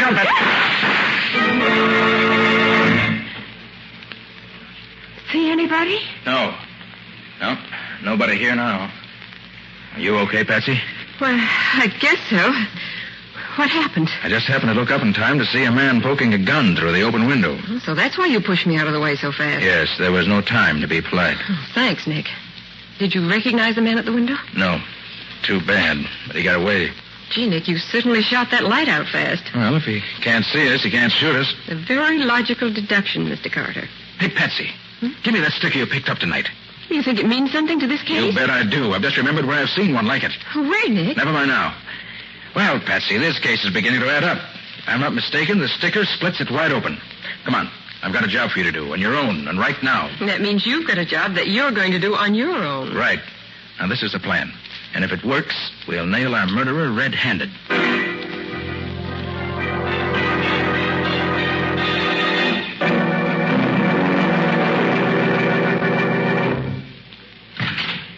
Boss, you in here? My dear fellow, you know I'm in here. Did you get the fuse fixed? Yeah, and while I was fixing it, I got something else, too. Come on in, you. Here, snap on the light and see what I picked up snooping around down the basement of this building. See? Nick Carter. Well. Mr. Carter, back again. Still looking for the same thing? No, I found what I was looking for. Oh, good. Good. It's very fine. I already lifted his rod, boss. What'll I do with him now? Huh? You've had your chance, my dear fellow. Now it's mine. You know, I have the general impression you men don't like me very well. Oh, sure, Mr. Carter. We love you. But we'll love you a lot better when you don't talk no more. Put very bluntly, Mr. Carter, but that is the idea. Now, Mr. Ramsey, just what do you think I could say that would harm you? Now, don't let him fool you, boss. When I was hiding in the bushes outside the window back there at the schoolhouse, I heard him tell the dame the case was wide open. Shut up, Lefty. Oh, so it was you who took those shots at us through the window? Yeah, and you ain't gonna do nothing about it. You was pretty smart, though, figuring out it was Mr. Ramsey what rubbed out the school teacher. You are a complete idiot. Stop that fool tongue of yours. Ah, what's the diff, boss? He ain't gonna live to tell it. True. That's true. Yes, since you know so much already, we have only one recourse, Mr. Carter. Give me the gun, Lefty. Yeah, boss. This one's on me. Just a minute, Ramsey. As long as I'm not going to live to tell it, maybe you'll confirm a deduction I made. Certainly, my dear fellow. The condemned man is always granted one last request. Speak up. This high school victory league's a phony, isn't it? You're playing on the patriotism of school kids to get them to donate their money to build destroyers and planes. But the money never gets any further than your own pocket. Isn't that it? Oh, yes, Mr. Carter. Since you put it bluntly that way, I am forced to admit that you're entirely correct. But may I ask what it was that led you to believe that I was behind the league? Yes. When I was at Professor Johnson's office, I saw a poster on the wall advertising your dirty league. Oh, please, Mr. Carter. I mean just that. Swindling high school students out of their few dollars in the name of a patriotism that you never knew the meaning of is about the lowest form of stealing that I know of. Boss, just let me take a poke at him, will you? No. We can afford to be good-natured. Mr. Carter hasn't much time left, you know. Do go on, Mr. Carter. As I said, I saw the poster on the wall advertising your dirty racket. And then Patsy found one of your stickers in her handkerchief where she'd picked it up off your floor. I recall then seeing that each of the packages she knocked over in here had a sample sticker pasted on it. It was easy enough then to put 2 and 2 together and get the required 4. It's too bad that your undoubted excellence in mathematics can't save you. And all because one little school teacher suspected his kids were being cheated. Poor Professor Johnson. It is too bad for him that I found him wandering around this building, looking for the offices of the high school victory league. He told me he suspected it was a phony outfit, and he was going to see right and justice done. I offered to take him right to the police station, and I did. Although I wasn't with him when he got there. Very funny. Yes. Hurry up, boss. We got work to do. Yes. Well, Mr. Carter, this is it.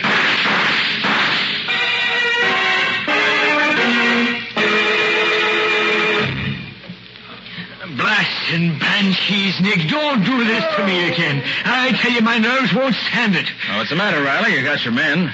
They're lying on the ground here, howling like stuck pigs. Yeah, sure, but what if I hadn't hit him when he aimed at you, Nick? What if I'd missed? Oh, Nick, your plan worked beautifully. The whole thing. Getting yourself found by Ramsey's henchmen and my getting Riley up here to hear the confession and everything. Yeah, Patsy, but don't run such a split-second chance of life and death again, Nick. My heart won't stand it. Well, it was worth it. Just to see Ramsey walk into the trap like a bear looking for honey. Hey, Nick. Oh, Shorty, come on in. Take a look at our handiwork. Gee, so that's the bum who tried to frame me to the hot seat. He'll be getting it himself before long, thanks to Nick Carter. Riley, I want to tell you something. Of all the criminals I've tracked down, catching Ramsey gave me the most pleasure. A fellow like that, trading on the patriotism of school kids, is about the lowest rat in the world. Why, bad as the Nazis are, a guy like this is worse. You're right, Nick. You said it, Nick. Well, Riley, you've got all the evidence you need. Mm-hmm. The package of posters in the next room, the package of stickers here, and the confession. Right, Nick. We can take over from here. Thanks. Okay, Riley. So long. So long, Nick. So long, Patsy. So long, Lieutenant. Well, Patsy, come on. Chin up. Carry on and all that sort of thing. It's not my chin that's worrying me, Nick. It's having to walk down those 10 flights of stairs again. That'll be the 4th trip tonight. Why, Patsy. And at your age, too.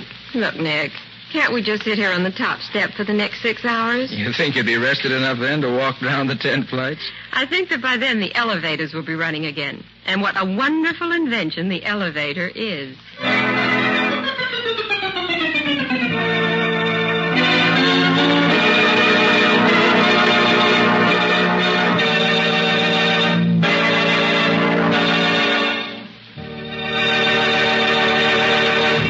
This has been another of the strange adventures of Nick Carter, Master Detective, which are brought to you regularly each week at this same time by WOR Mutual. Now, tell us a little about next week's story, Nick. Well, next week's story includes rather more adventure than actual detecting. But if Nick hadn't been able to make the first few deductions that really started him off on the right track, there would have been no adventure. And there was adventure and plenty of it. I came nearer to meeting my match when I met Dr. Donaldson than at any other time in my career. This Dr. Donaldson was a specialist in secret and dangerous poisons, and he tried one of them out on Nick. But in the end, I managed to get the better of him and solve a mystery that had the police completely stopped. We call it the empty coffin because it was an empty coffin that gave us the first clue. And it was two different doctors making out two separate death certificates for the same death that led to that first clue. Well, that's enough for now. Join us next week for the story of the empty coffin. So long. So long, folks. And so long to you, Nick and Patsy. Until next week. In the strange adventure you have just heard, Nick Carter was impersonated by Lon Clark, Patsy by Helen Choate. The story was written for Nick Carter by Barth Conray. Original music was played by Lou White. The entire production was under the direction of Jock McGregor.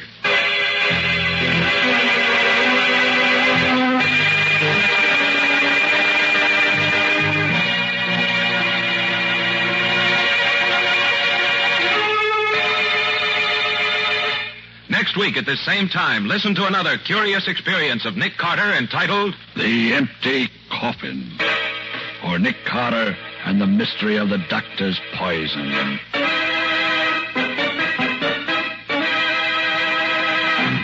This story is a copyrighted feature of Street and Smith Publications, Incorporated. The Return of Nick Carter is produced in the studios of WOR and is broadcast over most of these stations every Saturday evening at 7 o'clock Eastern Wartime. And don't forget that the adventures of Nick's adopted son, Chick Carter, are broadcast over most of these stations Mondays through Fridays at 5:30 p.m. Eastern Wartime. This is Mutual.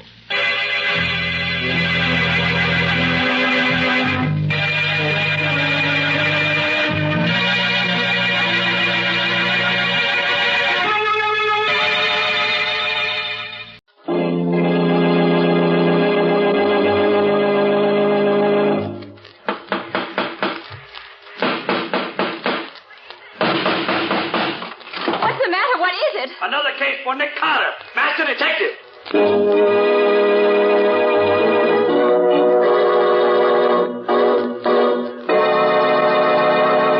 Yes, it's another case for that most famous of all manhunters, the detective whose ability at solving crime is unequaled in the history of detective fiction. Nick Carter, Master Detective. Tonight's curious adventure... Missing Harold Ascot, or Nick Carter and the Great Kidnapping Mystery.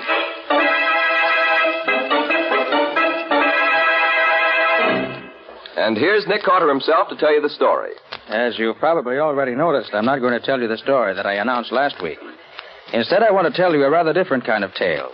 One which started as Patsy and I rang the doorbell at the rather magnificent home of Mrs. Philip Ascot, just off the upper end of the park at about 10:30 one morning. Yes?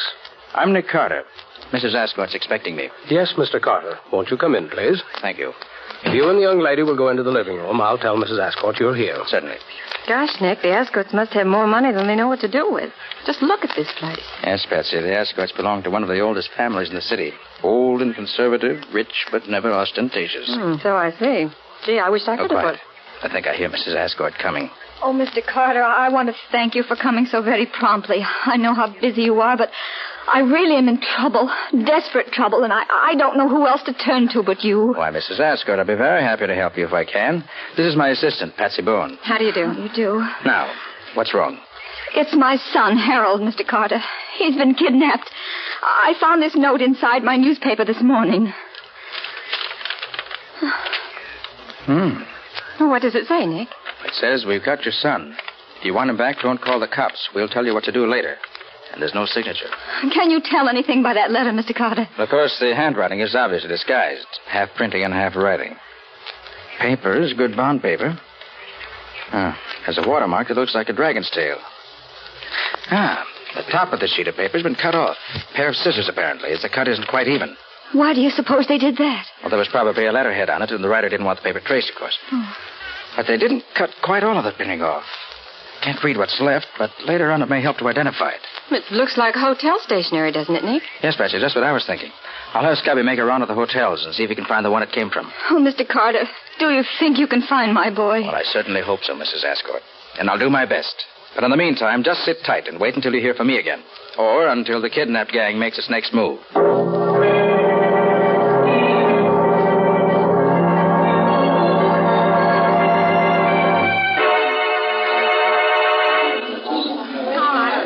Scubby. Oh, hiya, Nick. Didn't take you long to get here. It's no time to waste in a kidnap case, Scubby. You never can be sure when the gang will get frightened or annoyed and kill their victim. Now, you find the same kind of notepaper here, you say? I sure did, Nick. The same size, same watermark, and as near as I can tell from what's left in the kidnap note, the same printing at the top. Good. But what now, Nick? How does knowing the paper came from here help you any? If the paper came from here, it's quite possible that whoever wrote the kidnap note was staying here in the hotel at the time. Yeah. And if he was, the hotel register may give us a further clue. Oh, but the handwriting on the note was disguised, Nick. Well, quite so, Scubby. But it's impossible to completely disguise any writing so that it may not be identified. Even when the writing's completely changed, there will always be some peculiar characteristic left that'll give it away. Oh, I didn't know that. Oh, clerk. Yes? Do you mind if we look at your register a moment? Not at all, sir. Here you are. Now, let's see. Young Ascot disappeared on Tuesday afternoon, and it's possible that the signature we want might be under Sunday or Monday's date. Well, do you know what to look for? Yes or no, Scubby? I've memorized the looks of the writing in the kidnap note, and I expect to recognize any similar peculiarities in the signature here. No, nothing here under Sunday's date. No? Let's try Monday. Okay, right over here. And bigger. And... Here. Look at this one. James Scannett. I never heard of him. Of course you haven't. Neither have I. But look at that S. Yeah? And the J. Uh-huh. Note how oddly they're made? This signature, like the kidnap note, is half written and half printed, too. Evidently the work of a man who learned to write late in life, and a man who never writes easily. Oh, I see what you mean, Nick. No question, Scubby. This is our man. Clerk. Yes, sir. Is this James Scannett in the hotel? James Scannett? No, sir. He checked out this morning. I was afraid of that. Do you recall what he looked like? Oh, medium height, sandy-haired, little mustache. He had a crooked little finger on his right hand. I remember him because he answered a lot of questions last night. Thanks, clerk. Well, do you know him, Nick? Why, yes, Scubby. But I sent that man up the river 3 years ago for a 5-year stretch. Oh. Well, maybe he's out. Maybe. I know a man who can tell me. I'll give him a ring and see. Come on. Well, whom did the description fit, Nick? Sounds like Jack Vincent, Scubby. Yeah? Forger and a con man. An old-timer at the business. I can't see for the world how... Oh, pardon me for a minute. Oh, sure, Nick. I'll wait here.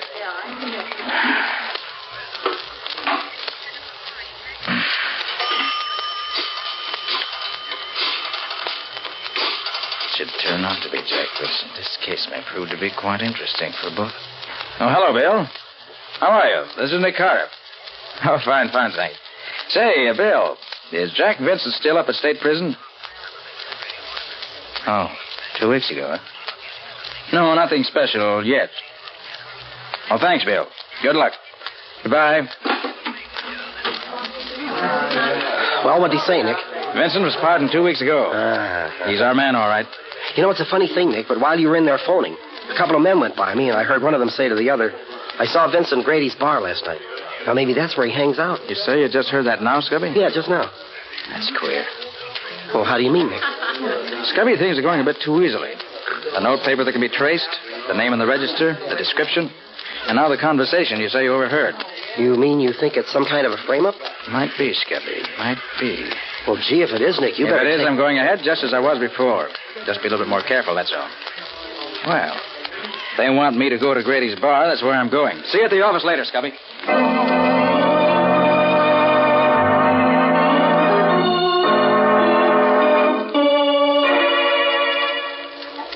And he fell for it, Jack. Hook, line, and sinker, just like you said. I gotta hand it to you. And you told him where he could find me? I said it real loud, right beside that stooge of his. I said I'd seen you in Grady's place here.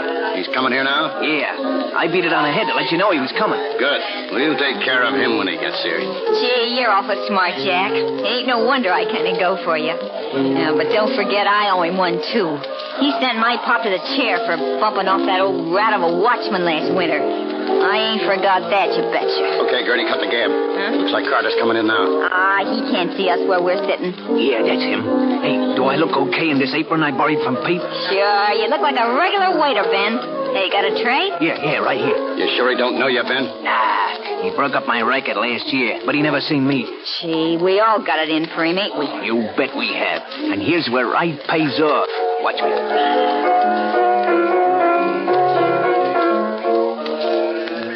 Waiter. Yes, sir. Bring me a large ginger ale and Coke, will you? Coming right up. Well, Nick, lots of familiar faces here, but nobody I really know. Wonder if Vincent might have moved out of town after he had the snatch. Ain't that conversation Scubby overheard if he did overhear? It sounds to me like... Here you are, sir. Oh, thanks. Here, give the change. Thank you, sir. Well, at least this ginger ale's cold. Doesn't taste that bad. There's an odd flavor to it, though. It must be a new brand of Cokes they mix with it. Can't say that I enjoy it. Why, that's queer. It isn't hot enough in here to make me dizzy like this.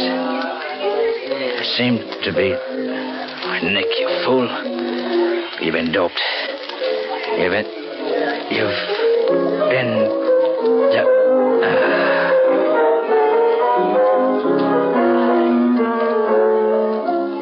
Yeah, look it. He's out cold. Gee, Ben, you must have made it strong. You bet I did. I ain't taking no chances. I put 3 of them in. Now go on, Gertie, and get the car and make it fast.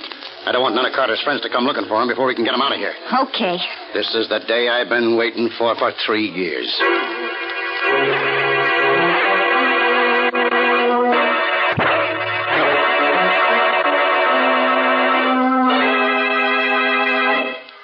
Well, he don't look much like a great detective, does he? All tied up and gagged like that. I'll say he don't. He looks more like a trussed-up chicken. Or a dead duck. And that's what he's going to be as soon as he wakes up. A dead duck. You mean you ain't gonna kill him now? Nah, there's no fun in killing him when he don't know who's doing it. I want him to look me in the eye when I send a bullet into his brain. Oh, gee, Jack, I thought you'd let me kill him. Nothing doing. This is my party. Private and exclusive. Did you get his guns? Yeah, both of them. Hey, should we leave him here in the back room for now, Jack? Yeah, he won't come to for another couple of hours. He'll be safe here. Yeah. Now, you and Gertie stay here and watch him. I got some stuff I want to take care of. I'll be back by the time he wakes up. Okay. Here you go, Mr. Master Detective. And there you stay till we're ready for you. Have a nice sleep. And keep your eye on Gertie, Ben. She might forget and bump him off all by herself.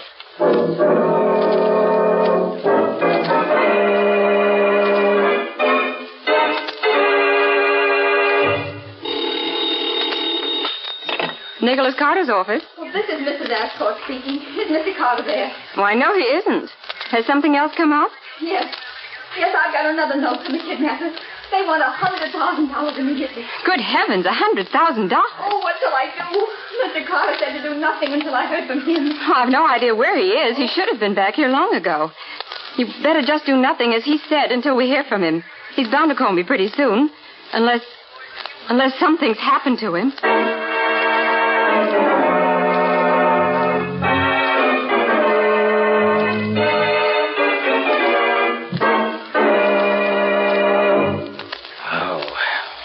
Headache that stuff leaves behind it. Well, serves me right for being such an idiot. I knew what I was walking into, and I walked right into it. Gosh, but it's dark in here. Wish I could... Wait a minute. What's that?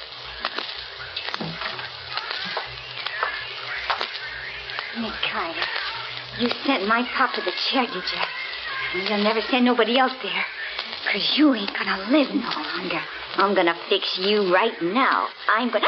What the... So I'd have to be so rough with you, lady. But it's my life or yours. You're only stunned. Now, if I can reach that knife she dropped before she gets her senses back, I can cut these ropes and get free. Just a little more. If I could only see behind my back. Oh, where is that knife? I want to be able to reach it now. Just... Now to cut this rope in my wrist.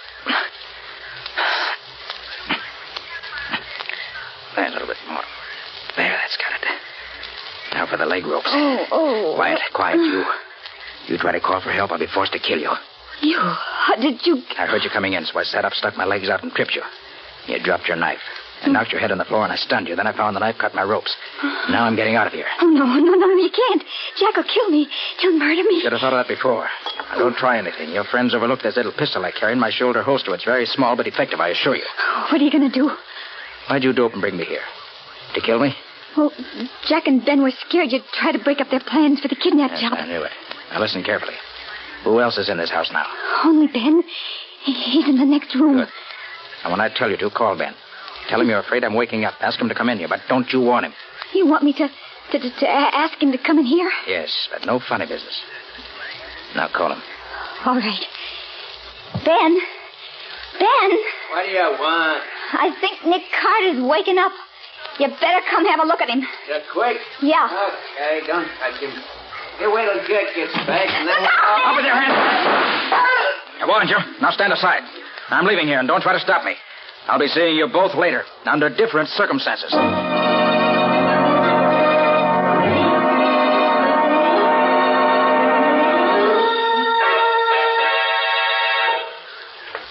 How do you do, Miss Boone? Nick, where in the world have you been? We've been waiting for you for hours. Sorry, Patsy. Anything special been going on? Anything special? I should say so. Mrs. Ascot has called 5 times. She got a note from the kidnappers telling her it would cost her $100,000 to get her son back.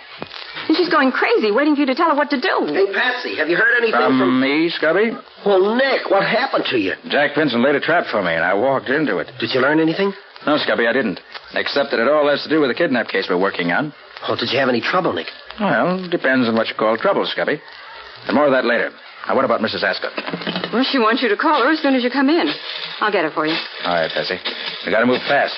Maybe too late even now. My being there and getting away doesn't help any. Mrs. Ascot, just a minute, please.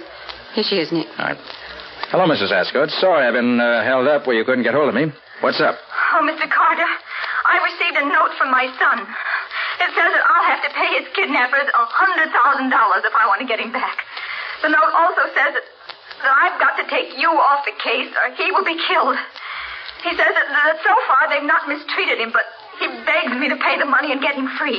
Is the note in your son's handwriting? Oh, yes, I'm sure of that. What shall I do, Mr. Carter? Well, does the note give you any way of getting in touch with him? Yes, it says to put an ad in the personal column of the Clarion, addressed to safety, and let them know what I decide. Good. Put the ad in the Clarion. Tell them you're willing to pay the money and ask them how they want it paid. All right, Mr. Carter, but how about, well, what they have to say about getting rid of you? You know what I understand, Mrs. Ascot. Tell them in the ad that you'll guarantee that I'll have nothing further to do with the case. Oh, but that would be a lie, wouldn't it? Yes, of course it would. But would you prefer that the kidnappers kill your son? Oh, no, of course not, Mr. Carter. All right, then. Put the ad in just as I said. And let me know the minute you get an answer. Then we'll plan our next step.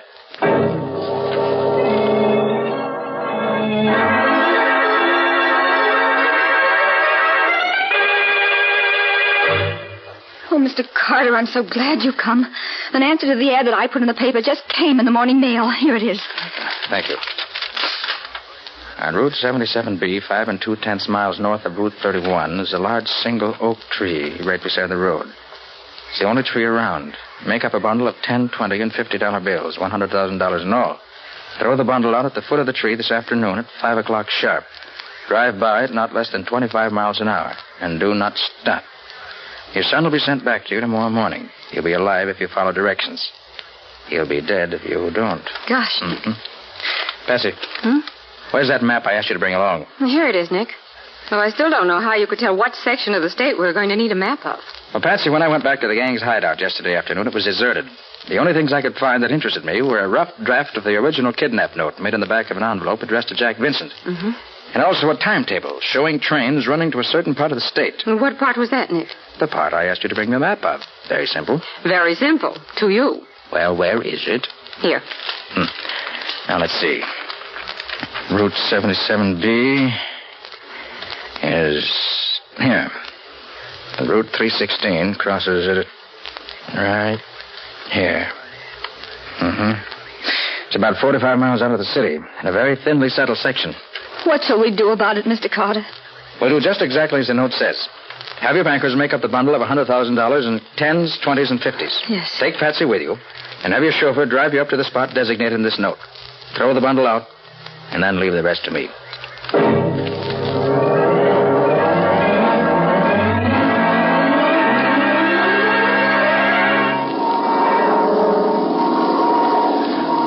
sure glad it's clear today. Otherwise, we'd be out of luck. See anything, Scubby? No, not yet.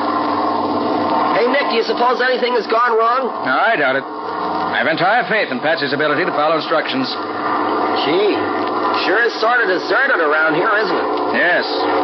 Only a few scattered houses and very little traffic. Oh, here, Scubby, suppose you take over the controls of the plane for a while I take the glasses and have a look around. Oh, sure, Nick. Here you are. Thanks. Got the stick? Yeah. All set. These glasses are really high-powered, aren't they? Hey, I think I can... Yes, there they are. And right on time. Are you sure this is the right road, James? Yes, Miss Ascot, this is the right road. Oh, I'd feel so much safer if Mr. Carter were here. Why, if any little thing were to go wrong, it might mean my boy's life. That's why I'm here, Mrs. Ascot. Just to see that nothing does go wrong. The place you want is about a half a mile ahead, Mrs. Ascot. Oh, dear, so soon? Oh, I'm all of a jitter, Miss Bow, and you'll have to throw the package out. I just can't do it. Now, don't you worry, Mrs. Ascot. I'll take care of everything.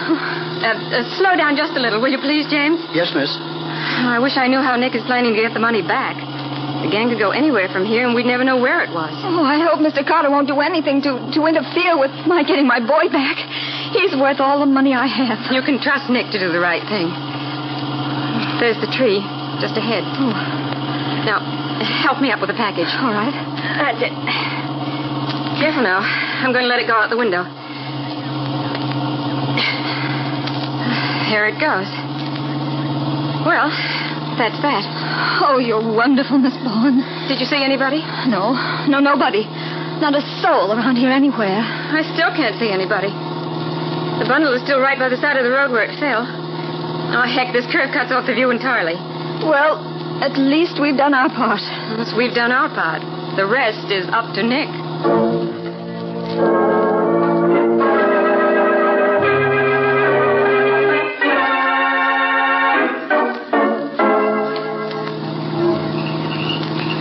Yep, those are Nick's orders, Sheriff. Drive as close to the house as you can and then park your car in the bushes just off the road. Okay. Where's Carter now? Oh, well, he went on ahead to get the layout of the place. Wants to get his plan set by the time we get there. I don't understand how you know them fellas are hiding out there. You say neither you nor Carter's ever been near the house. Well, I'll tell you, Sheriff. It's really very simple. When Mrs. Ascot dropped a bundle of money out of her car this afternoon, Nick and I were overhead in Nick's plane watching everything through his extra high-powered field glasses. Yeah. We saw the crooks come and pick up the money, and then we watched them beat it back to the farmhouse. They took every back road and cow path they could find to keep from being followed, but we could see them, no matter where they went. Yeah, all the time the one man that they were really afraid of was up there over their heads watching it. Hey, that's quite a stunt. I've heard tell this Nick Carter's quite a feller. Darn if I don't believe it now. Well, darned if you don't, had better. Well, we better stop here, huh? Don't dare go no closer to the house with the car. I'll just run her off into the bushes here.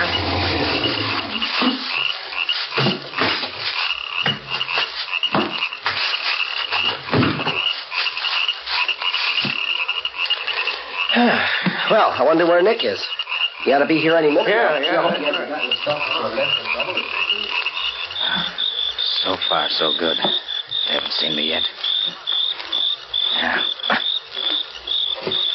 Yeah, this is the window where the boy should be, if I'm right. Too dark to see what's inside the room. I'll have to take a chance and climb through the window and see for myself. Locked. Well, I ought to be able to slip the latch on an old window like this. This knife will do it, I think. There. Hope my luck holds a little while longer. I guess it's safe to use my flashlight here. Yeah, there he is. Oh, Harold. Harold. Oh. Quiet. Not a sound. Keep absolutely quiet. You all right? Yeah. Caught a pretty bad cold yesterday, though. But who are you? You're not one of the kidnappers. No, I'm not one of the gang. I'm Nick Carter. Nick Carter? Yes. Gee, I've heard of you. You're going to save me, huh? That's just what I'm going to do. And I'll get these ropes off your arms and legs first. There we are. Feel better? Gosh, yes. Now see if you can stand up. Well, it's not very easy yet, but I'll be all right. Good boy. We've got to get you out of here pronto before one of the gang comes up to have a look at you. All right. How do we get out? Out of the window, same as I came in. All right, come on now. Quiet. Okay. Whatever you say, Mr. Carter. Climb out the window under the roof. Easy now.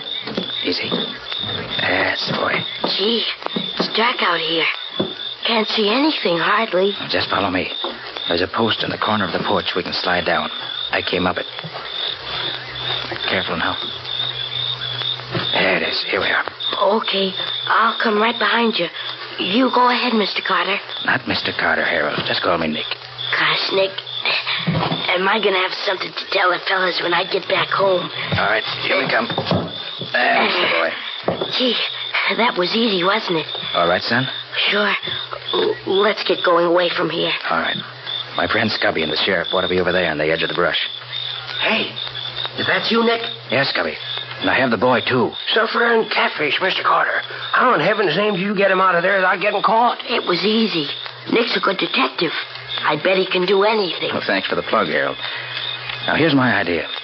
Are the three of them still in the living room where they were a few minutes ago? Yeah, I just took a look and they're still there. What's your idea, Carter? Well, this is it. They think Harold is still tied up nice and snug in his attic room. Now, if they should happen to hear him out here in front of the house, they'd probably come rushing out to see what's up, wouldn't they? Sure. Well, go on, Nick. Well, I don't want any shooting if I can help it. Somebody might get hurt. So you and I will stand one on each side of the front door, Scubby, while the sheriff goes around to the back door, ready to come up from behind them. Yeah. And Harold will stand out here in front of the house and shout good and loud. They'll come out to see what's what, and we'll poke our guns in their backs. No shooting, no trouble. All nice and simple. Gee, that's swell. What'll I yell, Nick? Oh, whatever comes into your head. Anything at all. Okay, Sheriff? Yep. Sounds nice and simple. If it works, well, here goes the rear guard. Come on, Scubby, and get your guns ready. Okay. And Harold, if anything goes wrong, you run for the woods. They'll never find you out there at a back night like this. Okay, Nick. When do I yell? Count 5 slowly. That'll give Scubby and me time to get into position beside the door. Okay. 1, 2, 3, 4, 5. Renville of the Mounted. Yippee! Wahoo! What the hell is the kid doing out here? Get your hands up and fast. Don't try reaching for your guns. We've got you surrounded. Nick Carter, how did you... Just keep those hands in the air, Vincent. All right, Scubby, get the guns. Okay, Nick. Only 1 on Ben. And 2 on our friend Jack. I just called along here. Now, stop it. Why this gal trying to skip out the back way, so I brought her along? She belongs to this outfit? I'll say she does. She was the one who watched me while the men went out for the money. Well, looks like we got everything, don't it? Yeah, certainly does, Sheriff. Everything but the ransom money, which must be here in the house somewhere. Nick, can I hold a gun on one of them? Why, sure, son. Here, take Jack's gun and keep it pointed right at him all the time. Hey, Carter, don't let that kid have that gun. He don't know nothing about guns. It might go off and somebody'd get hurt. You're quite right, Vincent. But would it interest you to know that I wouldn't care if it did? As far as I'm concerned, kidnappers are pretty filthy things, the lowest of the low.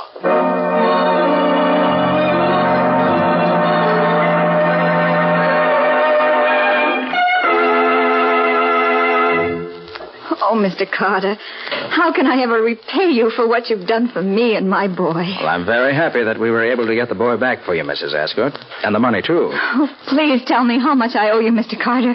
I want to send you a check at once, a big one. You owe me nothing, Mrs. Ascot. Oh, but Mr. Carter... If you really want to repay me, I suggest that you put at least an extra $10,000 into war bonds in this 4th war loan drive. And give the bonds to the Associated Boys Clubs of the city. I can think of no better way to spend money right now. Buying the bonds helps the boys who are fighting for us today. And giving the bonds to the boys' clubs helps the boys of tomorrow. It's a wonderful combination.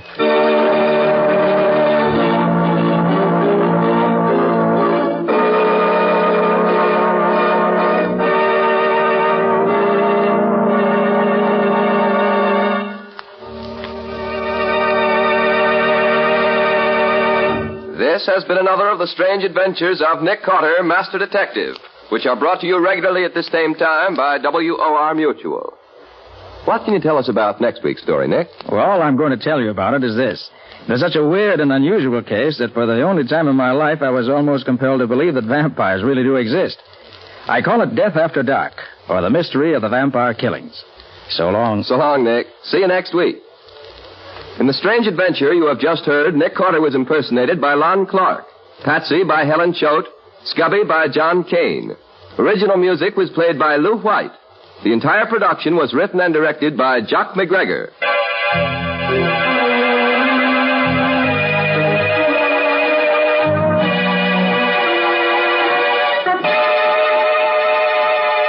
Next week at the same time, listen to another curious experience of Nick Carter entitled Death After Dark, or Nick Carter and the Mystery of the Vampire Killings.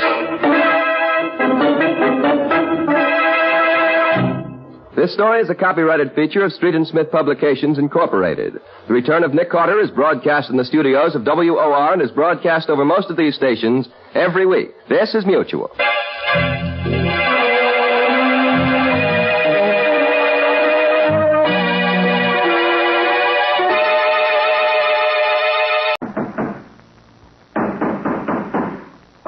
What's the matter? What is it? Another case for Nick Carter, master detective.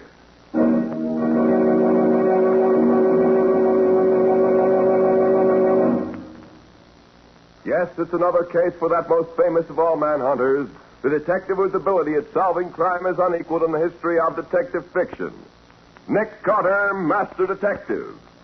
Tonight's curious adventure, Death After Dark, or Nick Carter and the Mystery of the Vampire Killings.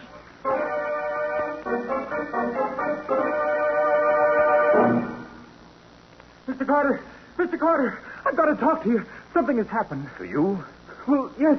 No. Well, that is, it did and it didn't. Well, it might be better if you were to tell me just what it was that did or didn't happen to you. Okay. Well, it was like this, sir. 4 of us, Betty Graham, Gertrude Chase, Dora Mason, and myself were playing tennis in the park this afternoon. We played a few sets, and then about 6:30 we started home. But just as we got to the park gate, Dora suddenly discovered that she'd left her racket in the court. I offered to go get it for her, but she started after it herself. The rest of us sat down on the bench to wait for her. Well, after about 10 minutes, Gertrude suddenly got up, said something about going to meet Dora, and then started up the same path as Dora had done. Betty and I sat on the bench talking and waiting for them until suddenly we began to realize it was getting quite dark. All at once, Betty said what was on my mind. I don't like this, Phil. The tennis court is only about 5 minutes' walk from here. They should have been back before this. Yes, I know. I was thinking the same thing. What do you suppose could be keeping them? I don't know. Don't you think we'd better walk up that way and see what's happened to them? Nothing's happened to them, Betty. But, well, if you want to walk up and meet them, why, okay. Well, I'd rather do that than keep sitting here. Oh, come on, then. But I'll bet we meet them before we get to the court. But I judge from the way you tell it that you didn't find them. No, Mr. Carter, we didn't. When we got to the court, it was deserted. We called and called, but we got no answer. Then suddenly Betty saw something. Phil, look. What is it, Betty? Look, there on the grass behind you. That's Dora's tennis racket. I know those colored strings. But that means that she never came back here at all. But where could she have... Betty, didn't Dora have a rose in her hair? Why, yes. She picked it up on the path just before she left us. I remember watching her tie a knot on the stem so she could put one of her hairpins through it to hold it in her hair. Why? Here, by the end of the net. A rose. You're right. And it's got a knot in the stem, too. And look, Betty. It's been stepped on. Phil! I'm afraid. Let's get out of here. Something happened. I'm afraid. And she started running across the grass toward the nearest gate. Weren't you scared, too? Well, yes, some. But I caught up with her and quieted her down a little. And you didn't see anything of the girls you were looking for? Well, by this time it was too dark to see much of anything. Betty took me by the arm and we made for the nearest gate. We weren't running, but we weren't lingering either. Oh, maybe you just imagined... Wait a minute, I just haven't finished. Before we got to the road leading to the gate, we had to go through a patch of thick woods. I'd gone that way before, so I didn't think much about it. But Betty was still pretty scared. It's dark here, Phil. I can hardly see anything. Let's hurry. I want to get out of here. If we try to go any faster, we may fall over something. Just take it easy and keep going. And we'll...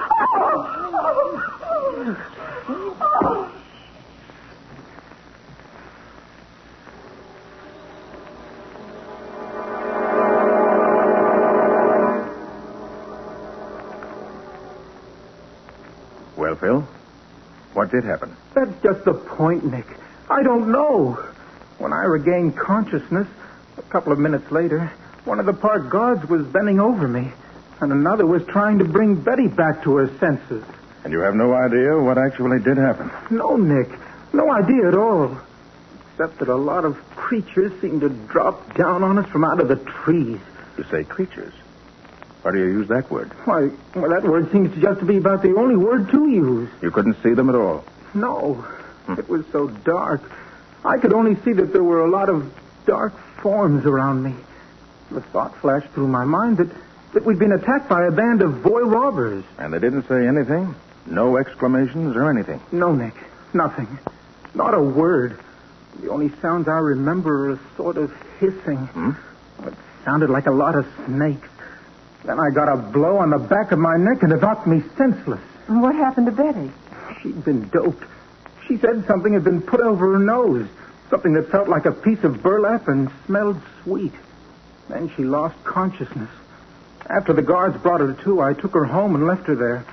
As far as I know, she was unharmed, except that, well, she was almost hysterical. What about the other girls? The ones who played tennis with you? Did they turn up later? No. I called both of them on the phone, but neither of them were home. And they hadn't been home since they were out with us.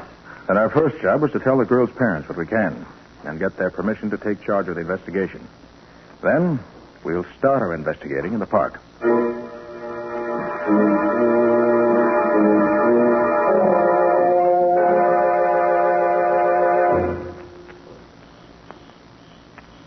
Everything here looks so different at night, Mr. Carter. I'd much rather not have to make this examination by night, Phil. But I don't dare wait until morning. It might be too late. There's the tennis court right ahead, Mr. Carter. And here's the tennis racket, right where we left it. Don't go any further. I want to see what I can find on the ground in the way of marks or prints. Yeah. Yes. Pretty obvious that a number of barefooted persons have been tramping on the grass here. Barefooted? Yes. I found one pretty clear impression of a complete foot. Looks about the size of a 10-year-old boy. Yes, there are lots of prints here. Well, do you think they could be the prints Phil. of... Come here. What is it? Have you found... Now, take it easy, Phil. Take it easy. Look here. Dora Mason. Is she... Yes, Phil. She's dead. Poor Dora. Why, she almost looks as if she were asleep, doesn't she? Yes. Except for that peculiar alabaster whiteness of her skin. Almost as if there wasn't a drop of blood left in her body. How was she killed, Mr. Carter? I don't know. The only mark I can find on her is a tiny round hole in her neck. A couple of inches below her ear.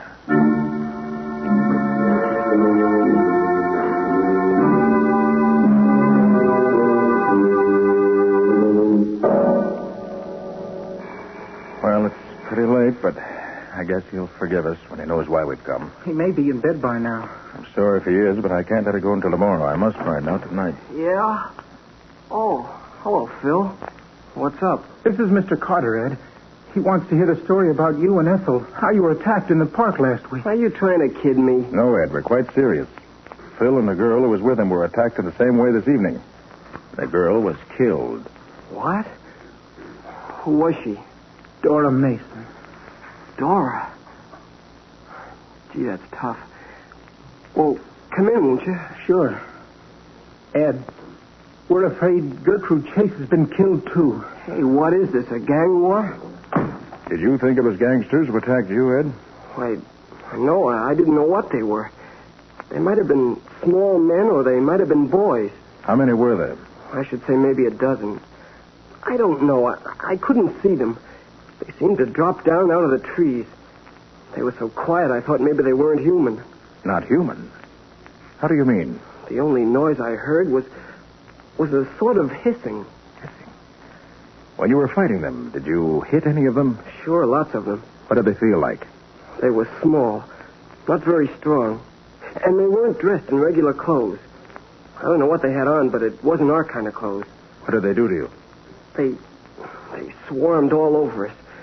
We both yelled for help, and then they put a piece of burlap over my face, which covered my eyes and nose. It smelled funny, made me dizzy. Then they knocked me out. How about the girl? Grabbed hold of her and put the same kind of cloth over her face. She said hers had a strange odor, sort of like oranges. It made her unconscious.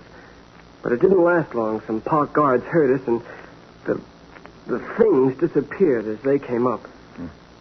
Were either of you hurt? I wasn't, but Ethel, the girl who was with me, was wounded in the throat. Hear that, Mr. Carter? Easy, Phil, easy. Ed, what was the wound? It was a little hole in her neck, about 2.5 inches below her ear. And this is the thing that wounded her. Good boy, Ed. Now we're getting somewhere. May I keep this? Oh, of course, Mr. Carter. Does it help you? It does indeed. This is our first real step forward.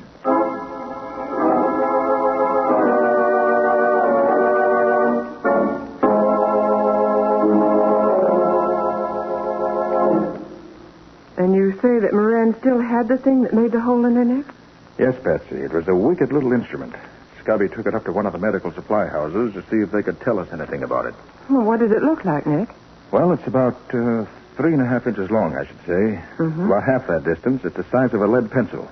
Then it tapers down to a needle point. Mm-hmm. But just before you reach the point, there's a small swelling, like a little bulb, about 1/4 inch long. Well, what's the idea of that? Well, if I'm not mistaken, once the point of this instrument has been stuck in the flesh, the little bulb holds it there so it won't come loose. You know, something like the barb in a spear. In fact, that's how Moran happened to have this one.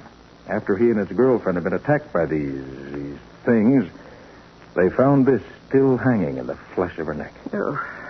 Through the center of this needle is a hole, about the size of a hair at one end and slightly larger at the other. Well, what is this gadget used for, Nick? Injecting something into the blood? No, Patsy, I don't think so. I feel sure it was used for taking something out. Oh. Well, did you see that early this morning the police found the body of the other girl who was with Phil yesterday? Yes, I know. And she died exactly the same way Dora did.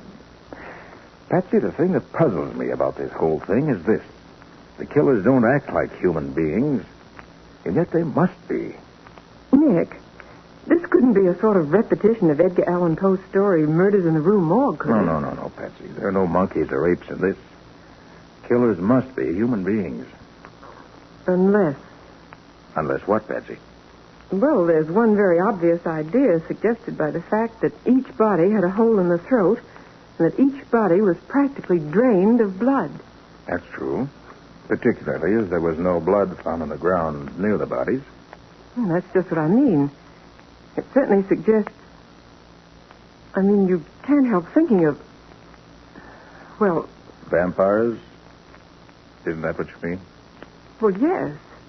Of course I don't... Patsy, what is a vampire, actually? Why, it's the sort of huge bat which kills its victims by sucking the blood from their throats. Mm-hmm. And have they ever been known to attack men? Why, I don't think so, except in stories. Could a bat leave footprints like a 10-year-old boy? Of course not. Bats have claws. Well? I know it's silly, Nick. I don't believe in them. I know there are no such things. It's just that... I know, Patsy. It's just that it looks so very much like what we've heard about vampires that it's an easy, if impossible, solution. But, Nick, these girls were murdered, so there must be an answer. Of course, Patsy, of course. But I refuse to believe in the supernatural. I feel sure that the answer must be that somewhere there exists a sect or creed that uses human blood in its rituals, religious or otherwise. You think the blood is the answer, not the killings? I do. I feel certain, Patsy, that these girls were not, in the strict sense of the word, murdered. Not murdered? No, Patsy. They died because, for some reason, the blood was drawn out of their bodies.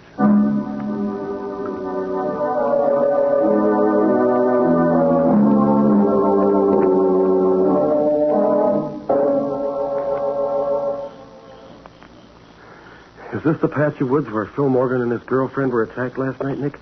Yes, Scubby. And I think this is probably the best place for the test. Oh, gee, this is dangerous business, Nick.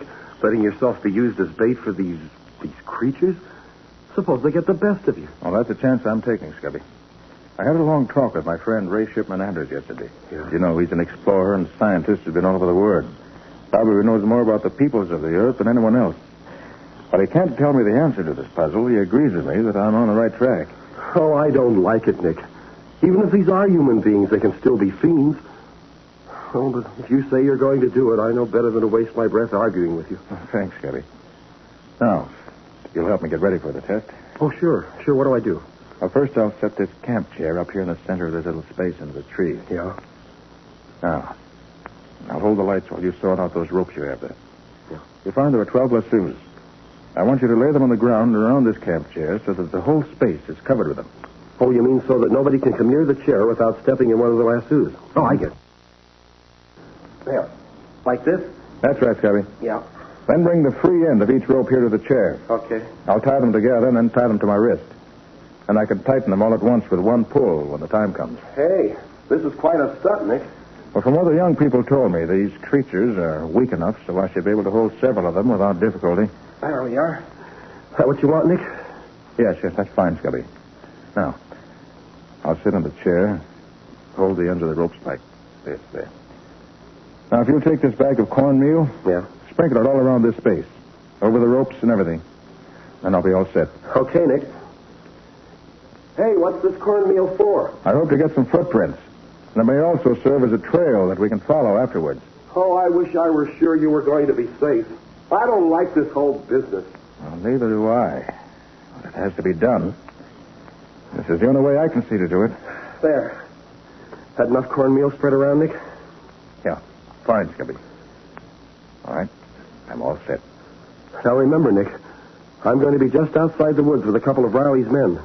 One shout out of you and we'll come a-running. Fine, Scubby. I hope I won't need you, but I'm glad to know you're there. Well, so long for now. Oh, so long, Nick. I hope you come out of this okay. I will, don't worry. Wish I felt as sure of that as I sound.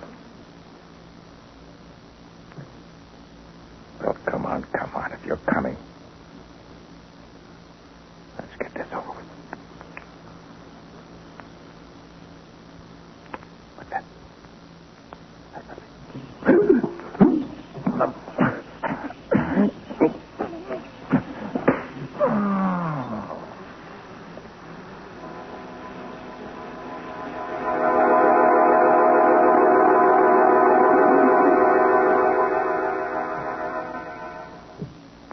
But what really did happen?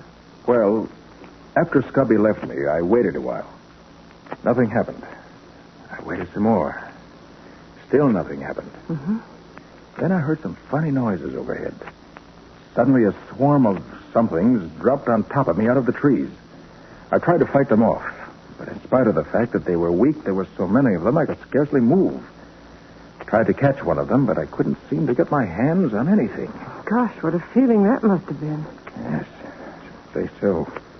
And I felt a piece of that burlap over my face and smelled a strange, sickish sweet odor like oranges.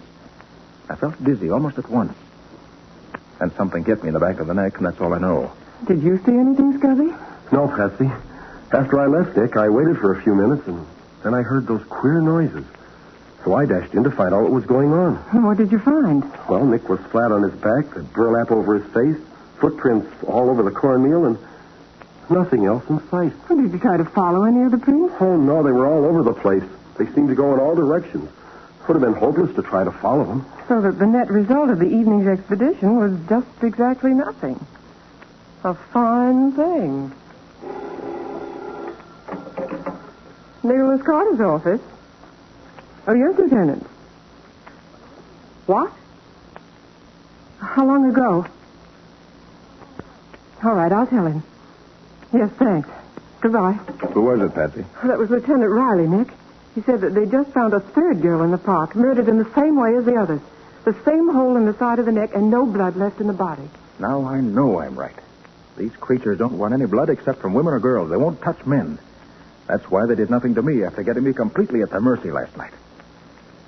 Well, I'll try it again tonight.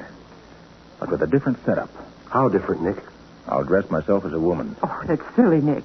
If they want women's blood, they'll know fast enough you're no woman. And besides, there's another reason why you shouldn't do it yourself. What's that? Well, you acted as your own decoy last night. You were so busy defending yourself that you didn't have a chance to do anything about catching one of them. Yes, I know that's true, but there's no other way to do it, Scubby. There is one other way, Nick. A much better way. What's that, Patsy? Use me for bait. Nothing doing, Patsy. You think I'm going to risk your life? Well, you risked your own life. I'm no better than you are. Well, that's different. No, Patsy, I won't let you, and that's final. It's not final, Nick. 3 girls have been killed already, and 2 others attacked. If I can help put an end to these killings by serving as bait for these awful things, I want to do it. But, Patsy, you... No, Nick. No buts about it. I want to do it. Patsy, Nick, you've just got to say yes. I'm serious. You and Scubby can stand by to protect me, as well as to catch one of these creatures. Gosh, Nick, looks as if you got yourself a decoy, whether you want it or not. If the lives of other girls can be saved, it's worthwhile for me to do it. All right, Patsy. If that's the way you feel about it, I'll use you. Thanks, Nick. Now, what are the plans? That's going to require some real thought. So let's put our heads together right now. Any mistake this time would be fatal.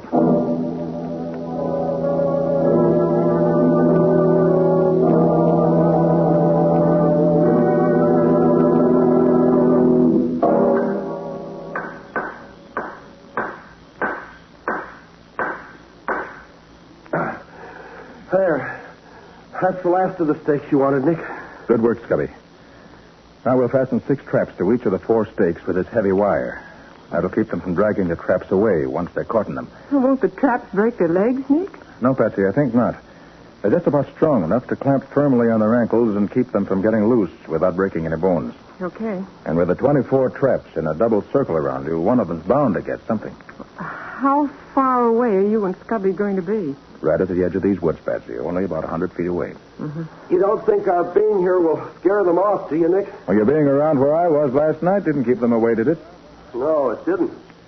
You know, I don't think they're afraid of anything. They take what they want when they want it. And I'm going to be close enough so that I can reach Patsy and nothing flat when the time comes. There. Well, that takes care of all the traps, Nick. Now, anything else? No, I guess that's all. I will just have to wait. Nick? Yes, Patsy? There's just one thing that scares me a little. Listen, Patsy, if you'd rather not... No, Nick, no. Listen, what if one of those things should get that piece of burlap over my face before I could scream and let you know that they're here? How would you know I needed help? I've already thought of that, Patsy. And here's what I want you to do. Uh-huh. As soon as we leave you, start talking quietly to yourself.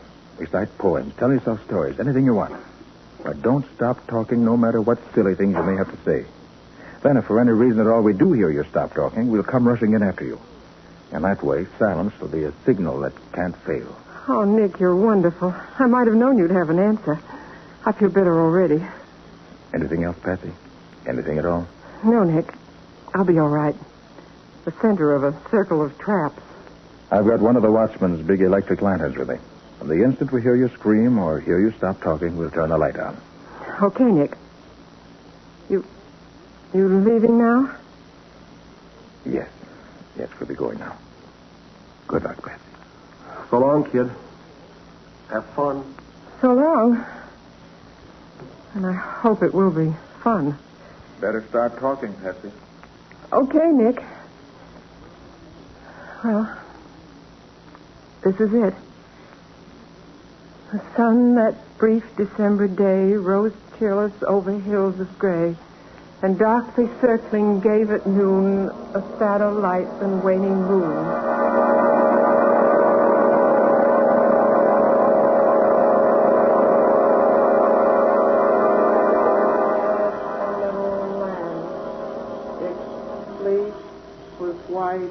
As snow, and everywhere that Mary went.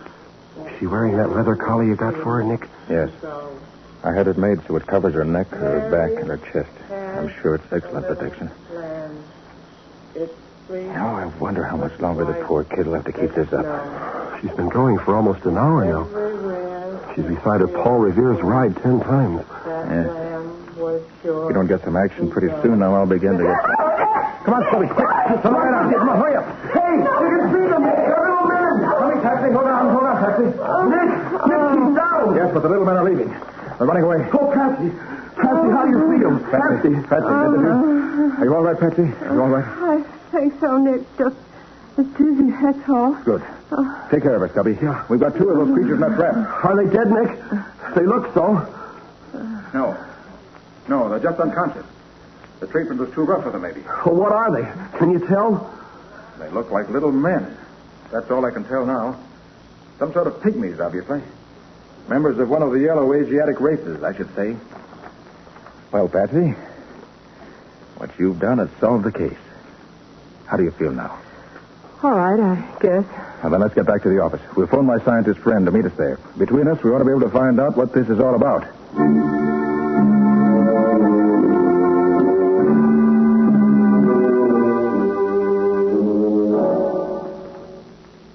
You feeling all right now, Patsy? Yes, Gabby. Oh, I still get the shivers when I think of all those little hands clutching me all over. Mr. Anders and Nick getting anywhere? I don't know. I've been in the inner office there with those two creatures for almost an hour now.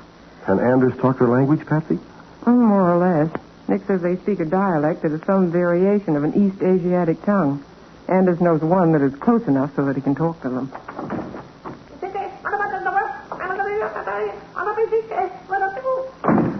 So they can talk.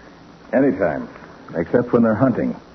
Well, Nick, what's it all about? Did you get anything out of them, Nick? Well, it turns out that they're not men, but women. Women who belong to some tribe on the outskirts of China. Call themselves Tuks. There are 100 tribes in those deserts we know nothing about. This tribe of Tuk must be one of them. Oh, did you find out why they killed those girls? Well, Mr. Anders here knows more about that than I do. Well, it seems that in the Tuk tribe, according to the tribal laws, when a woman's husband dies, she has to kill herself to provide him with female companionship in whatever heaven he goes to. Now, the only way she can avoid this is to draw the blood from a female animal and sacrifice it to her husband. This he'll accept instead of her.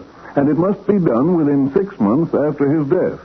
But these women, being here in the city, couldn't get any animals, so they had to use these girls instead. As far as they were concerned, it made no difference. Any female animal would do for them.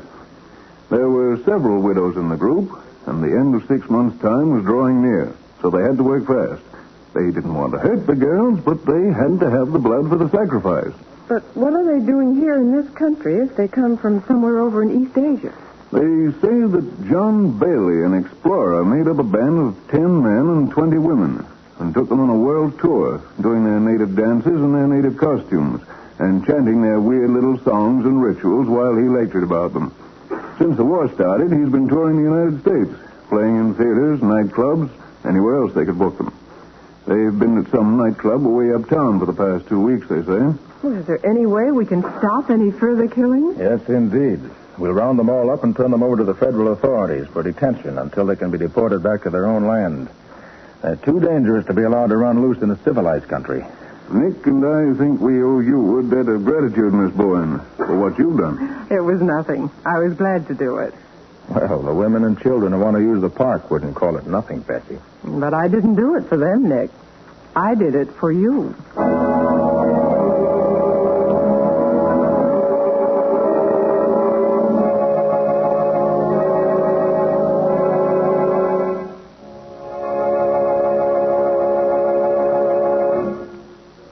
This has been another of the strange adventures of Nick Carter, Master Detective, which are brought to you regularly at the same time by WOR Mutual. What's your story going to be about next week, Nick? Instead of a preview of next week's story, I want to talk seriously for a moment about a problem that confronts every owner and driver of an automobile today. The gasoline black market. At the present time, there simply is not enough gasoline available to supply the needs of our armed forces and the unlimited wants of civilians as well. Gasoline is more and more necessary in prosecuting this war. Gasoline and its byproducts for every branch of our ever-increasing armed forces must be filled first. And gasoline rationing is the American way of seeing that each of us gets his fair share of that limited supply which remains after war needs have been satisfied. But gasoline rationing can be made to work only if you and I and every one of our fellow Americans follows the rules and plays fair. The rules are very simple, and they're very easy. 1, write the license number of your car in ink on each of your gas coupons. 2, never buy gasoline without giving up the proper amount of gas coupons. And 3, never buy or accept gas coupons that are not rightfully yours. The black market on gasoline thrives on people who think it's smart to get more than their fair share, even at the expense of their neighbors. So play fair with your fellow citizens by playing square with gasoline rationing. When you get more than your share, someone else has to go without. The Return of Nick Carter is produced in the studios of WOR and is broadcast over most of these stations every Saturday evening at 7 o'clock Eastern War Time. This is Mutual.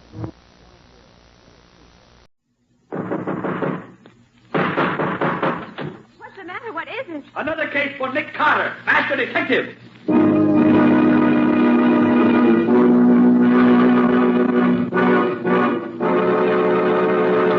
Yes, it's another case for that most famous of all manhunters, the detective whose ability at solving crime is unequaled in the history of detective fiction. Nick Carter, master detective. Tonight's curious adventure... Dead Witnesses. Or Nick Carter and the Mystery of the Murder Room.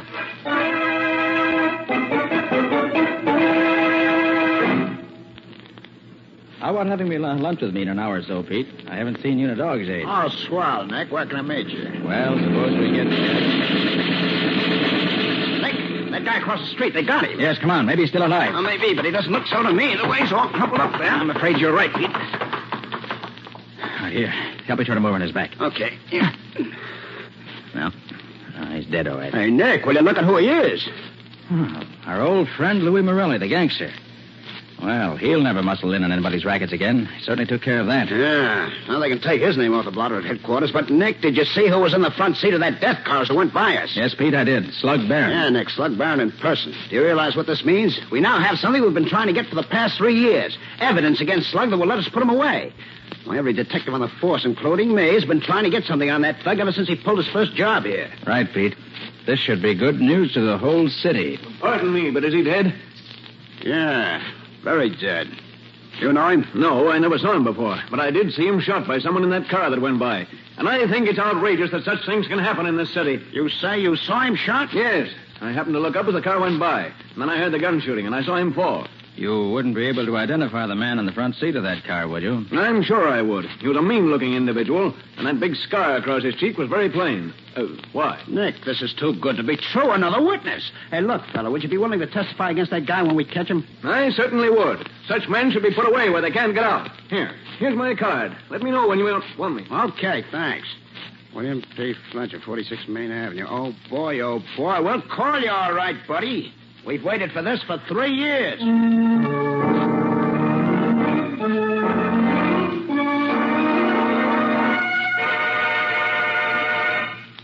Nick, that's the best news I've had in this department in years. Have you picked up Slug yet, Riley? Oh, but the boys will be in with him any minute now. And then with 3 honest-to-goodness witnesses against him, we'll put him in the chair and strap him down tight. And that'll be a happy day in my life. I know just how you feel, Riley. That's been... Yeah? Just got a report that a man was knocked down and killed by a truck over on the east side. About 2:30 this afternoon. Huh? Apparently an accident, although the body was pretty badly smashed up. I thought you'd like to know. And why did you think I'd like to know? Because the guy has been identified as William P. Fletcher of 46 Main Avenue. William P. Fletcher.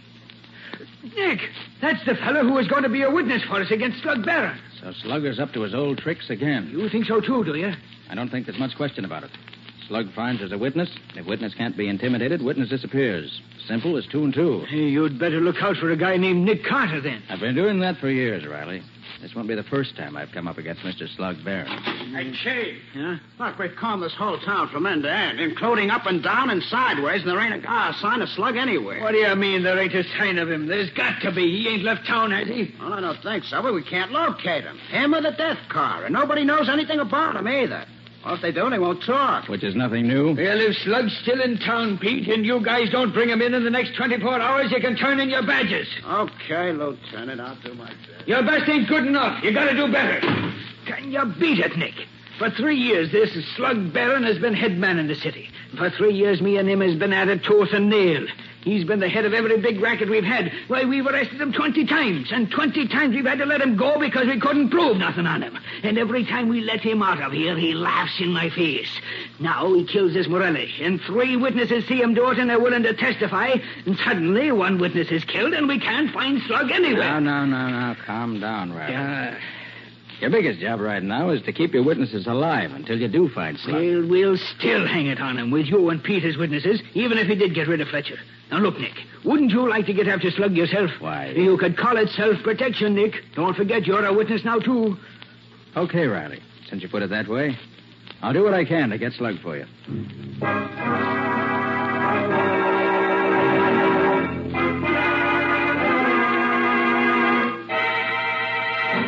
But, Nick, Slug Barron is a dangerous killer, and you know it. Certainly I know it, Patsy. That's why I'd like to see him put where he'd be in the receiving end of a legal killing. You mean the chair? I do. And the sooner he gets there, the better off.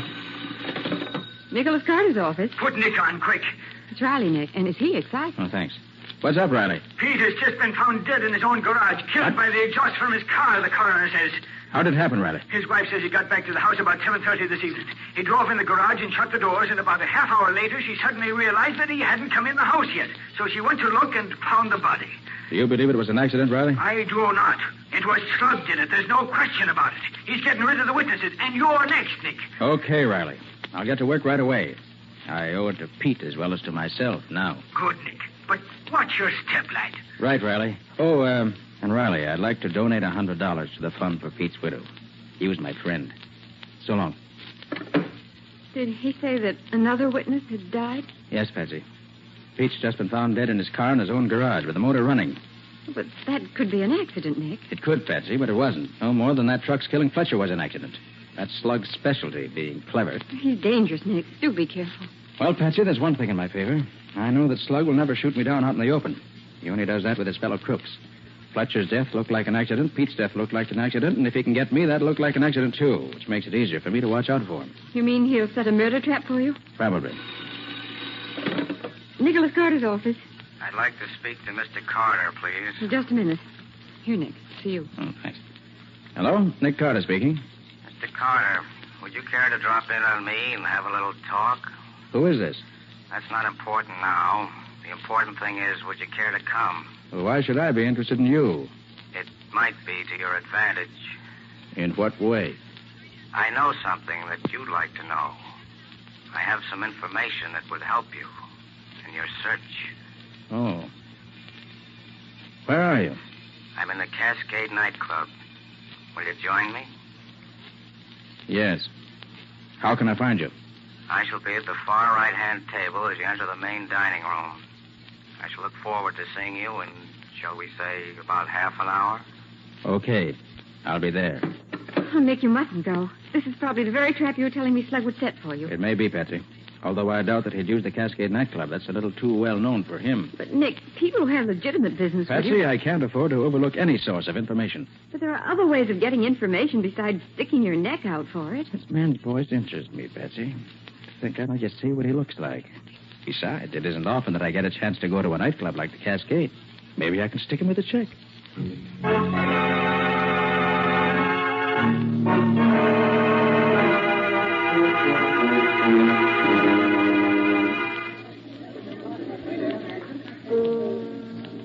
evening, Mr. Carter. You sent for me? Yes. Would you sit down? Thanks. Care for something to drink? No, thank you. Cigarette? No, thanks. Just interested in business, huh? Well, maybe I can help you with some information I happen to have. Yes? Mr. Carter, would you like to put your hands on Slug Barron? I'm afraid I don't understand you. No? I think you do. Let me put it in another way. If you live long enough to get your hands on Slug Barron, it means the electric chair for him. But I happen to know that your chances of living are none too good right now either. He's left you alone until he got rid of the other 2 witnesses. But now that they're gone, your turn is next. How do you know all this? That's not important just now. What is important is that you may die tonight, tomorrow, or next week. But whenever it is, you are going to die. You won't have a chance to do anything about it. You'll probably be dead before you even know what the bullet that kills you feels like. While all this is very interesting, I fail to see where it's leading you, Mr. The name is Morelli. Morelli? Yes. Louis Morelli, the man Slug Barron killed, was my brother. I came to town to kill Slug myself, but I find I can't do it alone. I can't get to him. But I can help the police to get him. You mean you know where he's hiding out? No, I don't. But I do know something just as good. I happen to know that he changes his hiding place every other day to make sure the cops don't trace him. The address of his new hiding place is left with one of his henchmen in an old-fashioned safe. I know the house where the safe is located. And I know that for 2 hours this evening, that house will be deserted. And what do you want me to do? Well, I've had some experience in breaking into houses and opening locked doors as well as locked safes. I'll take you to the house. The safe will be open. You can learn Slug Barron's hiding place, and then the rest you do. If all that you say is true, why don't you get the address and bring it to me? The result would be the same. Look, Carter, I'm a safe cracker and a burglar, but I'm not a stool pigeon. I may help the cops, but I don't hand them evidence they can perfectly well get for themselves. That's a rather fine distinction, isn't it, Morelli? You have your ways of doing things, Carter, and I have mine. You want to work with me or not? Very well. Where'll I meet you and when? Let me see. 5 after 10 now. I'll meet you at 5 minutes past midnight in a doorway at the corner of Perry and Clinton Streets. I'll be there. Just one thing. Come alone. I can't afford to have anybody know I work with the cops. If you bring anybody with you, the whole thing is off. Remember, don't bring anybody with you. Very well, Morelli. I'll be there at 5 after 12. And alone.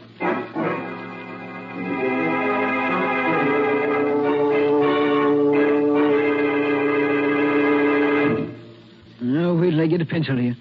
All right. Go ahead, Nick. What's he look like? Medium height, black hair, blue eyes, little mustache. Weighs about 135 pounds. Parts his hair way over on the left side.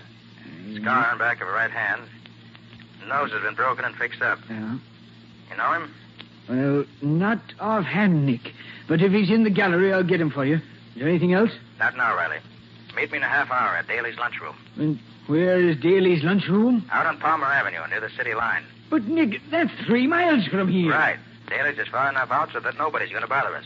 I'll meet you there in half an hour. Okay, Nick, okay. I'll be there. I don't know. Sometimes I can't figure that guy Carter out at all.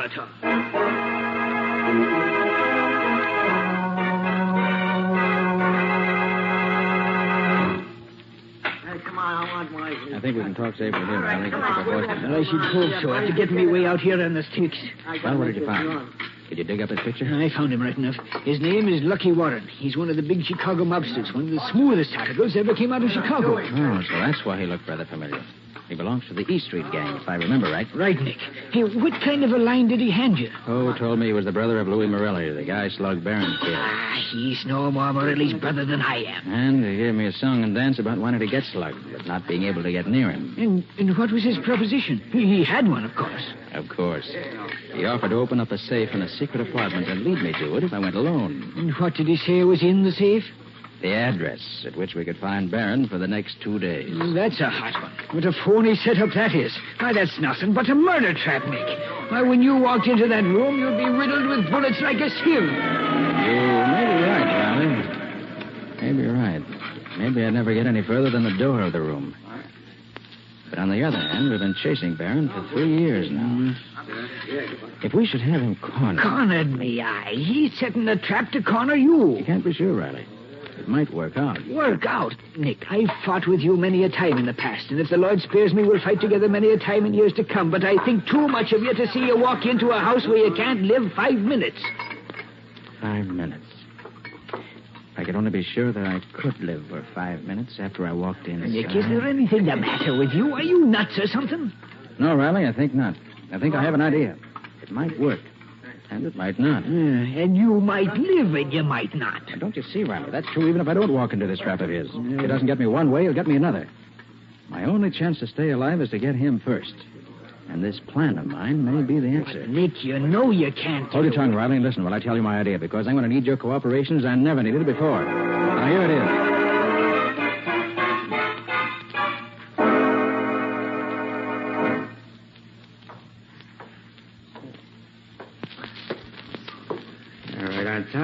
see, Carter? Yes, Morelli.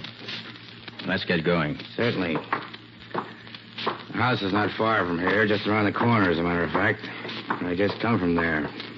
The door to the basement is open, and the safe is in one of the upstairs rooms. And you think there'll be nobody there for at least 2 hours? For between 2 and 3 hours, the house will be deserted. And you're going to show me the room where the safe is? I've done all I'm going to do. The door is open and the safe is open. The rest is up to you. I hope your information's correct. I shouldn't like to be caught in a strange house rifling the safe. That's the least of your worries. That is, catching Slug Barron is much more important, isn't it? Oh, yes, of course. Here. This is the house. It's all red brick. Number 42. Doesn't look very inviting, does it?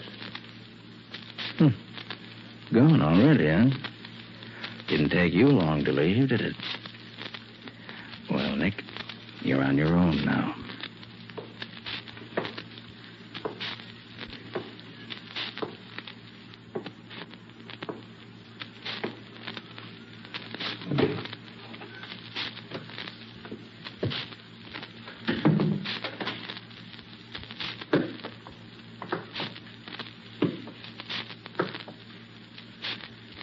Nothing here in the basement to interest me. Yeah, glad I thought to put new batteries in this flashlight tonight.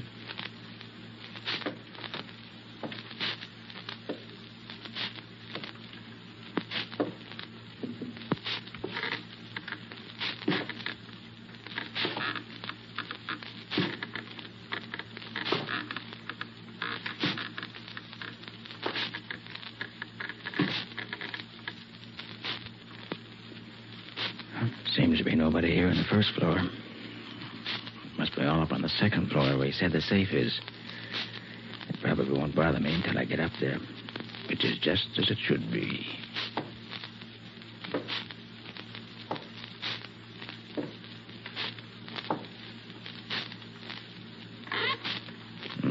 Must be in the living room. Still furnished. Been a long time since anyone lived here. This'll do well enough for what I want. Have a cigarette, Nick? Oh, yes, thanks. Have another cigarette, Nick? Why, yes, thanks. Won't you have another cigarette, Nick? Why, yes, thanks, I will. Now. Sounds as if they're getting nervous upstairs. Oh, don't worry, friend. I'll be up in just a minute.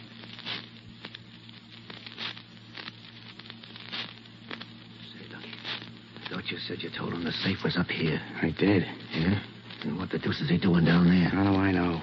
I still think you should have brought some of the boys to help you. What's the matter? You afraid of him? He's no pushover, I know that. You guys, quiet. Here he comes now. Get set, Lucky. These are the creakiest stairs I ever heard.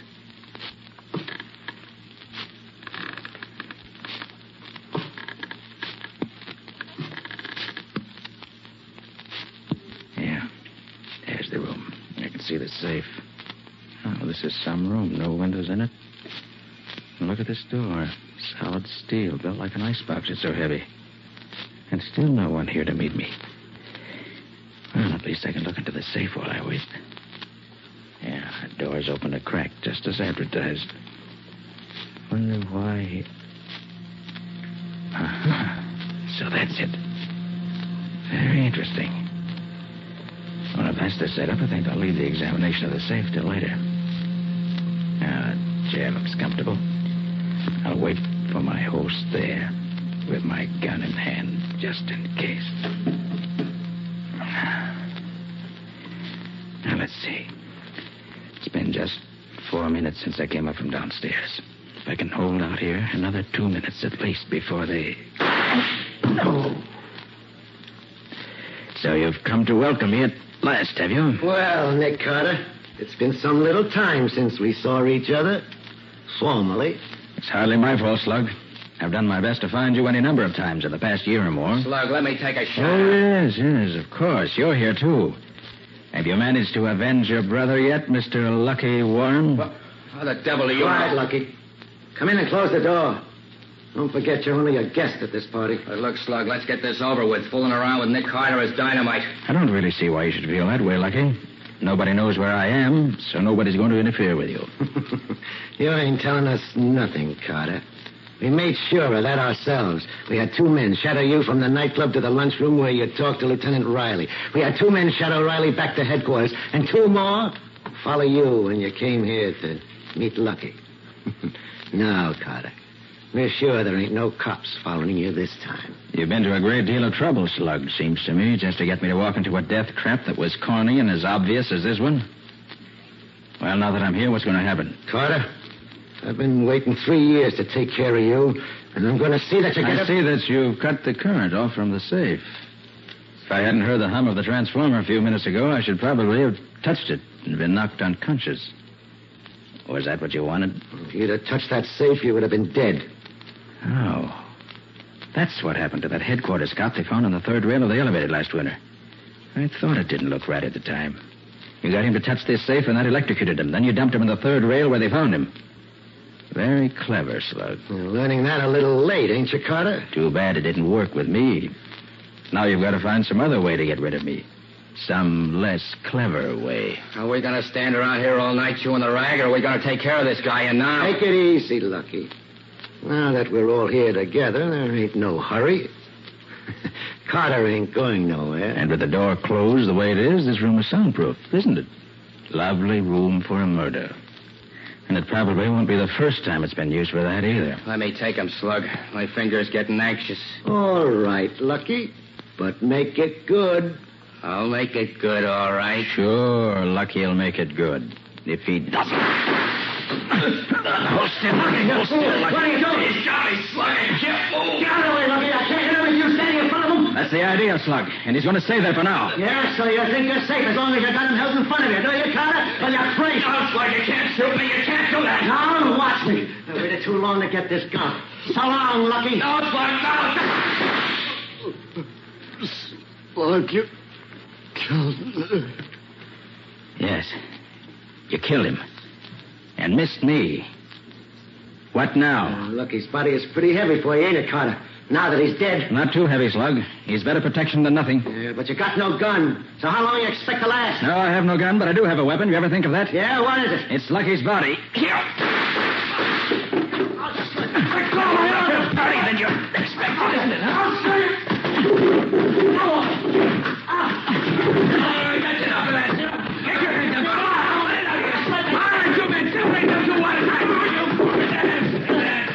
All right, now put the cuffs on that mug and guard him with your lives. Take him down to the wagon. Thanks, Riley. I'm about all in. Don't know why I feel so weak. Are you hurt bad, Nick? No. Just a scratch on the head. It's nothing. Oh, nothing, is it? Sure, it's bleeding enough for 2 men. Hey, get the doc up here on the double. Okay, sir. How about that hole in your shoulder, Nick? I suppose that's nothing, too. You almost did for me, Riley. I was afraid I wouldn't be able to hold him for you. Hold him, did you say? Sure, Nick, you done noble. Nobody could have done better, or even half as good.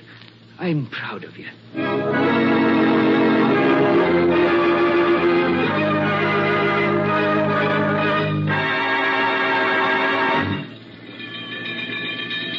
I brought this old hurry-up wagon because I thought we might need to use it as an ambulance or as a hearse. Are you feeling better, Nick? Oh, yes, Riley, thanks. Very much better. Sure, Nick, you scared me out of 10 years' growth this night. Oh, you got your killer, didn't you? Oh, sure, I got him after he almost got you. Oh, what a fool you were to walk into a trap like that, Nick. Perhaps you're right, Riley. Somebody had to get slugged. I hoped I'd be able to take care of myself once I got in the trap, but as it turned out, I was getting pretty weak from loss of blood. I'm darn glad that you didn't arrive any later than you did. You're a lucky guy, Carter. I'd have killed you if those guys hadn't butted in.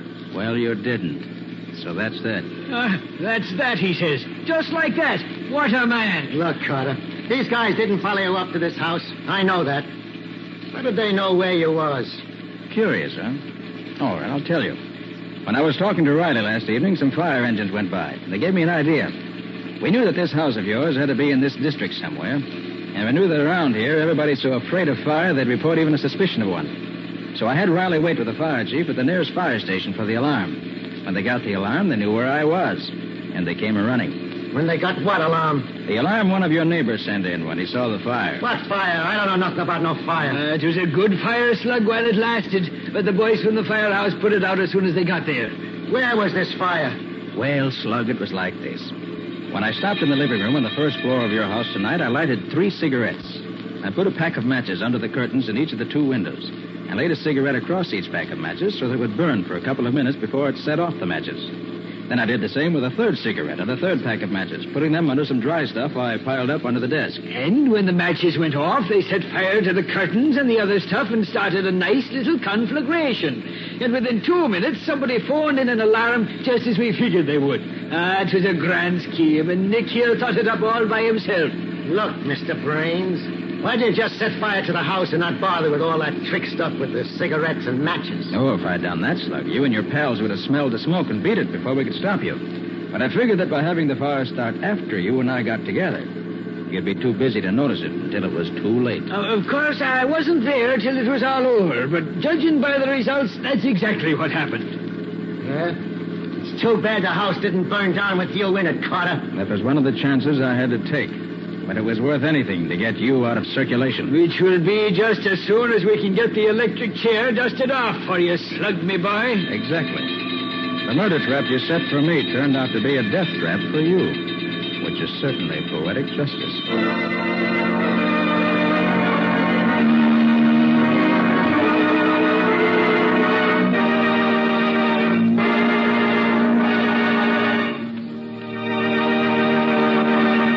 This has been another of the strange adventures of Nick Carter, Master Detective, which are brought to you regularly at the same time by WOR Mutual. How about a little preview of next week's story, Nick? Well, next week I want to tell you about an adventure that we had in which Scubby was much more concerned than I was. Well, that isn't quite true, Mr. Scott. What Nick really means is that while he was doing the detective work that finally solved the case, Scubby was having the real adventure. You mean that in this case, the solution and the excitement were 2 different things? Well, yes. We were up against a hijacking gang that stopped at nothing. Scubby set out to help me by getting some information from the inside. But all he succeeded in doing was to get himself in a real man-sized jam. With Nick getting him out of it, of course. Oh, of course. Well, if it's exciting, I'll be around listening. You'll find it plenty exciting, I promise you. So until next week, so long. So long. So long to you both. In the strange adventure you have just heard, Nick Carter was impersonated by Lon Clark, Patsy by Helen Choate, Lieutenant Riley by Humphrey Davis. Original music was played by Lou White. The entire production was written and directed by Jock McGregor.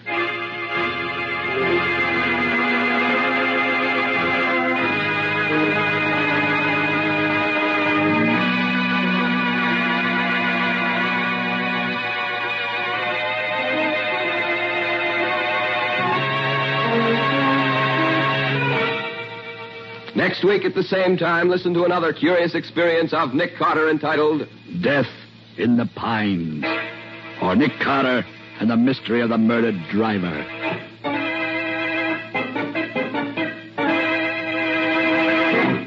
This story is a copyrighted feature of Street and Smith Publications, Incorporated. The Return of Nick Carter is produced in the studios of WOR and is broadcast over most of these stations every Saturday evening at 7 o'clock Eastern War Time. And don't forget that the adventures of Nick's adopted son, Chick Carter, are broadcast over most of these stations Mondays through Fridays at 5:30 p.m. Eastern War Time. This is Mutual.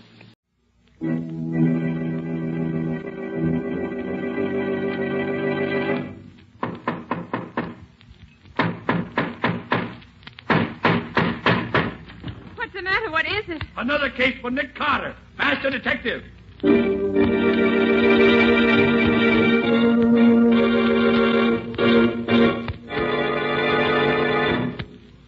Yes, it's another case for that most famous of all manhunters, the detective whose ability at solving crime is unequaled in the history of detective fiction. Nick Carter, Master Detective. Tonight's curious adventure, Death in the Pines, or Nick Carter and the Mystery of the Murdered Driver.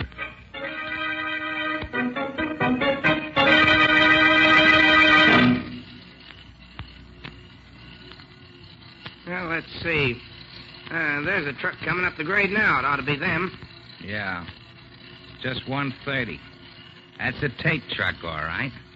Now, you guys know what to do. We've done it often enough before. Sure. All right. Get going. When the truck gets close enough, I'll put the searchlight in the driver's face like before. He'll stop fast enough. Keep those tight. Hey! What the blazes goes on here? What's the big idea? Get those hands up, wise guy, and get down out of that cab. You guys can't get away with Shut this. up. You want to stay alive, get down out of that cab and keep quiet. And bring your helper down with you. You're a bunch of crooks. Don't. They got us. There ain't nothing we can do. Okay, boys, get busy. Get up on that truck and get that stuff dumped out in the road. Okay. Shake it up, boys. We want to get out of here. Hey, keep your boys moving, Jake. We got another one to take care of yet. Hey, I know that voice. So you're the guy who's in back of all this hijacking. Now I know Do you. you? Well, I hope you try it. Oh! What's the idea? What'd you have to kill him for? Shut up, punk. You don't want to get bumped off, too. But you didn't have to kill him. Shut up. Hey, that changes our plans a little, Jake. Get your men down off the truck. Pick these two stiffs up and put them back in the cab of the truck. Then put a hole in the gas tank and touch a match to it. Okay, boys, come on down. There won't be much left for the cops to work on when they get here, which is all right with me. I don't like to see them get killed, but when they know too much, it's the only way.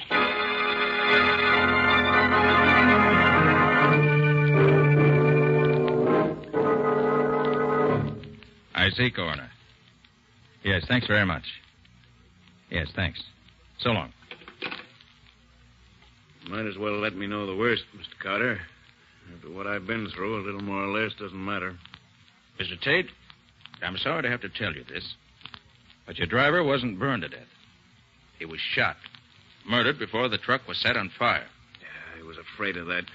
Regan was my oldest and best driver. Been with me for 10 years. You're having trouble with racketeers?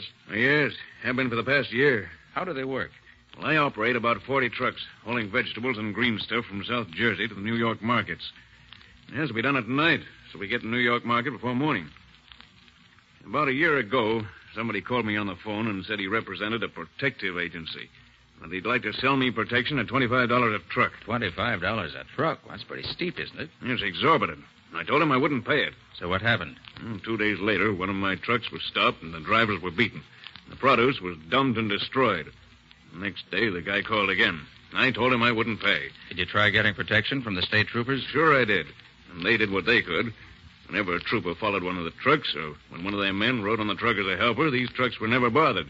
But the other trucks, it was the same old story. I see. Well, how do you account for the fact that the trucks with the troopers on them were never touched? I don't know. Unless the hijackers had spies at the loading points to watch if the trucks had their regular crews. And what was the outcome this time? In the end, I had to agree to pay the $25. And then, for 6 months, there was no more trouble. But a week ago, this same guy called and said the ante had been raised from $25 to $40 a truck. $40? I told him I couldn't pay that because I didn't make that much. And you know what happened last night. Yes, I know. Well, are you going to try to keep writing the stuff through? If you can help me, I will. I'll do it. And to begin with, I'd like to put my assistant, Patsy Bowen, in your office as a typist. Sure. Maybe she can learn something that will start us off in the right direction.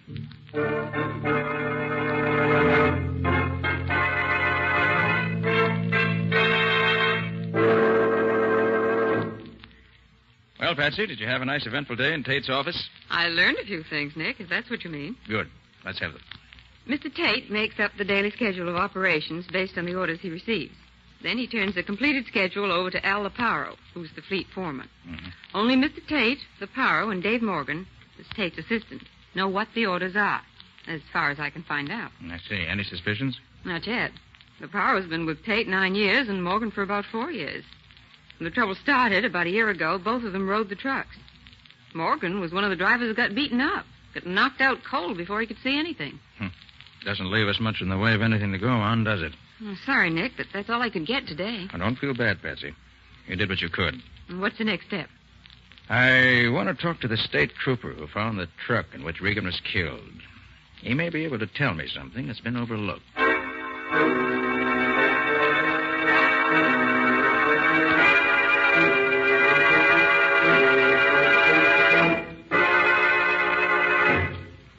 You say you read my report, Mr. Carter. I don't know that I can tell you anything else. Were you on the state police force when Tate started having his trouble about a year ago? Yes, I was. Well, that business of the hijackers never picking in a truck guarded by state troopers needs explaining. Could there have been any leak from this end? Absolutely not. I rode several of the trucks myself. None of us ever knew where we were going until Tate's office gave us our orders. And we went out on the road just as soon as we got those orders. Good. Then the leak must be on Tate's end. Now, the next thing. Your report gives the impression that the thug simply stopped Tate's truck, killed the driver in cold blood, and then burned the truck for good measure. Was that your personal impression? Well, no. Ah. When I first got there, I was suspicious because the truck hadn't gone off the road or collided with anything that would cause a fire or a wreck. Then I remembered that Tate's trucks had been having trouble a while back. So I took another look around. And the result of that second examination? The truck was surrounded by crates which had been thrown off the truck. Crates that were smashed and broken, but not burned. Now, if the hijackers were going to burn the truck, why bother to throw all those crates off the truck first? It just didn't make sense. That's what I wanted to know. I'd say the gang started out to do the usual job, smashing the cargo and manhandling the crew. But then something happened. Something that made them switch their tactics. And they did something they had never done before. They killed the driver. Yeah, that explanation would fit the facts as I saw them. But what do you suppose caused the change in plan? Well, I could make a guess, maybe. Tate told me that Regan was his oldest driver. Yeah? Now, somebody in Tate's outfit must be in league with the hijackers. That's the only way they could know as much as they do. I believe that Regan recognized one of Tate's men in the hijack gang. Sure. And that fits right in with the idea that somebody in Tate's outfit was crossing him. Yes, Mr. Carter, I believe you've hit something.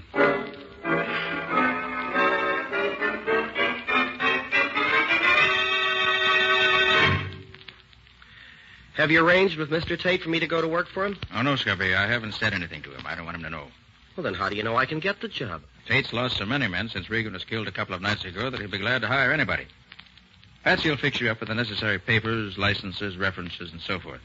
Wear your old clothes and don't wash your neck, and you'll have no trouble getting hired. And what do you want me to look for especially, Nick? Well, according to what Patsy says, the leak either goes through Tate, which hardly seems likely, through Leparo or Morgan, or through somebody else we haven't found out about yet. So get a line on things in general, on anyone who may look suspicious. Oh, and if you're riding a truck that gets held up, don't try to shoot it out, Scubby. Just let things ride. We'll see about that when the time comes. It's a 40-1 shot against her getting stopped, but just the same, watch your step. These men, whoever they are, have 2 murders on their head, and they won't balk at a couple more.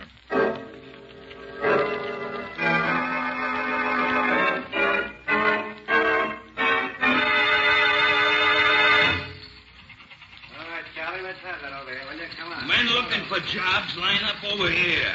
New men over here. Hey, buddy, who's the guy over there at the desk? Oh, that's Al Leparo, the fleet foreman. Oh, that's the guy. Looks like a toughache. Don't worry, fella. He ain't turning nobody down these days. This outfit's got the finger on it. They had 40 men walk out on him yesterday. And I got a hunch this new gang ain't gonna last long either. Oh, you mean on account of the killings the other day? Yeah, that and the beating up of a couple of other drivers. Recently? Yeah, night before last. Hey, that ain't so good, is it? Ah, what's the difference? A job, ain't it? Hey, who's the other guy? Huh? Oh, that's Dave Morgan, old man Tate's assistant. All right. Report to the garage at once. Next? Mike Clausen's the name, Mr. Leparo. Here are me papers. Mm-hmm. You worked here before, ain't you? Sure. I drove for you Yeah, about... never mind that. You ain't working here no more. Right, Morgan? Right, Leparo. Nothing doing on that guy. Oh, but what's the matter? I got a good record. I ain't never had no trouble. Maybe not, but you ain't wanted here. Get out.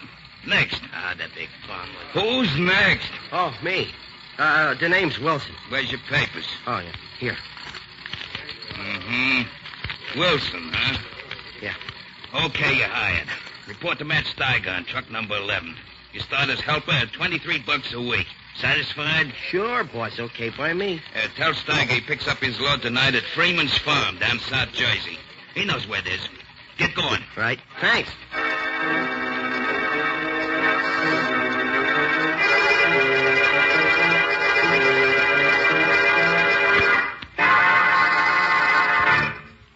So they took you on, did they, Scubby? I thought they would. Yes. I'm phoning from a lunchroom where I just ate. Anything happened yet? Well, just before they gave me a job, an old-timer named Mike Clausen was turned down. He used to work for Tate years ago. But Leparo wouldn't take him back. I see. Maybe they don't want to take on anyone who ever worked there before, or who has been there for long. Well, maybe it doesn't mean anything, Nick, but it looks as if What's the trouble, Scubby? I'm not sure, Nick. But I just realized the guy in the booth next to me here isn't saying a word. He went into his booth as I came into this one. But he hasn't dialed a number or said anything yet. Looks as if somebody's onto you already. Any idea of who it could be? No idea at all. Oh, but how could anybody know about me so soon? There's always a chance that somebody's recognized you. Well, keep your eyes open, Scubby. Don't start anything. Any orders? No. Let me know at once if anything worthwhile happens. And good luck to you. Thanks. Hey, what are you going to be doing? I have several lines of investigation that I want to follow up here in the city. There are certain angles of this case that I want to clear up here before I do anything else. So long, Scubby. See you soon. I hope.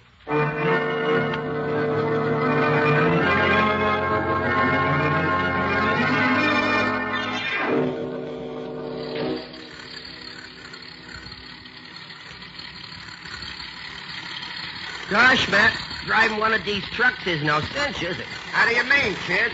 Well, I've been driving the truck around in the city, and it ain't been like this at all. We spent the afternoon loading the stuff on the truck. Now we got to spend all night riding it back to town. You don't like it, huh? I'm beginning to think it wasn't such a bright idea, hiring on with this Tate outfit. Especially with a chance of getting beat up throwing in free. Ah, cheer up. You might ride for weeks and never...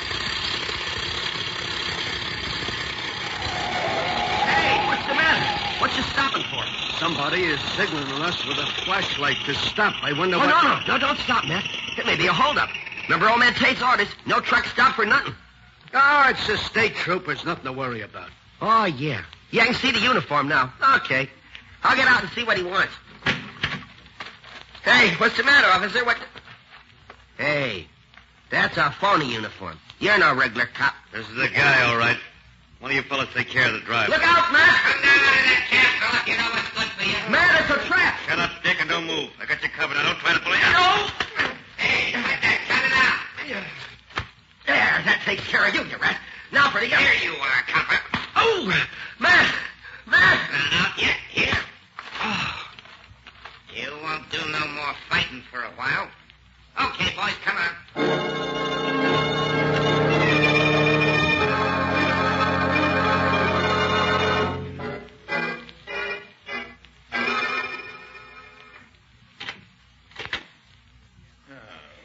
Gosh, I'm tired, Patsy. I've done more of my own leg work today than I've done in years. I almost wish I'd kept Scubby here to do the walking around. And gone out on the truck myself. Did you find out anything, Nick? Yes, Patsy, I think so. But I can't be sure for a little while yet. Not until I get some more answers to some of the thousands of questions I've asked today. There have been several messages for you. I think this is probably the only one that's really important. Here. Oh, thanks. I thought so. He's trying to borrow money. At least all that much of it. Makes me positive I'm on the right track.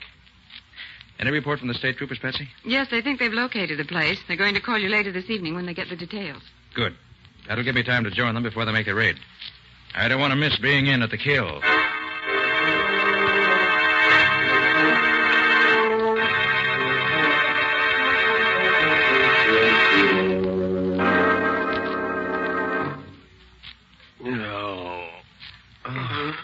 Hey.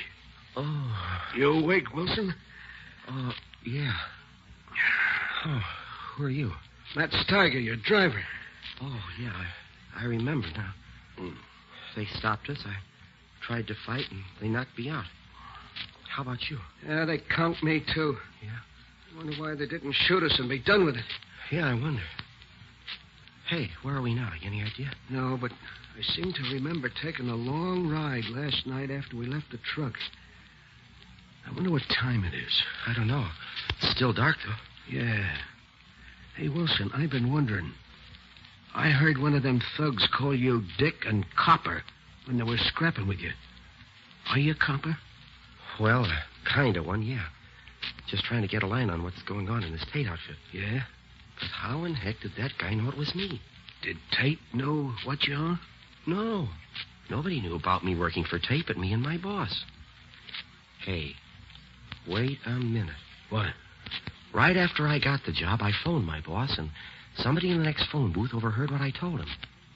Boy, they trapped me neat as you please. They probably was afraid of you. Looks like it. Well, the first thing to do is to get out of here. Well, I've been working at the ropes that I got my hands tied together with, and I can't budge them at all. They're too tight for me. Well, I think maybe I can get mine loose if I have time. I think my boss taught me several tricks to get out of ropes like this. Yeah? Guess she'll have to get us out of this one, then. I can't. Hold it, Matt. Yeah. Somebody's coming.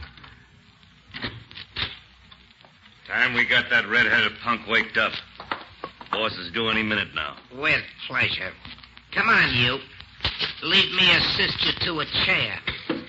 Sorry you can't walk by yourself tied up like that, but that wouldn't be etiquette. Come on. Cut the comedy. Wake up, you. Come on, copper. Get them eyes open. Ooh, hey. Hey, what's the matter?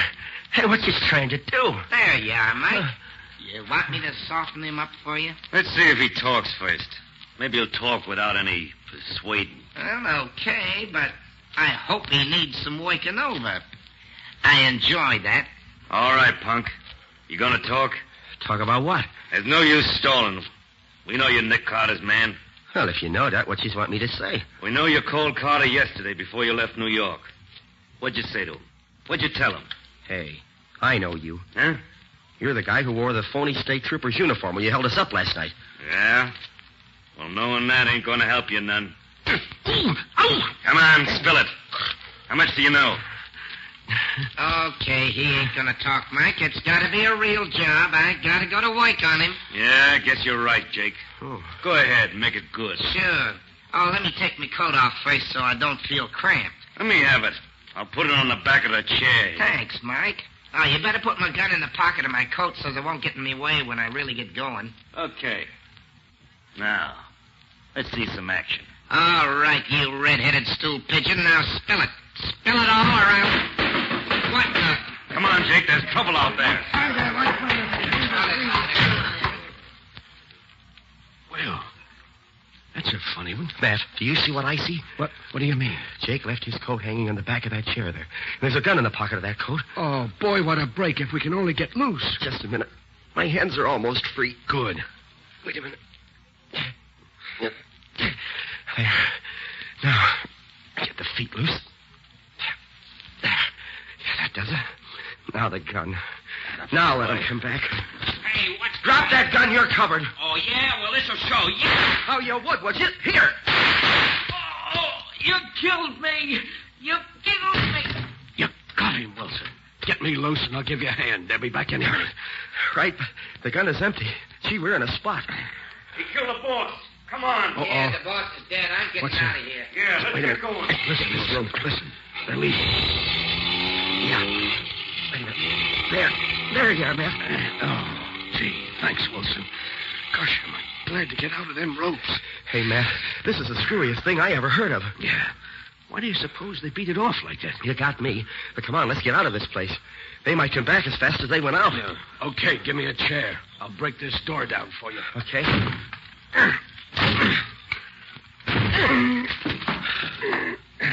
Gosh, Matt. There he is on the floor, the boss. And 2 holes through his forehead. You sure hit him square in the bullseye. Wait till I take off his mask and see if I know... Matt. What? It's Mr. Tate. Who? The owner of the trucking company. Mr. Tate? Yeah. Tate racketeering his own business? Attacking his own trucks? But that doesn't make sense, Matt. Boy, I'll say it doesn't. Why should he want to destroy his own business? And why would he ask Nick to investigate? Hey, we got to get out of here. Yeah. Or we're going to get out... There may be some more of them in there. Uh-oh. Can you see him? Yeah. Oh, they're state troopers. Oh, it's boy. okay, man. Open up in there. Come on with your hands up. Come on, you're surrounded and outnumbered. Don't shoot. We're coming out. Get that door open before they shoot. We surrender. Get your hands up. I got 2 here, men. Watch the back of the house. Right, Sergeant.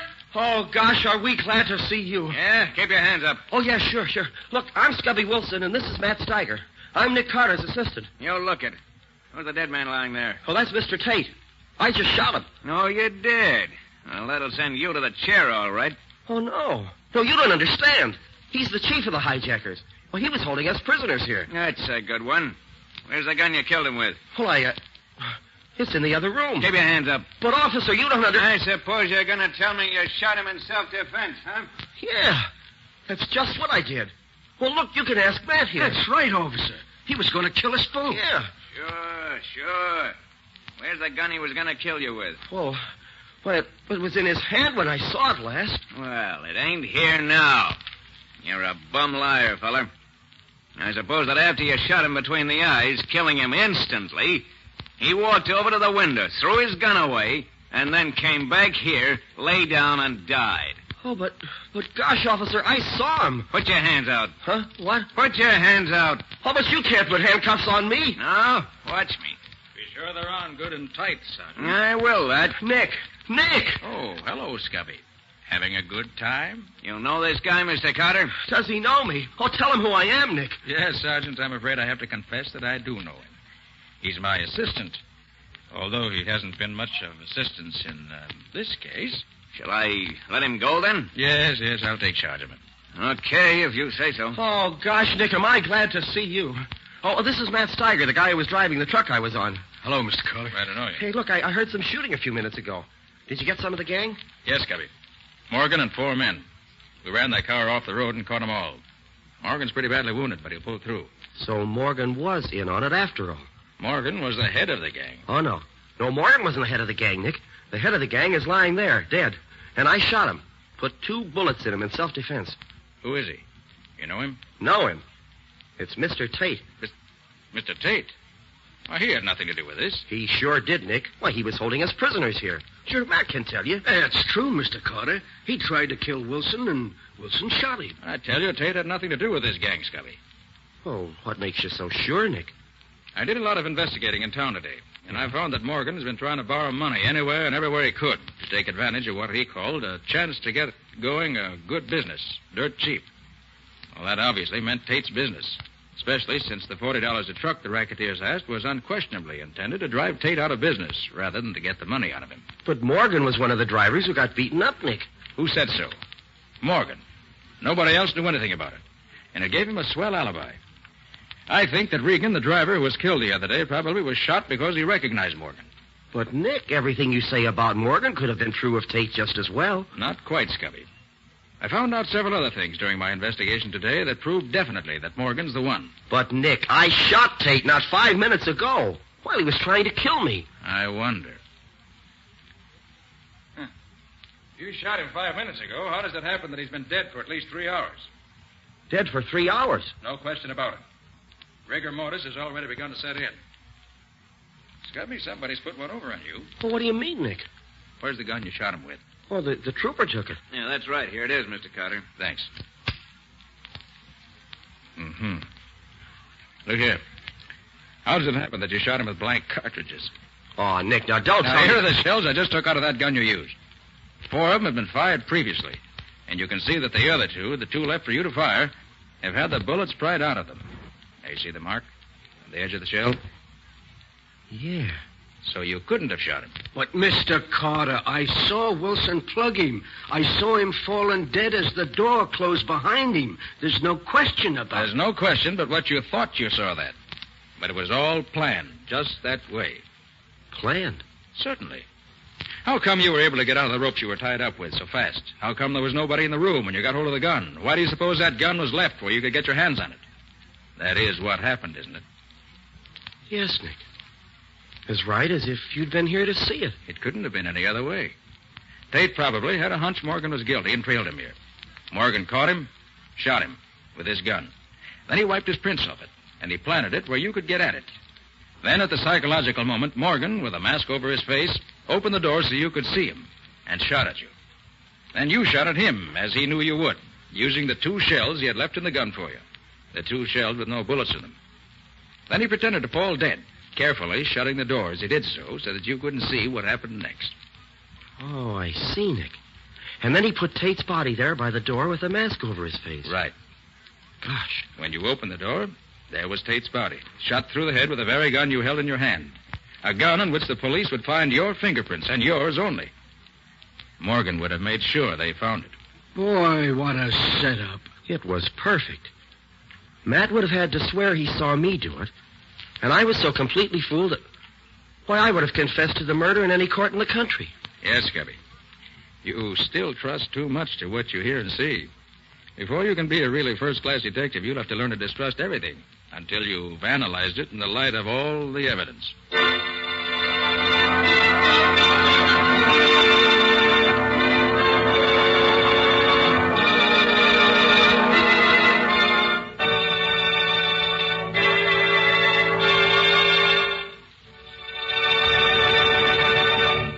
This has been another of the strange adventures of Nick Carter, Master Detective, which are brought to you regularly at this time by WOR Mutual.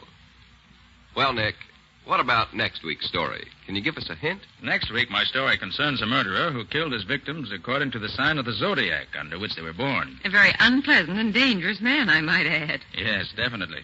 Patsy and I got so close on his trail that he tried 2 different times to get rid of us. But in his attempts to be very clever, he made a bad mistake, and Nick caught him. And caught the murderer, too, I imagine. Quite right. After a chase. I call the story The Horoscope Murders. So long. See you next week. So long. So long to you, Nick and Patsy. In the strange adventure you have just heard, Nick Carter was impersonated by Lon Clark, Patsy by Helen Choate, Scubby by John Kane. Original music was played by Lou White. The entire production was written and directed by Jock McGregor.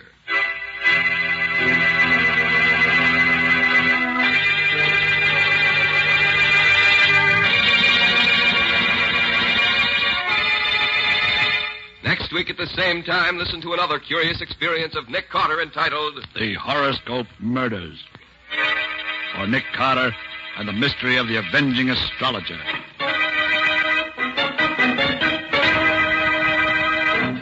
This story is a copyrighted feature of Street and Smith Publications, Incorporated. The Return of Nick Carter is produced in the studios of WOR and is broadcast over most of these stations every Saturday evening at 7 o'clock Eastern War Time. And don't forget that the adventures of Nick Carter's adopted son, Chick Carter, are broadcast over most of these stations Mondays through Fridays at 5:30 p.m. Eastern War Time. This is Mutual.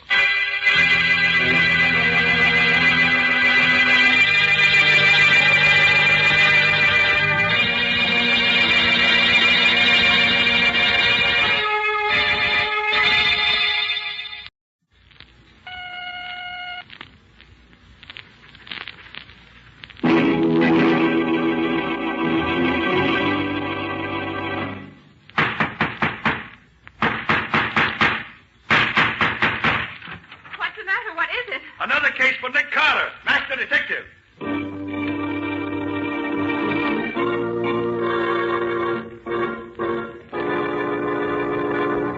Yes, it's another case for that most famous of all manhunters, the detective whose ability at solving crime is unequaled in the history of detective fiction.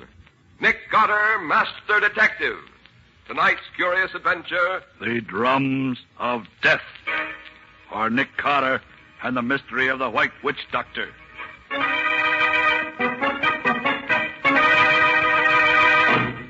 And so, gentlemen, you will find enclosed a complete dossier on the criminal in question, plus all the evidence needed for a conviction.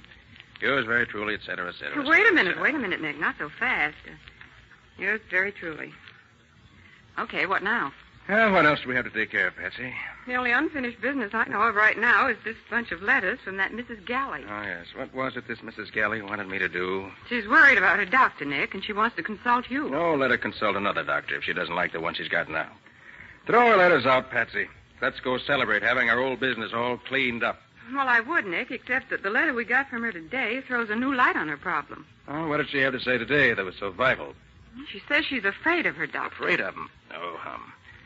Mrs. Galley's that old, wealthy dowager I met at somebody's tea a few weeks ago, isn't she? That's who she is, and she's probably a crotchety old hypochondriac whose hobby is doctors. That isn't it. And now that she's seen every physician in town, she wants to start in collecting detectives. Does she say why she's afraid of whatever doctor she's going to now? Yes, she does, Nick. She says he's a witch doctor.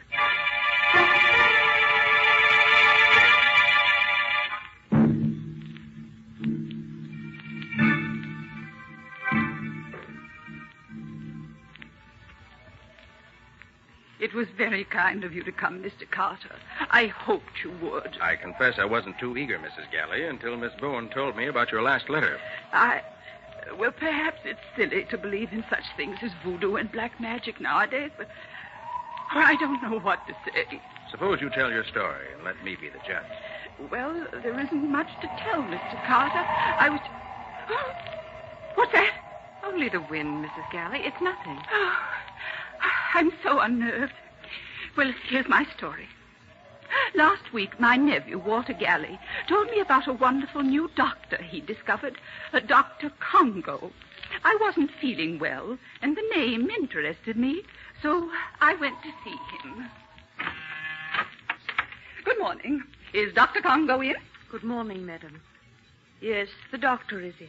Can't say I remember a doctor's office in Vanderbilt Square before. You're new here, aren't you? Have you come to see Dr. Congo, madam? Naturally. Do I look like an insurance salesman? Have you an appointment, Mrs. Galley is the name. Mrs. Galley. My nephew made an appointment for me. Oh, yes, Mrs. Galley. Will you step this way, please? Dr. Congo's expecting you. Thank you. Wait a moment. What's that noise? Drums, madam. Drums? What drums?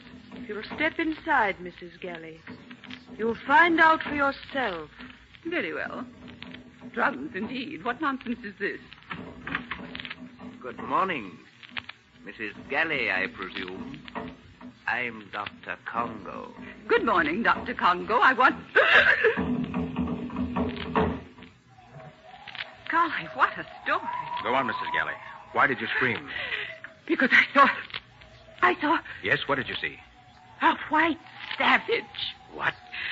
From his neck to his toes, Dr. Congo was an ordinary man. He was wearing striped trousers, formal cutaway jacket, wing collar ascot tie. He was beautifully dressed. But his face... Yes?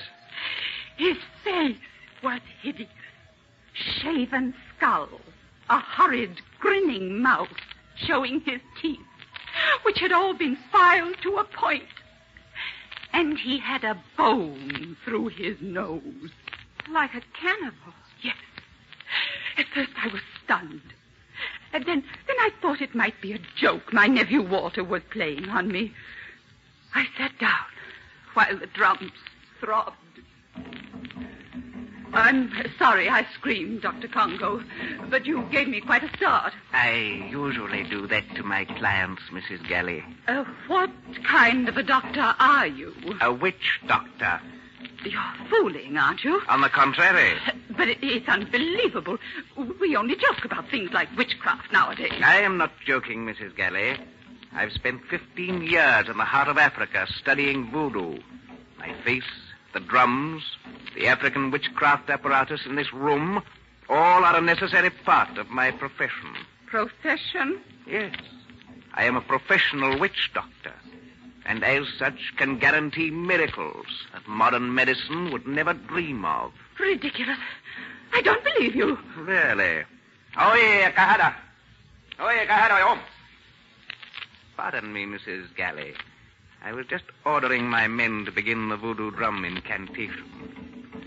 None of my clients believed me at first, Mrs. Galley, but I convinced them. Now, if you'll allow me... What are you doing with those scissors? I merely removed a lock of your hair. Now, in spite of yourself, you are officially one of my patients. And I warn you, my fee is high. Well, you're wasting your time, sir. I don't want to be a patient of yours, and I won't pay any fee. I'm leaving. Good day, sir. One moment, Mrs. Galley. Dr. Congo, let go of my arm. You don't understand me, Mrs. Galley, and I'm afraid you don't understand voodoo. This lock of your hair places your health in my hands. Your life or death are mine to do with as I desire. And my fee for this visit is $10,000. Preposterous. Get out of my way. $10,000, Mrs. Galley. Now listen closely. 3 times you will hear my Congo drums roll, no matter where you are. If you have not paid when you hear them for the 3rd time, you will die. Good morning, Mrs. Galley. Then, Mr. Carter, I ran out of that office. I'm 65 and not as strong as I was, but I was frightened. I realized he was threatening to kill me with voodoo. And we don't believe in that nowadays, do we? Not as a rule. 3 drum rolls, he told me. And if I don't pay by the 3rd one, I die. Stuff and nonsense, I said. And then, that very night, when I was alone in this room, I heard the distant roll of Congo drums. Golly. Now, Mrs. Galley, you must calm yourself. I'm sure it's only your nerves. We don't believe in witchcraft today. You've got to believe me, Mr. Carter. I've already heard Dr. Congo's drums beat once. Perhaps you only think you did, Mrs. Galley. This Dr. Congo is playing on your nerves. Hysteria can make us think we hear anything. Oh, no. I'm sure I heard them. Wait. Mrs. You heard? Nick, that wasn't Mrs. Galley's imagination. I heard it, too. And so did I, Patsy. That's the 2nd time. It's not just my nerves. You must save me from Dr. Congo, Mr. Carter. If you can't, I'm lost. His voodoo will kill me. Help me. Help me. Mrs. Galley, you mustn't let this get you. I never believed in witchcraft before, but I do now. What a joke on me. Mrs. Galley, please. Please, I beg you. Mrs. Galley. What a joke on me, voodoo. Witchcraft. Slap her face, Patsy. What? Quick, snap her out of this. Okay, if you say so. Mrs. Galley, listen to me. I'll take over this case, so don't worry. Now, where can I find your nephew? Walter.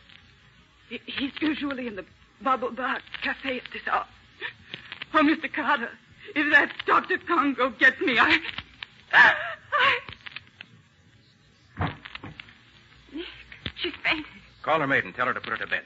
We've got to get out of here. You go back to the office. I'm going to look for Mrs. Galley's nephew. But, Nick, what about Dr. Congo? Isn't he the one you want to see? No. I have a hunch this case hinges on Walter Galley.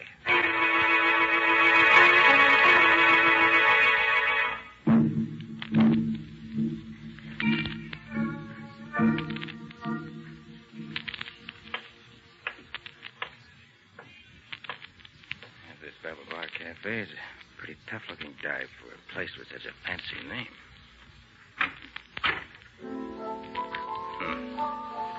Nobody here but the bartender and that piano player. Well, it must be too early in the evening. Good evening. Hiya, pal. What'll it be? Information. Huh? I'm looking for someone. Who? Walter Galley. Oh, him. Walter ain't come in yet. Hang around. He's due any minute. You live around here? Yeah, across the street. River apartment. I see. He owes you money, too, huh? How's that? Don't play dumb, pal. Galley's clipped us all. Somebody's always coming around looking for him. Pal, I'd give plenty to get back what he owes me. He's no good. How's chances of collecting? 0, pal. 0. Galley claims he's got a rich old aunt who's going to leave him plenty when she kicks off, but I don't... For the lover. What is it? What's the matter, man? Turn around and look. Oh. Good evening, Mr. Carter. Ah, Dr. Congo, I presume? Quite right. What's that thing he's got for a face? Don't you find it inconvenient walking around wearing a bone through your nose, Dr. Congo? No, Mr. Carter, I don't. It's my business. And what's your business with me? You see this African spear I'm carrying? Yes? I'm going to present it to you. And why? Merely as a warning, my impulsive friend. A warning? Yes, a warning. Keep away from Walter Galley and his aunt. Or the next time my drums roll, they'll beat for your death. My dear witch doctor. And just to punctuate my warning, here's the present I promise you. Take it! Look out! He just missed you with that spear, mister. Keep it for a souvenir, bartender. I'm going after that man. Hey, Dr. Congo. Dr. Congo. Look down that side street. If Congo thinks he can scare me off with that voodoo nonsense. Congo! Congo! He's cutting across the street up. Well, let's see if he can outrun me. Hey, look out! Watch where you're driving! Look out!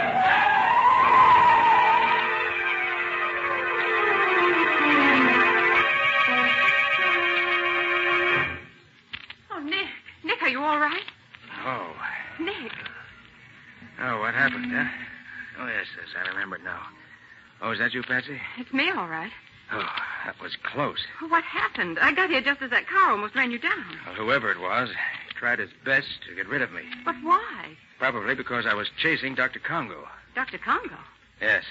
He paid me a visit when I was looking for Walter Galley. At the Bubble Bar Cafe? Yes. Congo threw an African spear at me. I chased him out to the street. Good heavens. Probably had an accomplice waiting with a car for just such an emergency. Oh, Nick, they might have killed you. Well, they certainly tried hard enough. Must have jumped a mile trying to dodge that car. Nick, listen. I came down here looking for you. What's happened? Mrs. Galley's maid phoned the office just as I got there. She was hysterical. She could hardly talk. What happened, Patsy? Mrs. Galley has vanished.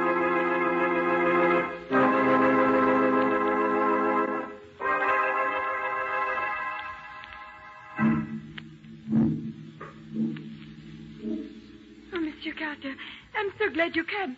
Mrs. Galley has disappeared. How do you mean? Mrs. Galley disappeared. She was spirited away, monsieur, by witchcraft. It's horrible. She simply vanished. When did you see Mrs. Galley last? After you leave, I put her to bed. She has the hysteria, you remember? Yes, I remember. She does not rest. She cannot sleep. She screams and laughs, so I tell her I will get her the oatmeal. And? I'm in the kitchen. When I hear her scream upstairs and... Then of a sudden, she does not scream. She is, how you say, cut off. I enter the bedroom and... And what? You must look for yourself, monsieur. I do not go into this room again. All right. Where is it? I know. Come on. Okay. Oh, Nick, do you really think Dr. Congo made Mrs. Galley vanish? I don't know what to think yet. But those voodoo drums. We heard them when we were here before. Yes, we heard them. Is this the bedroom? Yes. The room looks all right. Nothing upset. No sign of a struggle. Nick. What? Look, on the bed. The bed? Oh. What is it, Nick? Looks like dust. Dust forming the outline of a human figure. Oh. If there's any truth in voodoo, Patsy, that's what's left of Mrs. Galley. Oh, Nick, this is awful. Now, steady, Patsy, steady. But this must be real witchcraft, Nick. No human agency could do this to Mrs. Galley. The drum. The Congo drum. Oh, let's get out of here. If I hear those drums again, I'll scream. They're horrible. You better get ready to hear plenty more, Patsy. Right now, we're going to pay a visit to Dr. Congo.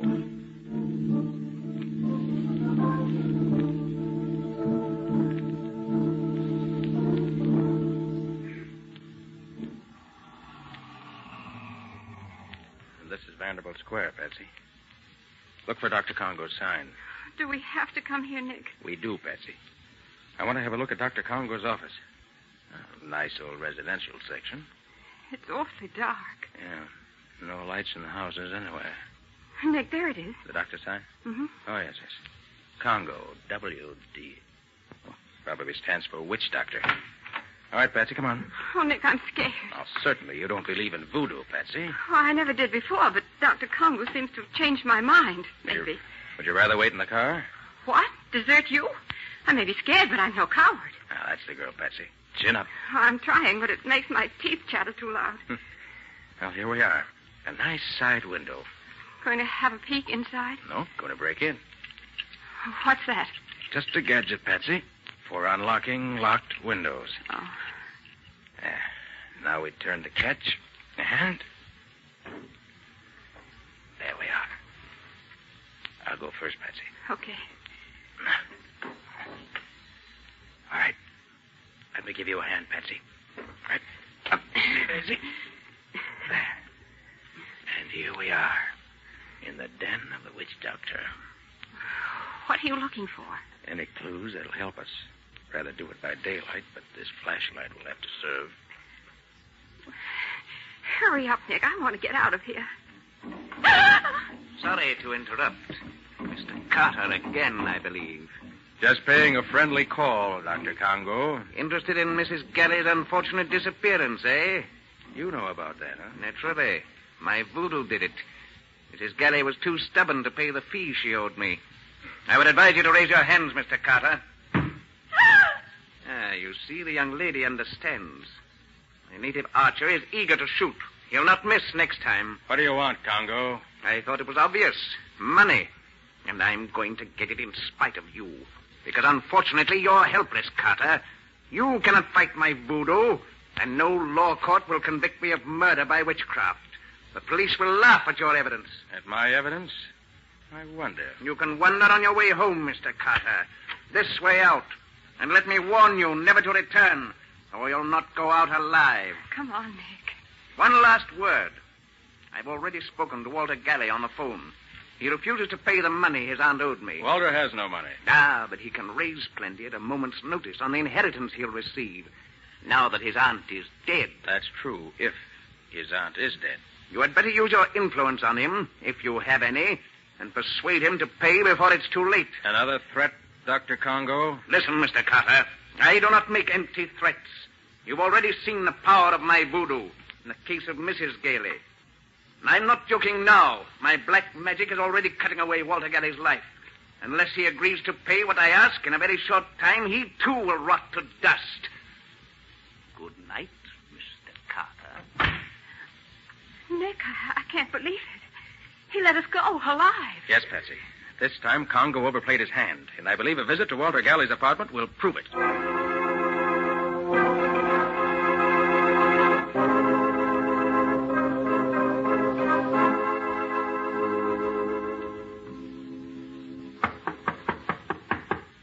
Mr. Galley.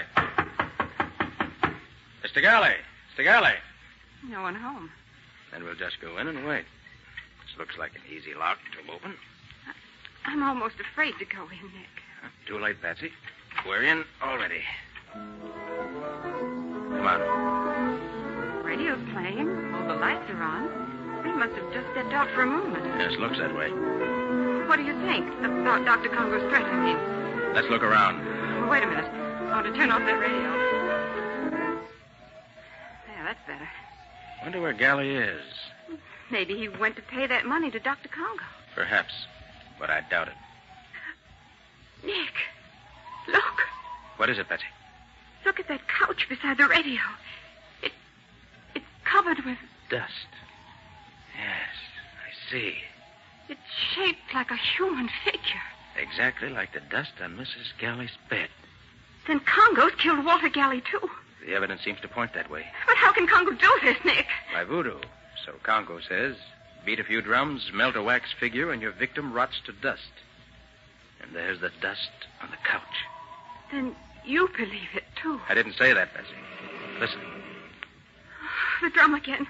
Oh, Nick, let's drop this case. We can't fight the supernatural. We don't understand it. It's like trying to stop the wind. Trying to stop the wind? Of course, Patsy. That's the one last explanation I was looking for. I should have thought of that myself. What? I mean, this case is solved. Give me a moment to write a note here at Galley's desk. A note? To whom? Why, to Dr. Congo. My dear Dr. Congo, you are right. I have no case for the police. I have just discovered that both your victims committed suicide. Signed, Nick Carter. That's a peculiar note. What does it mean? Dr. Congo will understand it. But, Nick, it couldn't be suicide. But Mrs. Galley and Walter vanished. No bodies were found. Dr. Congo will understand what it means, Patsy. Oh, Nick, you're just deliberately mystifying me. No, Patsy, you'll understand, too, later. But right now, I want you to deliver this note to Mrs. Galley's maid. Her maid? Who did she... No questions now. Deliver it and hurry back to the office. Because Nick, very shortly, we're going to hear Dr. Congo's drums beating again. And this time, they'll be beating for us.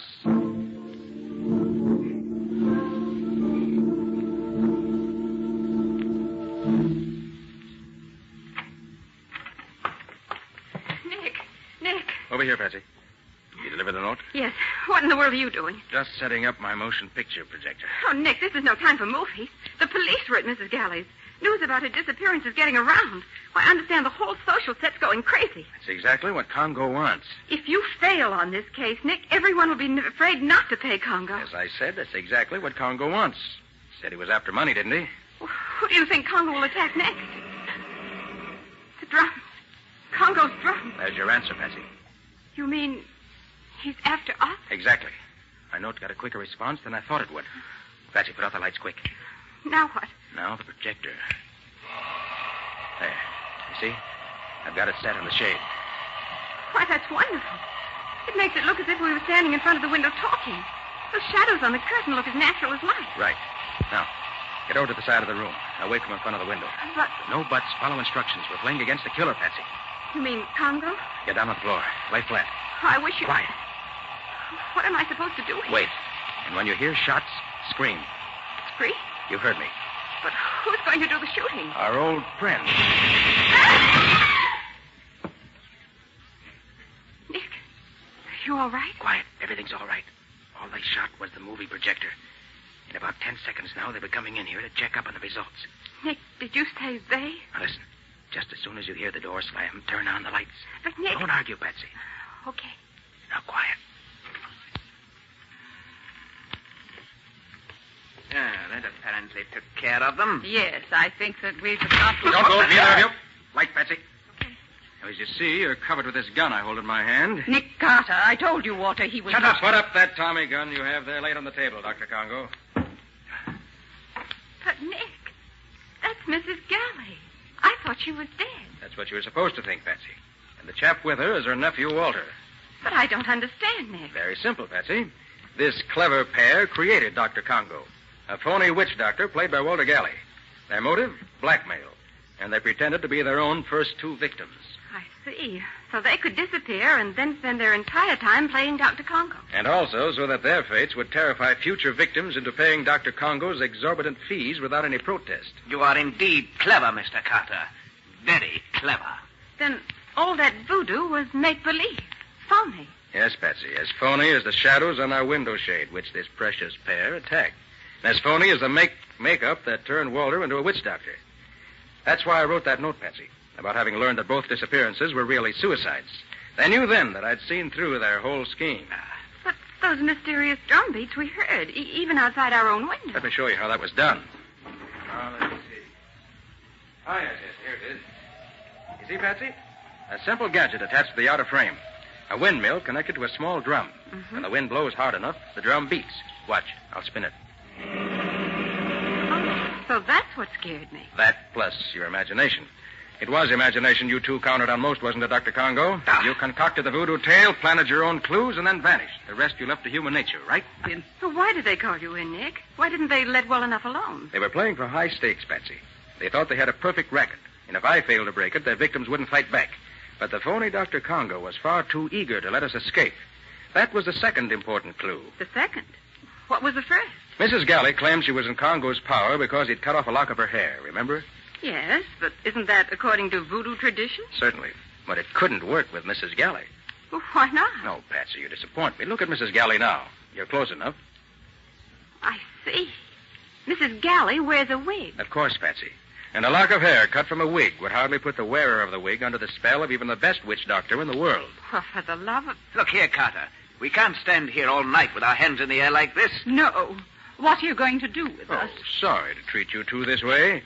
But I don't like visitors who bring Tommy guns to my office. I was a fool to let you go when I had you in my office, Carter. You were all kinds of a fool, Galley. Or do you prefer to be called Dr. Congo? If you hadn't been in such a hurry, your plans might not have been quite so apparent. And if you hadn't been so obvious in sending me to see Walter Galley in the middle of the night when he hadn't had time to raise the money to pay you, even if he wanted to, I shouldn't have been quite so sure what your schemes were. Your eagerness to begin collecting from your victims was your downfall, my friend. All right. But the next time... That's what they all say, my friend. But there won't be any next time. Nick Carter plays for keeps.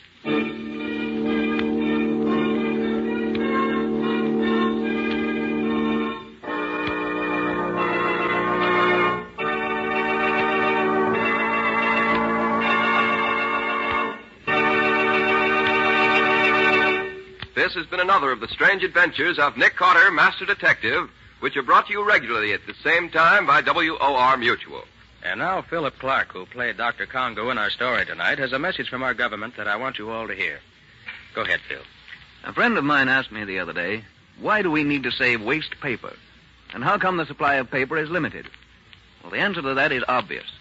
An army needs men, and lumberjacks, among others, join the army. Fewer trees are cut down.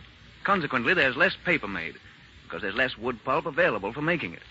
But that same war that cuts down the available supply of paper demands an ever-increasing quantity of paper for many vital war needs. Paper goes into cartons and containers for food, weapons and equipment needed by the armed forces. Paper is necessary for many of the actual weapons of war, such as incendiary bombs, bomb fins, wingtips, airplane signals, parachute flares, ration containers, and ammunition containers. And the American home is the greatest potential source of waste paper. Every kind is needed. bags, wrapping paper, newspaper, magazines, old containers, and so on. So if you're not already doing so, start today salvaging all the waste paper you possibly can. Then sell it to your junk dealer or donate it to some charitable organization. But don't throw away a single scrap of paper. Make it help us win this war. And now, Nick, what about your story for next week? Well, it's about a gang of super crooks who had stolen a very valuable invention and kidnapped the old inventor and his beautiful daughter to hold them as hostages. And even though I accidentally knew in advance what was going to happen, I was too late to stop them due to an unfortunate accident. But Nick more than made up for it the way he went after those crooks. Within 24 hours, he succeeded in capturing the gang and rescuing the professor and his daughter. Yes, Betsy. But it was fast and furious while it lasted. Scubby and I were in hot water right up until the end of the chase. What do you call the story, Nick? I've called it The Professor's Secret. Or The Mystery of the Z-Rays. And that's all until next week. So long. So long, everybody. So long to you both, Nick and Patsy. In the strange adventure you have just heard, Nick Carter was impersonated by Lon Clark, Patsy by Helen Choate. The story was written for Nick Carter by Alfred Bester. Original music was played by Lou White. The entire production was under the direction of Jock McGregor.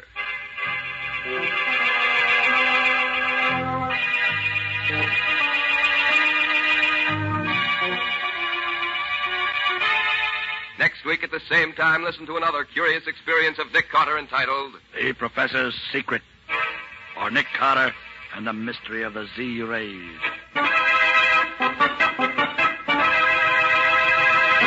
This story is a copyrighted feature of Street & Smith Publications, Incorporated. The Return of Nick Carter is produced in the studios of WOR and is broadcast over most of these stations every Saturday evening at 7 o'clock Eastern War Time. And don't forget that the adventures of Nick's adopted son, Chick Carter, are broadcast over most of these stations Mondays through Fridays at 5:30 p.m. Eastern War Time. This is Mutual.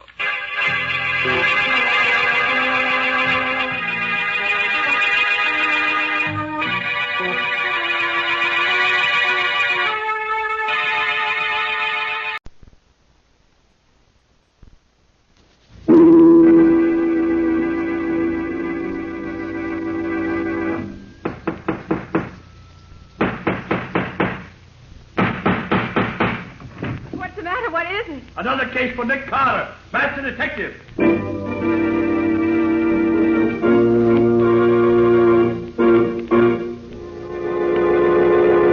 Yes, it's another case for that most famous of all manhunters, the detective whose ability at solving crime is unequaled in the history of detection fiction. Nick Carter, master detective. Today's strange adventure, The Professor's Secret, or Nick Carter and the Mystery of the Z-Rays.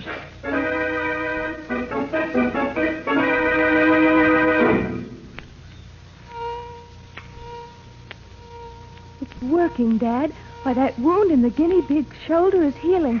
Why, it's only about half the size as it was before. Yes, Jean. It looks as if my new invention was a success.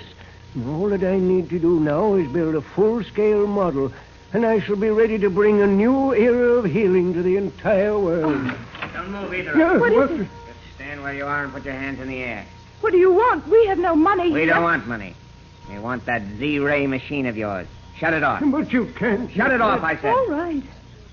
Now fix that machine so we can take it with us. And no funny business either.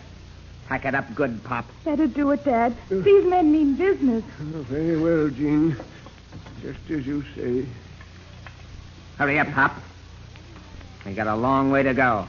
How did you know how to find this place? That's our business, lady. Ready, Pop? Yes, it's ready. But be careful of it. Don't worry. We'll take good care of it. All right, Bill, you and Jake take it out to the car. And treat it gentle. Okay, come on, Jake. What are you going to do with it? That machine heals cuts and bruises and things, don't it? Yes. If it'll do that, it'll heal holes made by guns, too. Save a lot of wear and tear on the boys. You mean you're going to use that wonderful machine to help your gangsters? Sure thing, kid. Now you two get your hats and coats.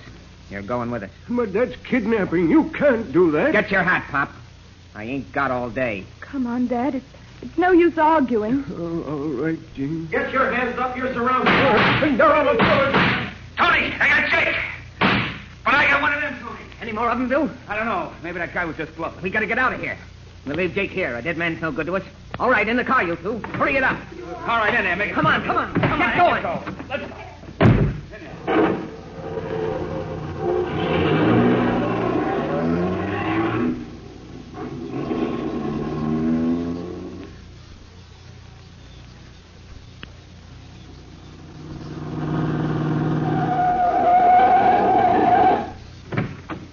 It's Scubby.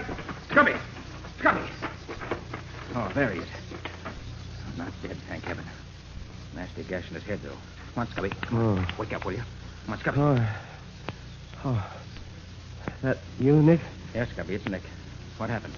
Oh, well, you said to meet you here. You didn't get here. The gang started off with the machine and the prof and his daughter. I tried to stop them. One of them shot me. Well, I got one of them first, I think. Yes, you sure did, Scubby. They left his body here. You all right now? Yeah, I guess so. Good. Come on. Let's see if this dead gangster has any identifications on him. Probably not, but he might have. Let's see. No, doesn't seem to be a thing. Here. Wait a minute. He's wearing a money belt. Specially made. Made by Weaver Manufacturing Company, Brooklyn. Well, it's a special kind of belt. Maybe they know who they made it for. Yes, maybe. We'll find out anyway. Oh, another thing, Nick. I got a good look at one of the gang just before I went down. Good. His face was all covered with those peculiar dark-colored splotches that you told me about last winter, remember? That Asiatic skin disease. Oh, yes. That's a real clue, Scubby. Very few doctors can treat that disease, and it requires regular treatment. When we get back to town, you make it your job to find the doctor who treats him and get his name and address. Right, Nick. But how did you know this robbery was going to take place right here and at this time? A very peculiar thing, Scubby. As you know, I've been on the trail of this gang for weeks. Yeah? Well, I finally found a restaurant where several of the gang eat. Had lunch there this noon. 2 of the gang were there. I couldn't hear what they said, but I could read their lips enough to find out about their plan to rob the professor. So I called you back from your vacation in Connecticut, hoping that we could warn the professor and maybe block their plans and capture them. But what happened to you? You were late getting here. Oh, some drunken fool ran into me and locked his car into mine. So it took a wrecking crew to separate us. Just bad luck, that's all. Yeah, we might have had them if you'd been here, too. Well, too late for that. Let's get back to town and work on what clues we have.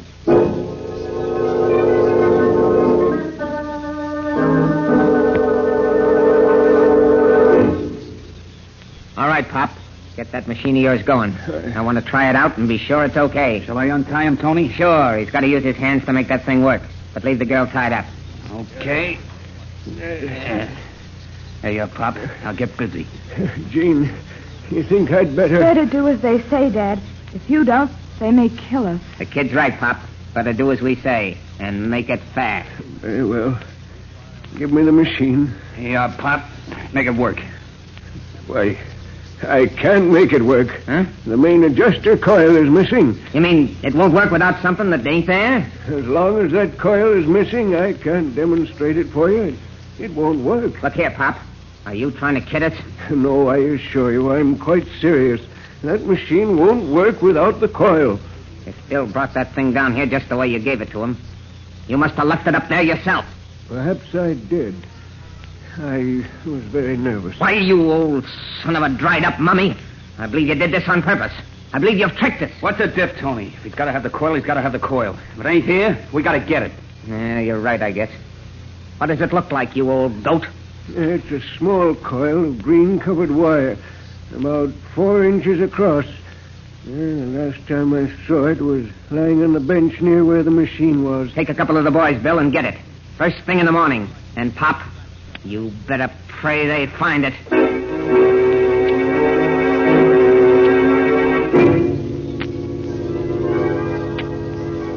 Yes, Nick, Scubby just called me. That special money belt was made for a man named Jake Shackley.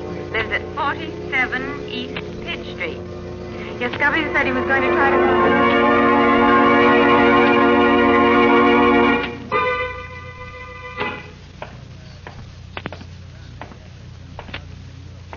Here it is.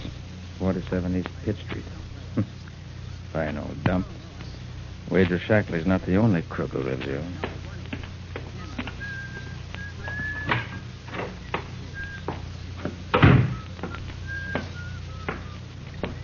Oh, clerk. Yes, sir.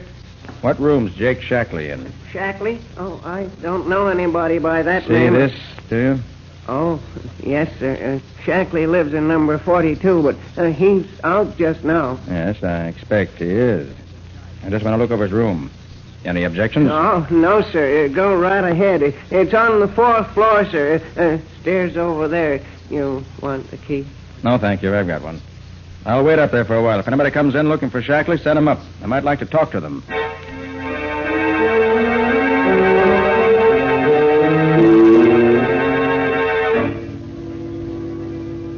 Yes, the man you describe is one of my patients. He comes here twice a week for X-ray treatment. If you have the proper authority, I can give you his name and address. Yes. Yes, I see. That is quite satisfactory. Now here you are. James Duane, 47 East Peach Street. Glad to help you. Good name.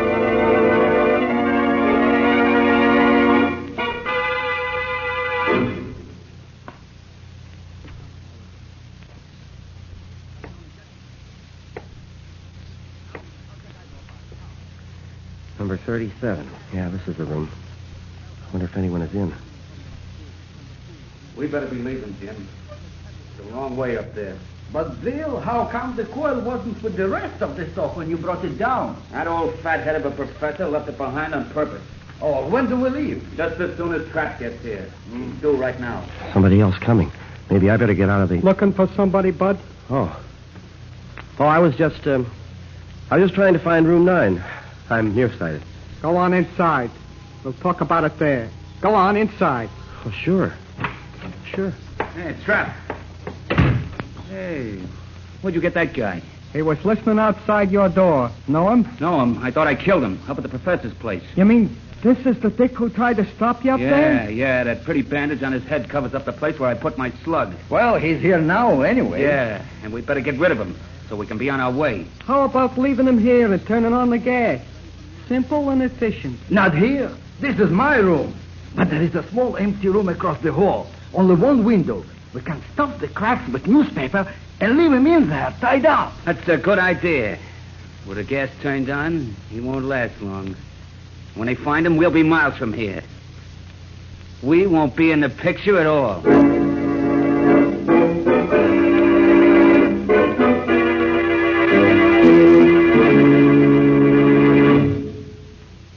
Well, Nick, this clue certainly turned out to be a total loss. Not a thing in the room that's of use. Nobody dropped in. Well, Mr. Jake Shackley must have lived a very lonely and uninteresting life. Nick, you better try another lead. Start by walking down those 3 flights of stairs. I would pick a clue that leads me to a place without an elevator. Hey, wait. A strong smell of gas on this floor. Better look into this. It must be down this way. The smell's stronger here. Yeah, this must be the room. Number 36. Didn't even lock the door when they left. Hope they don't take me for one of the uninvited. Might not like me. Scubby! Scubby, what in the... Hey, where's that gas jet? There. Now for the window. Hey, Scubby. Scubby, come on. Come on, Scubby. Now he's out cold. Come on. Oh, he's all tied up. What's been going on here anyway? I'll have to get him out of this. You're heavier than I thought, old boy. There. This ought to be all right. Now for artificial respiration. 1, 2, 3. Relax. Fast. 1, 2, 3. Hey, what's going on here? I smell gas. Any trouble, Mr. Man overcome. Gas. Turns out to be a friend of mine. Oh, dear. Don't know what happened. I just got here. I think he's coming around now. Yeah. He's opening his eyes. Scubby, can you hear me? Scubby. Nick. Gang going back. Left something. Professor's house. Machine no good without it. Nick, hurry. Hurry, Nick. They can't get away. Passed out again. Clerk, is our doctor around here? Yes, right in the next room. Get him. Oh, Doc, hey, Doc, come on out if you want it. Doc. All right, he'll be all right now. You and the doc take care of him. When he's okay, send him to my office at 3rd and 5th. I'll get back there as soon as I can. I've got a job to do that can't wait.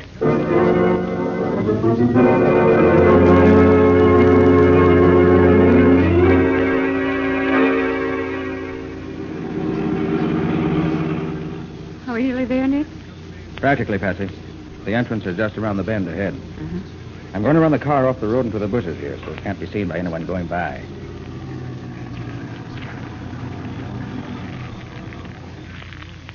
How far is the professor's house from here? About 100 yards through the woods there. You going to wait here? No. I'm cutting across to see if the gang scar's there yet. Where's that kit of mine? Now put it in the back, Nick. What's in it? Oh, a little gadget. You wait here for me. I'll be back as soon as I can. Oh, but, Nick, you're not going to try to catch the gang single-handed, are you? No, Patsy, I don't expect to, but you never can tell.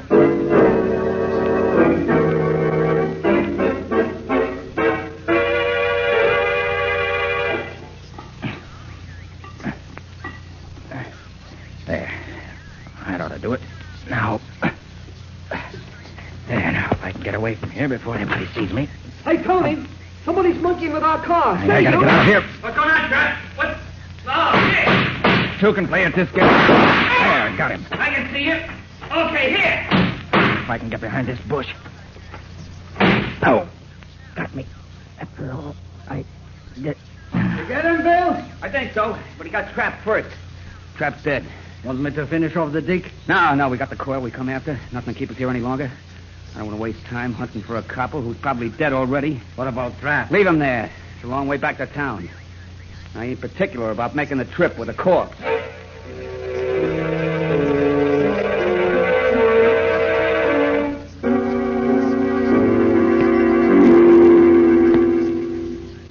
Nick? Nick? Where are you? Oh, Patsy. Patsy. Yes, Over Nick? here. In the bush. Oh, Nick. Nick, are you hurt? No, not seriously, Patsy. Oh, thank goodness. They caught me off guard. Creased the back of my head with a shot. Oh, Nick, I was so scared that you were dead. Oh. Heard all the shooting, and then when their car rode off down the road and you didn't come back, I didn't know what to think. Oh. So I waited a little and then came over here to find you. Come on. Let me help you up. All right, thanks. Oh, how my head aches. Oof. You'll have to drive us back to town, Patsy. I don't feel up to it. Well, a gangster's car got such a head start, we'll never find him now. Oh, Patsy, you're wrong about that. We can follow them no matter how much of a start they got. Who do you think you are, Dunninger? You're no mind reader or fortune teller either. No? We'll see. Come on.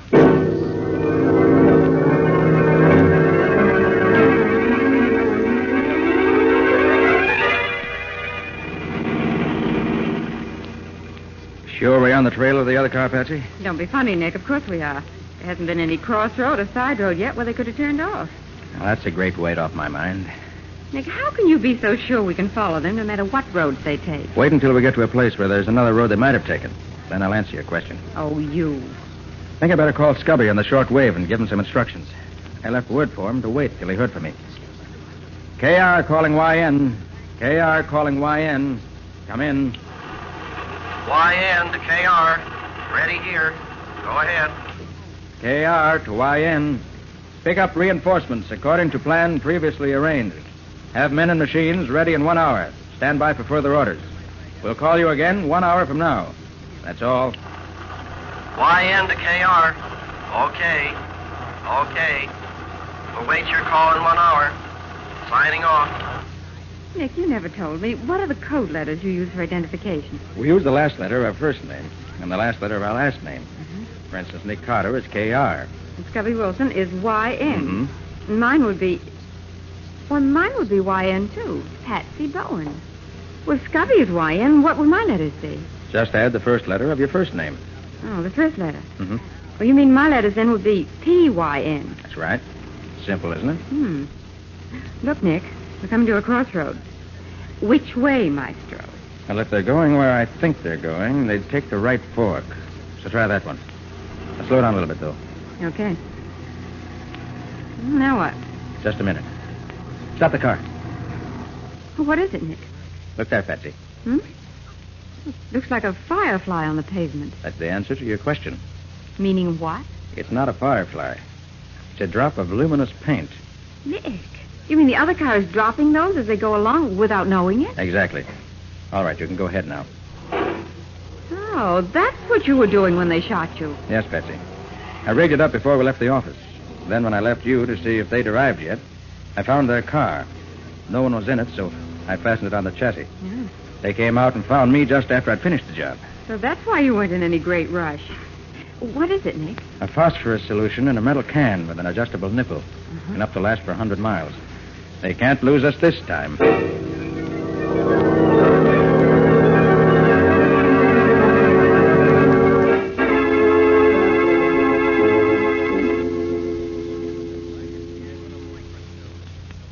How much longer are you going to keep us here, tied up this way? Until my men bring back the missing coil, and it works.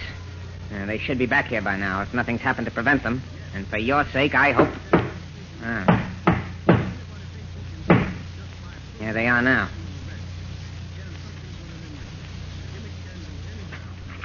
Oh, we got it. Where's Trap? We left him there. You had a fight? Yeah. Dick tried to put our car out of commission while we was in the lab. Trap spotted him. They shot it out. Trap lost. And the Dick? He's still up there, too. Dead as a doornail. You fool! Bunglers! Can't you do anything without having trouble? We got the coil, Tony. Is that what you wanted? Of course, of course. But trouble always spells danger. Where is the coil? Here. Pop, take a look at this. Is it the right one? Yes. Yes, that is the coil. Do you have to have anything else to make that machine of yours work? No, it's all here now. All right. There's the rest of it on the table there. Get it going. I want to see it work. Very well. But it'll take time. It better not take too long. Otherwise, your daughter might find things happening to us she wouldn't like. Don't worry about me, Father. I can't help worrying about you, my dear. I'll work as fast as I can. It's just 9:30 now. I'll give you 15 minutes to get that thing working. But that won't be... Better not stop to talk. Time's going. Do as he says, Father. Very well, my dear. 1 minute gone. 5 seconds. 10 seconds. 15.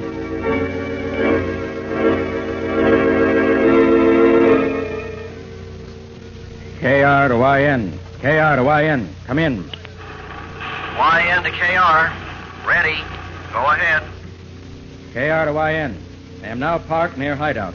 It's center one of 3 old tenement houses, East Haviland Road. Come at once. Bring men as previously planned. The round house. I'll wait for you to arrive if possible. Come at once. That is all. YN to KR. Understood. Leaving immediately. Should be there in 20 minutes. Signing off.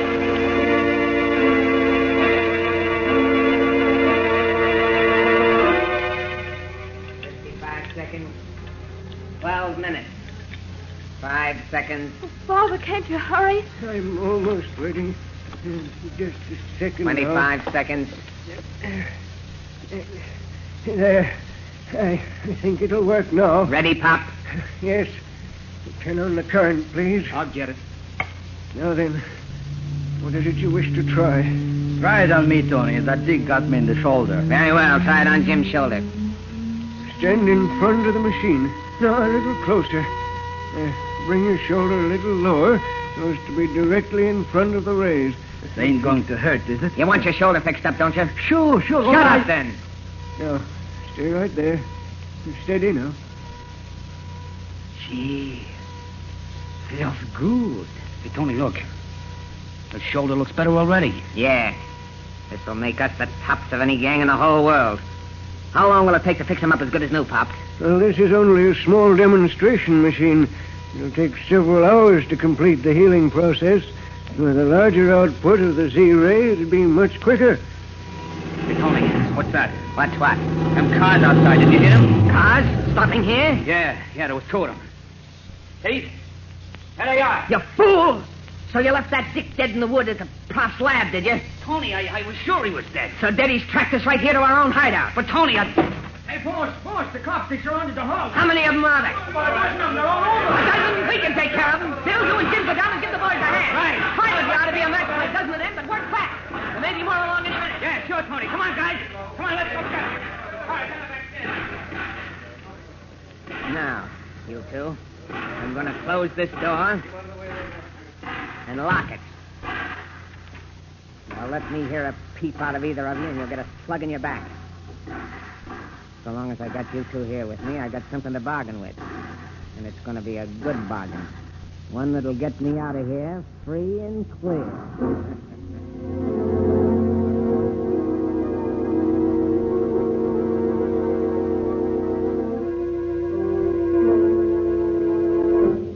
They all accounted for, Scubby?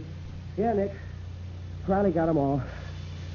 1 dead and 4 wounded. Oh, what fools they are. So busy defending the front and back doors that they forgot that little side window. Yeah. Once we got a man in there, it was easy. Were they surprised to be attacked from the rear? Did you find out where the head of the gang is?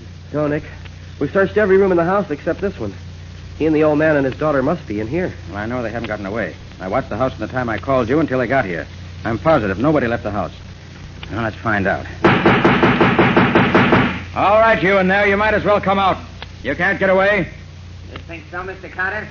So you know me, do you? Yes, I know you. And you know that you can't get away. I think you're wrong about that, Carter. What do you mean? I have a proposition to make you. All right, what is it? If you let me go free and give me a half-hour start without trying to stop me, I won't harm either the old man or his daughter. But if you refuse, if you try to break down the door to get me, they'll both die before you can save them. Are they all right now? They are. How long they stay that way depends on you. Hey, what can we do, Nick? We can't let him kill the old man and the girl. I have a plan, Scubby. Yeah? Miss Pender, are you all right? I told you she was okay. I want to hear it from her own lips. Miss Pender, are you all right? Go ahead, kid. Tell him. Yes, Mr. Carter. We're all right. Professor Pender, are you all right? Oh, what's the idea of all the talk, Nick? Let's do something. Quiet, Scubby. I'm running it. Oh, okay, Nick, just as you say. Professor Pender, are you all right? Yes, Mr. Carter. Nothing's happened to me. Your invention, perfectly safe? Yes, it's quite safe at present. If you try to do anything except let me go, you'll find the machine wrecked and both of them dead. Is your father all right, Miss Pender? Nick, what in heaven's name are you trying to... Quiet. Miss Pender, is your father all right? Yes, he's all right. Well, Carter, now that you're sure everything's all right, are you going to accept my proposition or not? No, I'm not going to accept it. Then I'm afraid I'm going to have to kill both of you.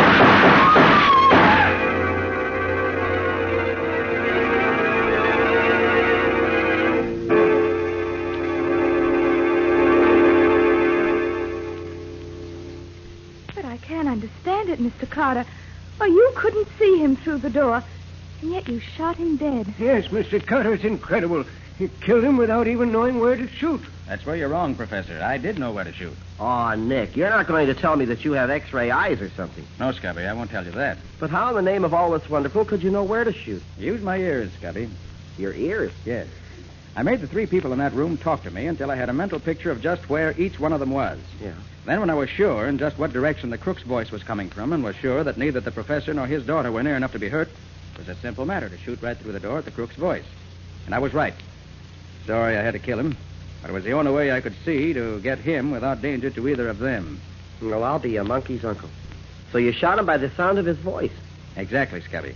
If he'd kept his mouth shut, I'd have had to agree with his terms. But he talked. He talked himself right into the hereafter. And I wonder if he can talk himself out of whatever he finds waiting for him there.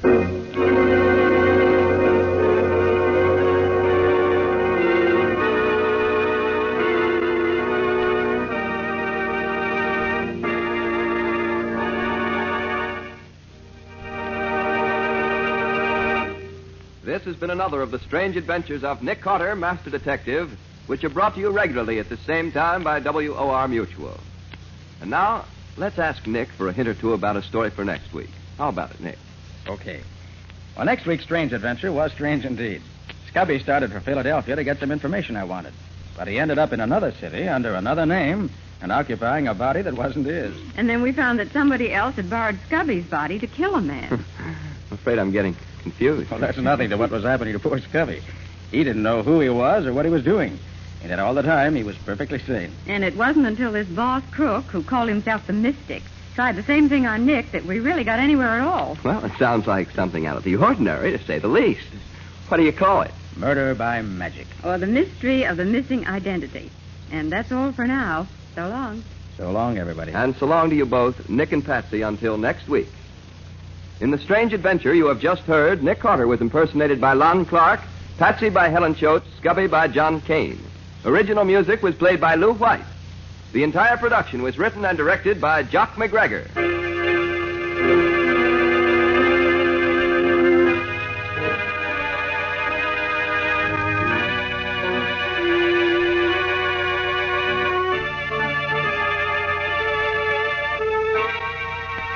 Next week at the same time, listen to another curious experience of Nick Carter entitled Murder by Magic, or Nick Carter and the Mystery of the Missing Identity.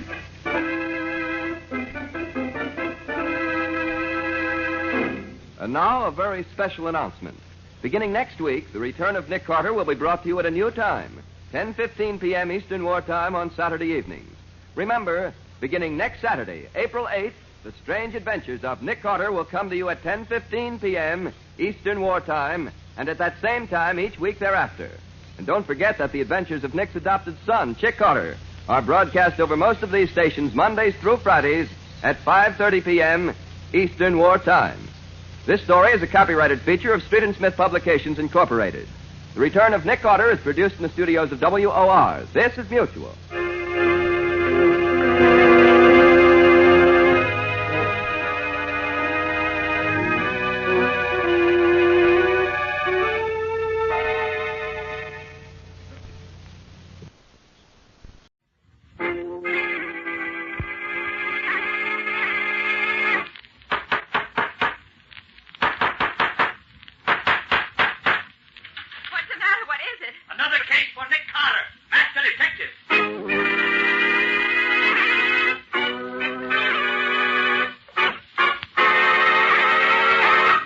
It's another case for that most famous of all manhunters, the detective whose ability at solving crime is unequaled in the history of detective fiction.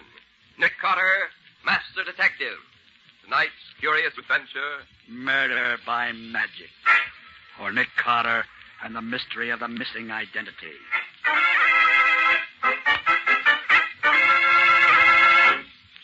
I wonder how Scubby's making out. Do you suppose that he had any trouble, Nick? I doubt it, Patsy. Scubby knows Philadelphia well enough to get all the information I want without any difficulty. Yes, but he's been gone 3 days now. He didn't plan to be gone that long, did he? Well, no, Patsy, but it's not always possible to tell in advance how long it's going to take to find... Nick Carter's office. Nick there, Patsy? Well, Scubby. Yes, he's here. How are you making out? Oh, please put Nick on. I've got to talk to him and quick. Well, sure, Scubby. Here he is. Nick, it's Scubby. It sounds as though there was something wrong. Well, I hope not. Hello, Scubby. What's up? Nick, can you come to Chicago right away? Chicago? Thought you went to Philadelphia. So did I, but I landed in Chicago. What? And am I in trouble? What kind of trouble? I seem to have killed a man. Oh, now, don't try to be funny, Scubby. What's this all about? I'm not being funny, Nick. I'm really in a jam.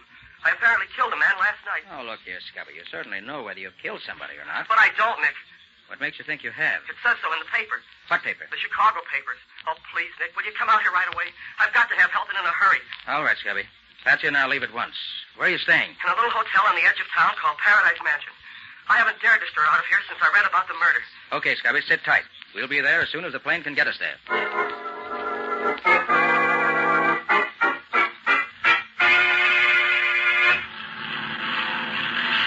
Gosh, Nick, we were awfully lucky to get seats on this plane.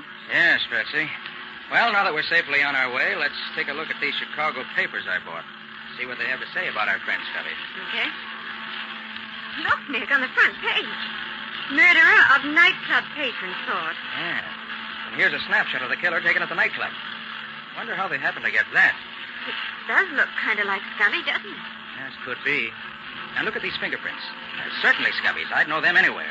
That's certainly Scubby's cigarette lighter. It's the one I gave him last Christmas. So I see. It says here, a cold-blooded killing reminiscent of the gang wars of years ago.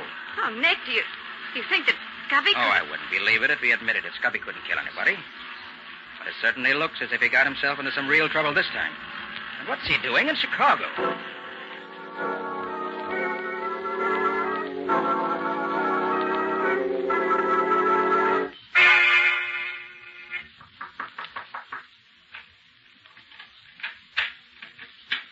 Oh, Nick. Hi, Scubby. Oh, I never was so glad to see anyone in my whole life. Scubby, are you... Come in quick. Let me get this door closed. Jittery, aren't you? Yeah. Well, I'm glad to see you're still out of jail. Oh, Nick, don't joke about it. I'm just about crazy. Look, I'm in a jam. Well, suppose you sit down and tell us just what happened. And begin at the beginning. Don't leave out anything. All right. Well, it's quite a story and pretty unbelievable, but I'll try to tell it the best I can. As you know, I started for Philadelphia, and I was sitting in the airport waiting room, waiting for my plane to be announced, when somebody stumbled over my feet. I looked up expecting him to say, excuse me, and then I heard a funny, shrill little voice say, Stupid! Why don't you keep your feet where they belong? huh?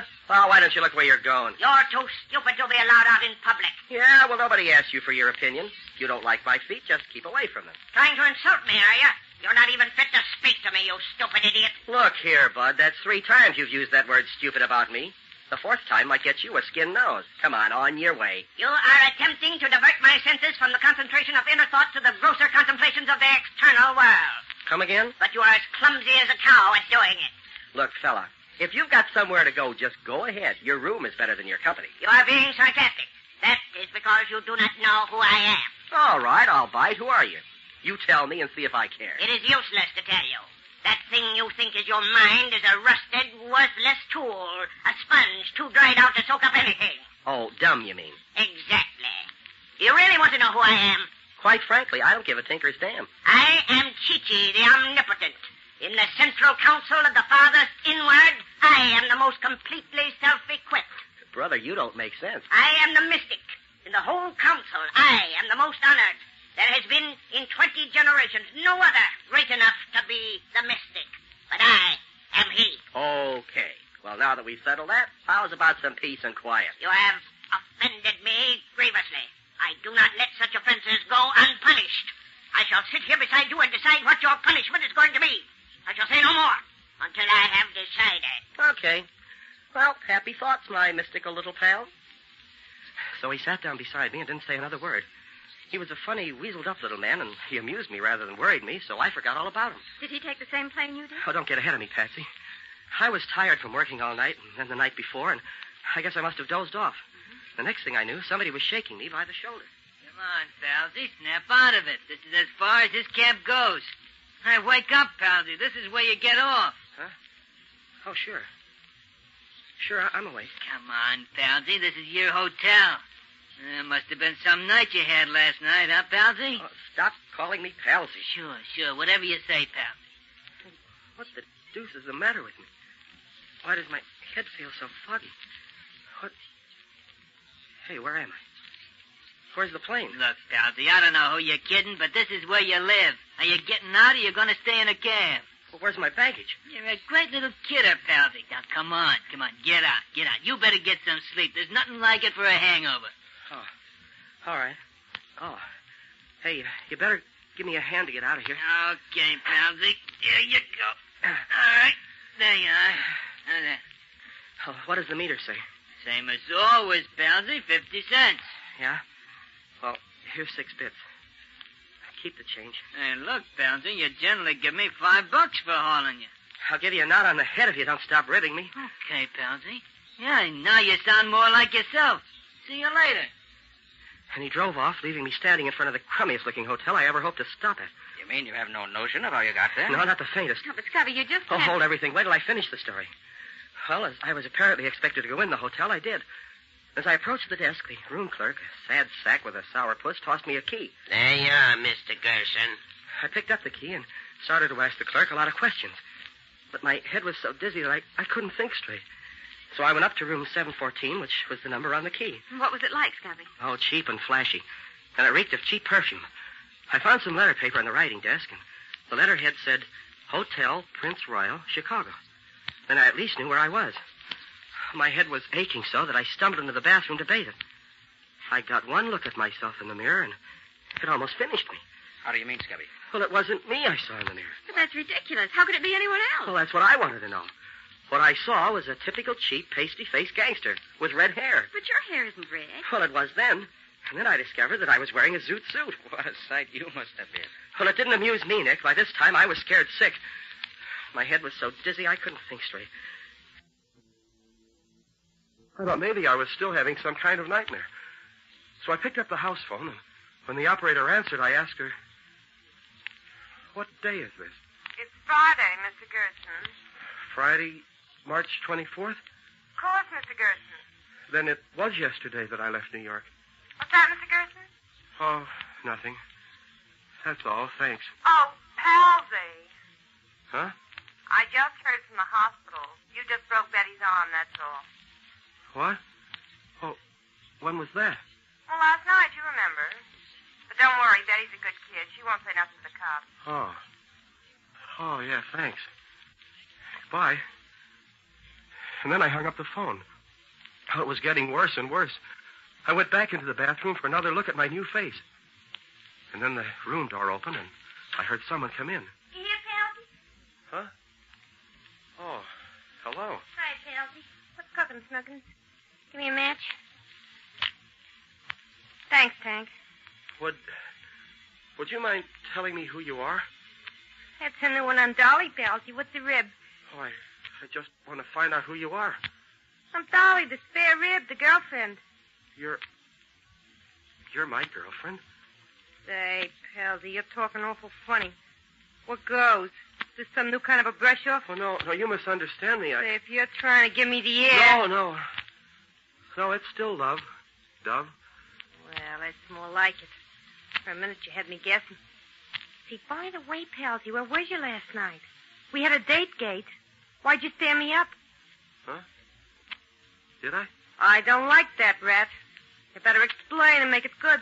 Well, I had business. Oh, I get it. You did a job you want me to cover for you. Okay, where do I say we went last night, you and me? Oh, well, I think that we'd better say that...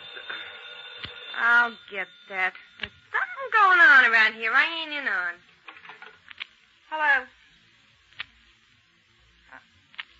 Okay, thanks. What was it? She says there's 4 guys named Spike, Steve, Brainy, and Lucky coming up to see you. I got a blow. Them guys give me the chills, honey. They're real killers, and they ain't fussy who they kill. Be seeing you. I fly. Goodbye. Gosh, Scubby, what happened then? Were these 4 gentlemen up to expectations? Oh, they were gangsters, all right. They came sliding into the room as if they were afraid of me. Well, I'd already discovered I was supposed to be a guy named Palsy Gerson, a mug who broke girls' arms when I wanted to, and I was a no-good who gave $5 tips to taxi drivers, and I was a crook who had his girlfriend cover up for him when he did a job, and now I seem to be buddies with this gang of hoodlums. Gee whiz. Well, one of them, a guy with a squint eye, did all the talking. Hi, Palsy. Look, you guys, look me over carefully. Am I Palsy Gerson? What's the matter, Palsy? Bad hangover? Oh, let it go. What's cooking? Look, Palsy, we're clean. There's not a rod on any of us. We come here for a peace talk. Yeah? Yeah. We've been pals working together for a long time now. We've been like that, right? So what? So everybody knows we're tied up with you. Even the cops know it. Now, if you get pulled in, we all get pulled in, because the cops will figure we're all in it together. Oh, what are you getting at? It's about this rub out last night. We didn't know nothing about that, Palsy. You didn't tell us. So we want you to give us the lowdown so we'll know what to say if one of us gets picked up. Oh, what are you talking about? Now, look, Palsy, everybody knows about last night's killing. We know it was your job, even if you did hire someone else to do it for you. Why, it's in all the newspapers this morning. Here, let me see that paper. Well, there was the headline, all right. Murder in nightclub. And there was a picture of me. Not a picture of this Palsy Gerson, but of me, Scubby Wilson. Taken on the spot by the nightclub photographer, it said. And there were my fingerprints, Nick. Those prints that both of us know so well, found on the gun that was used. And a picture of the cigarette lighter Patsy gave me last Christmas. Look, you got me all wrong. I'm not Palsy Gerson. There's been a terrible mistake. Palsy? You mean you ain't going to be straight with us? I tell you, this is all a mistake. Palsy, you trying to cross us up? We don't like it. We ain't going to take it. Oh, listen a minute. You can't pin this. Can't do it, Palsy? Come on, boys. Take him over. Watch out for his ride. You ain't crossing us and getting away with it. Oh, I was so weak, I couldn't do a thing. And a minute later, they bent a blackjack over my left ear, and I went out cold. Scubby, you poor guy. You certainly had a tough time. Well, how did you get out of that Palsy Gerson role you were playing? I don't know, Nick. When I came to again, I was on the bed in this room. I lay there a few minutes, getting my senses back, and then I jumped off the bed and raced to the mirror. I was myself again. I was Scubby Wilson once more, and in my own clothes, and my hair wasn't red anymore. Yeah. And my own luggage was on the rack at the foot of the bed. But things like that just don't happen, Scubby. Oh, so I've heard, Patsy, but you can't prove it by me. So you went to sleep in the airport in New York. When you woke up, your mind was in the body of a local crook named Palsy Gerson. And some of Gerson's pals knocked you over the head. And when you woke up again, you were back in your own body in this hotel. Yeah, that's right. And while you were using Gerson's body, somebody was using your body to kill that guy in the nightclub, is that it? Yeah. Yeah, I know it sounds insane, Nick, but that's the way I see it from here. And unless something happens, I'm slated for the electric chair. Oh, gosh, Nick, we can't let anything happen to Scubby. Don't worry, Patsy, we won't. Now, first, we'll dye Scubby's hair, make him up so that he won't be too easily recognized in case the police are looking for him. Then I'll have the police pick up this Palsy Gerson, his girlfriend Dolly, and his 4 thugs, if they really exist. And somehow I think they do. I want to see what the body Scubby was using has to say for itself.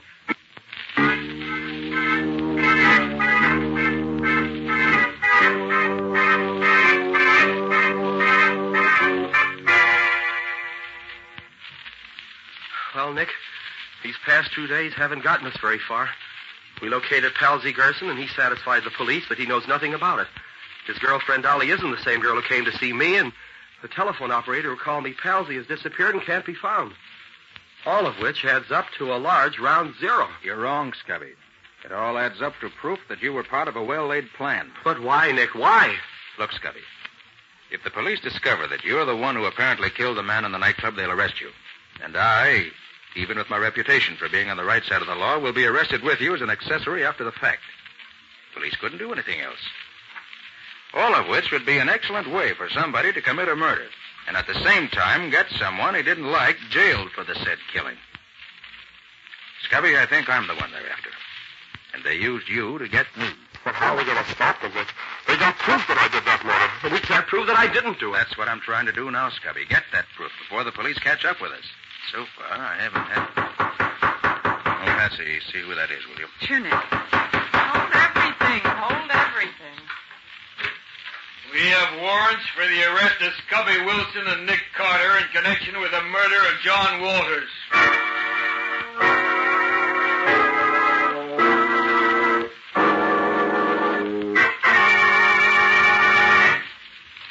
But why didn't they keep you in jail, too, Nick? Because they were extremely decent about it, Patsy. They told me that although they had positive proof that Scubby committed the murder and that I'd been abetting him in defiance of the law, they were so impressed with my insistence that Scubby didn't murder him that, out of consideration for my past reputation, they were going to give me 10 days to prove his innocence, if I could. If I fail in that time, I give myself up, and they proceed with the charges against Scubby and me.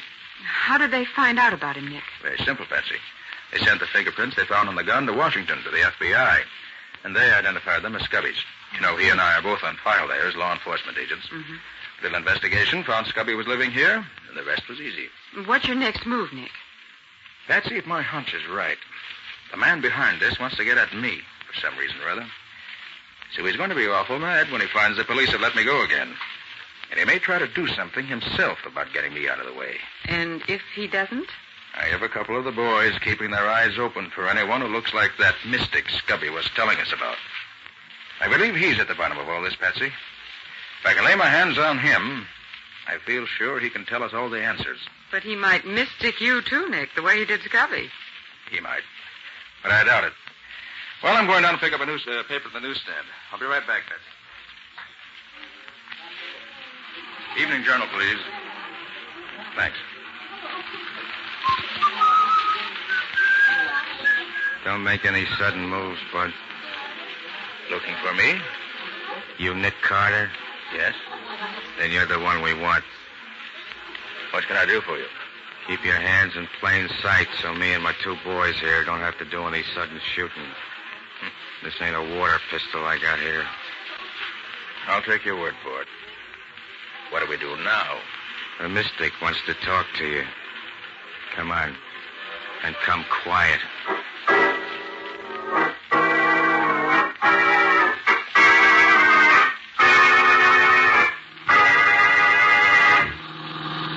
Say, friend, any idea why the mystic wants to talk to me? I don't think he likes the idea of the cops letting you go after they took you to the jug. He thought you was out of the way for keeps. So now he's going to do something himself about getting rid of me, huh? No. Me and the boys are going to do it for him. When? Now, as soon as we get down to the pier. Oh, an old abandoned pier, I suppose. Yeah, one where there ain't nobody to bother us when we take care of you. Just around the corner. What are you planning to do with me? A couple of sash weights tied to your legs will do the trick. After putting a couple of bullets through your head. Lucky. Yeah? You get out the sash weights and the rope. They're in the back of the car. Okay. Barney. Right. You go get the girl. We'll take care of both the girl and Carter at the same time, like the boss suggested. All right, Carter. You and me will walk out on the pier together. But don't forget, I got this little persuader in my hand. It's getting dark, which is what we want, but even if you can't see this 38 of mine, it's still there pointing at you. I have no doubt you're right, and I shan't forget. You know you can't hope to kill me and not pay for it. I'll take my chances on that, Carter. You ain't the first guy I bumped off, and you ain't gonna be the last. This'll be far enough. Well, then, there's not much I can do about it, is there? No. Oh, is that the girl coming with your pal there? Where? Oh, yeah. I guess Drop that gun. I'll break your arm. Drop it. No noise if you want to stay alive. I'll drop it. Thanks. Now, I'll take charge here. I'll do just as I say, and you won't get hurt, but try any funny business. You'll never see daylight again, you understand? Yeah, I got you. Didn't need to break my arm off, though. Right. Here comes the girl and Bernie. Not a sound of you. Okay. There she is, Spike. Got enough weight for the two of them? Answer him. Answer him right. Yeah. We got enough. Tell him to bring her over here. Bring her over here. Yeah, we're coming. You didn't want to come, but I... Drop your gun and get your hands up, Bernie, quick. Quick, I said, get those hands up. There. I'll take your gun, too. Now, Bernie, come over here. Just a little closer now. What are you going to do? It's getting dark now. It's time for bed. So I'm just going to put you to sleep. Like this. Gee, you're wonderful. You don't have to kill him, do you, Carter? I didn't kill him. You Nick Carter? Why, yes, I am. Oh, I've been praying something like this would happen, but I didn't think it would. Quiet. We're not out of the woods yet. All right. Hey, Spike. Spike, keep your mouth shut if you want to keep on living. When he gets here, tell him to bring you the weights and stuff. What'll I do with this stuff? Now, tell him. Bring this stuff over here, Lucky. Okay. Don't move, Lucky. I've got the gun this time. All right, young lady. Will you get the gun out of his pocket, please? All right. Here it is. I'll take it. Thanks. Now, Lucky, I want you to tie up your pal Bernie there. Huh? Then you can tie up Spike. Yeah, Then I'll tie you up. Give the finishing touches to all three of you and be on my way. You mean you're going to leave us here? That's exactly what I mean. Why, you All jerk. right, Lucky, get busy with those ropes. Time's getting short, and I've got a real score to settle with your boss.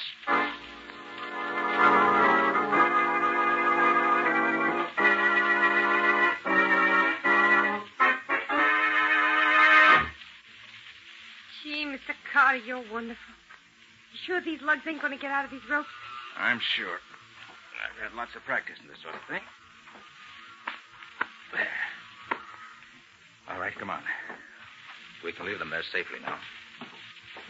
Say, look, I ain't told you who I am yet, have I? Why, no. Who are you? I'm Dolly. Dolly. You're not Gerson's friend. No, I'm the other one. The one the mystic hired to visit your friend in the hotel. So that's who you are. Yes. How much do you know about this racket? Well, I didn't know nothing about it then, but since they snatched me and kept me locked up in their hideout, I learned a lot from listening to them talk. Let's stop here a minute. What's this all about, Dolly? If that's your name. Now, my real name's Ann. Did your friend really think he was palsy, Gerson? Yes, he certainly did, for a while. That's absurd, of course. The mystic done it. He has an anesthetic gas that he gives you when you're asleep or knocked out. He doped your friend in the airport and brought him to Chicago. Then he had somebody make him up like a mobster, and he let him wake up in that taxi cab. I suppose he paid all those people to put on the act that convinced Scubby he really was Palsy Gerson. Only the taxi driver, the telephone girl, the hotel clerk, and me. The four thugs was already members of the gang. And they beat him up so this mystic could give him another shot of the gas while he was unconscious and let him wake up as himself? Yes. And he was so doped all the time we was putting on the act that he never could figure out what was going on. Very clever. And how did you get in on this? Oh, I wanted to be an actress. They hired me to put on this act. They told me they were ribbing some friend of theirs. But when I saw all the publicity in the papers and I saw that you got arrested, too, I knew it wasn't no gag. I went to where their headquarters was one day to see if they were still there so I could go to the police. But somebody saw me there and grabbed me. I've been locked up ever since. You know why they wanted to do all this? The mystic knew your friend was going to Philadelphia to get some dope on a racket. The mystic was the head of the gang, and he wanted to scare your friend off. He hoped he'd scare you off, too. He's getting ready to work the same racket all over the country. And you was the only one who was getting hot on his trail. I thought that was it. And when we didn't scare off, he had to take matters into his own hands. I suppose it was one of the Mystic's thugs who did the killing in the nightclub? Yeah, it was Spike, made up to look like your pal. And he left the evidence at the cop stand. Who was the man he killed? Some fella wouldn't play ball the way he wanted him to. Look, you know where the headquarters of this gang is? Sure. It's about a block from here. Want me to show you? You bet I do. With your help, I'm going to get that Mystic. If he's there. Come on. It's over this way.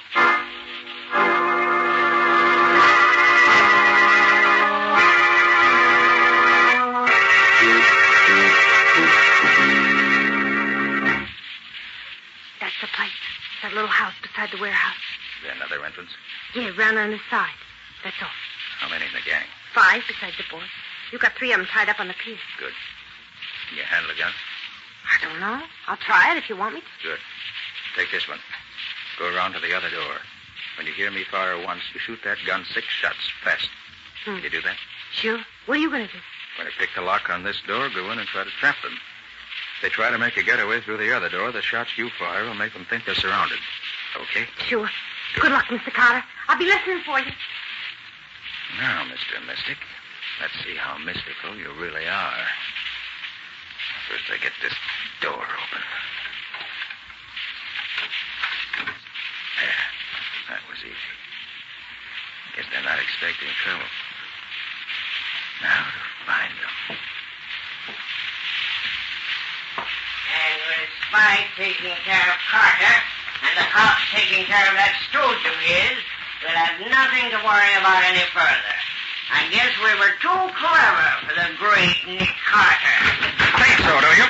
Up with your hands, all of you. Make it snappy. Nick Carter, get him, boy. No good. You're surrounded. You can't get away. Guns, boys. We ain't got a chance. Drop your guns if you want to stay alive. Very well. We're too many for us this time. Drop your boys. Drop. Thank you. Now turn and stand up against the wall with your hands in the air. That's it. Oh, Ann. Ann, it's all over now. You can come in. Fight's over. You got it, Mr. Carter?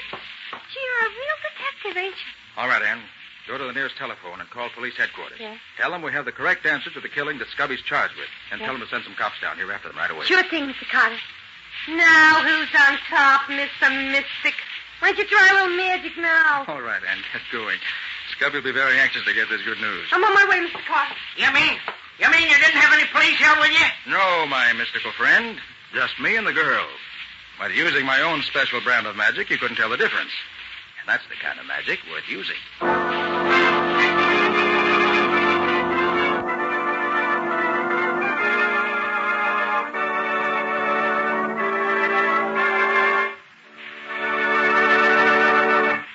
This has been another of the strange adventures of Nick Carter, Master Detective, which are brought to you regularly each week at the same time by WOR Mutual.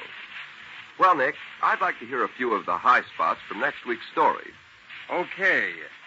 Next week's story started with a cat. But not a common, ordinary cat. This one was a lemon yellow Persian cat with a pedigree. The chase started when I tried to find the said pedigreed Persian puss, which had been stolen from its rightful and very ultra owner.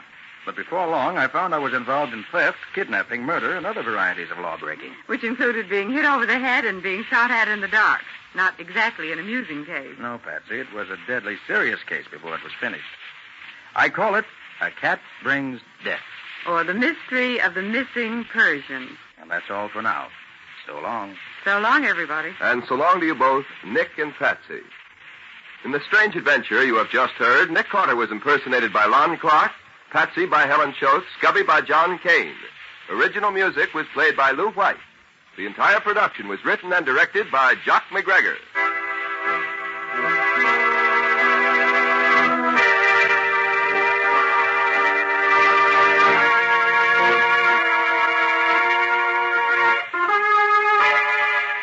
Next week at the same time, listen to another curious experience of Nick Carter entitled A Cat Brings Death, or Nick Carter and the Mystery of the Missing Persian.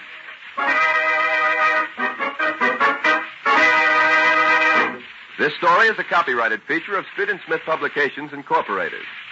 The Return of Nick Carter is produced in the studios of WOR and is broadcast over most of these stations every Saturday evening at 10:15 Eastern War Time. This is Mutual.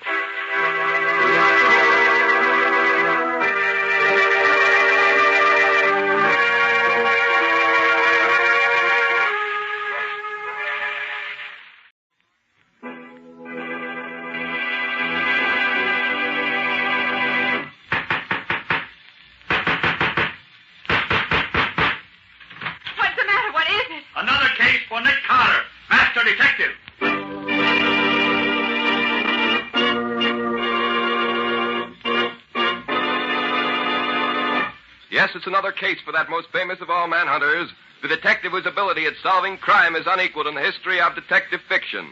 Nick Carter, Master Detective. Tonight's curious adventure... A Cat Brings Death, or Nick Carter and the Mystery of the Missing Persian.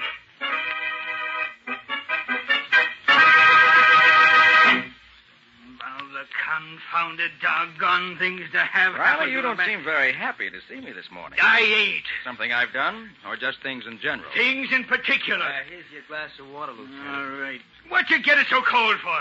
Lieutenant, it ain't... All right. Get out. Now, where'd I put them pills? Taking your vitamins regularly, I see. Excellent idea for anyone inclined to be nervous. Vitamins, nothing. Them's aspirin tablets for headaches. Lieutenant Riley, do you mind if I sit down this lovely morning? Sit down, but don't bother me. I've got too many troubles of my own to be bothered with yours. But I have no troubles, Lieutenant. I feel free as a bird. You would. Care to tell old Uncle Nick what the trouble is? In case you're interested, Mr. Nicholas Carter, I am. Shut up if you want to hear this. In case you're interested, I just had to release Cully Greer from his temporary residence in my jail. I couldn't get enough on him to hold him for a jury in spite of the fact that every cop in town knows he's guilty. And we've been trailing his sidekick Sabin for more than a week steady without a sign of result. The same with that blonde, Reba Dawes. We're right back where we started. 3 smooth jobs full this month without a smell of a clue.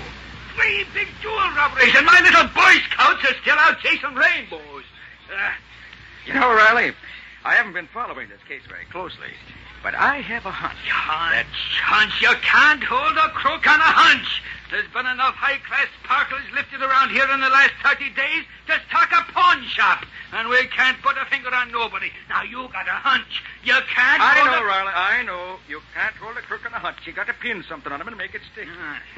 I've heard you say that before. Well, it's true. Why, Nick, I ain't even had... Lieutenant. All right. Lieutenant Riley, Police Headquarters. This is Commissioner Clark, Riley. Yes, sir, Commissioner.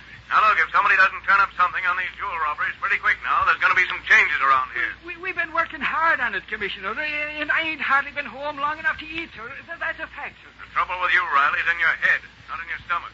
Maybe we need some new blood in that department. Oh, now, Commissioner, we can't find clues when there ain't none to find. We're doing all we can. You'll have to do better. I expect results within 48 hours. Goodbye. Goodbye, Commissioner. I take it that was the commissioner. You take it... Oh, look, Nick, couldn't you go someplace else for a while? Why, Riley, your lack of hospitality amazes me.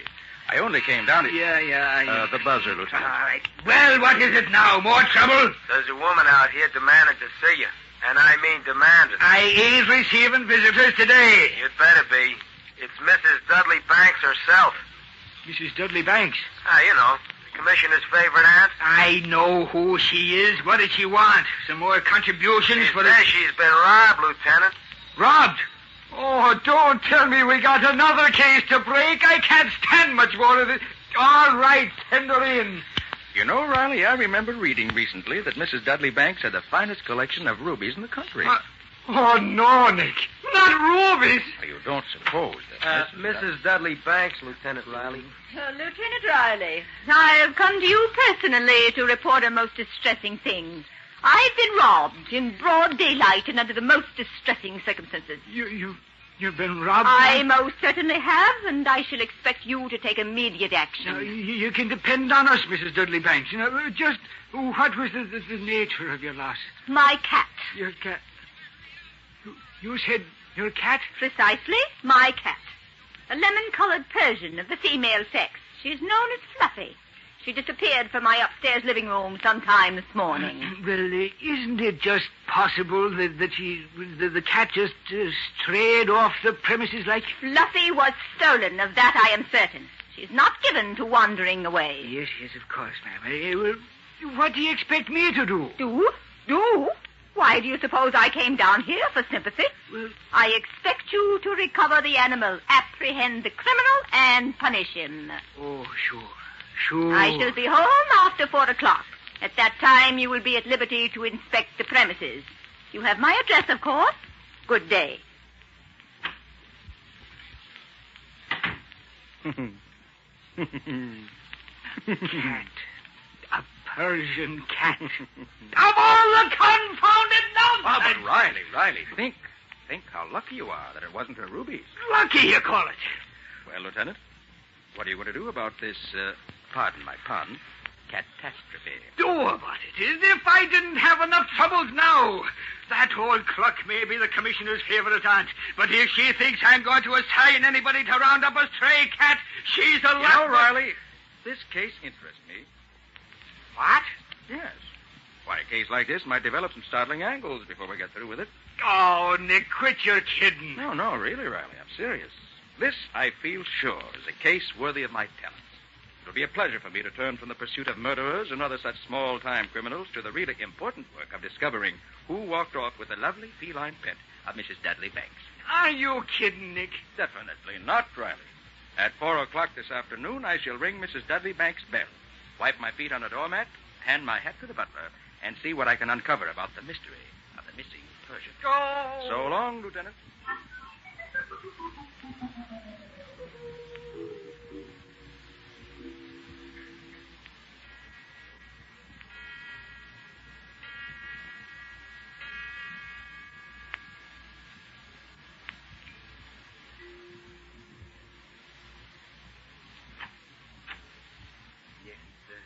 I'm from police headquarters.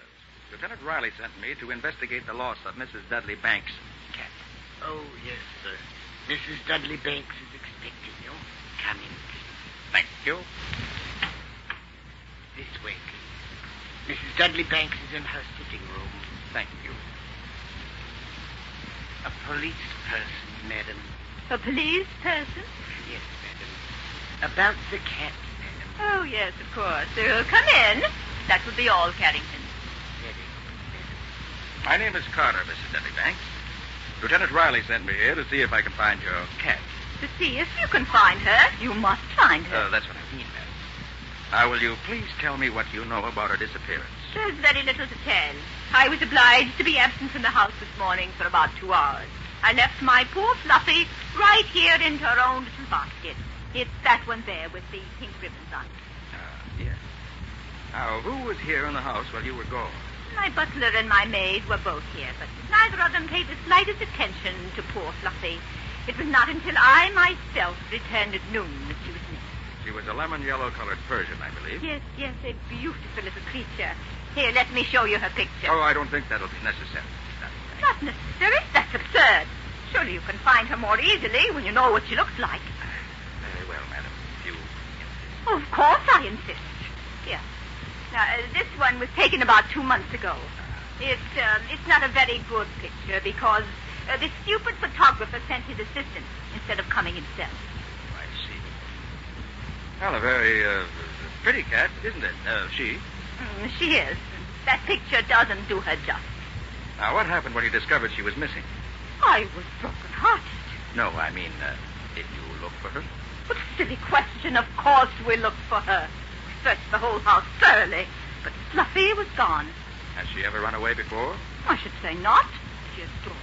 I see. Madam, this is a very baffling case. There are a number of angles. Are you sure nothing else is missing beside the cat? Nothing. We checked everything.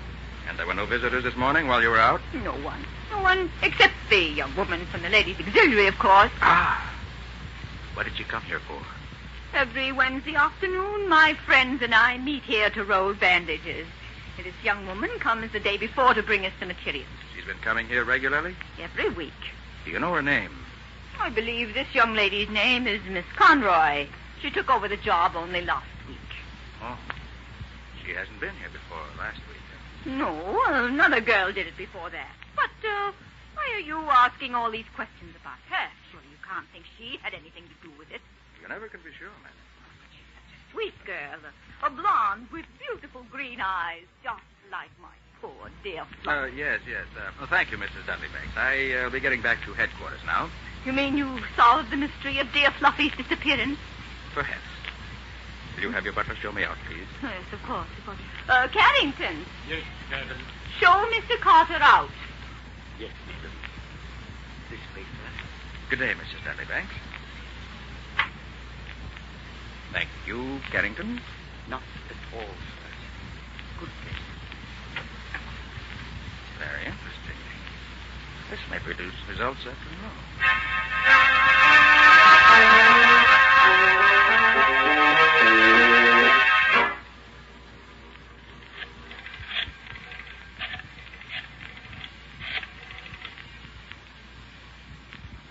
This is the headquarters of the Ladies' Auxiliary. This is the office of Brown, White, and Brown, attorneys. Yes? Could you give us the address of a Miss Conroy who works with you? We have a legal communication for her. Miss Conroy? One moment, please. Stranger things have happened.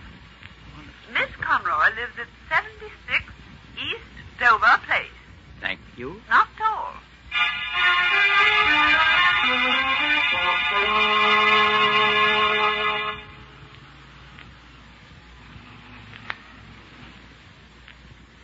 Driver, why are you stopping here? Well, this is the address you give me, mister. This is 76 East Dover Place? Well, it's as near as I can get to it. But this is an empty lot. I can't help that, mister. It's 76 East Dover Place just the same. Oh. Okay. Take me to the Mayflower Restaurant at 56th and 34th. Right.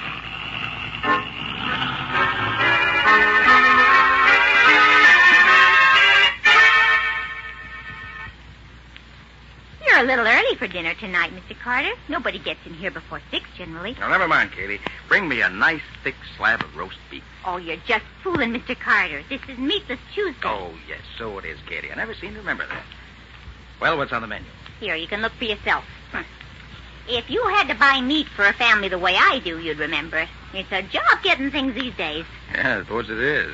Why, just this afternoon, before I come to work, I went to the butcher shop to get some liver. My husband calls it cat food, but he eats it just the same. Well, I got some, and a nice piece it was, too, but I had to fight for it. Fight for it? Yeah, blonde little chick tried to get it away from me. Last piece there was, but I got it. I slapped her face, too, I did. And she didn't want it for herself at all. Wanted it for a cat, imagine. For a cat? What kind of cat? What's the difference what kind of a cat it was? The idea of hard-working folks having to go without so some cat can eat the best there is. This blonde, she wouldn't be young and pretty, would he? Lives in the neighborhood, maybe? Oh, she's pretty to look at, but the language she used, it'll make your hair curl. Yeah, she lives around here. I've seen her going in and out of the Mecca apartments across the park. She's a movie actress, maybe. Mecca apartments, huh? Mm-hmm. Well, I wonder if she's home now. Here, don't you want any dinner? I thought you'd come in here to eat. Oh, sorry, Katie. I'll be back later. Right now, I have to follow a hunch and see a girl about a cat. So long.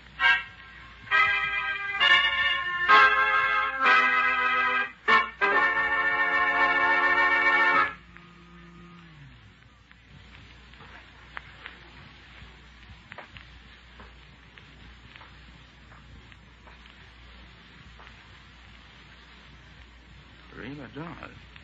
Name on the door as big as life. Hey, that's the young lady Riley's been trying to pin something on for the past few weeks, if I recall correctly.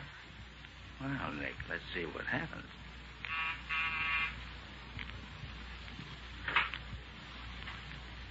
Well? Very well, thanks. Here, what's the idea of pushing into my apartment like that? We just dropped in to say hello. What do you want here? Kitty was right. You are good looking. Listen, fella, if you don't clear out of here, I'll... Pretty cat you got there, too. Persian, isn't it? Never mind the cat. What's the game? Come on, talk up or get out. All right, here it is. You call yourself Conroy, get to be a worker for the ladies' auxiliary, get chummy with Mrs. Dudley Banks, and then walk off with her pet Persian under your raincoat. What's the answer? Oh, a dick, are you? Could be. I think Lieutenant Riley would like to have a chat with you down at headquarters.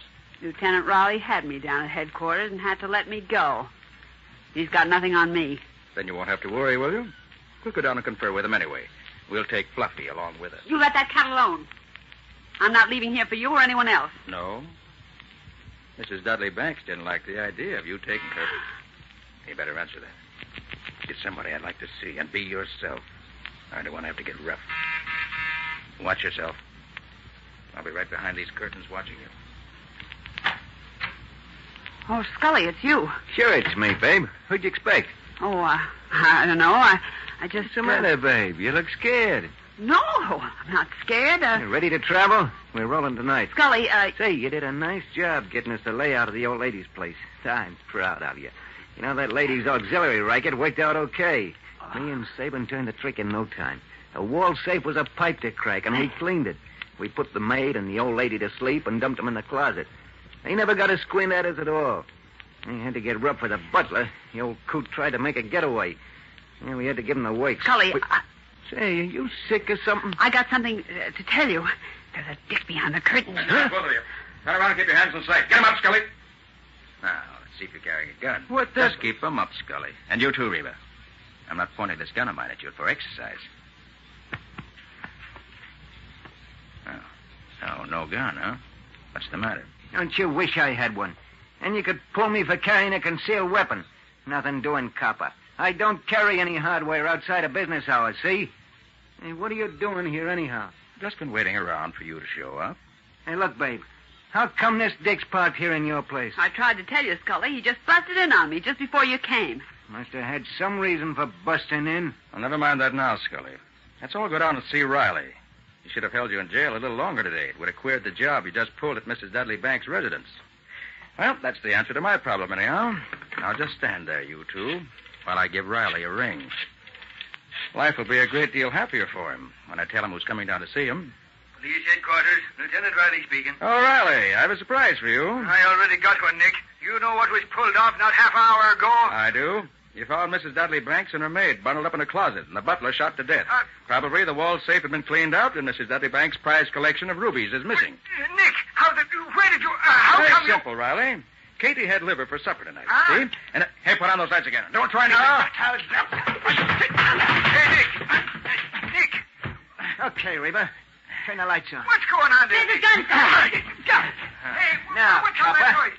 you stay put, right where you are. Okay, Scully, just as you say. Good work, babe. You turned these lights on just at the right time. You better pick up the table and put that phone back. Okay. Light switch was just behind me. I figured we'd have a better chance in the dark. You're awful quick, Scully. You're too quick for that copper. He didn't get a chance to spill anything to Riley. We ain't in the picture at all, and we won't be either. I was pretty scared for a minute. Hey, where's Sabin? We're meeting him. I had Jake bring me here to get you. Oh. He's waiting for us downstairs. Now, you ready to travel? Sure, I've been ready for the past hour. Thought it was you at the door when this dick knocked. That's why I opened it so quick. Yeah, let's get going. Hey, ain't you going to take care of that flatfoot before we leave? Not here. Don't want any dead dicks found with the bulls. Just they might happen to tie you up with it and maybe hook me in, too. Just take him along with us for a while. And keep Riley guessing, too. How mighty nice of you to take me along to meet Sabin, Scully. Then I'll have all three of you together in one place where it'll be easier to take you in. You know, Riley'd hate to see you leave town now. Cut the comedy, copper. You're going along, but not far. So pick up your hat, big boy, and march yourself downstairs. And don't forget, I'll be right behind you, all the way. Okay, Scully. You're the boss, now that you've got my gun. Oh, don't forget your cat, Reba. Gosh, that's right. I almost did. Come on, Fluffy. Hey, where'd that thing come from? It's mine. Isn't she a dear? Picked her up today. Just couldn't resist her. You gonna drag that along with you? Sure, I can't leave her behind. She won't be any trouble. Okay, let's get going. I don't want to keep Jake waiting.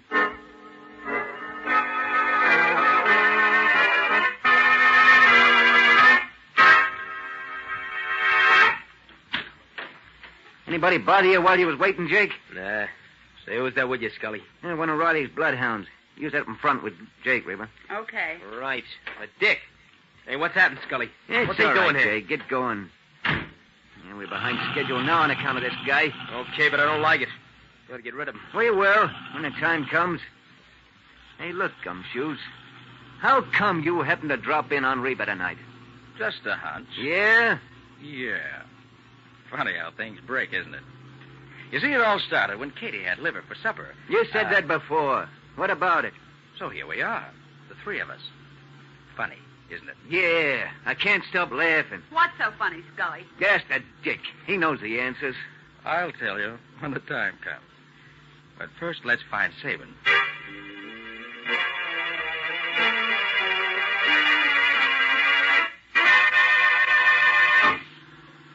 Yeah, this is the place, Scully. The garage here. Yeah, pull right inside. Sabin will be waiting there for us. Right. That you, Scully? Yeah. Hey, where you been? If we don't get upstate before morning, we're going to be...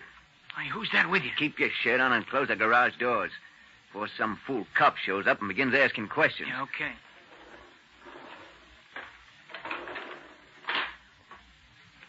Come over here, Sabin. Yeah? I want to show you a prize package I picked up tonight. A real live bloodhound straight from Riley's kennels. Him? How'd he get into the picture? Walked in on his own 2 feet. Well, he won't go out that way. They'll have to carry him when we get through with him. Yeah, that's what I've been telling him. But it don't seem to worry him none. What's the use of worrying? You can't do anything about it.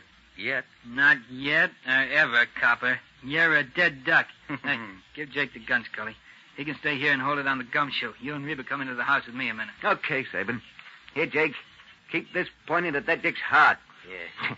I had to laugh when I think it's his own gun that's keeping him quiet. He'll keep quiet, all right. Or something's going to happen to him.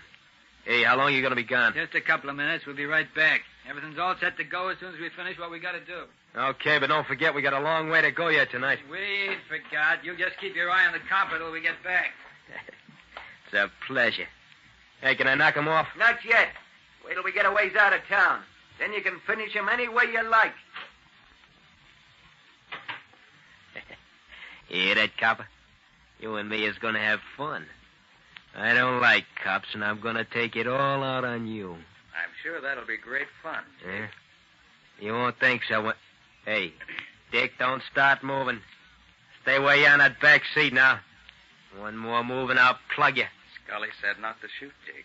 There might be cops around. You come any close, I'll let you have it, cops or no cops. Remember, Jake, cops. I warn you. You must have a gun of your own somewhere on you. Yeah, there it is. Now, my friend, if you feel a little better, I'll just put this piece of wire around your wrists. And around your ankles. There. And slip this rag in your mouth. Tie it back here. There. Now, don't think you'll bother me any. And I'm going to have my hands full in a few minutes. I'm going to take you and your 3 pals back to Riley. Now, I'll just go over here and stand behind this door. And when they come back, I'll be a one-man welcoming party. Okay. Come on, you lugs. I'm waiting. Well, Mr. Copper, you're about to take your last ride. I hope you... Sabin, look. Huh? What is it? Jake's out cold. The Dick's broken loose. Look out! Up with your hands, all of you. Hey, where'd Drop you those get bags and get your hands in the air. Maybe fast, Sabin, but not that fast. Hey, don't shoot, don't shoot. You know I ain't got no gun. Just have another look to make sure. Now, you're clean. I'll just take Sabin's gun. I'll make sure he doesn't have another one on him anyway. He's clean, too. I'll keep those hands where I can see them, Reba. Just want to get a handkerchief out of my handbag. All right, but no tricks. Can't a girl use her own handkerchief when she has to... Sorry to have to sock you in the jaw, lady. Suppose I might have known you'd have a gun in your handbag. All right, you two. Pick her up and put her in the back of the car, and then get in yourself. Scully, you drive. Sabin, you sit in back with Reba and me. Just push Jake over, Scully. He won't bother you. All right, get going. Okay. Then we'll all drive down and surprise Lieutenant Riley. Won't that be fun?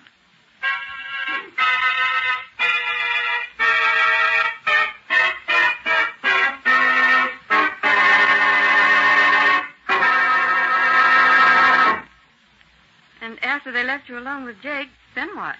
Well, Patsy, when the three of them went into the house, I knew the chance I'd been waiting for had come. Mm-hmm. I was in the back seat, and Jake was in the front seat, holding my gun on me. Mm-hmm. So I got up out of my seat, moved over to Jake, took the gun away from him, and punched him in the jaw. He went out like a light. Nick, you moved up on a man holding a pistol on you? Why in the world didn't he kill you? Sounds to me like a hairbreadth Harry story. He tried to kill me, all right, Patsy. But he didn't know what I knew.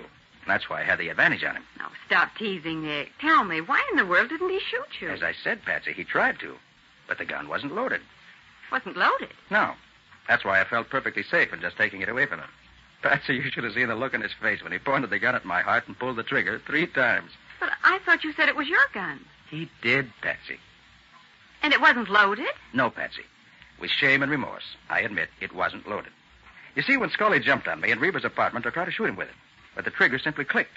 Then I suddenly remembered that I'd been cleaning it the night before when I got that long-distance phone call. And I just forgot to load it again. That's a dangerous mistake to make, Nick, even if it did save your life this time. Quite right, Patsy, quite right. Well, I certainly had a lot of fun watching Scully pointing that empty gun at me all the time we were going to meet Sabin. You know, I really enjoyed it. I wish all my mistakes could turn out as well.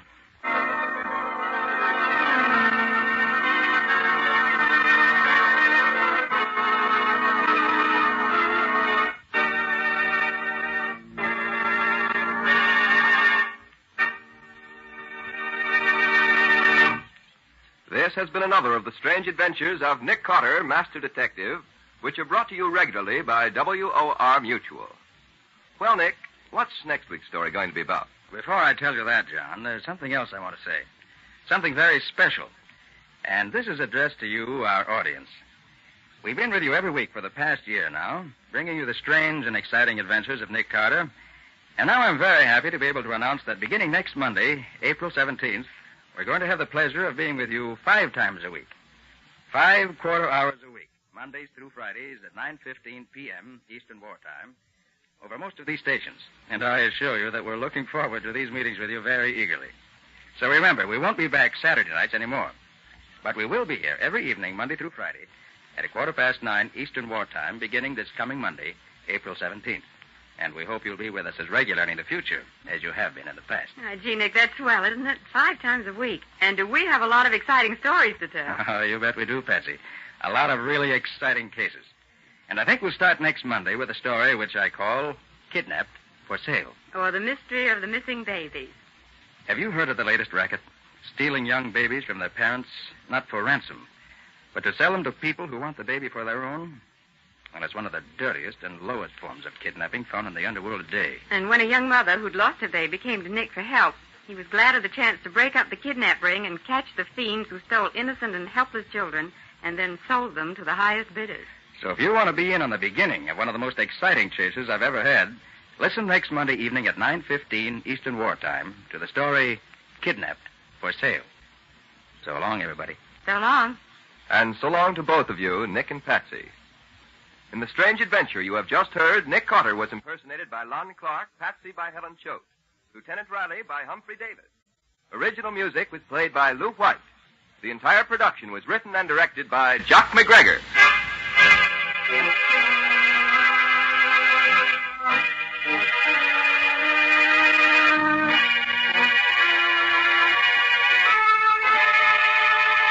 Next Monday evening at 9:15 Eastern Wartime, listen to the beginning of another curious experience of Nick Carter entitled Kidnapped for Sale, or Nick Carter and the Mystery of the Missing Babies.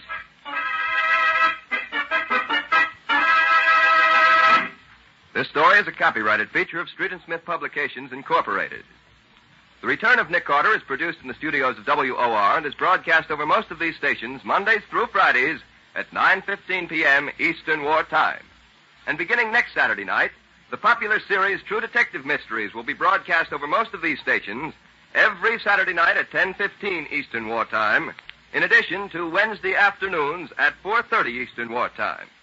This is Mutual.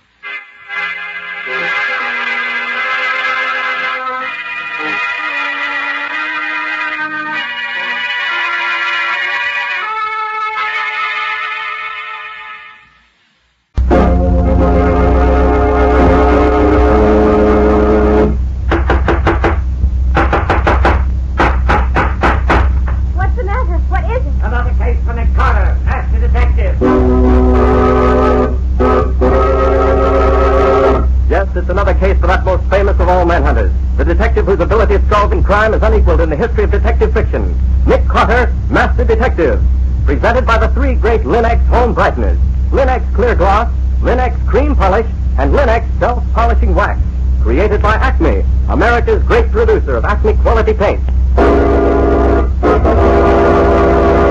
Today's curious adventure, The Numbers Murders, or Nick Carter and the Mystery of the Wrong Note.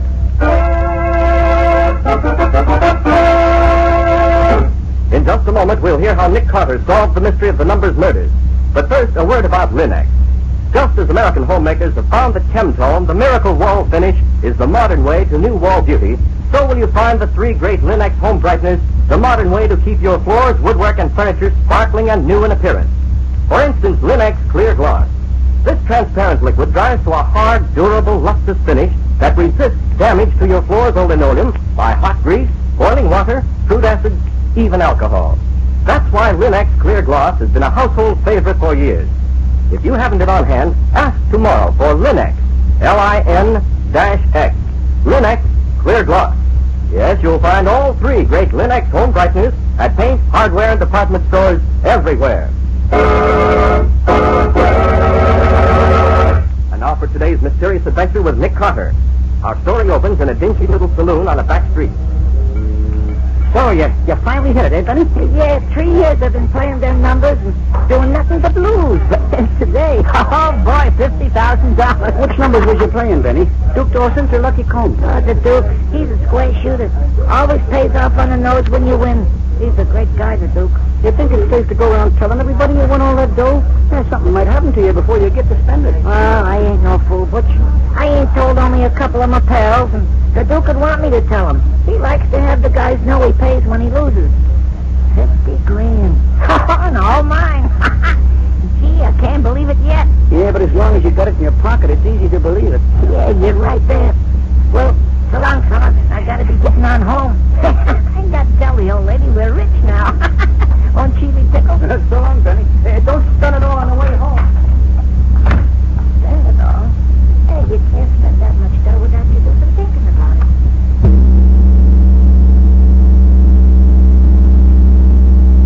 Slow down. Well, when you got the winning ticket, you know you got the dough. Hello, Benny. Uh-huh. Oh, it's you.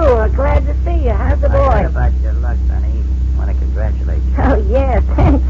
The best luck I've had in years. Got it with you, I suppose. Sure, I got it with me. You don't think I...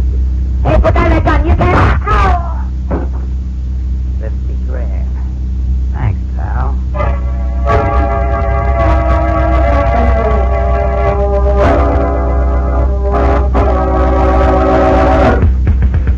Which, together with the evidence already set forth above, proves conclusively that the man known Oh, as... Nick, not so fast. What can keep up with you? What's the matter, Patsy? Got cramps in your fingers? No, Nick, it's not that. We've been working on this report for over 3 hours without stopping. I can't keep it up all day. All right, Patsy, let's rest for a few minutes. I wouldn't be too anxious to finish this report. Nicholas Carter's office. Hello, Patsy. Is Nick there? Oh, yes, Lieutenant. Just a minute. Thanks. Hello, Riley. What's on the royal mind this evening? Now, Nick, lay off the kitten a minute. Just because you're called a mastermind and all the yellow journals in the city don't mean the All right, Riley, I withdraw my remarks. What's wrong with the world now? Just a murder, Nick. Just a murder. Nothing new about a murder, Riley. Why drag me in? Now, Nick, I'm asking you as a personal favor. Will you give me a hand on this? If we don't get this one solved quick, the commissioner's going to be down on us like a ton of bricks. Well, what's so special about this particular murder? Meet me in front of 756 Brownlee Avenue as soon as you can, and I'll tell you all about it. What do you say? But, Riley, it's after 11 now. Can I wait until tomorrow? Oh, Nick, it can't. We got to get to it right now. Would you meet me? All right, meet you there in 5 or 10 minutes. Thanks, Nick. I'll be seeing you. So long. So long. We're going out there? Yes, Patsy. We're going to have a look at somebody who's just suddenly and violently passed out of this world. Get your hat and let's go.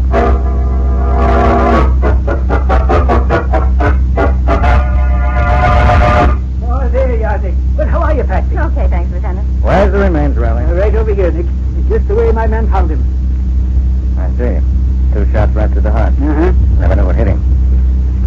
Looks as if they might have come from a 45. Right, Nick. All right, Riley, who is he and why should I care? His name's Benny Smith. He's one of the characters that hang around the edge of the underworld. No record, but a great guy for playing the numbers. Been playing them since they were started. And I think that's what killed him. Oh, now, Lieutenant, how could the numbers killer? Well, then he connected today, Patsy. He won himself $50,000. And he had it on him when he started home, they tell me, but he ain't got a cent of it now. He's as clean as a whistle. Very interesting. Never talked too much about his luck. Now, where do I come in? Then he played Duke Dawson's numbers, Nick. And Duke had 2 heavy winners this month. Now, both of them were killed in the same way. Before they got home, and both of them lost their rolls. Now, once could be a plain hold-up. But twice, it's like a regular thing, and I want to find out. The killings like this has got to stop. That's where you come in, Nick. I need some of your fancy ideas on how to stop them. Lucky Coombs runs the other numbers game, doesn't he? Yeah. Him and the Duke have been at each other's throats for the last 6 months. Well, maybe Lucky thinks this is a good way to persuade the public that if you win with the Duke, you don't live to spend what you win. It could be, Nick.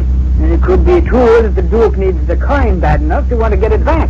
I'd hate to play any numbers game where I had to lose my life when I won any money. There's no percentage in the numbers game from any point of view, Patsy. It's a sucker's game.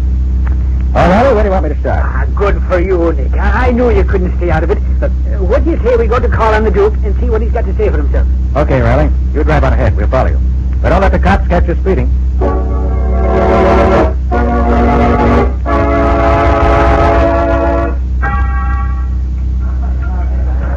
Never was in a place like this before, Nick. And you probably won't ever want to be again, Patsy. Is the piano the only music there is? Yes. Steve Corey's a good piano player. None better. He not only is a good piano player, he also serves as a lookout for the Duke. See how the piano is right at the foot of the stairs to the second floor? Mm-hmm. Well, that's where the Duke's offices are. And no one can get up there without Steve seeing it. Oh. And he signals ahead to the piano to let the Duke know whether it's a friend or an enemy who's coming up. How do you know so much about this place, Nick? Oh, I get around right now and then. And I suppose if Steve signals that it's the wrong kind of company coming to call, they get the wrong kind of reception. That's about it, Patsy. Hi, Steve. The Duke in?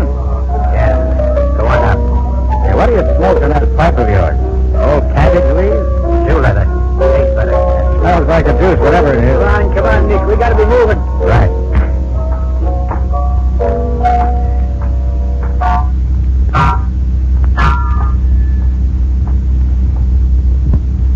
Which is his office here, Nick? This one here. That's funny. Try the door. Maybe he's not in there. He must be. Steve told us to come up. I can see there's a light inside.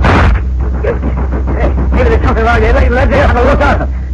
I think we better come on. Follow me now. Come on, again. Again. Break it in, Riley. Break it in. That's it. Are you hurt, Riley? No, did he get you? No. What's going on in here? Nothing now, Patsy. You can come in. Hey, look there, Nick. Dead. Shot right through the forehead. Is that the Duke? Yes, Patsy, that was the Duke. Hey, look, that's where the killer went, Nick. Through that window there. Yeah. Down the fire escape. Below there's a dozen ways he could have gone. We'd never see him. If we'd only gotten in a little sooner, Nick. That wouldn't have made any difference, Riley. I suppose not. He was out to get the Duke, and he'd have gotten him anyway. It was just as easy for the killer to get out on the fire escape and wait for us. It's a good thing it was a poor shot, or you'd both be dead. I don't think so, Patsy. What do you mean? Now look how high his bullets went. Up above the door there. Oh, you think he was just trying to scare us, Nick? Looks that way. He could certainly shoot straighter than that. Now we've got 2 murders to solve instead of 1. Yes. I'm beginning to get interested in this now. Let's see what the Duke can tell us about this. The Duke had no weapon, so he apparently wasn't expecting an attack. Must have known the man who killed him. Hey, Nick. I thought the Duke didn't smoke. He didn't. There's an awful lot of burned matches here in this ashtray for a guy who don't smoke. And they're all burned pretty well down, too. And here's a cigarette butt. It's a humidor. Huh? Humidor? I never heard of that brand. Very few people smoke them. And Lucky Coombs is one of them. Lucky Coombs? Then that maybe means it does, and maybe it doesn't. Let's not jump too fast. I'll just take this butt and these matches along with me. They may come in handy before we're through. I better call headquarters and get some of the boys up here. Right. While you take care of this end of it, Patsy and I'll go and call on Lucky. Maybe he can tell us something about this. Okay, Nick. But be careful, lad. Lucky's a tough baby. I will. I know how to handle him.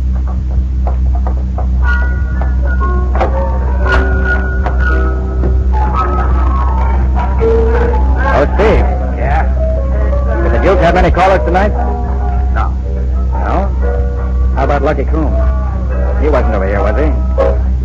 Yes. Yeah, he was. What of it? Nothing. Maybe. By the way, you better get this crowd out of here. That Duke's been murdered. This place is going to be filled with cops, reporters, photographers, fingerprint men, and detectives in about 10 minutes. Duke? Murdered? Yeah. So long, Steve. Come on, Patsy. Let's see what Lucky has to say.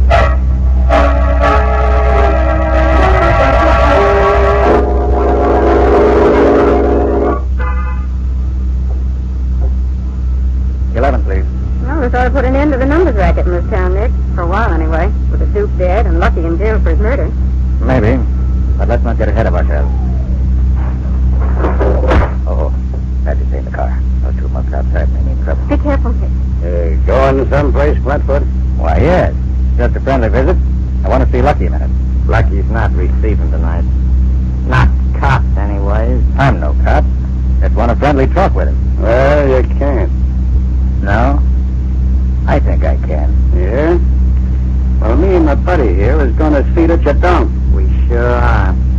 You got a search warrant, have you? Oh, you want to see my search warrant, do you? Well, here it is. Yeah, and I'm going to drag you to full of horses. You want to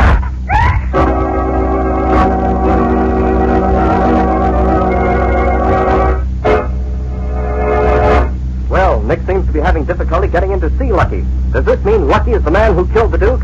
And what's Nick going to do about it? We'll see in just a moment. Ladies, here's a bit of news about homemaking that means a better-looking home and more time for you to enjoy it. To give your floors a lustrous finish without bothersome rubbing, use Linex self-polishing wax, the time-saving, work-saving liquid finish for all floor surfaces, wood, tile, or linoleum. The finish which is glossy yet not slippery.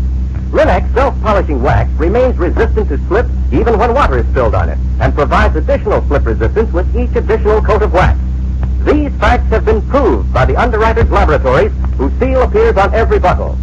Linex self-polishing wax gives a tough, elastic finish because it really contains wax, the highest possible content of genuine carnauba wax. And when the most used parts of your floor show wear, they may be re-waxed without going over the whole floor. So remember always, ask for the liquid wax which is easy to apply, which dries easily to a lustrous finish that resists dirt, wear, and water, and is not slippery to walk on. It's Linex, L-I-N-X, Linex self-polishing wax. You'll find it at your nearest paint, hardware, or department store, your headquarters for all 3 great Linex home brighteners and Chemtones. And now, back to our story. We left Nick fighting it out with one of Lucky Coon's gunmen as he tried to get in to see Lucky to question him about the killing of Duke Dawson. I've got to drag you so far. Oh! Shot my hand off. You're all right. I just knocked your gun out of your hand, that's all. Here, I'll take it. And just to be sure, I'll take your pal's gun, too. Now, you'll both be good little boys. I won't tell Lucky on you. Won't tell Lucky what? Oh, hello, Lucky. I've enjoyed meeting your welcoming committee. Oh, sometimes their ambition gets the better of their common sense. They told me it was you coming up, Carter. I would have advised them to let you in and save themselves a headache. Here are your boys' pop guns. Give them back to them after I go. Thanks. You can come out now, Patsy. Well, Nick, that's your daily dozen for this evening. I always enjoy watching you exercise. It does me so much good. What can I do for you, Carter? I suppose you know Benny Smith was killed tonight. Right after he collected the $50,000 he won in Duke Dawson's numbers game. Yeah, I heard about that. You don't think I had anything to do with that, do you? And did you also hear that Duke Dawson himself was murdered a little while later? No. Oh, you think you can pin that on me? We found one of your cigarettes half smoked in the ashtray on the Duke's desk, Lucky. What? And the Duke didn't smoke. Not 3 people in the city smoke your brand. How did your cigarette get in the Duke's ashtray? My cigarette, huh? You could easily be held for the murder on the evidence we have, Lucky. But I suppose you have an alibi. If so, let's have it. Well, I hadn't been out of my apartment all evening. No alibi, huh? Well, that's very interesting. No alibi and ashamed to admit it. Then he must be the one. Easy, Betsy. If you think I did it, why don't you run me in? No, Lucky, we're not going to run you in. But you will stick around, won't you? Just in case we need you for a witness or something? Oh, Nick, sure you're not going to let him go. Why not?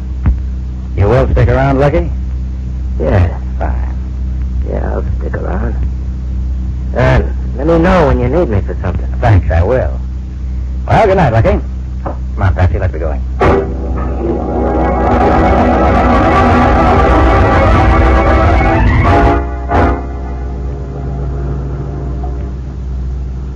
Why so quiet, Patsy? You haven't said a word since we left Lucky. Well, I can't understand it, Nick. You have what looks like good reason to believe Lucky killed the Duke, and you let him go. Doesn't make sense to me. Why, Patsy, it's all part of my plan. I think I have the answer to both killings now. And leaving Lucky loose is part of my way of proving it. And I suppose that phone call you made after we left Lucky's was part of your plan, too. Right, Patsy. All part of my plan. And did your phone call accomplish what you hoped it would? Indeed it did, Patsy. Indeed it did. May I ask what it was? You may.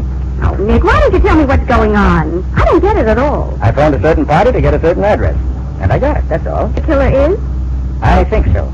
Well, who? That, unfortunately, I'm not prepared to divulge at this precise moment. Oh, Nick.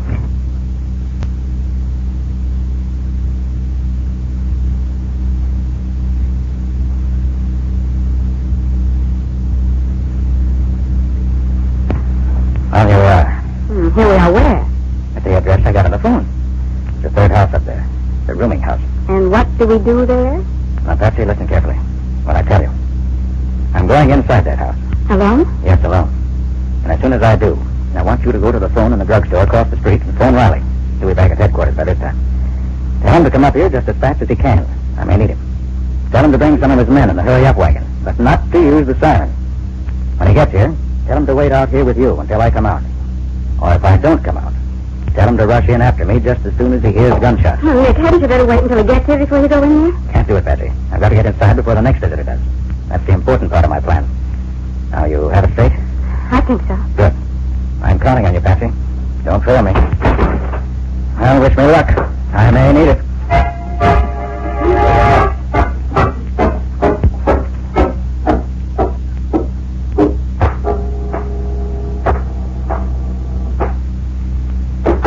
Oh, who's there? Nick Carter. Got a few questions I'd like to ask you. Questions? Yes. I'm alone. Well, I see you're packing your suitcase, Steve. You weren't getting ready to leave town, were you? What if I was? You shouldn't do that. We might need your testimony in clearing up Duke Dawson's murder, huh? You're the only witness we have to testify that Lucky Coombs called on the Duke just before he was murdered. Yeah, that's just why I'm getting out. I'm not staying here to be taken for a ride by Lucky's guerrillas. And that's what happened to me. If I said anything against him... You won't be taken for a ride by Lucky's gunman, I'll guarantee that. I ain't taking no chances. Yeah, got a match? Sure. Yes, thanks. Still smoking old cabbage leaves in that pipe of yours, I see. Why don't you try tobacco for a change? Shut up. I ain't taking no more riding from you. No, from nobody. Okay, Steve. Oh, do you mind if I keep this match you just used? What? What do you want it for? I think I can use it. Hey, what's going on here, Carter? What can you use a burning match for? For one thing, I can use it to send you to jail. To jail, huh? Yes, for murder. You won't send me to jail for murder. Drop that gun, Steve. Give me that gun. I will. Give me that gun. Let go.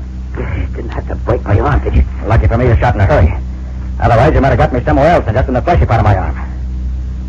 Now, let's see what's in that suitcase. And you keep on staying where you are, Steve. I've got the gun now. Sit down on a chair. Now be quiet.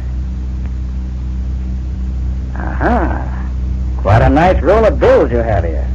At least $50,000, I should say, by the size of the roll. Yeah? Well, what's the deal? It was a nice racket you were working, Steve. Whenever the Duke paid off any big money, you knew who got the money, laid for them, and killed them. The Duke knew it was bad business to have his winners killed that way. So somehow he must have gotten wise to you.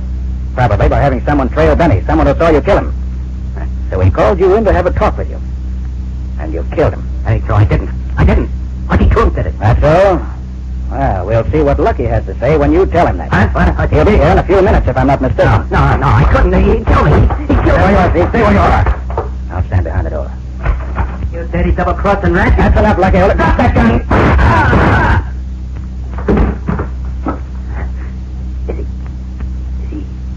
Did you kill him? No. I just shot him through the shoulder. The shot knocked him out. He'll live to go to the electric chair with you. Nick, are you hurt? Oh, Nick, are you all right? It's all right. It's all right. Everything's under control. Oh, thank goodness. All right, Riley, there are your two murderers. Steve in the chair and Lucky on the floor. Two of them. Glory be. Yes, Riley, two of them. You better get your handcuffs on them before they decide to run out of here. Do just that. Now, my fine friend Steve, hold out your hand. And you, Lucky, you can't help me, so I'll just put them on you while you're asleep. And you'll be all right when you wake up. Then it was Lucky, Nick. Yes, Betsy. Lucky and Steve together. Oh, this is a great day for the police department. 2 men killed and the 2 murderers caught. Lieutenant, are you giving all the credit to the police department? It seems to me... No, of course not. I just meant that... All right, Riley, it's all right. My part of it's done.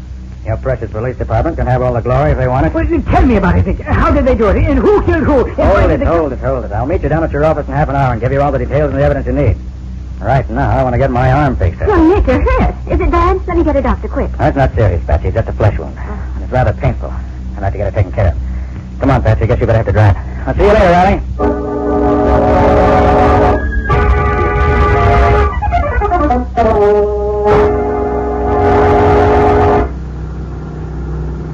Well, that feels better. A good doctor's a wonderful thing when you need him. And Dr. Sturgis is as good a man as there is. And now, Mr. Carter, I want to hear all about it. Oh, Patsy. Can't you wait until we get to Riley's office? I don't want to go through the story twice. Nick Carter, if you don't give me all the details right here and now, I'll stop this car and we won't move an inch until you decide to tell me what I want to know. All right. You're a hard woman, Miss Boone. I guess I'll have to give in. Well, what do you want to know first?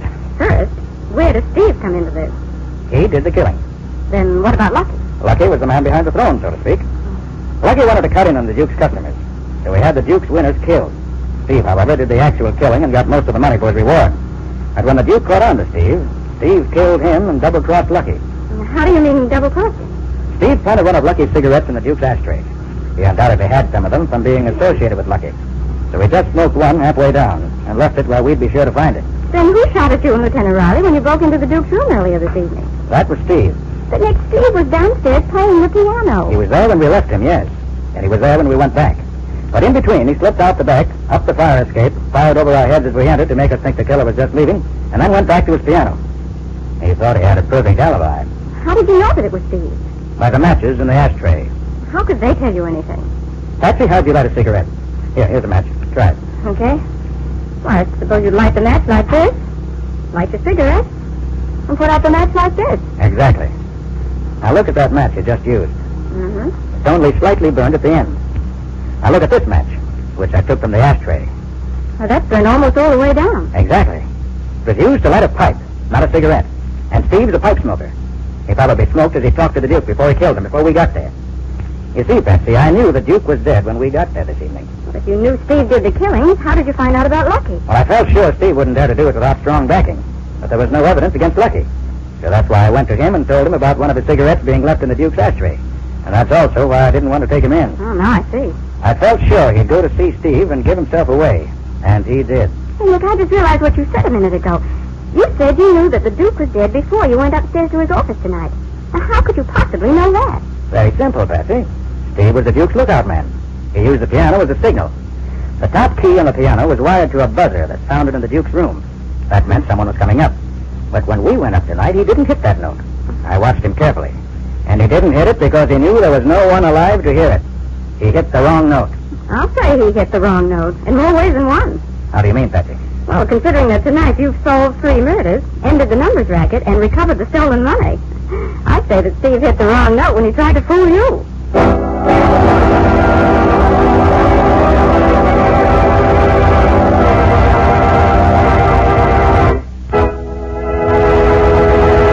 In just a moment, Nick and Patsy will bring you a preview of next week's exciting case. But first, here's a thought for all of you homemakers. Of course, you take pride in your home. Of course, you want your folks to take pride in it, too. And your husband, your family will sit up and take notice of the bright new beauty Linux Cream Polish gives your treasured furniture. For Linux Cream Polish is the modern way to protect the things in your home. It quickly restores your furniture's attractiveness in one quick, easy application. And Linux Cream Polish dries to a hard finish that leaves no oily film to attract additional dust, to make additional work. It does away with fingerprints, helps to hide ugly scratches, and after a few applications, provides a tabletop finish that will actually resist glass marks. Best of all, Linux Cream Polish saves you one whole step in your cleaning day routine. For Linux Cream Polish cleans as it polishes, without tiresome rubbing. So depend upon this modern, easy shortcut to furniture beauty. Linux Cream Polish. Get it today and enjoy the extra time you save. In case your dealer hasn't received his supply of the 3 great Linux home brighteners, he'll probably have them soon. Ask him to save one or all of them for you. Acme will see that he gets them, and you get them, as quickly as possible. And now, Nick, how about next week's adventure? Well, Ken, the main ingredients of next week's story are a small boy and a slingshot. Well, I didn't know you went in for cases of juvenile delinquency. He doesn't, unless you call it juvenile delinquency when an organized gang of thugs holds up an armored car, kills the guards and gets away with thousands of dollars of the bank's money. Well, hey, that's really big-time stuff, but where did the small boy and the slingshot come into it? Well, with the means of my being able to catch the killers, get back the money, and break up the gang. And it gave Nick one of the most unpleasant and dangerous 2 hours he ever spent. Well, I'll certainly look forward to hearing that. Any further hints, Nick? No, that's all for now, Ken. I'll tell you the rest next time. I call the story The Slingshot Murders. Or The Mystery of the Broken Window. So long. So long, everybody. And so long to you, Nick and Patsy. We'll be looking forward to seeing you again next Sunday afternoon. Next week at the same time, listen to another curious experience of Nick Carter, Master Detective, entitled The Slingshot Murder. Or Nick Carter and the Mystery of the Broken Window. Nick Carter, Master Detective, is a copyright feature of Street and Smith Publications, Incorporated. It is presented at this same time and over these same stations by the three great Linex home brighteners, Linex Clear Gloss, Linex Cream Polish, and Linex Self-Polishing Wax, created by Acme, America's great producer of Acme quality paints. In the Nick Carter Adventures, Lon Clark is starred as Nick. Helen Choate is featured as Patsy. Original music is played by Lou White. The programs are written and directed by Jock McGregor. This is Ken Powell speaking for the thousands of Linex dealers and Acme quality retail stores all over America and saying so long until next week. This is Mutual.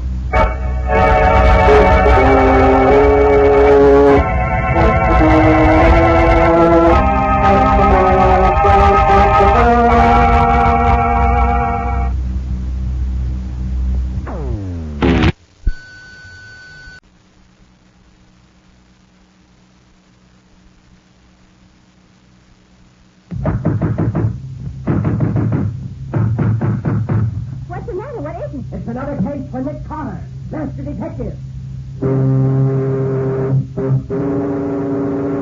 Yes, it's another case for that most famous of all manhunters, the detective whose ability at solving crime is unequaled in the history of detective fiction. Nick Carter, Master Detective. Today's curious adventure, The Slingshot Murders. Or Nick Carter and the Mystery of the Broken Window. In just a moment, we will find out how Nick Carter solved the mystery of the slingshot murders. But first, here's something worth thinking about. A lovely home adds to the joy of living.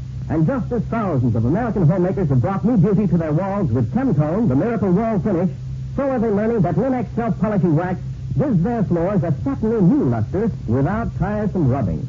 Easily wiped on, Linex self-polishing wax dries to a tough, elastic finish that resists wear amazingly because it contains so much genuine carnauba wax with no gum, shellac, or resin in it to chip or crumble.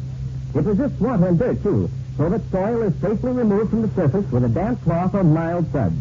And Linex self-polishing wax is the non-skid floor finish, resisting slip even when water is spilled on it. The underwriters' laboratories, whose seals on each bottle, have proved this. Ask for Linex self-polishing wax at your paint, hardware, or department store. Headquarters for all three great Linex home brighteners and Chemtone, the miracle wall finish that dries in 1 hour. And now for today's mysterious adventure with Nick Carter. Our story opens in Nick's office, where he and Patsy are having a good-natured argument. Good-natured, that is, until about now. But, Nick, I don't think that's true. Take me, for example. Since I've been working with you, I've learned to observe things I never saw before. Perhaps, Patsy. You've undoubtedly improved while you've been my assistant, but I still say that you really see very little that goes on around you, in spite of all my training. Oh, Nick, anybody would think that I... All right, Patsy, let's see.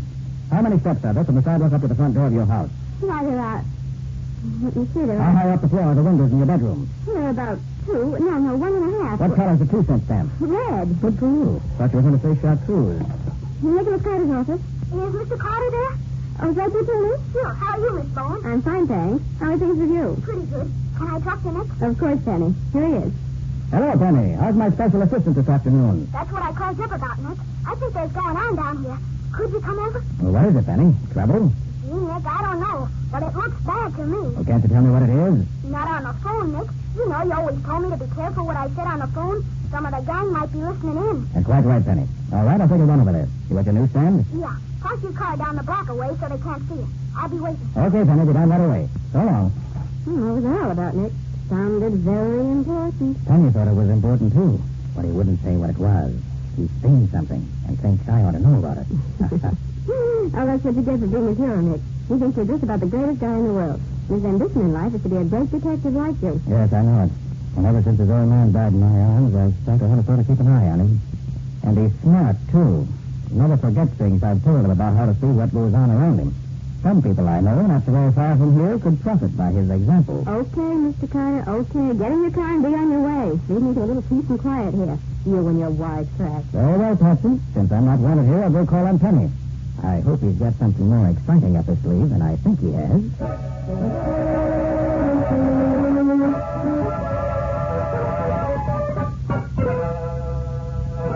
Nick, I thought you were never coming. Sorry, Penny, but you know how traffic is. Sure, I know. Come around the back of the stand, Nick, so nobody will see us talking together. Okay, Penny.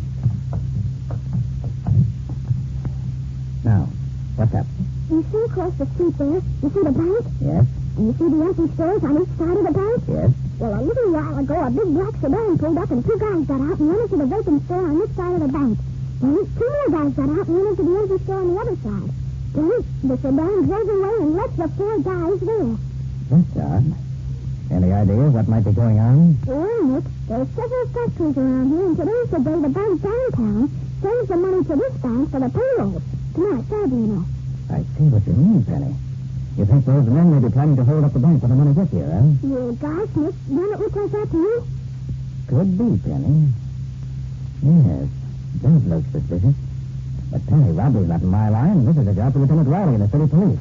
I'll give him a ring and tell him what you saw. You'll have to hurry, Nick. It's almost 4 o'clock, and that's when the car comes to the minute. Well, I'll phone Riley now. Maybe he can get one of the squad cars. Here it comes up. Yes, and I'm a car, all right. And it's stopping in front of the bank. They're starting to unload the money, and they don't know they're Wait making here. I'll warn them, Dandy. Go back, Penny. Keep out of the way. I'll see if I can help the guards by picking off some of the thugs with my gun. Look out, Nick. Don't get yourself killed. I won't. I'll stay behind this pole. You got one, Nick? I think so, but I'm... Nick, are you good? Are you, Nick? You're good. Oh, Nick, something up my leg, Nick. Nick, they're getting away. Nick, we didn't stop them.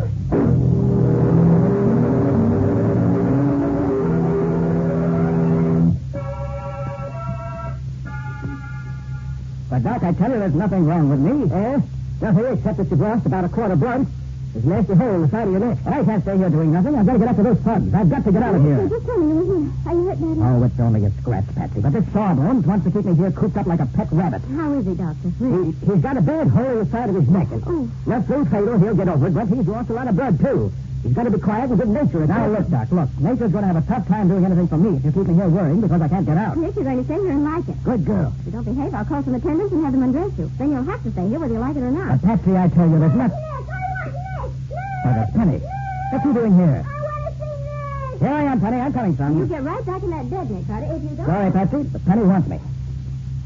Why, Penny, what happened to you? Oh, nothing much, Nick. A bullet got me in the leg, that's all. That's all. Well, that's enough. Are you hurt bad, son? No, Doc says I'll be all right in a few days. But I got something to tell you, Nick. What is it, son? You know when I yelled at you just before you got shot? Yes, I remember. Well, I saw a guy standing in the window of a house across the street from the bank. Must have been a lookout or something. And just as I looked up, I saw him aim at you. So I yelled when he fired. Did you get a good look at him, Penny? No, but I know which window it was. Good boy. Which one was it? You'll see. I busted it with my slingshot so you know it.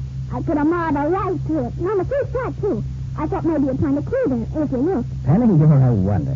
I'm proud to have you for an assistant. It was a window on the fourth floor of a brown house. You can't miss it. Yes, sir, Penny, I'm proud to have you for an assistant. Nick, are you going to get back to bed or do I... I can't go back to bed, Patsy. I've got to go places. Things to do. Can't let Penny down, not after the way you fix things up for me. Nick. Yes, Penny? Take this with you, Nick. It's as good as a gun sometimes. I use it a lot. Why, well, thanks, Penny.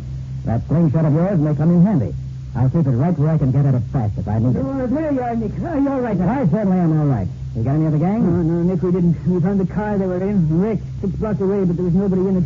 The car was stolen, too, so that's no help. Did they get much? Well, 3 guys were killed, 1 in the hospital, and $100,000 in small bills is missing. That's all I know. Now you've got a lead in the world right now. Well, I have, thanks to Penny here. Penny? Who's Penny? My assistant, and one of the best assistants the man's ever had. He just gave me some dope that may crack the whole case wide open. What is it, man? Tell me quick. Not yet, Riley. This is confidential between Penny and me. Huh? If it works out, I'll let you know. Well, Penny, so long. I'll be seeing you. So long, Nick. Good luck. Nick Carter, where are you going now? I'm hot on the trail, Patsy, and nothing can stop me. Well, if I can't stop you, at least I'm going with you. You certainly can't drive a car in your condition. Okay, then, come on. Time for roasting. Look, don't you need some help, Nick? I'll send some of the boys with you. No, Annie, this is a one-man job, and I'm the man who's going to try to do it.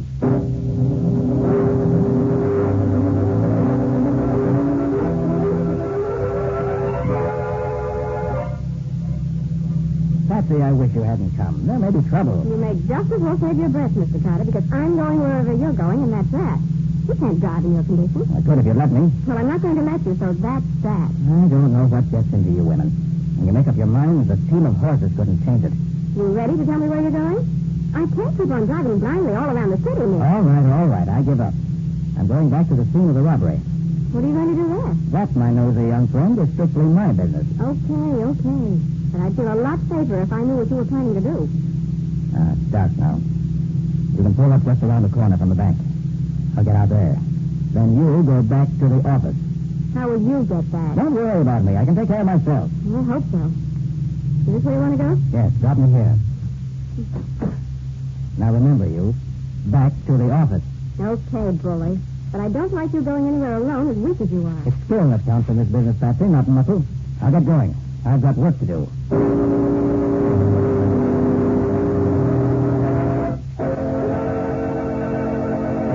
So Nick is going alone to investigate the house where the killers were who shot him. Does he have any idea what dangers lie ahead of him? And will he find any clues to the killers? We'll see in just a moment. Have you been wishing for a furniture polish that will clean your furniture too? Linex Clean Polish, the modern protection for your furniture's beauty, saves one complete step by cleaning as it polishes, without tiresome rubbing. Learn firsthand how much time and effort Linex Clean Polish saves. Linex Clean Polish removes that cloudy dust and polish accumulation in one quick, easy application that also does away with fingerprints and helps conceal ugly scratches. And Linex Clean Polish dries hard, leaving no oily film to attract additional dust, to make additional work. So try it and see how simple it can be to clean and polish your furniture at the same time. Ask your dealer for Linex, Lin-X. Linex Clean Polish. You'll find it at your paint, hardware, or department store, where all three great home brighteners and Chemtone, the miracle wall finish, are featured. And now, back to our story. We left Nick, weak from loss of blood, climbing the stairs to the fourth floor of the old tenement house, trying to find some clue to the killers who shot him and robbed the bank. As we rejoin him, he's nearly reached the top. I wish it wasn't the fourth floor. I don't feel as ambitious as I did. Well, that's a break. Only one apartment on the street side. And there's that one home, judging by the light under the door. Here goes. Well, what do you want? I'm investigating the bank holdup across the street this afternoon. Bank holdup? Yes. You knew the bank was held up, didn't you? Yeah, I heard. I was out working at the time. What do you want to get in here for? I want to look out of your windows. See, it's like this. We have a witness who says he saw the whole thing from the window next door on this level. He's a cranky old guy with a reputation for stretching the truth, so I wanted to check up on him. I'd like to look from your windows and see if he really could have seen what he said he did. Sounds nutty to me. Why don't you look out of his window? I did, and I still can't be sure. So I want to check all the windows on this floor. There ain't no use in... Well, okay, come on in. Thanks. I won't be long. Mind if I put this window shade up? Suit yourself. Well, can't see much from here. I'll try the other window. Can't see anything from here either. Well, I guess the old guy was dreaming. Couldn't see the bank at all with an armored car standing in front of it. You satisfied now? So far, yes. Okay to look at the other room, too? Yeah, I guess so. My wife's in there. I'll see if she's dressed. Certainly no broken windows in this room. And none of them been repaired either. Somebody coming in, Mary. You dressed? Okay, Chopper, you can go in. Thanks. Sorry to bother you, lady. I won't be but a minute. Okay, take your time. No broken windows here either. Penny must have made a mistake in the window. How about it, Chopper? I guess the old guy must have... Hey, do you have any children in the house? Sure. No kids? What? Oh, just saw a marble here on the floor and wondered. And I said he's got a marble for the window. Well, come on. If you've seen all you want, you better... Just a minute. I want to take another look at this window. Get your hands up, Flatfoot. Make it snappy. I don't see Well, you don't, huh? You come up here looking for a broken window, didn't you? And when you didn't find them, you go around poking your fingers in the putty. Well, really, Don't now... try to kid me. I've been watching you. So you found the window with a soft putty where we put the new pane of glass in. Well, it won't do you no good now. All right, Slug, I'll take over now. Like Jake Garner. So you're Slug's wife. Yeah. I'd never have known you in that woman's outfit. Pretty clever. A lot cleverer than you, copper. You come right up here just begging for it, didn't you?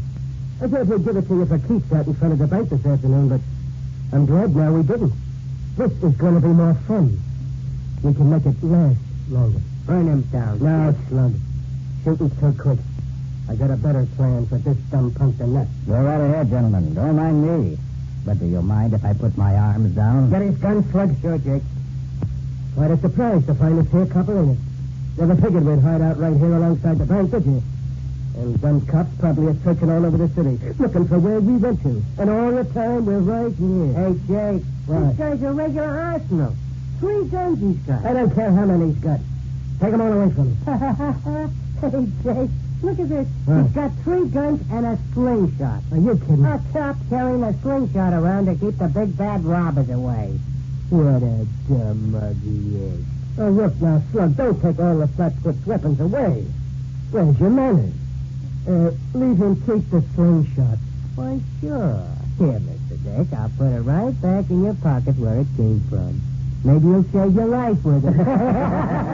Big joke, Dick. Look what Santa Claus brought us to play with, Pete. Well, I'll be a monkey's uncle. Where'd he blow in from? Walked right up the stairs all by himself.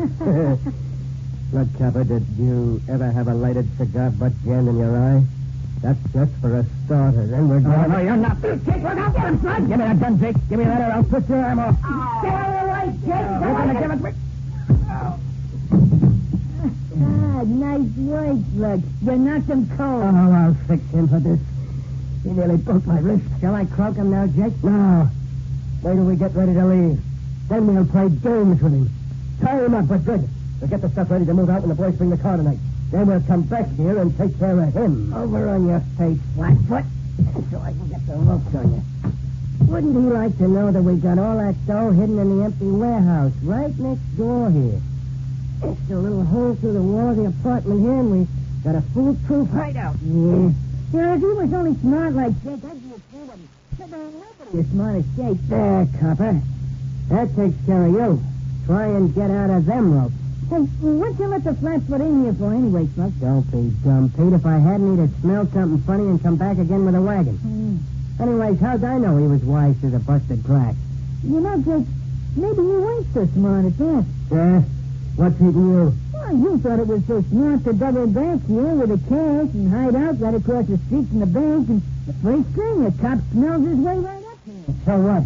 Only one cop come to me, and he ain't walking out of here, is he? Well, no. Who's running this business anyway? You are, Jake. Okay. All right. Now, Pete, you and me are going back into the warehouse and fix up the stuff ready to leave. Slug, you stay here with the copper. Clean up the joint good. Fingerprints and any kind of junk that might leave a tip. Don't leave nothing. We'll be back when we took care of the dough. Okay, Jake. I'll watch him. Oh.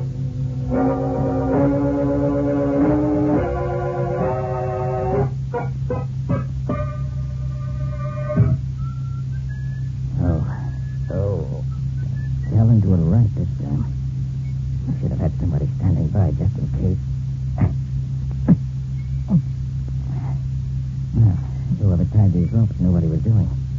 I'll never get out of these. Hands tied together, elbows tied tight to my body. Oh, my head. Ooh. I wish I smelled as happy as Slug sounds.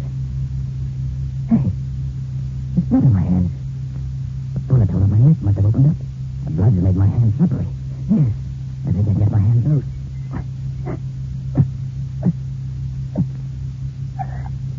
There. But what good's that? My elbows tied up tight. Oh, if only I had some way to get word outside that I'm up here. I can't shout. Slug would hear me and bump me off quick. Oh, if only I had a gun, I could.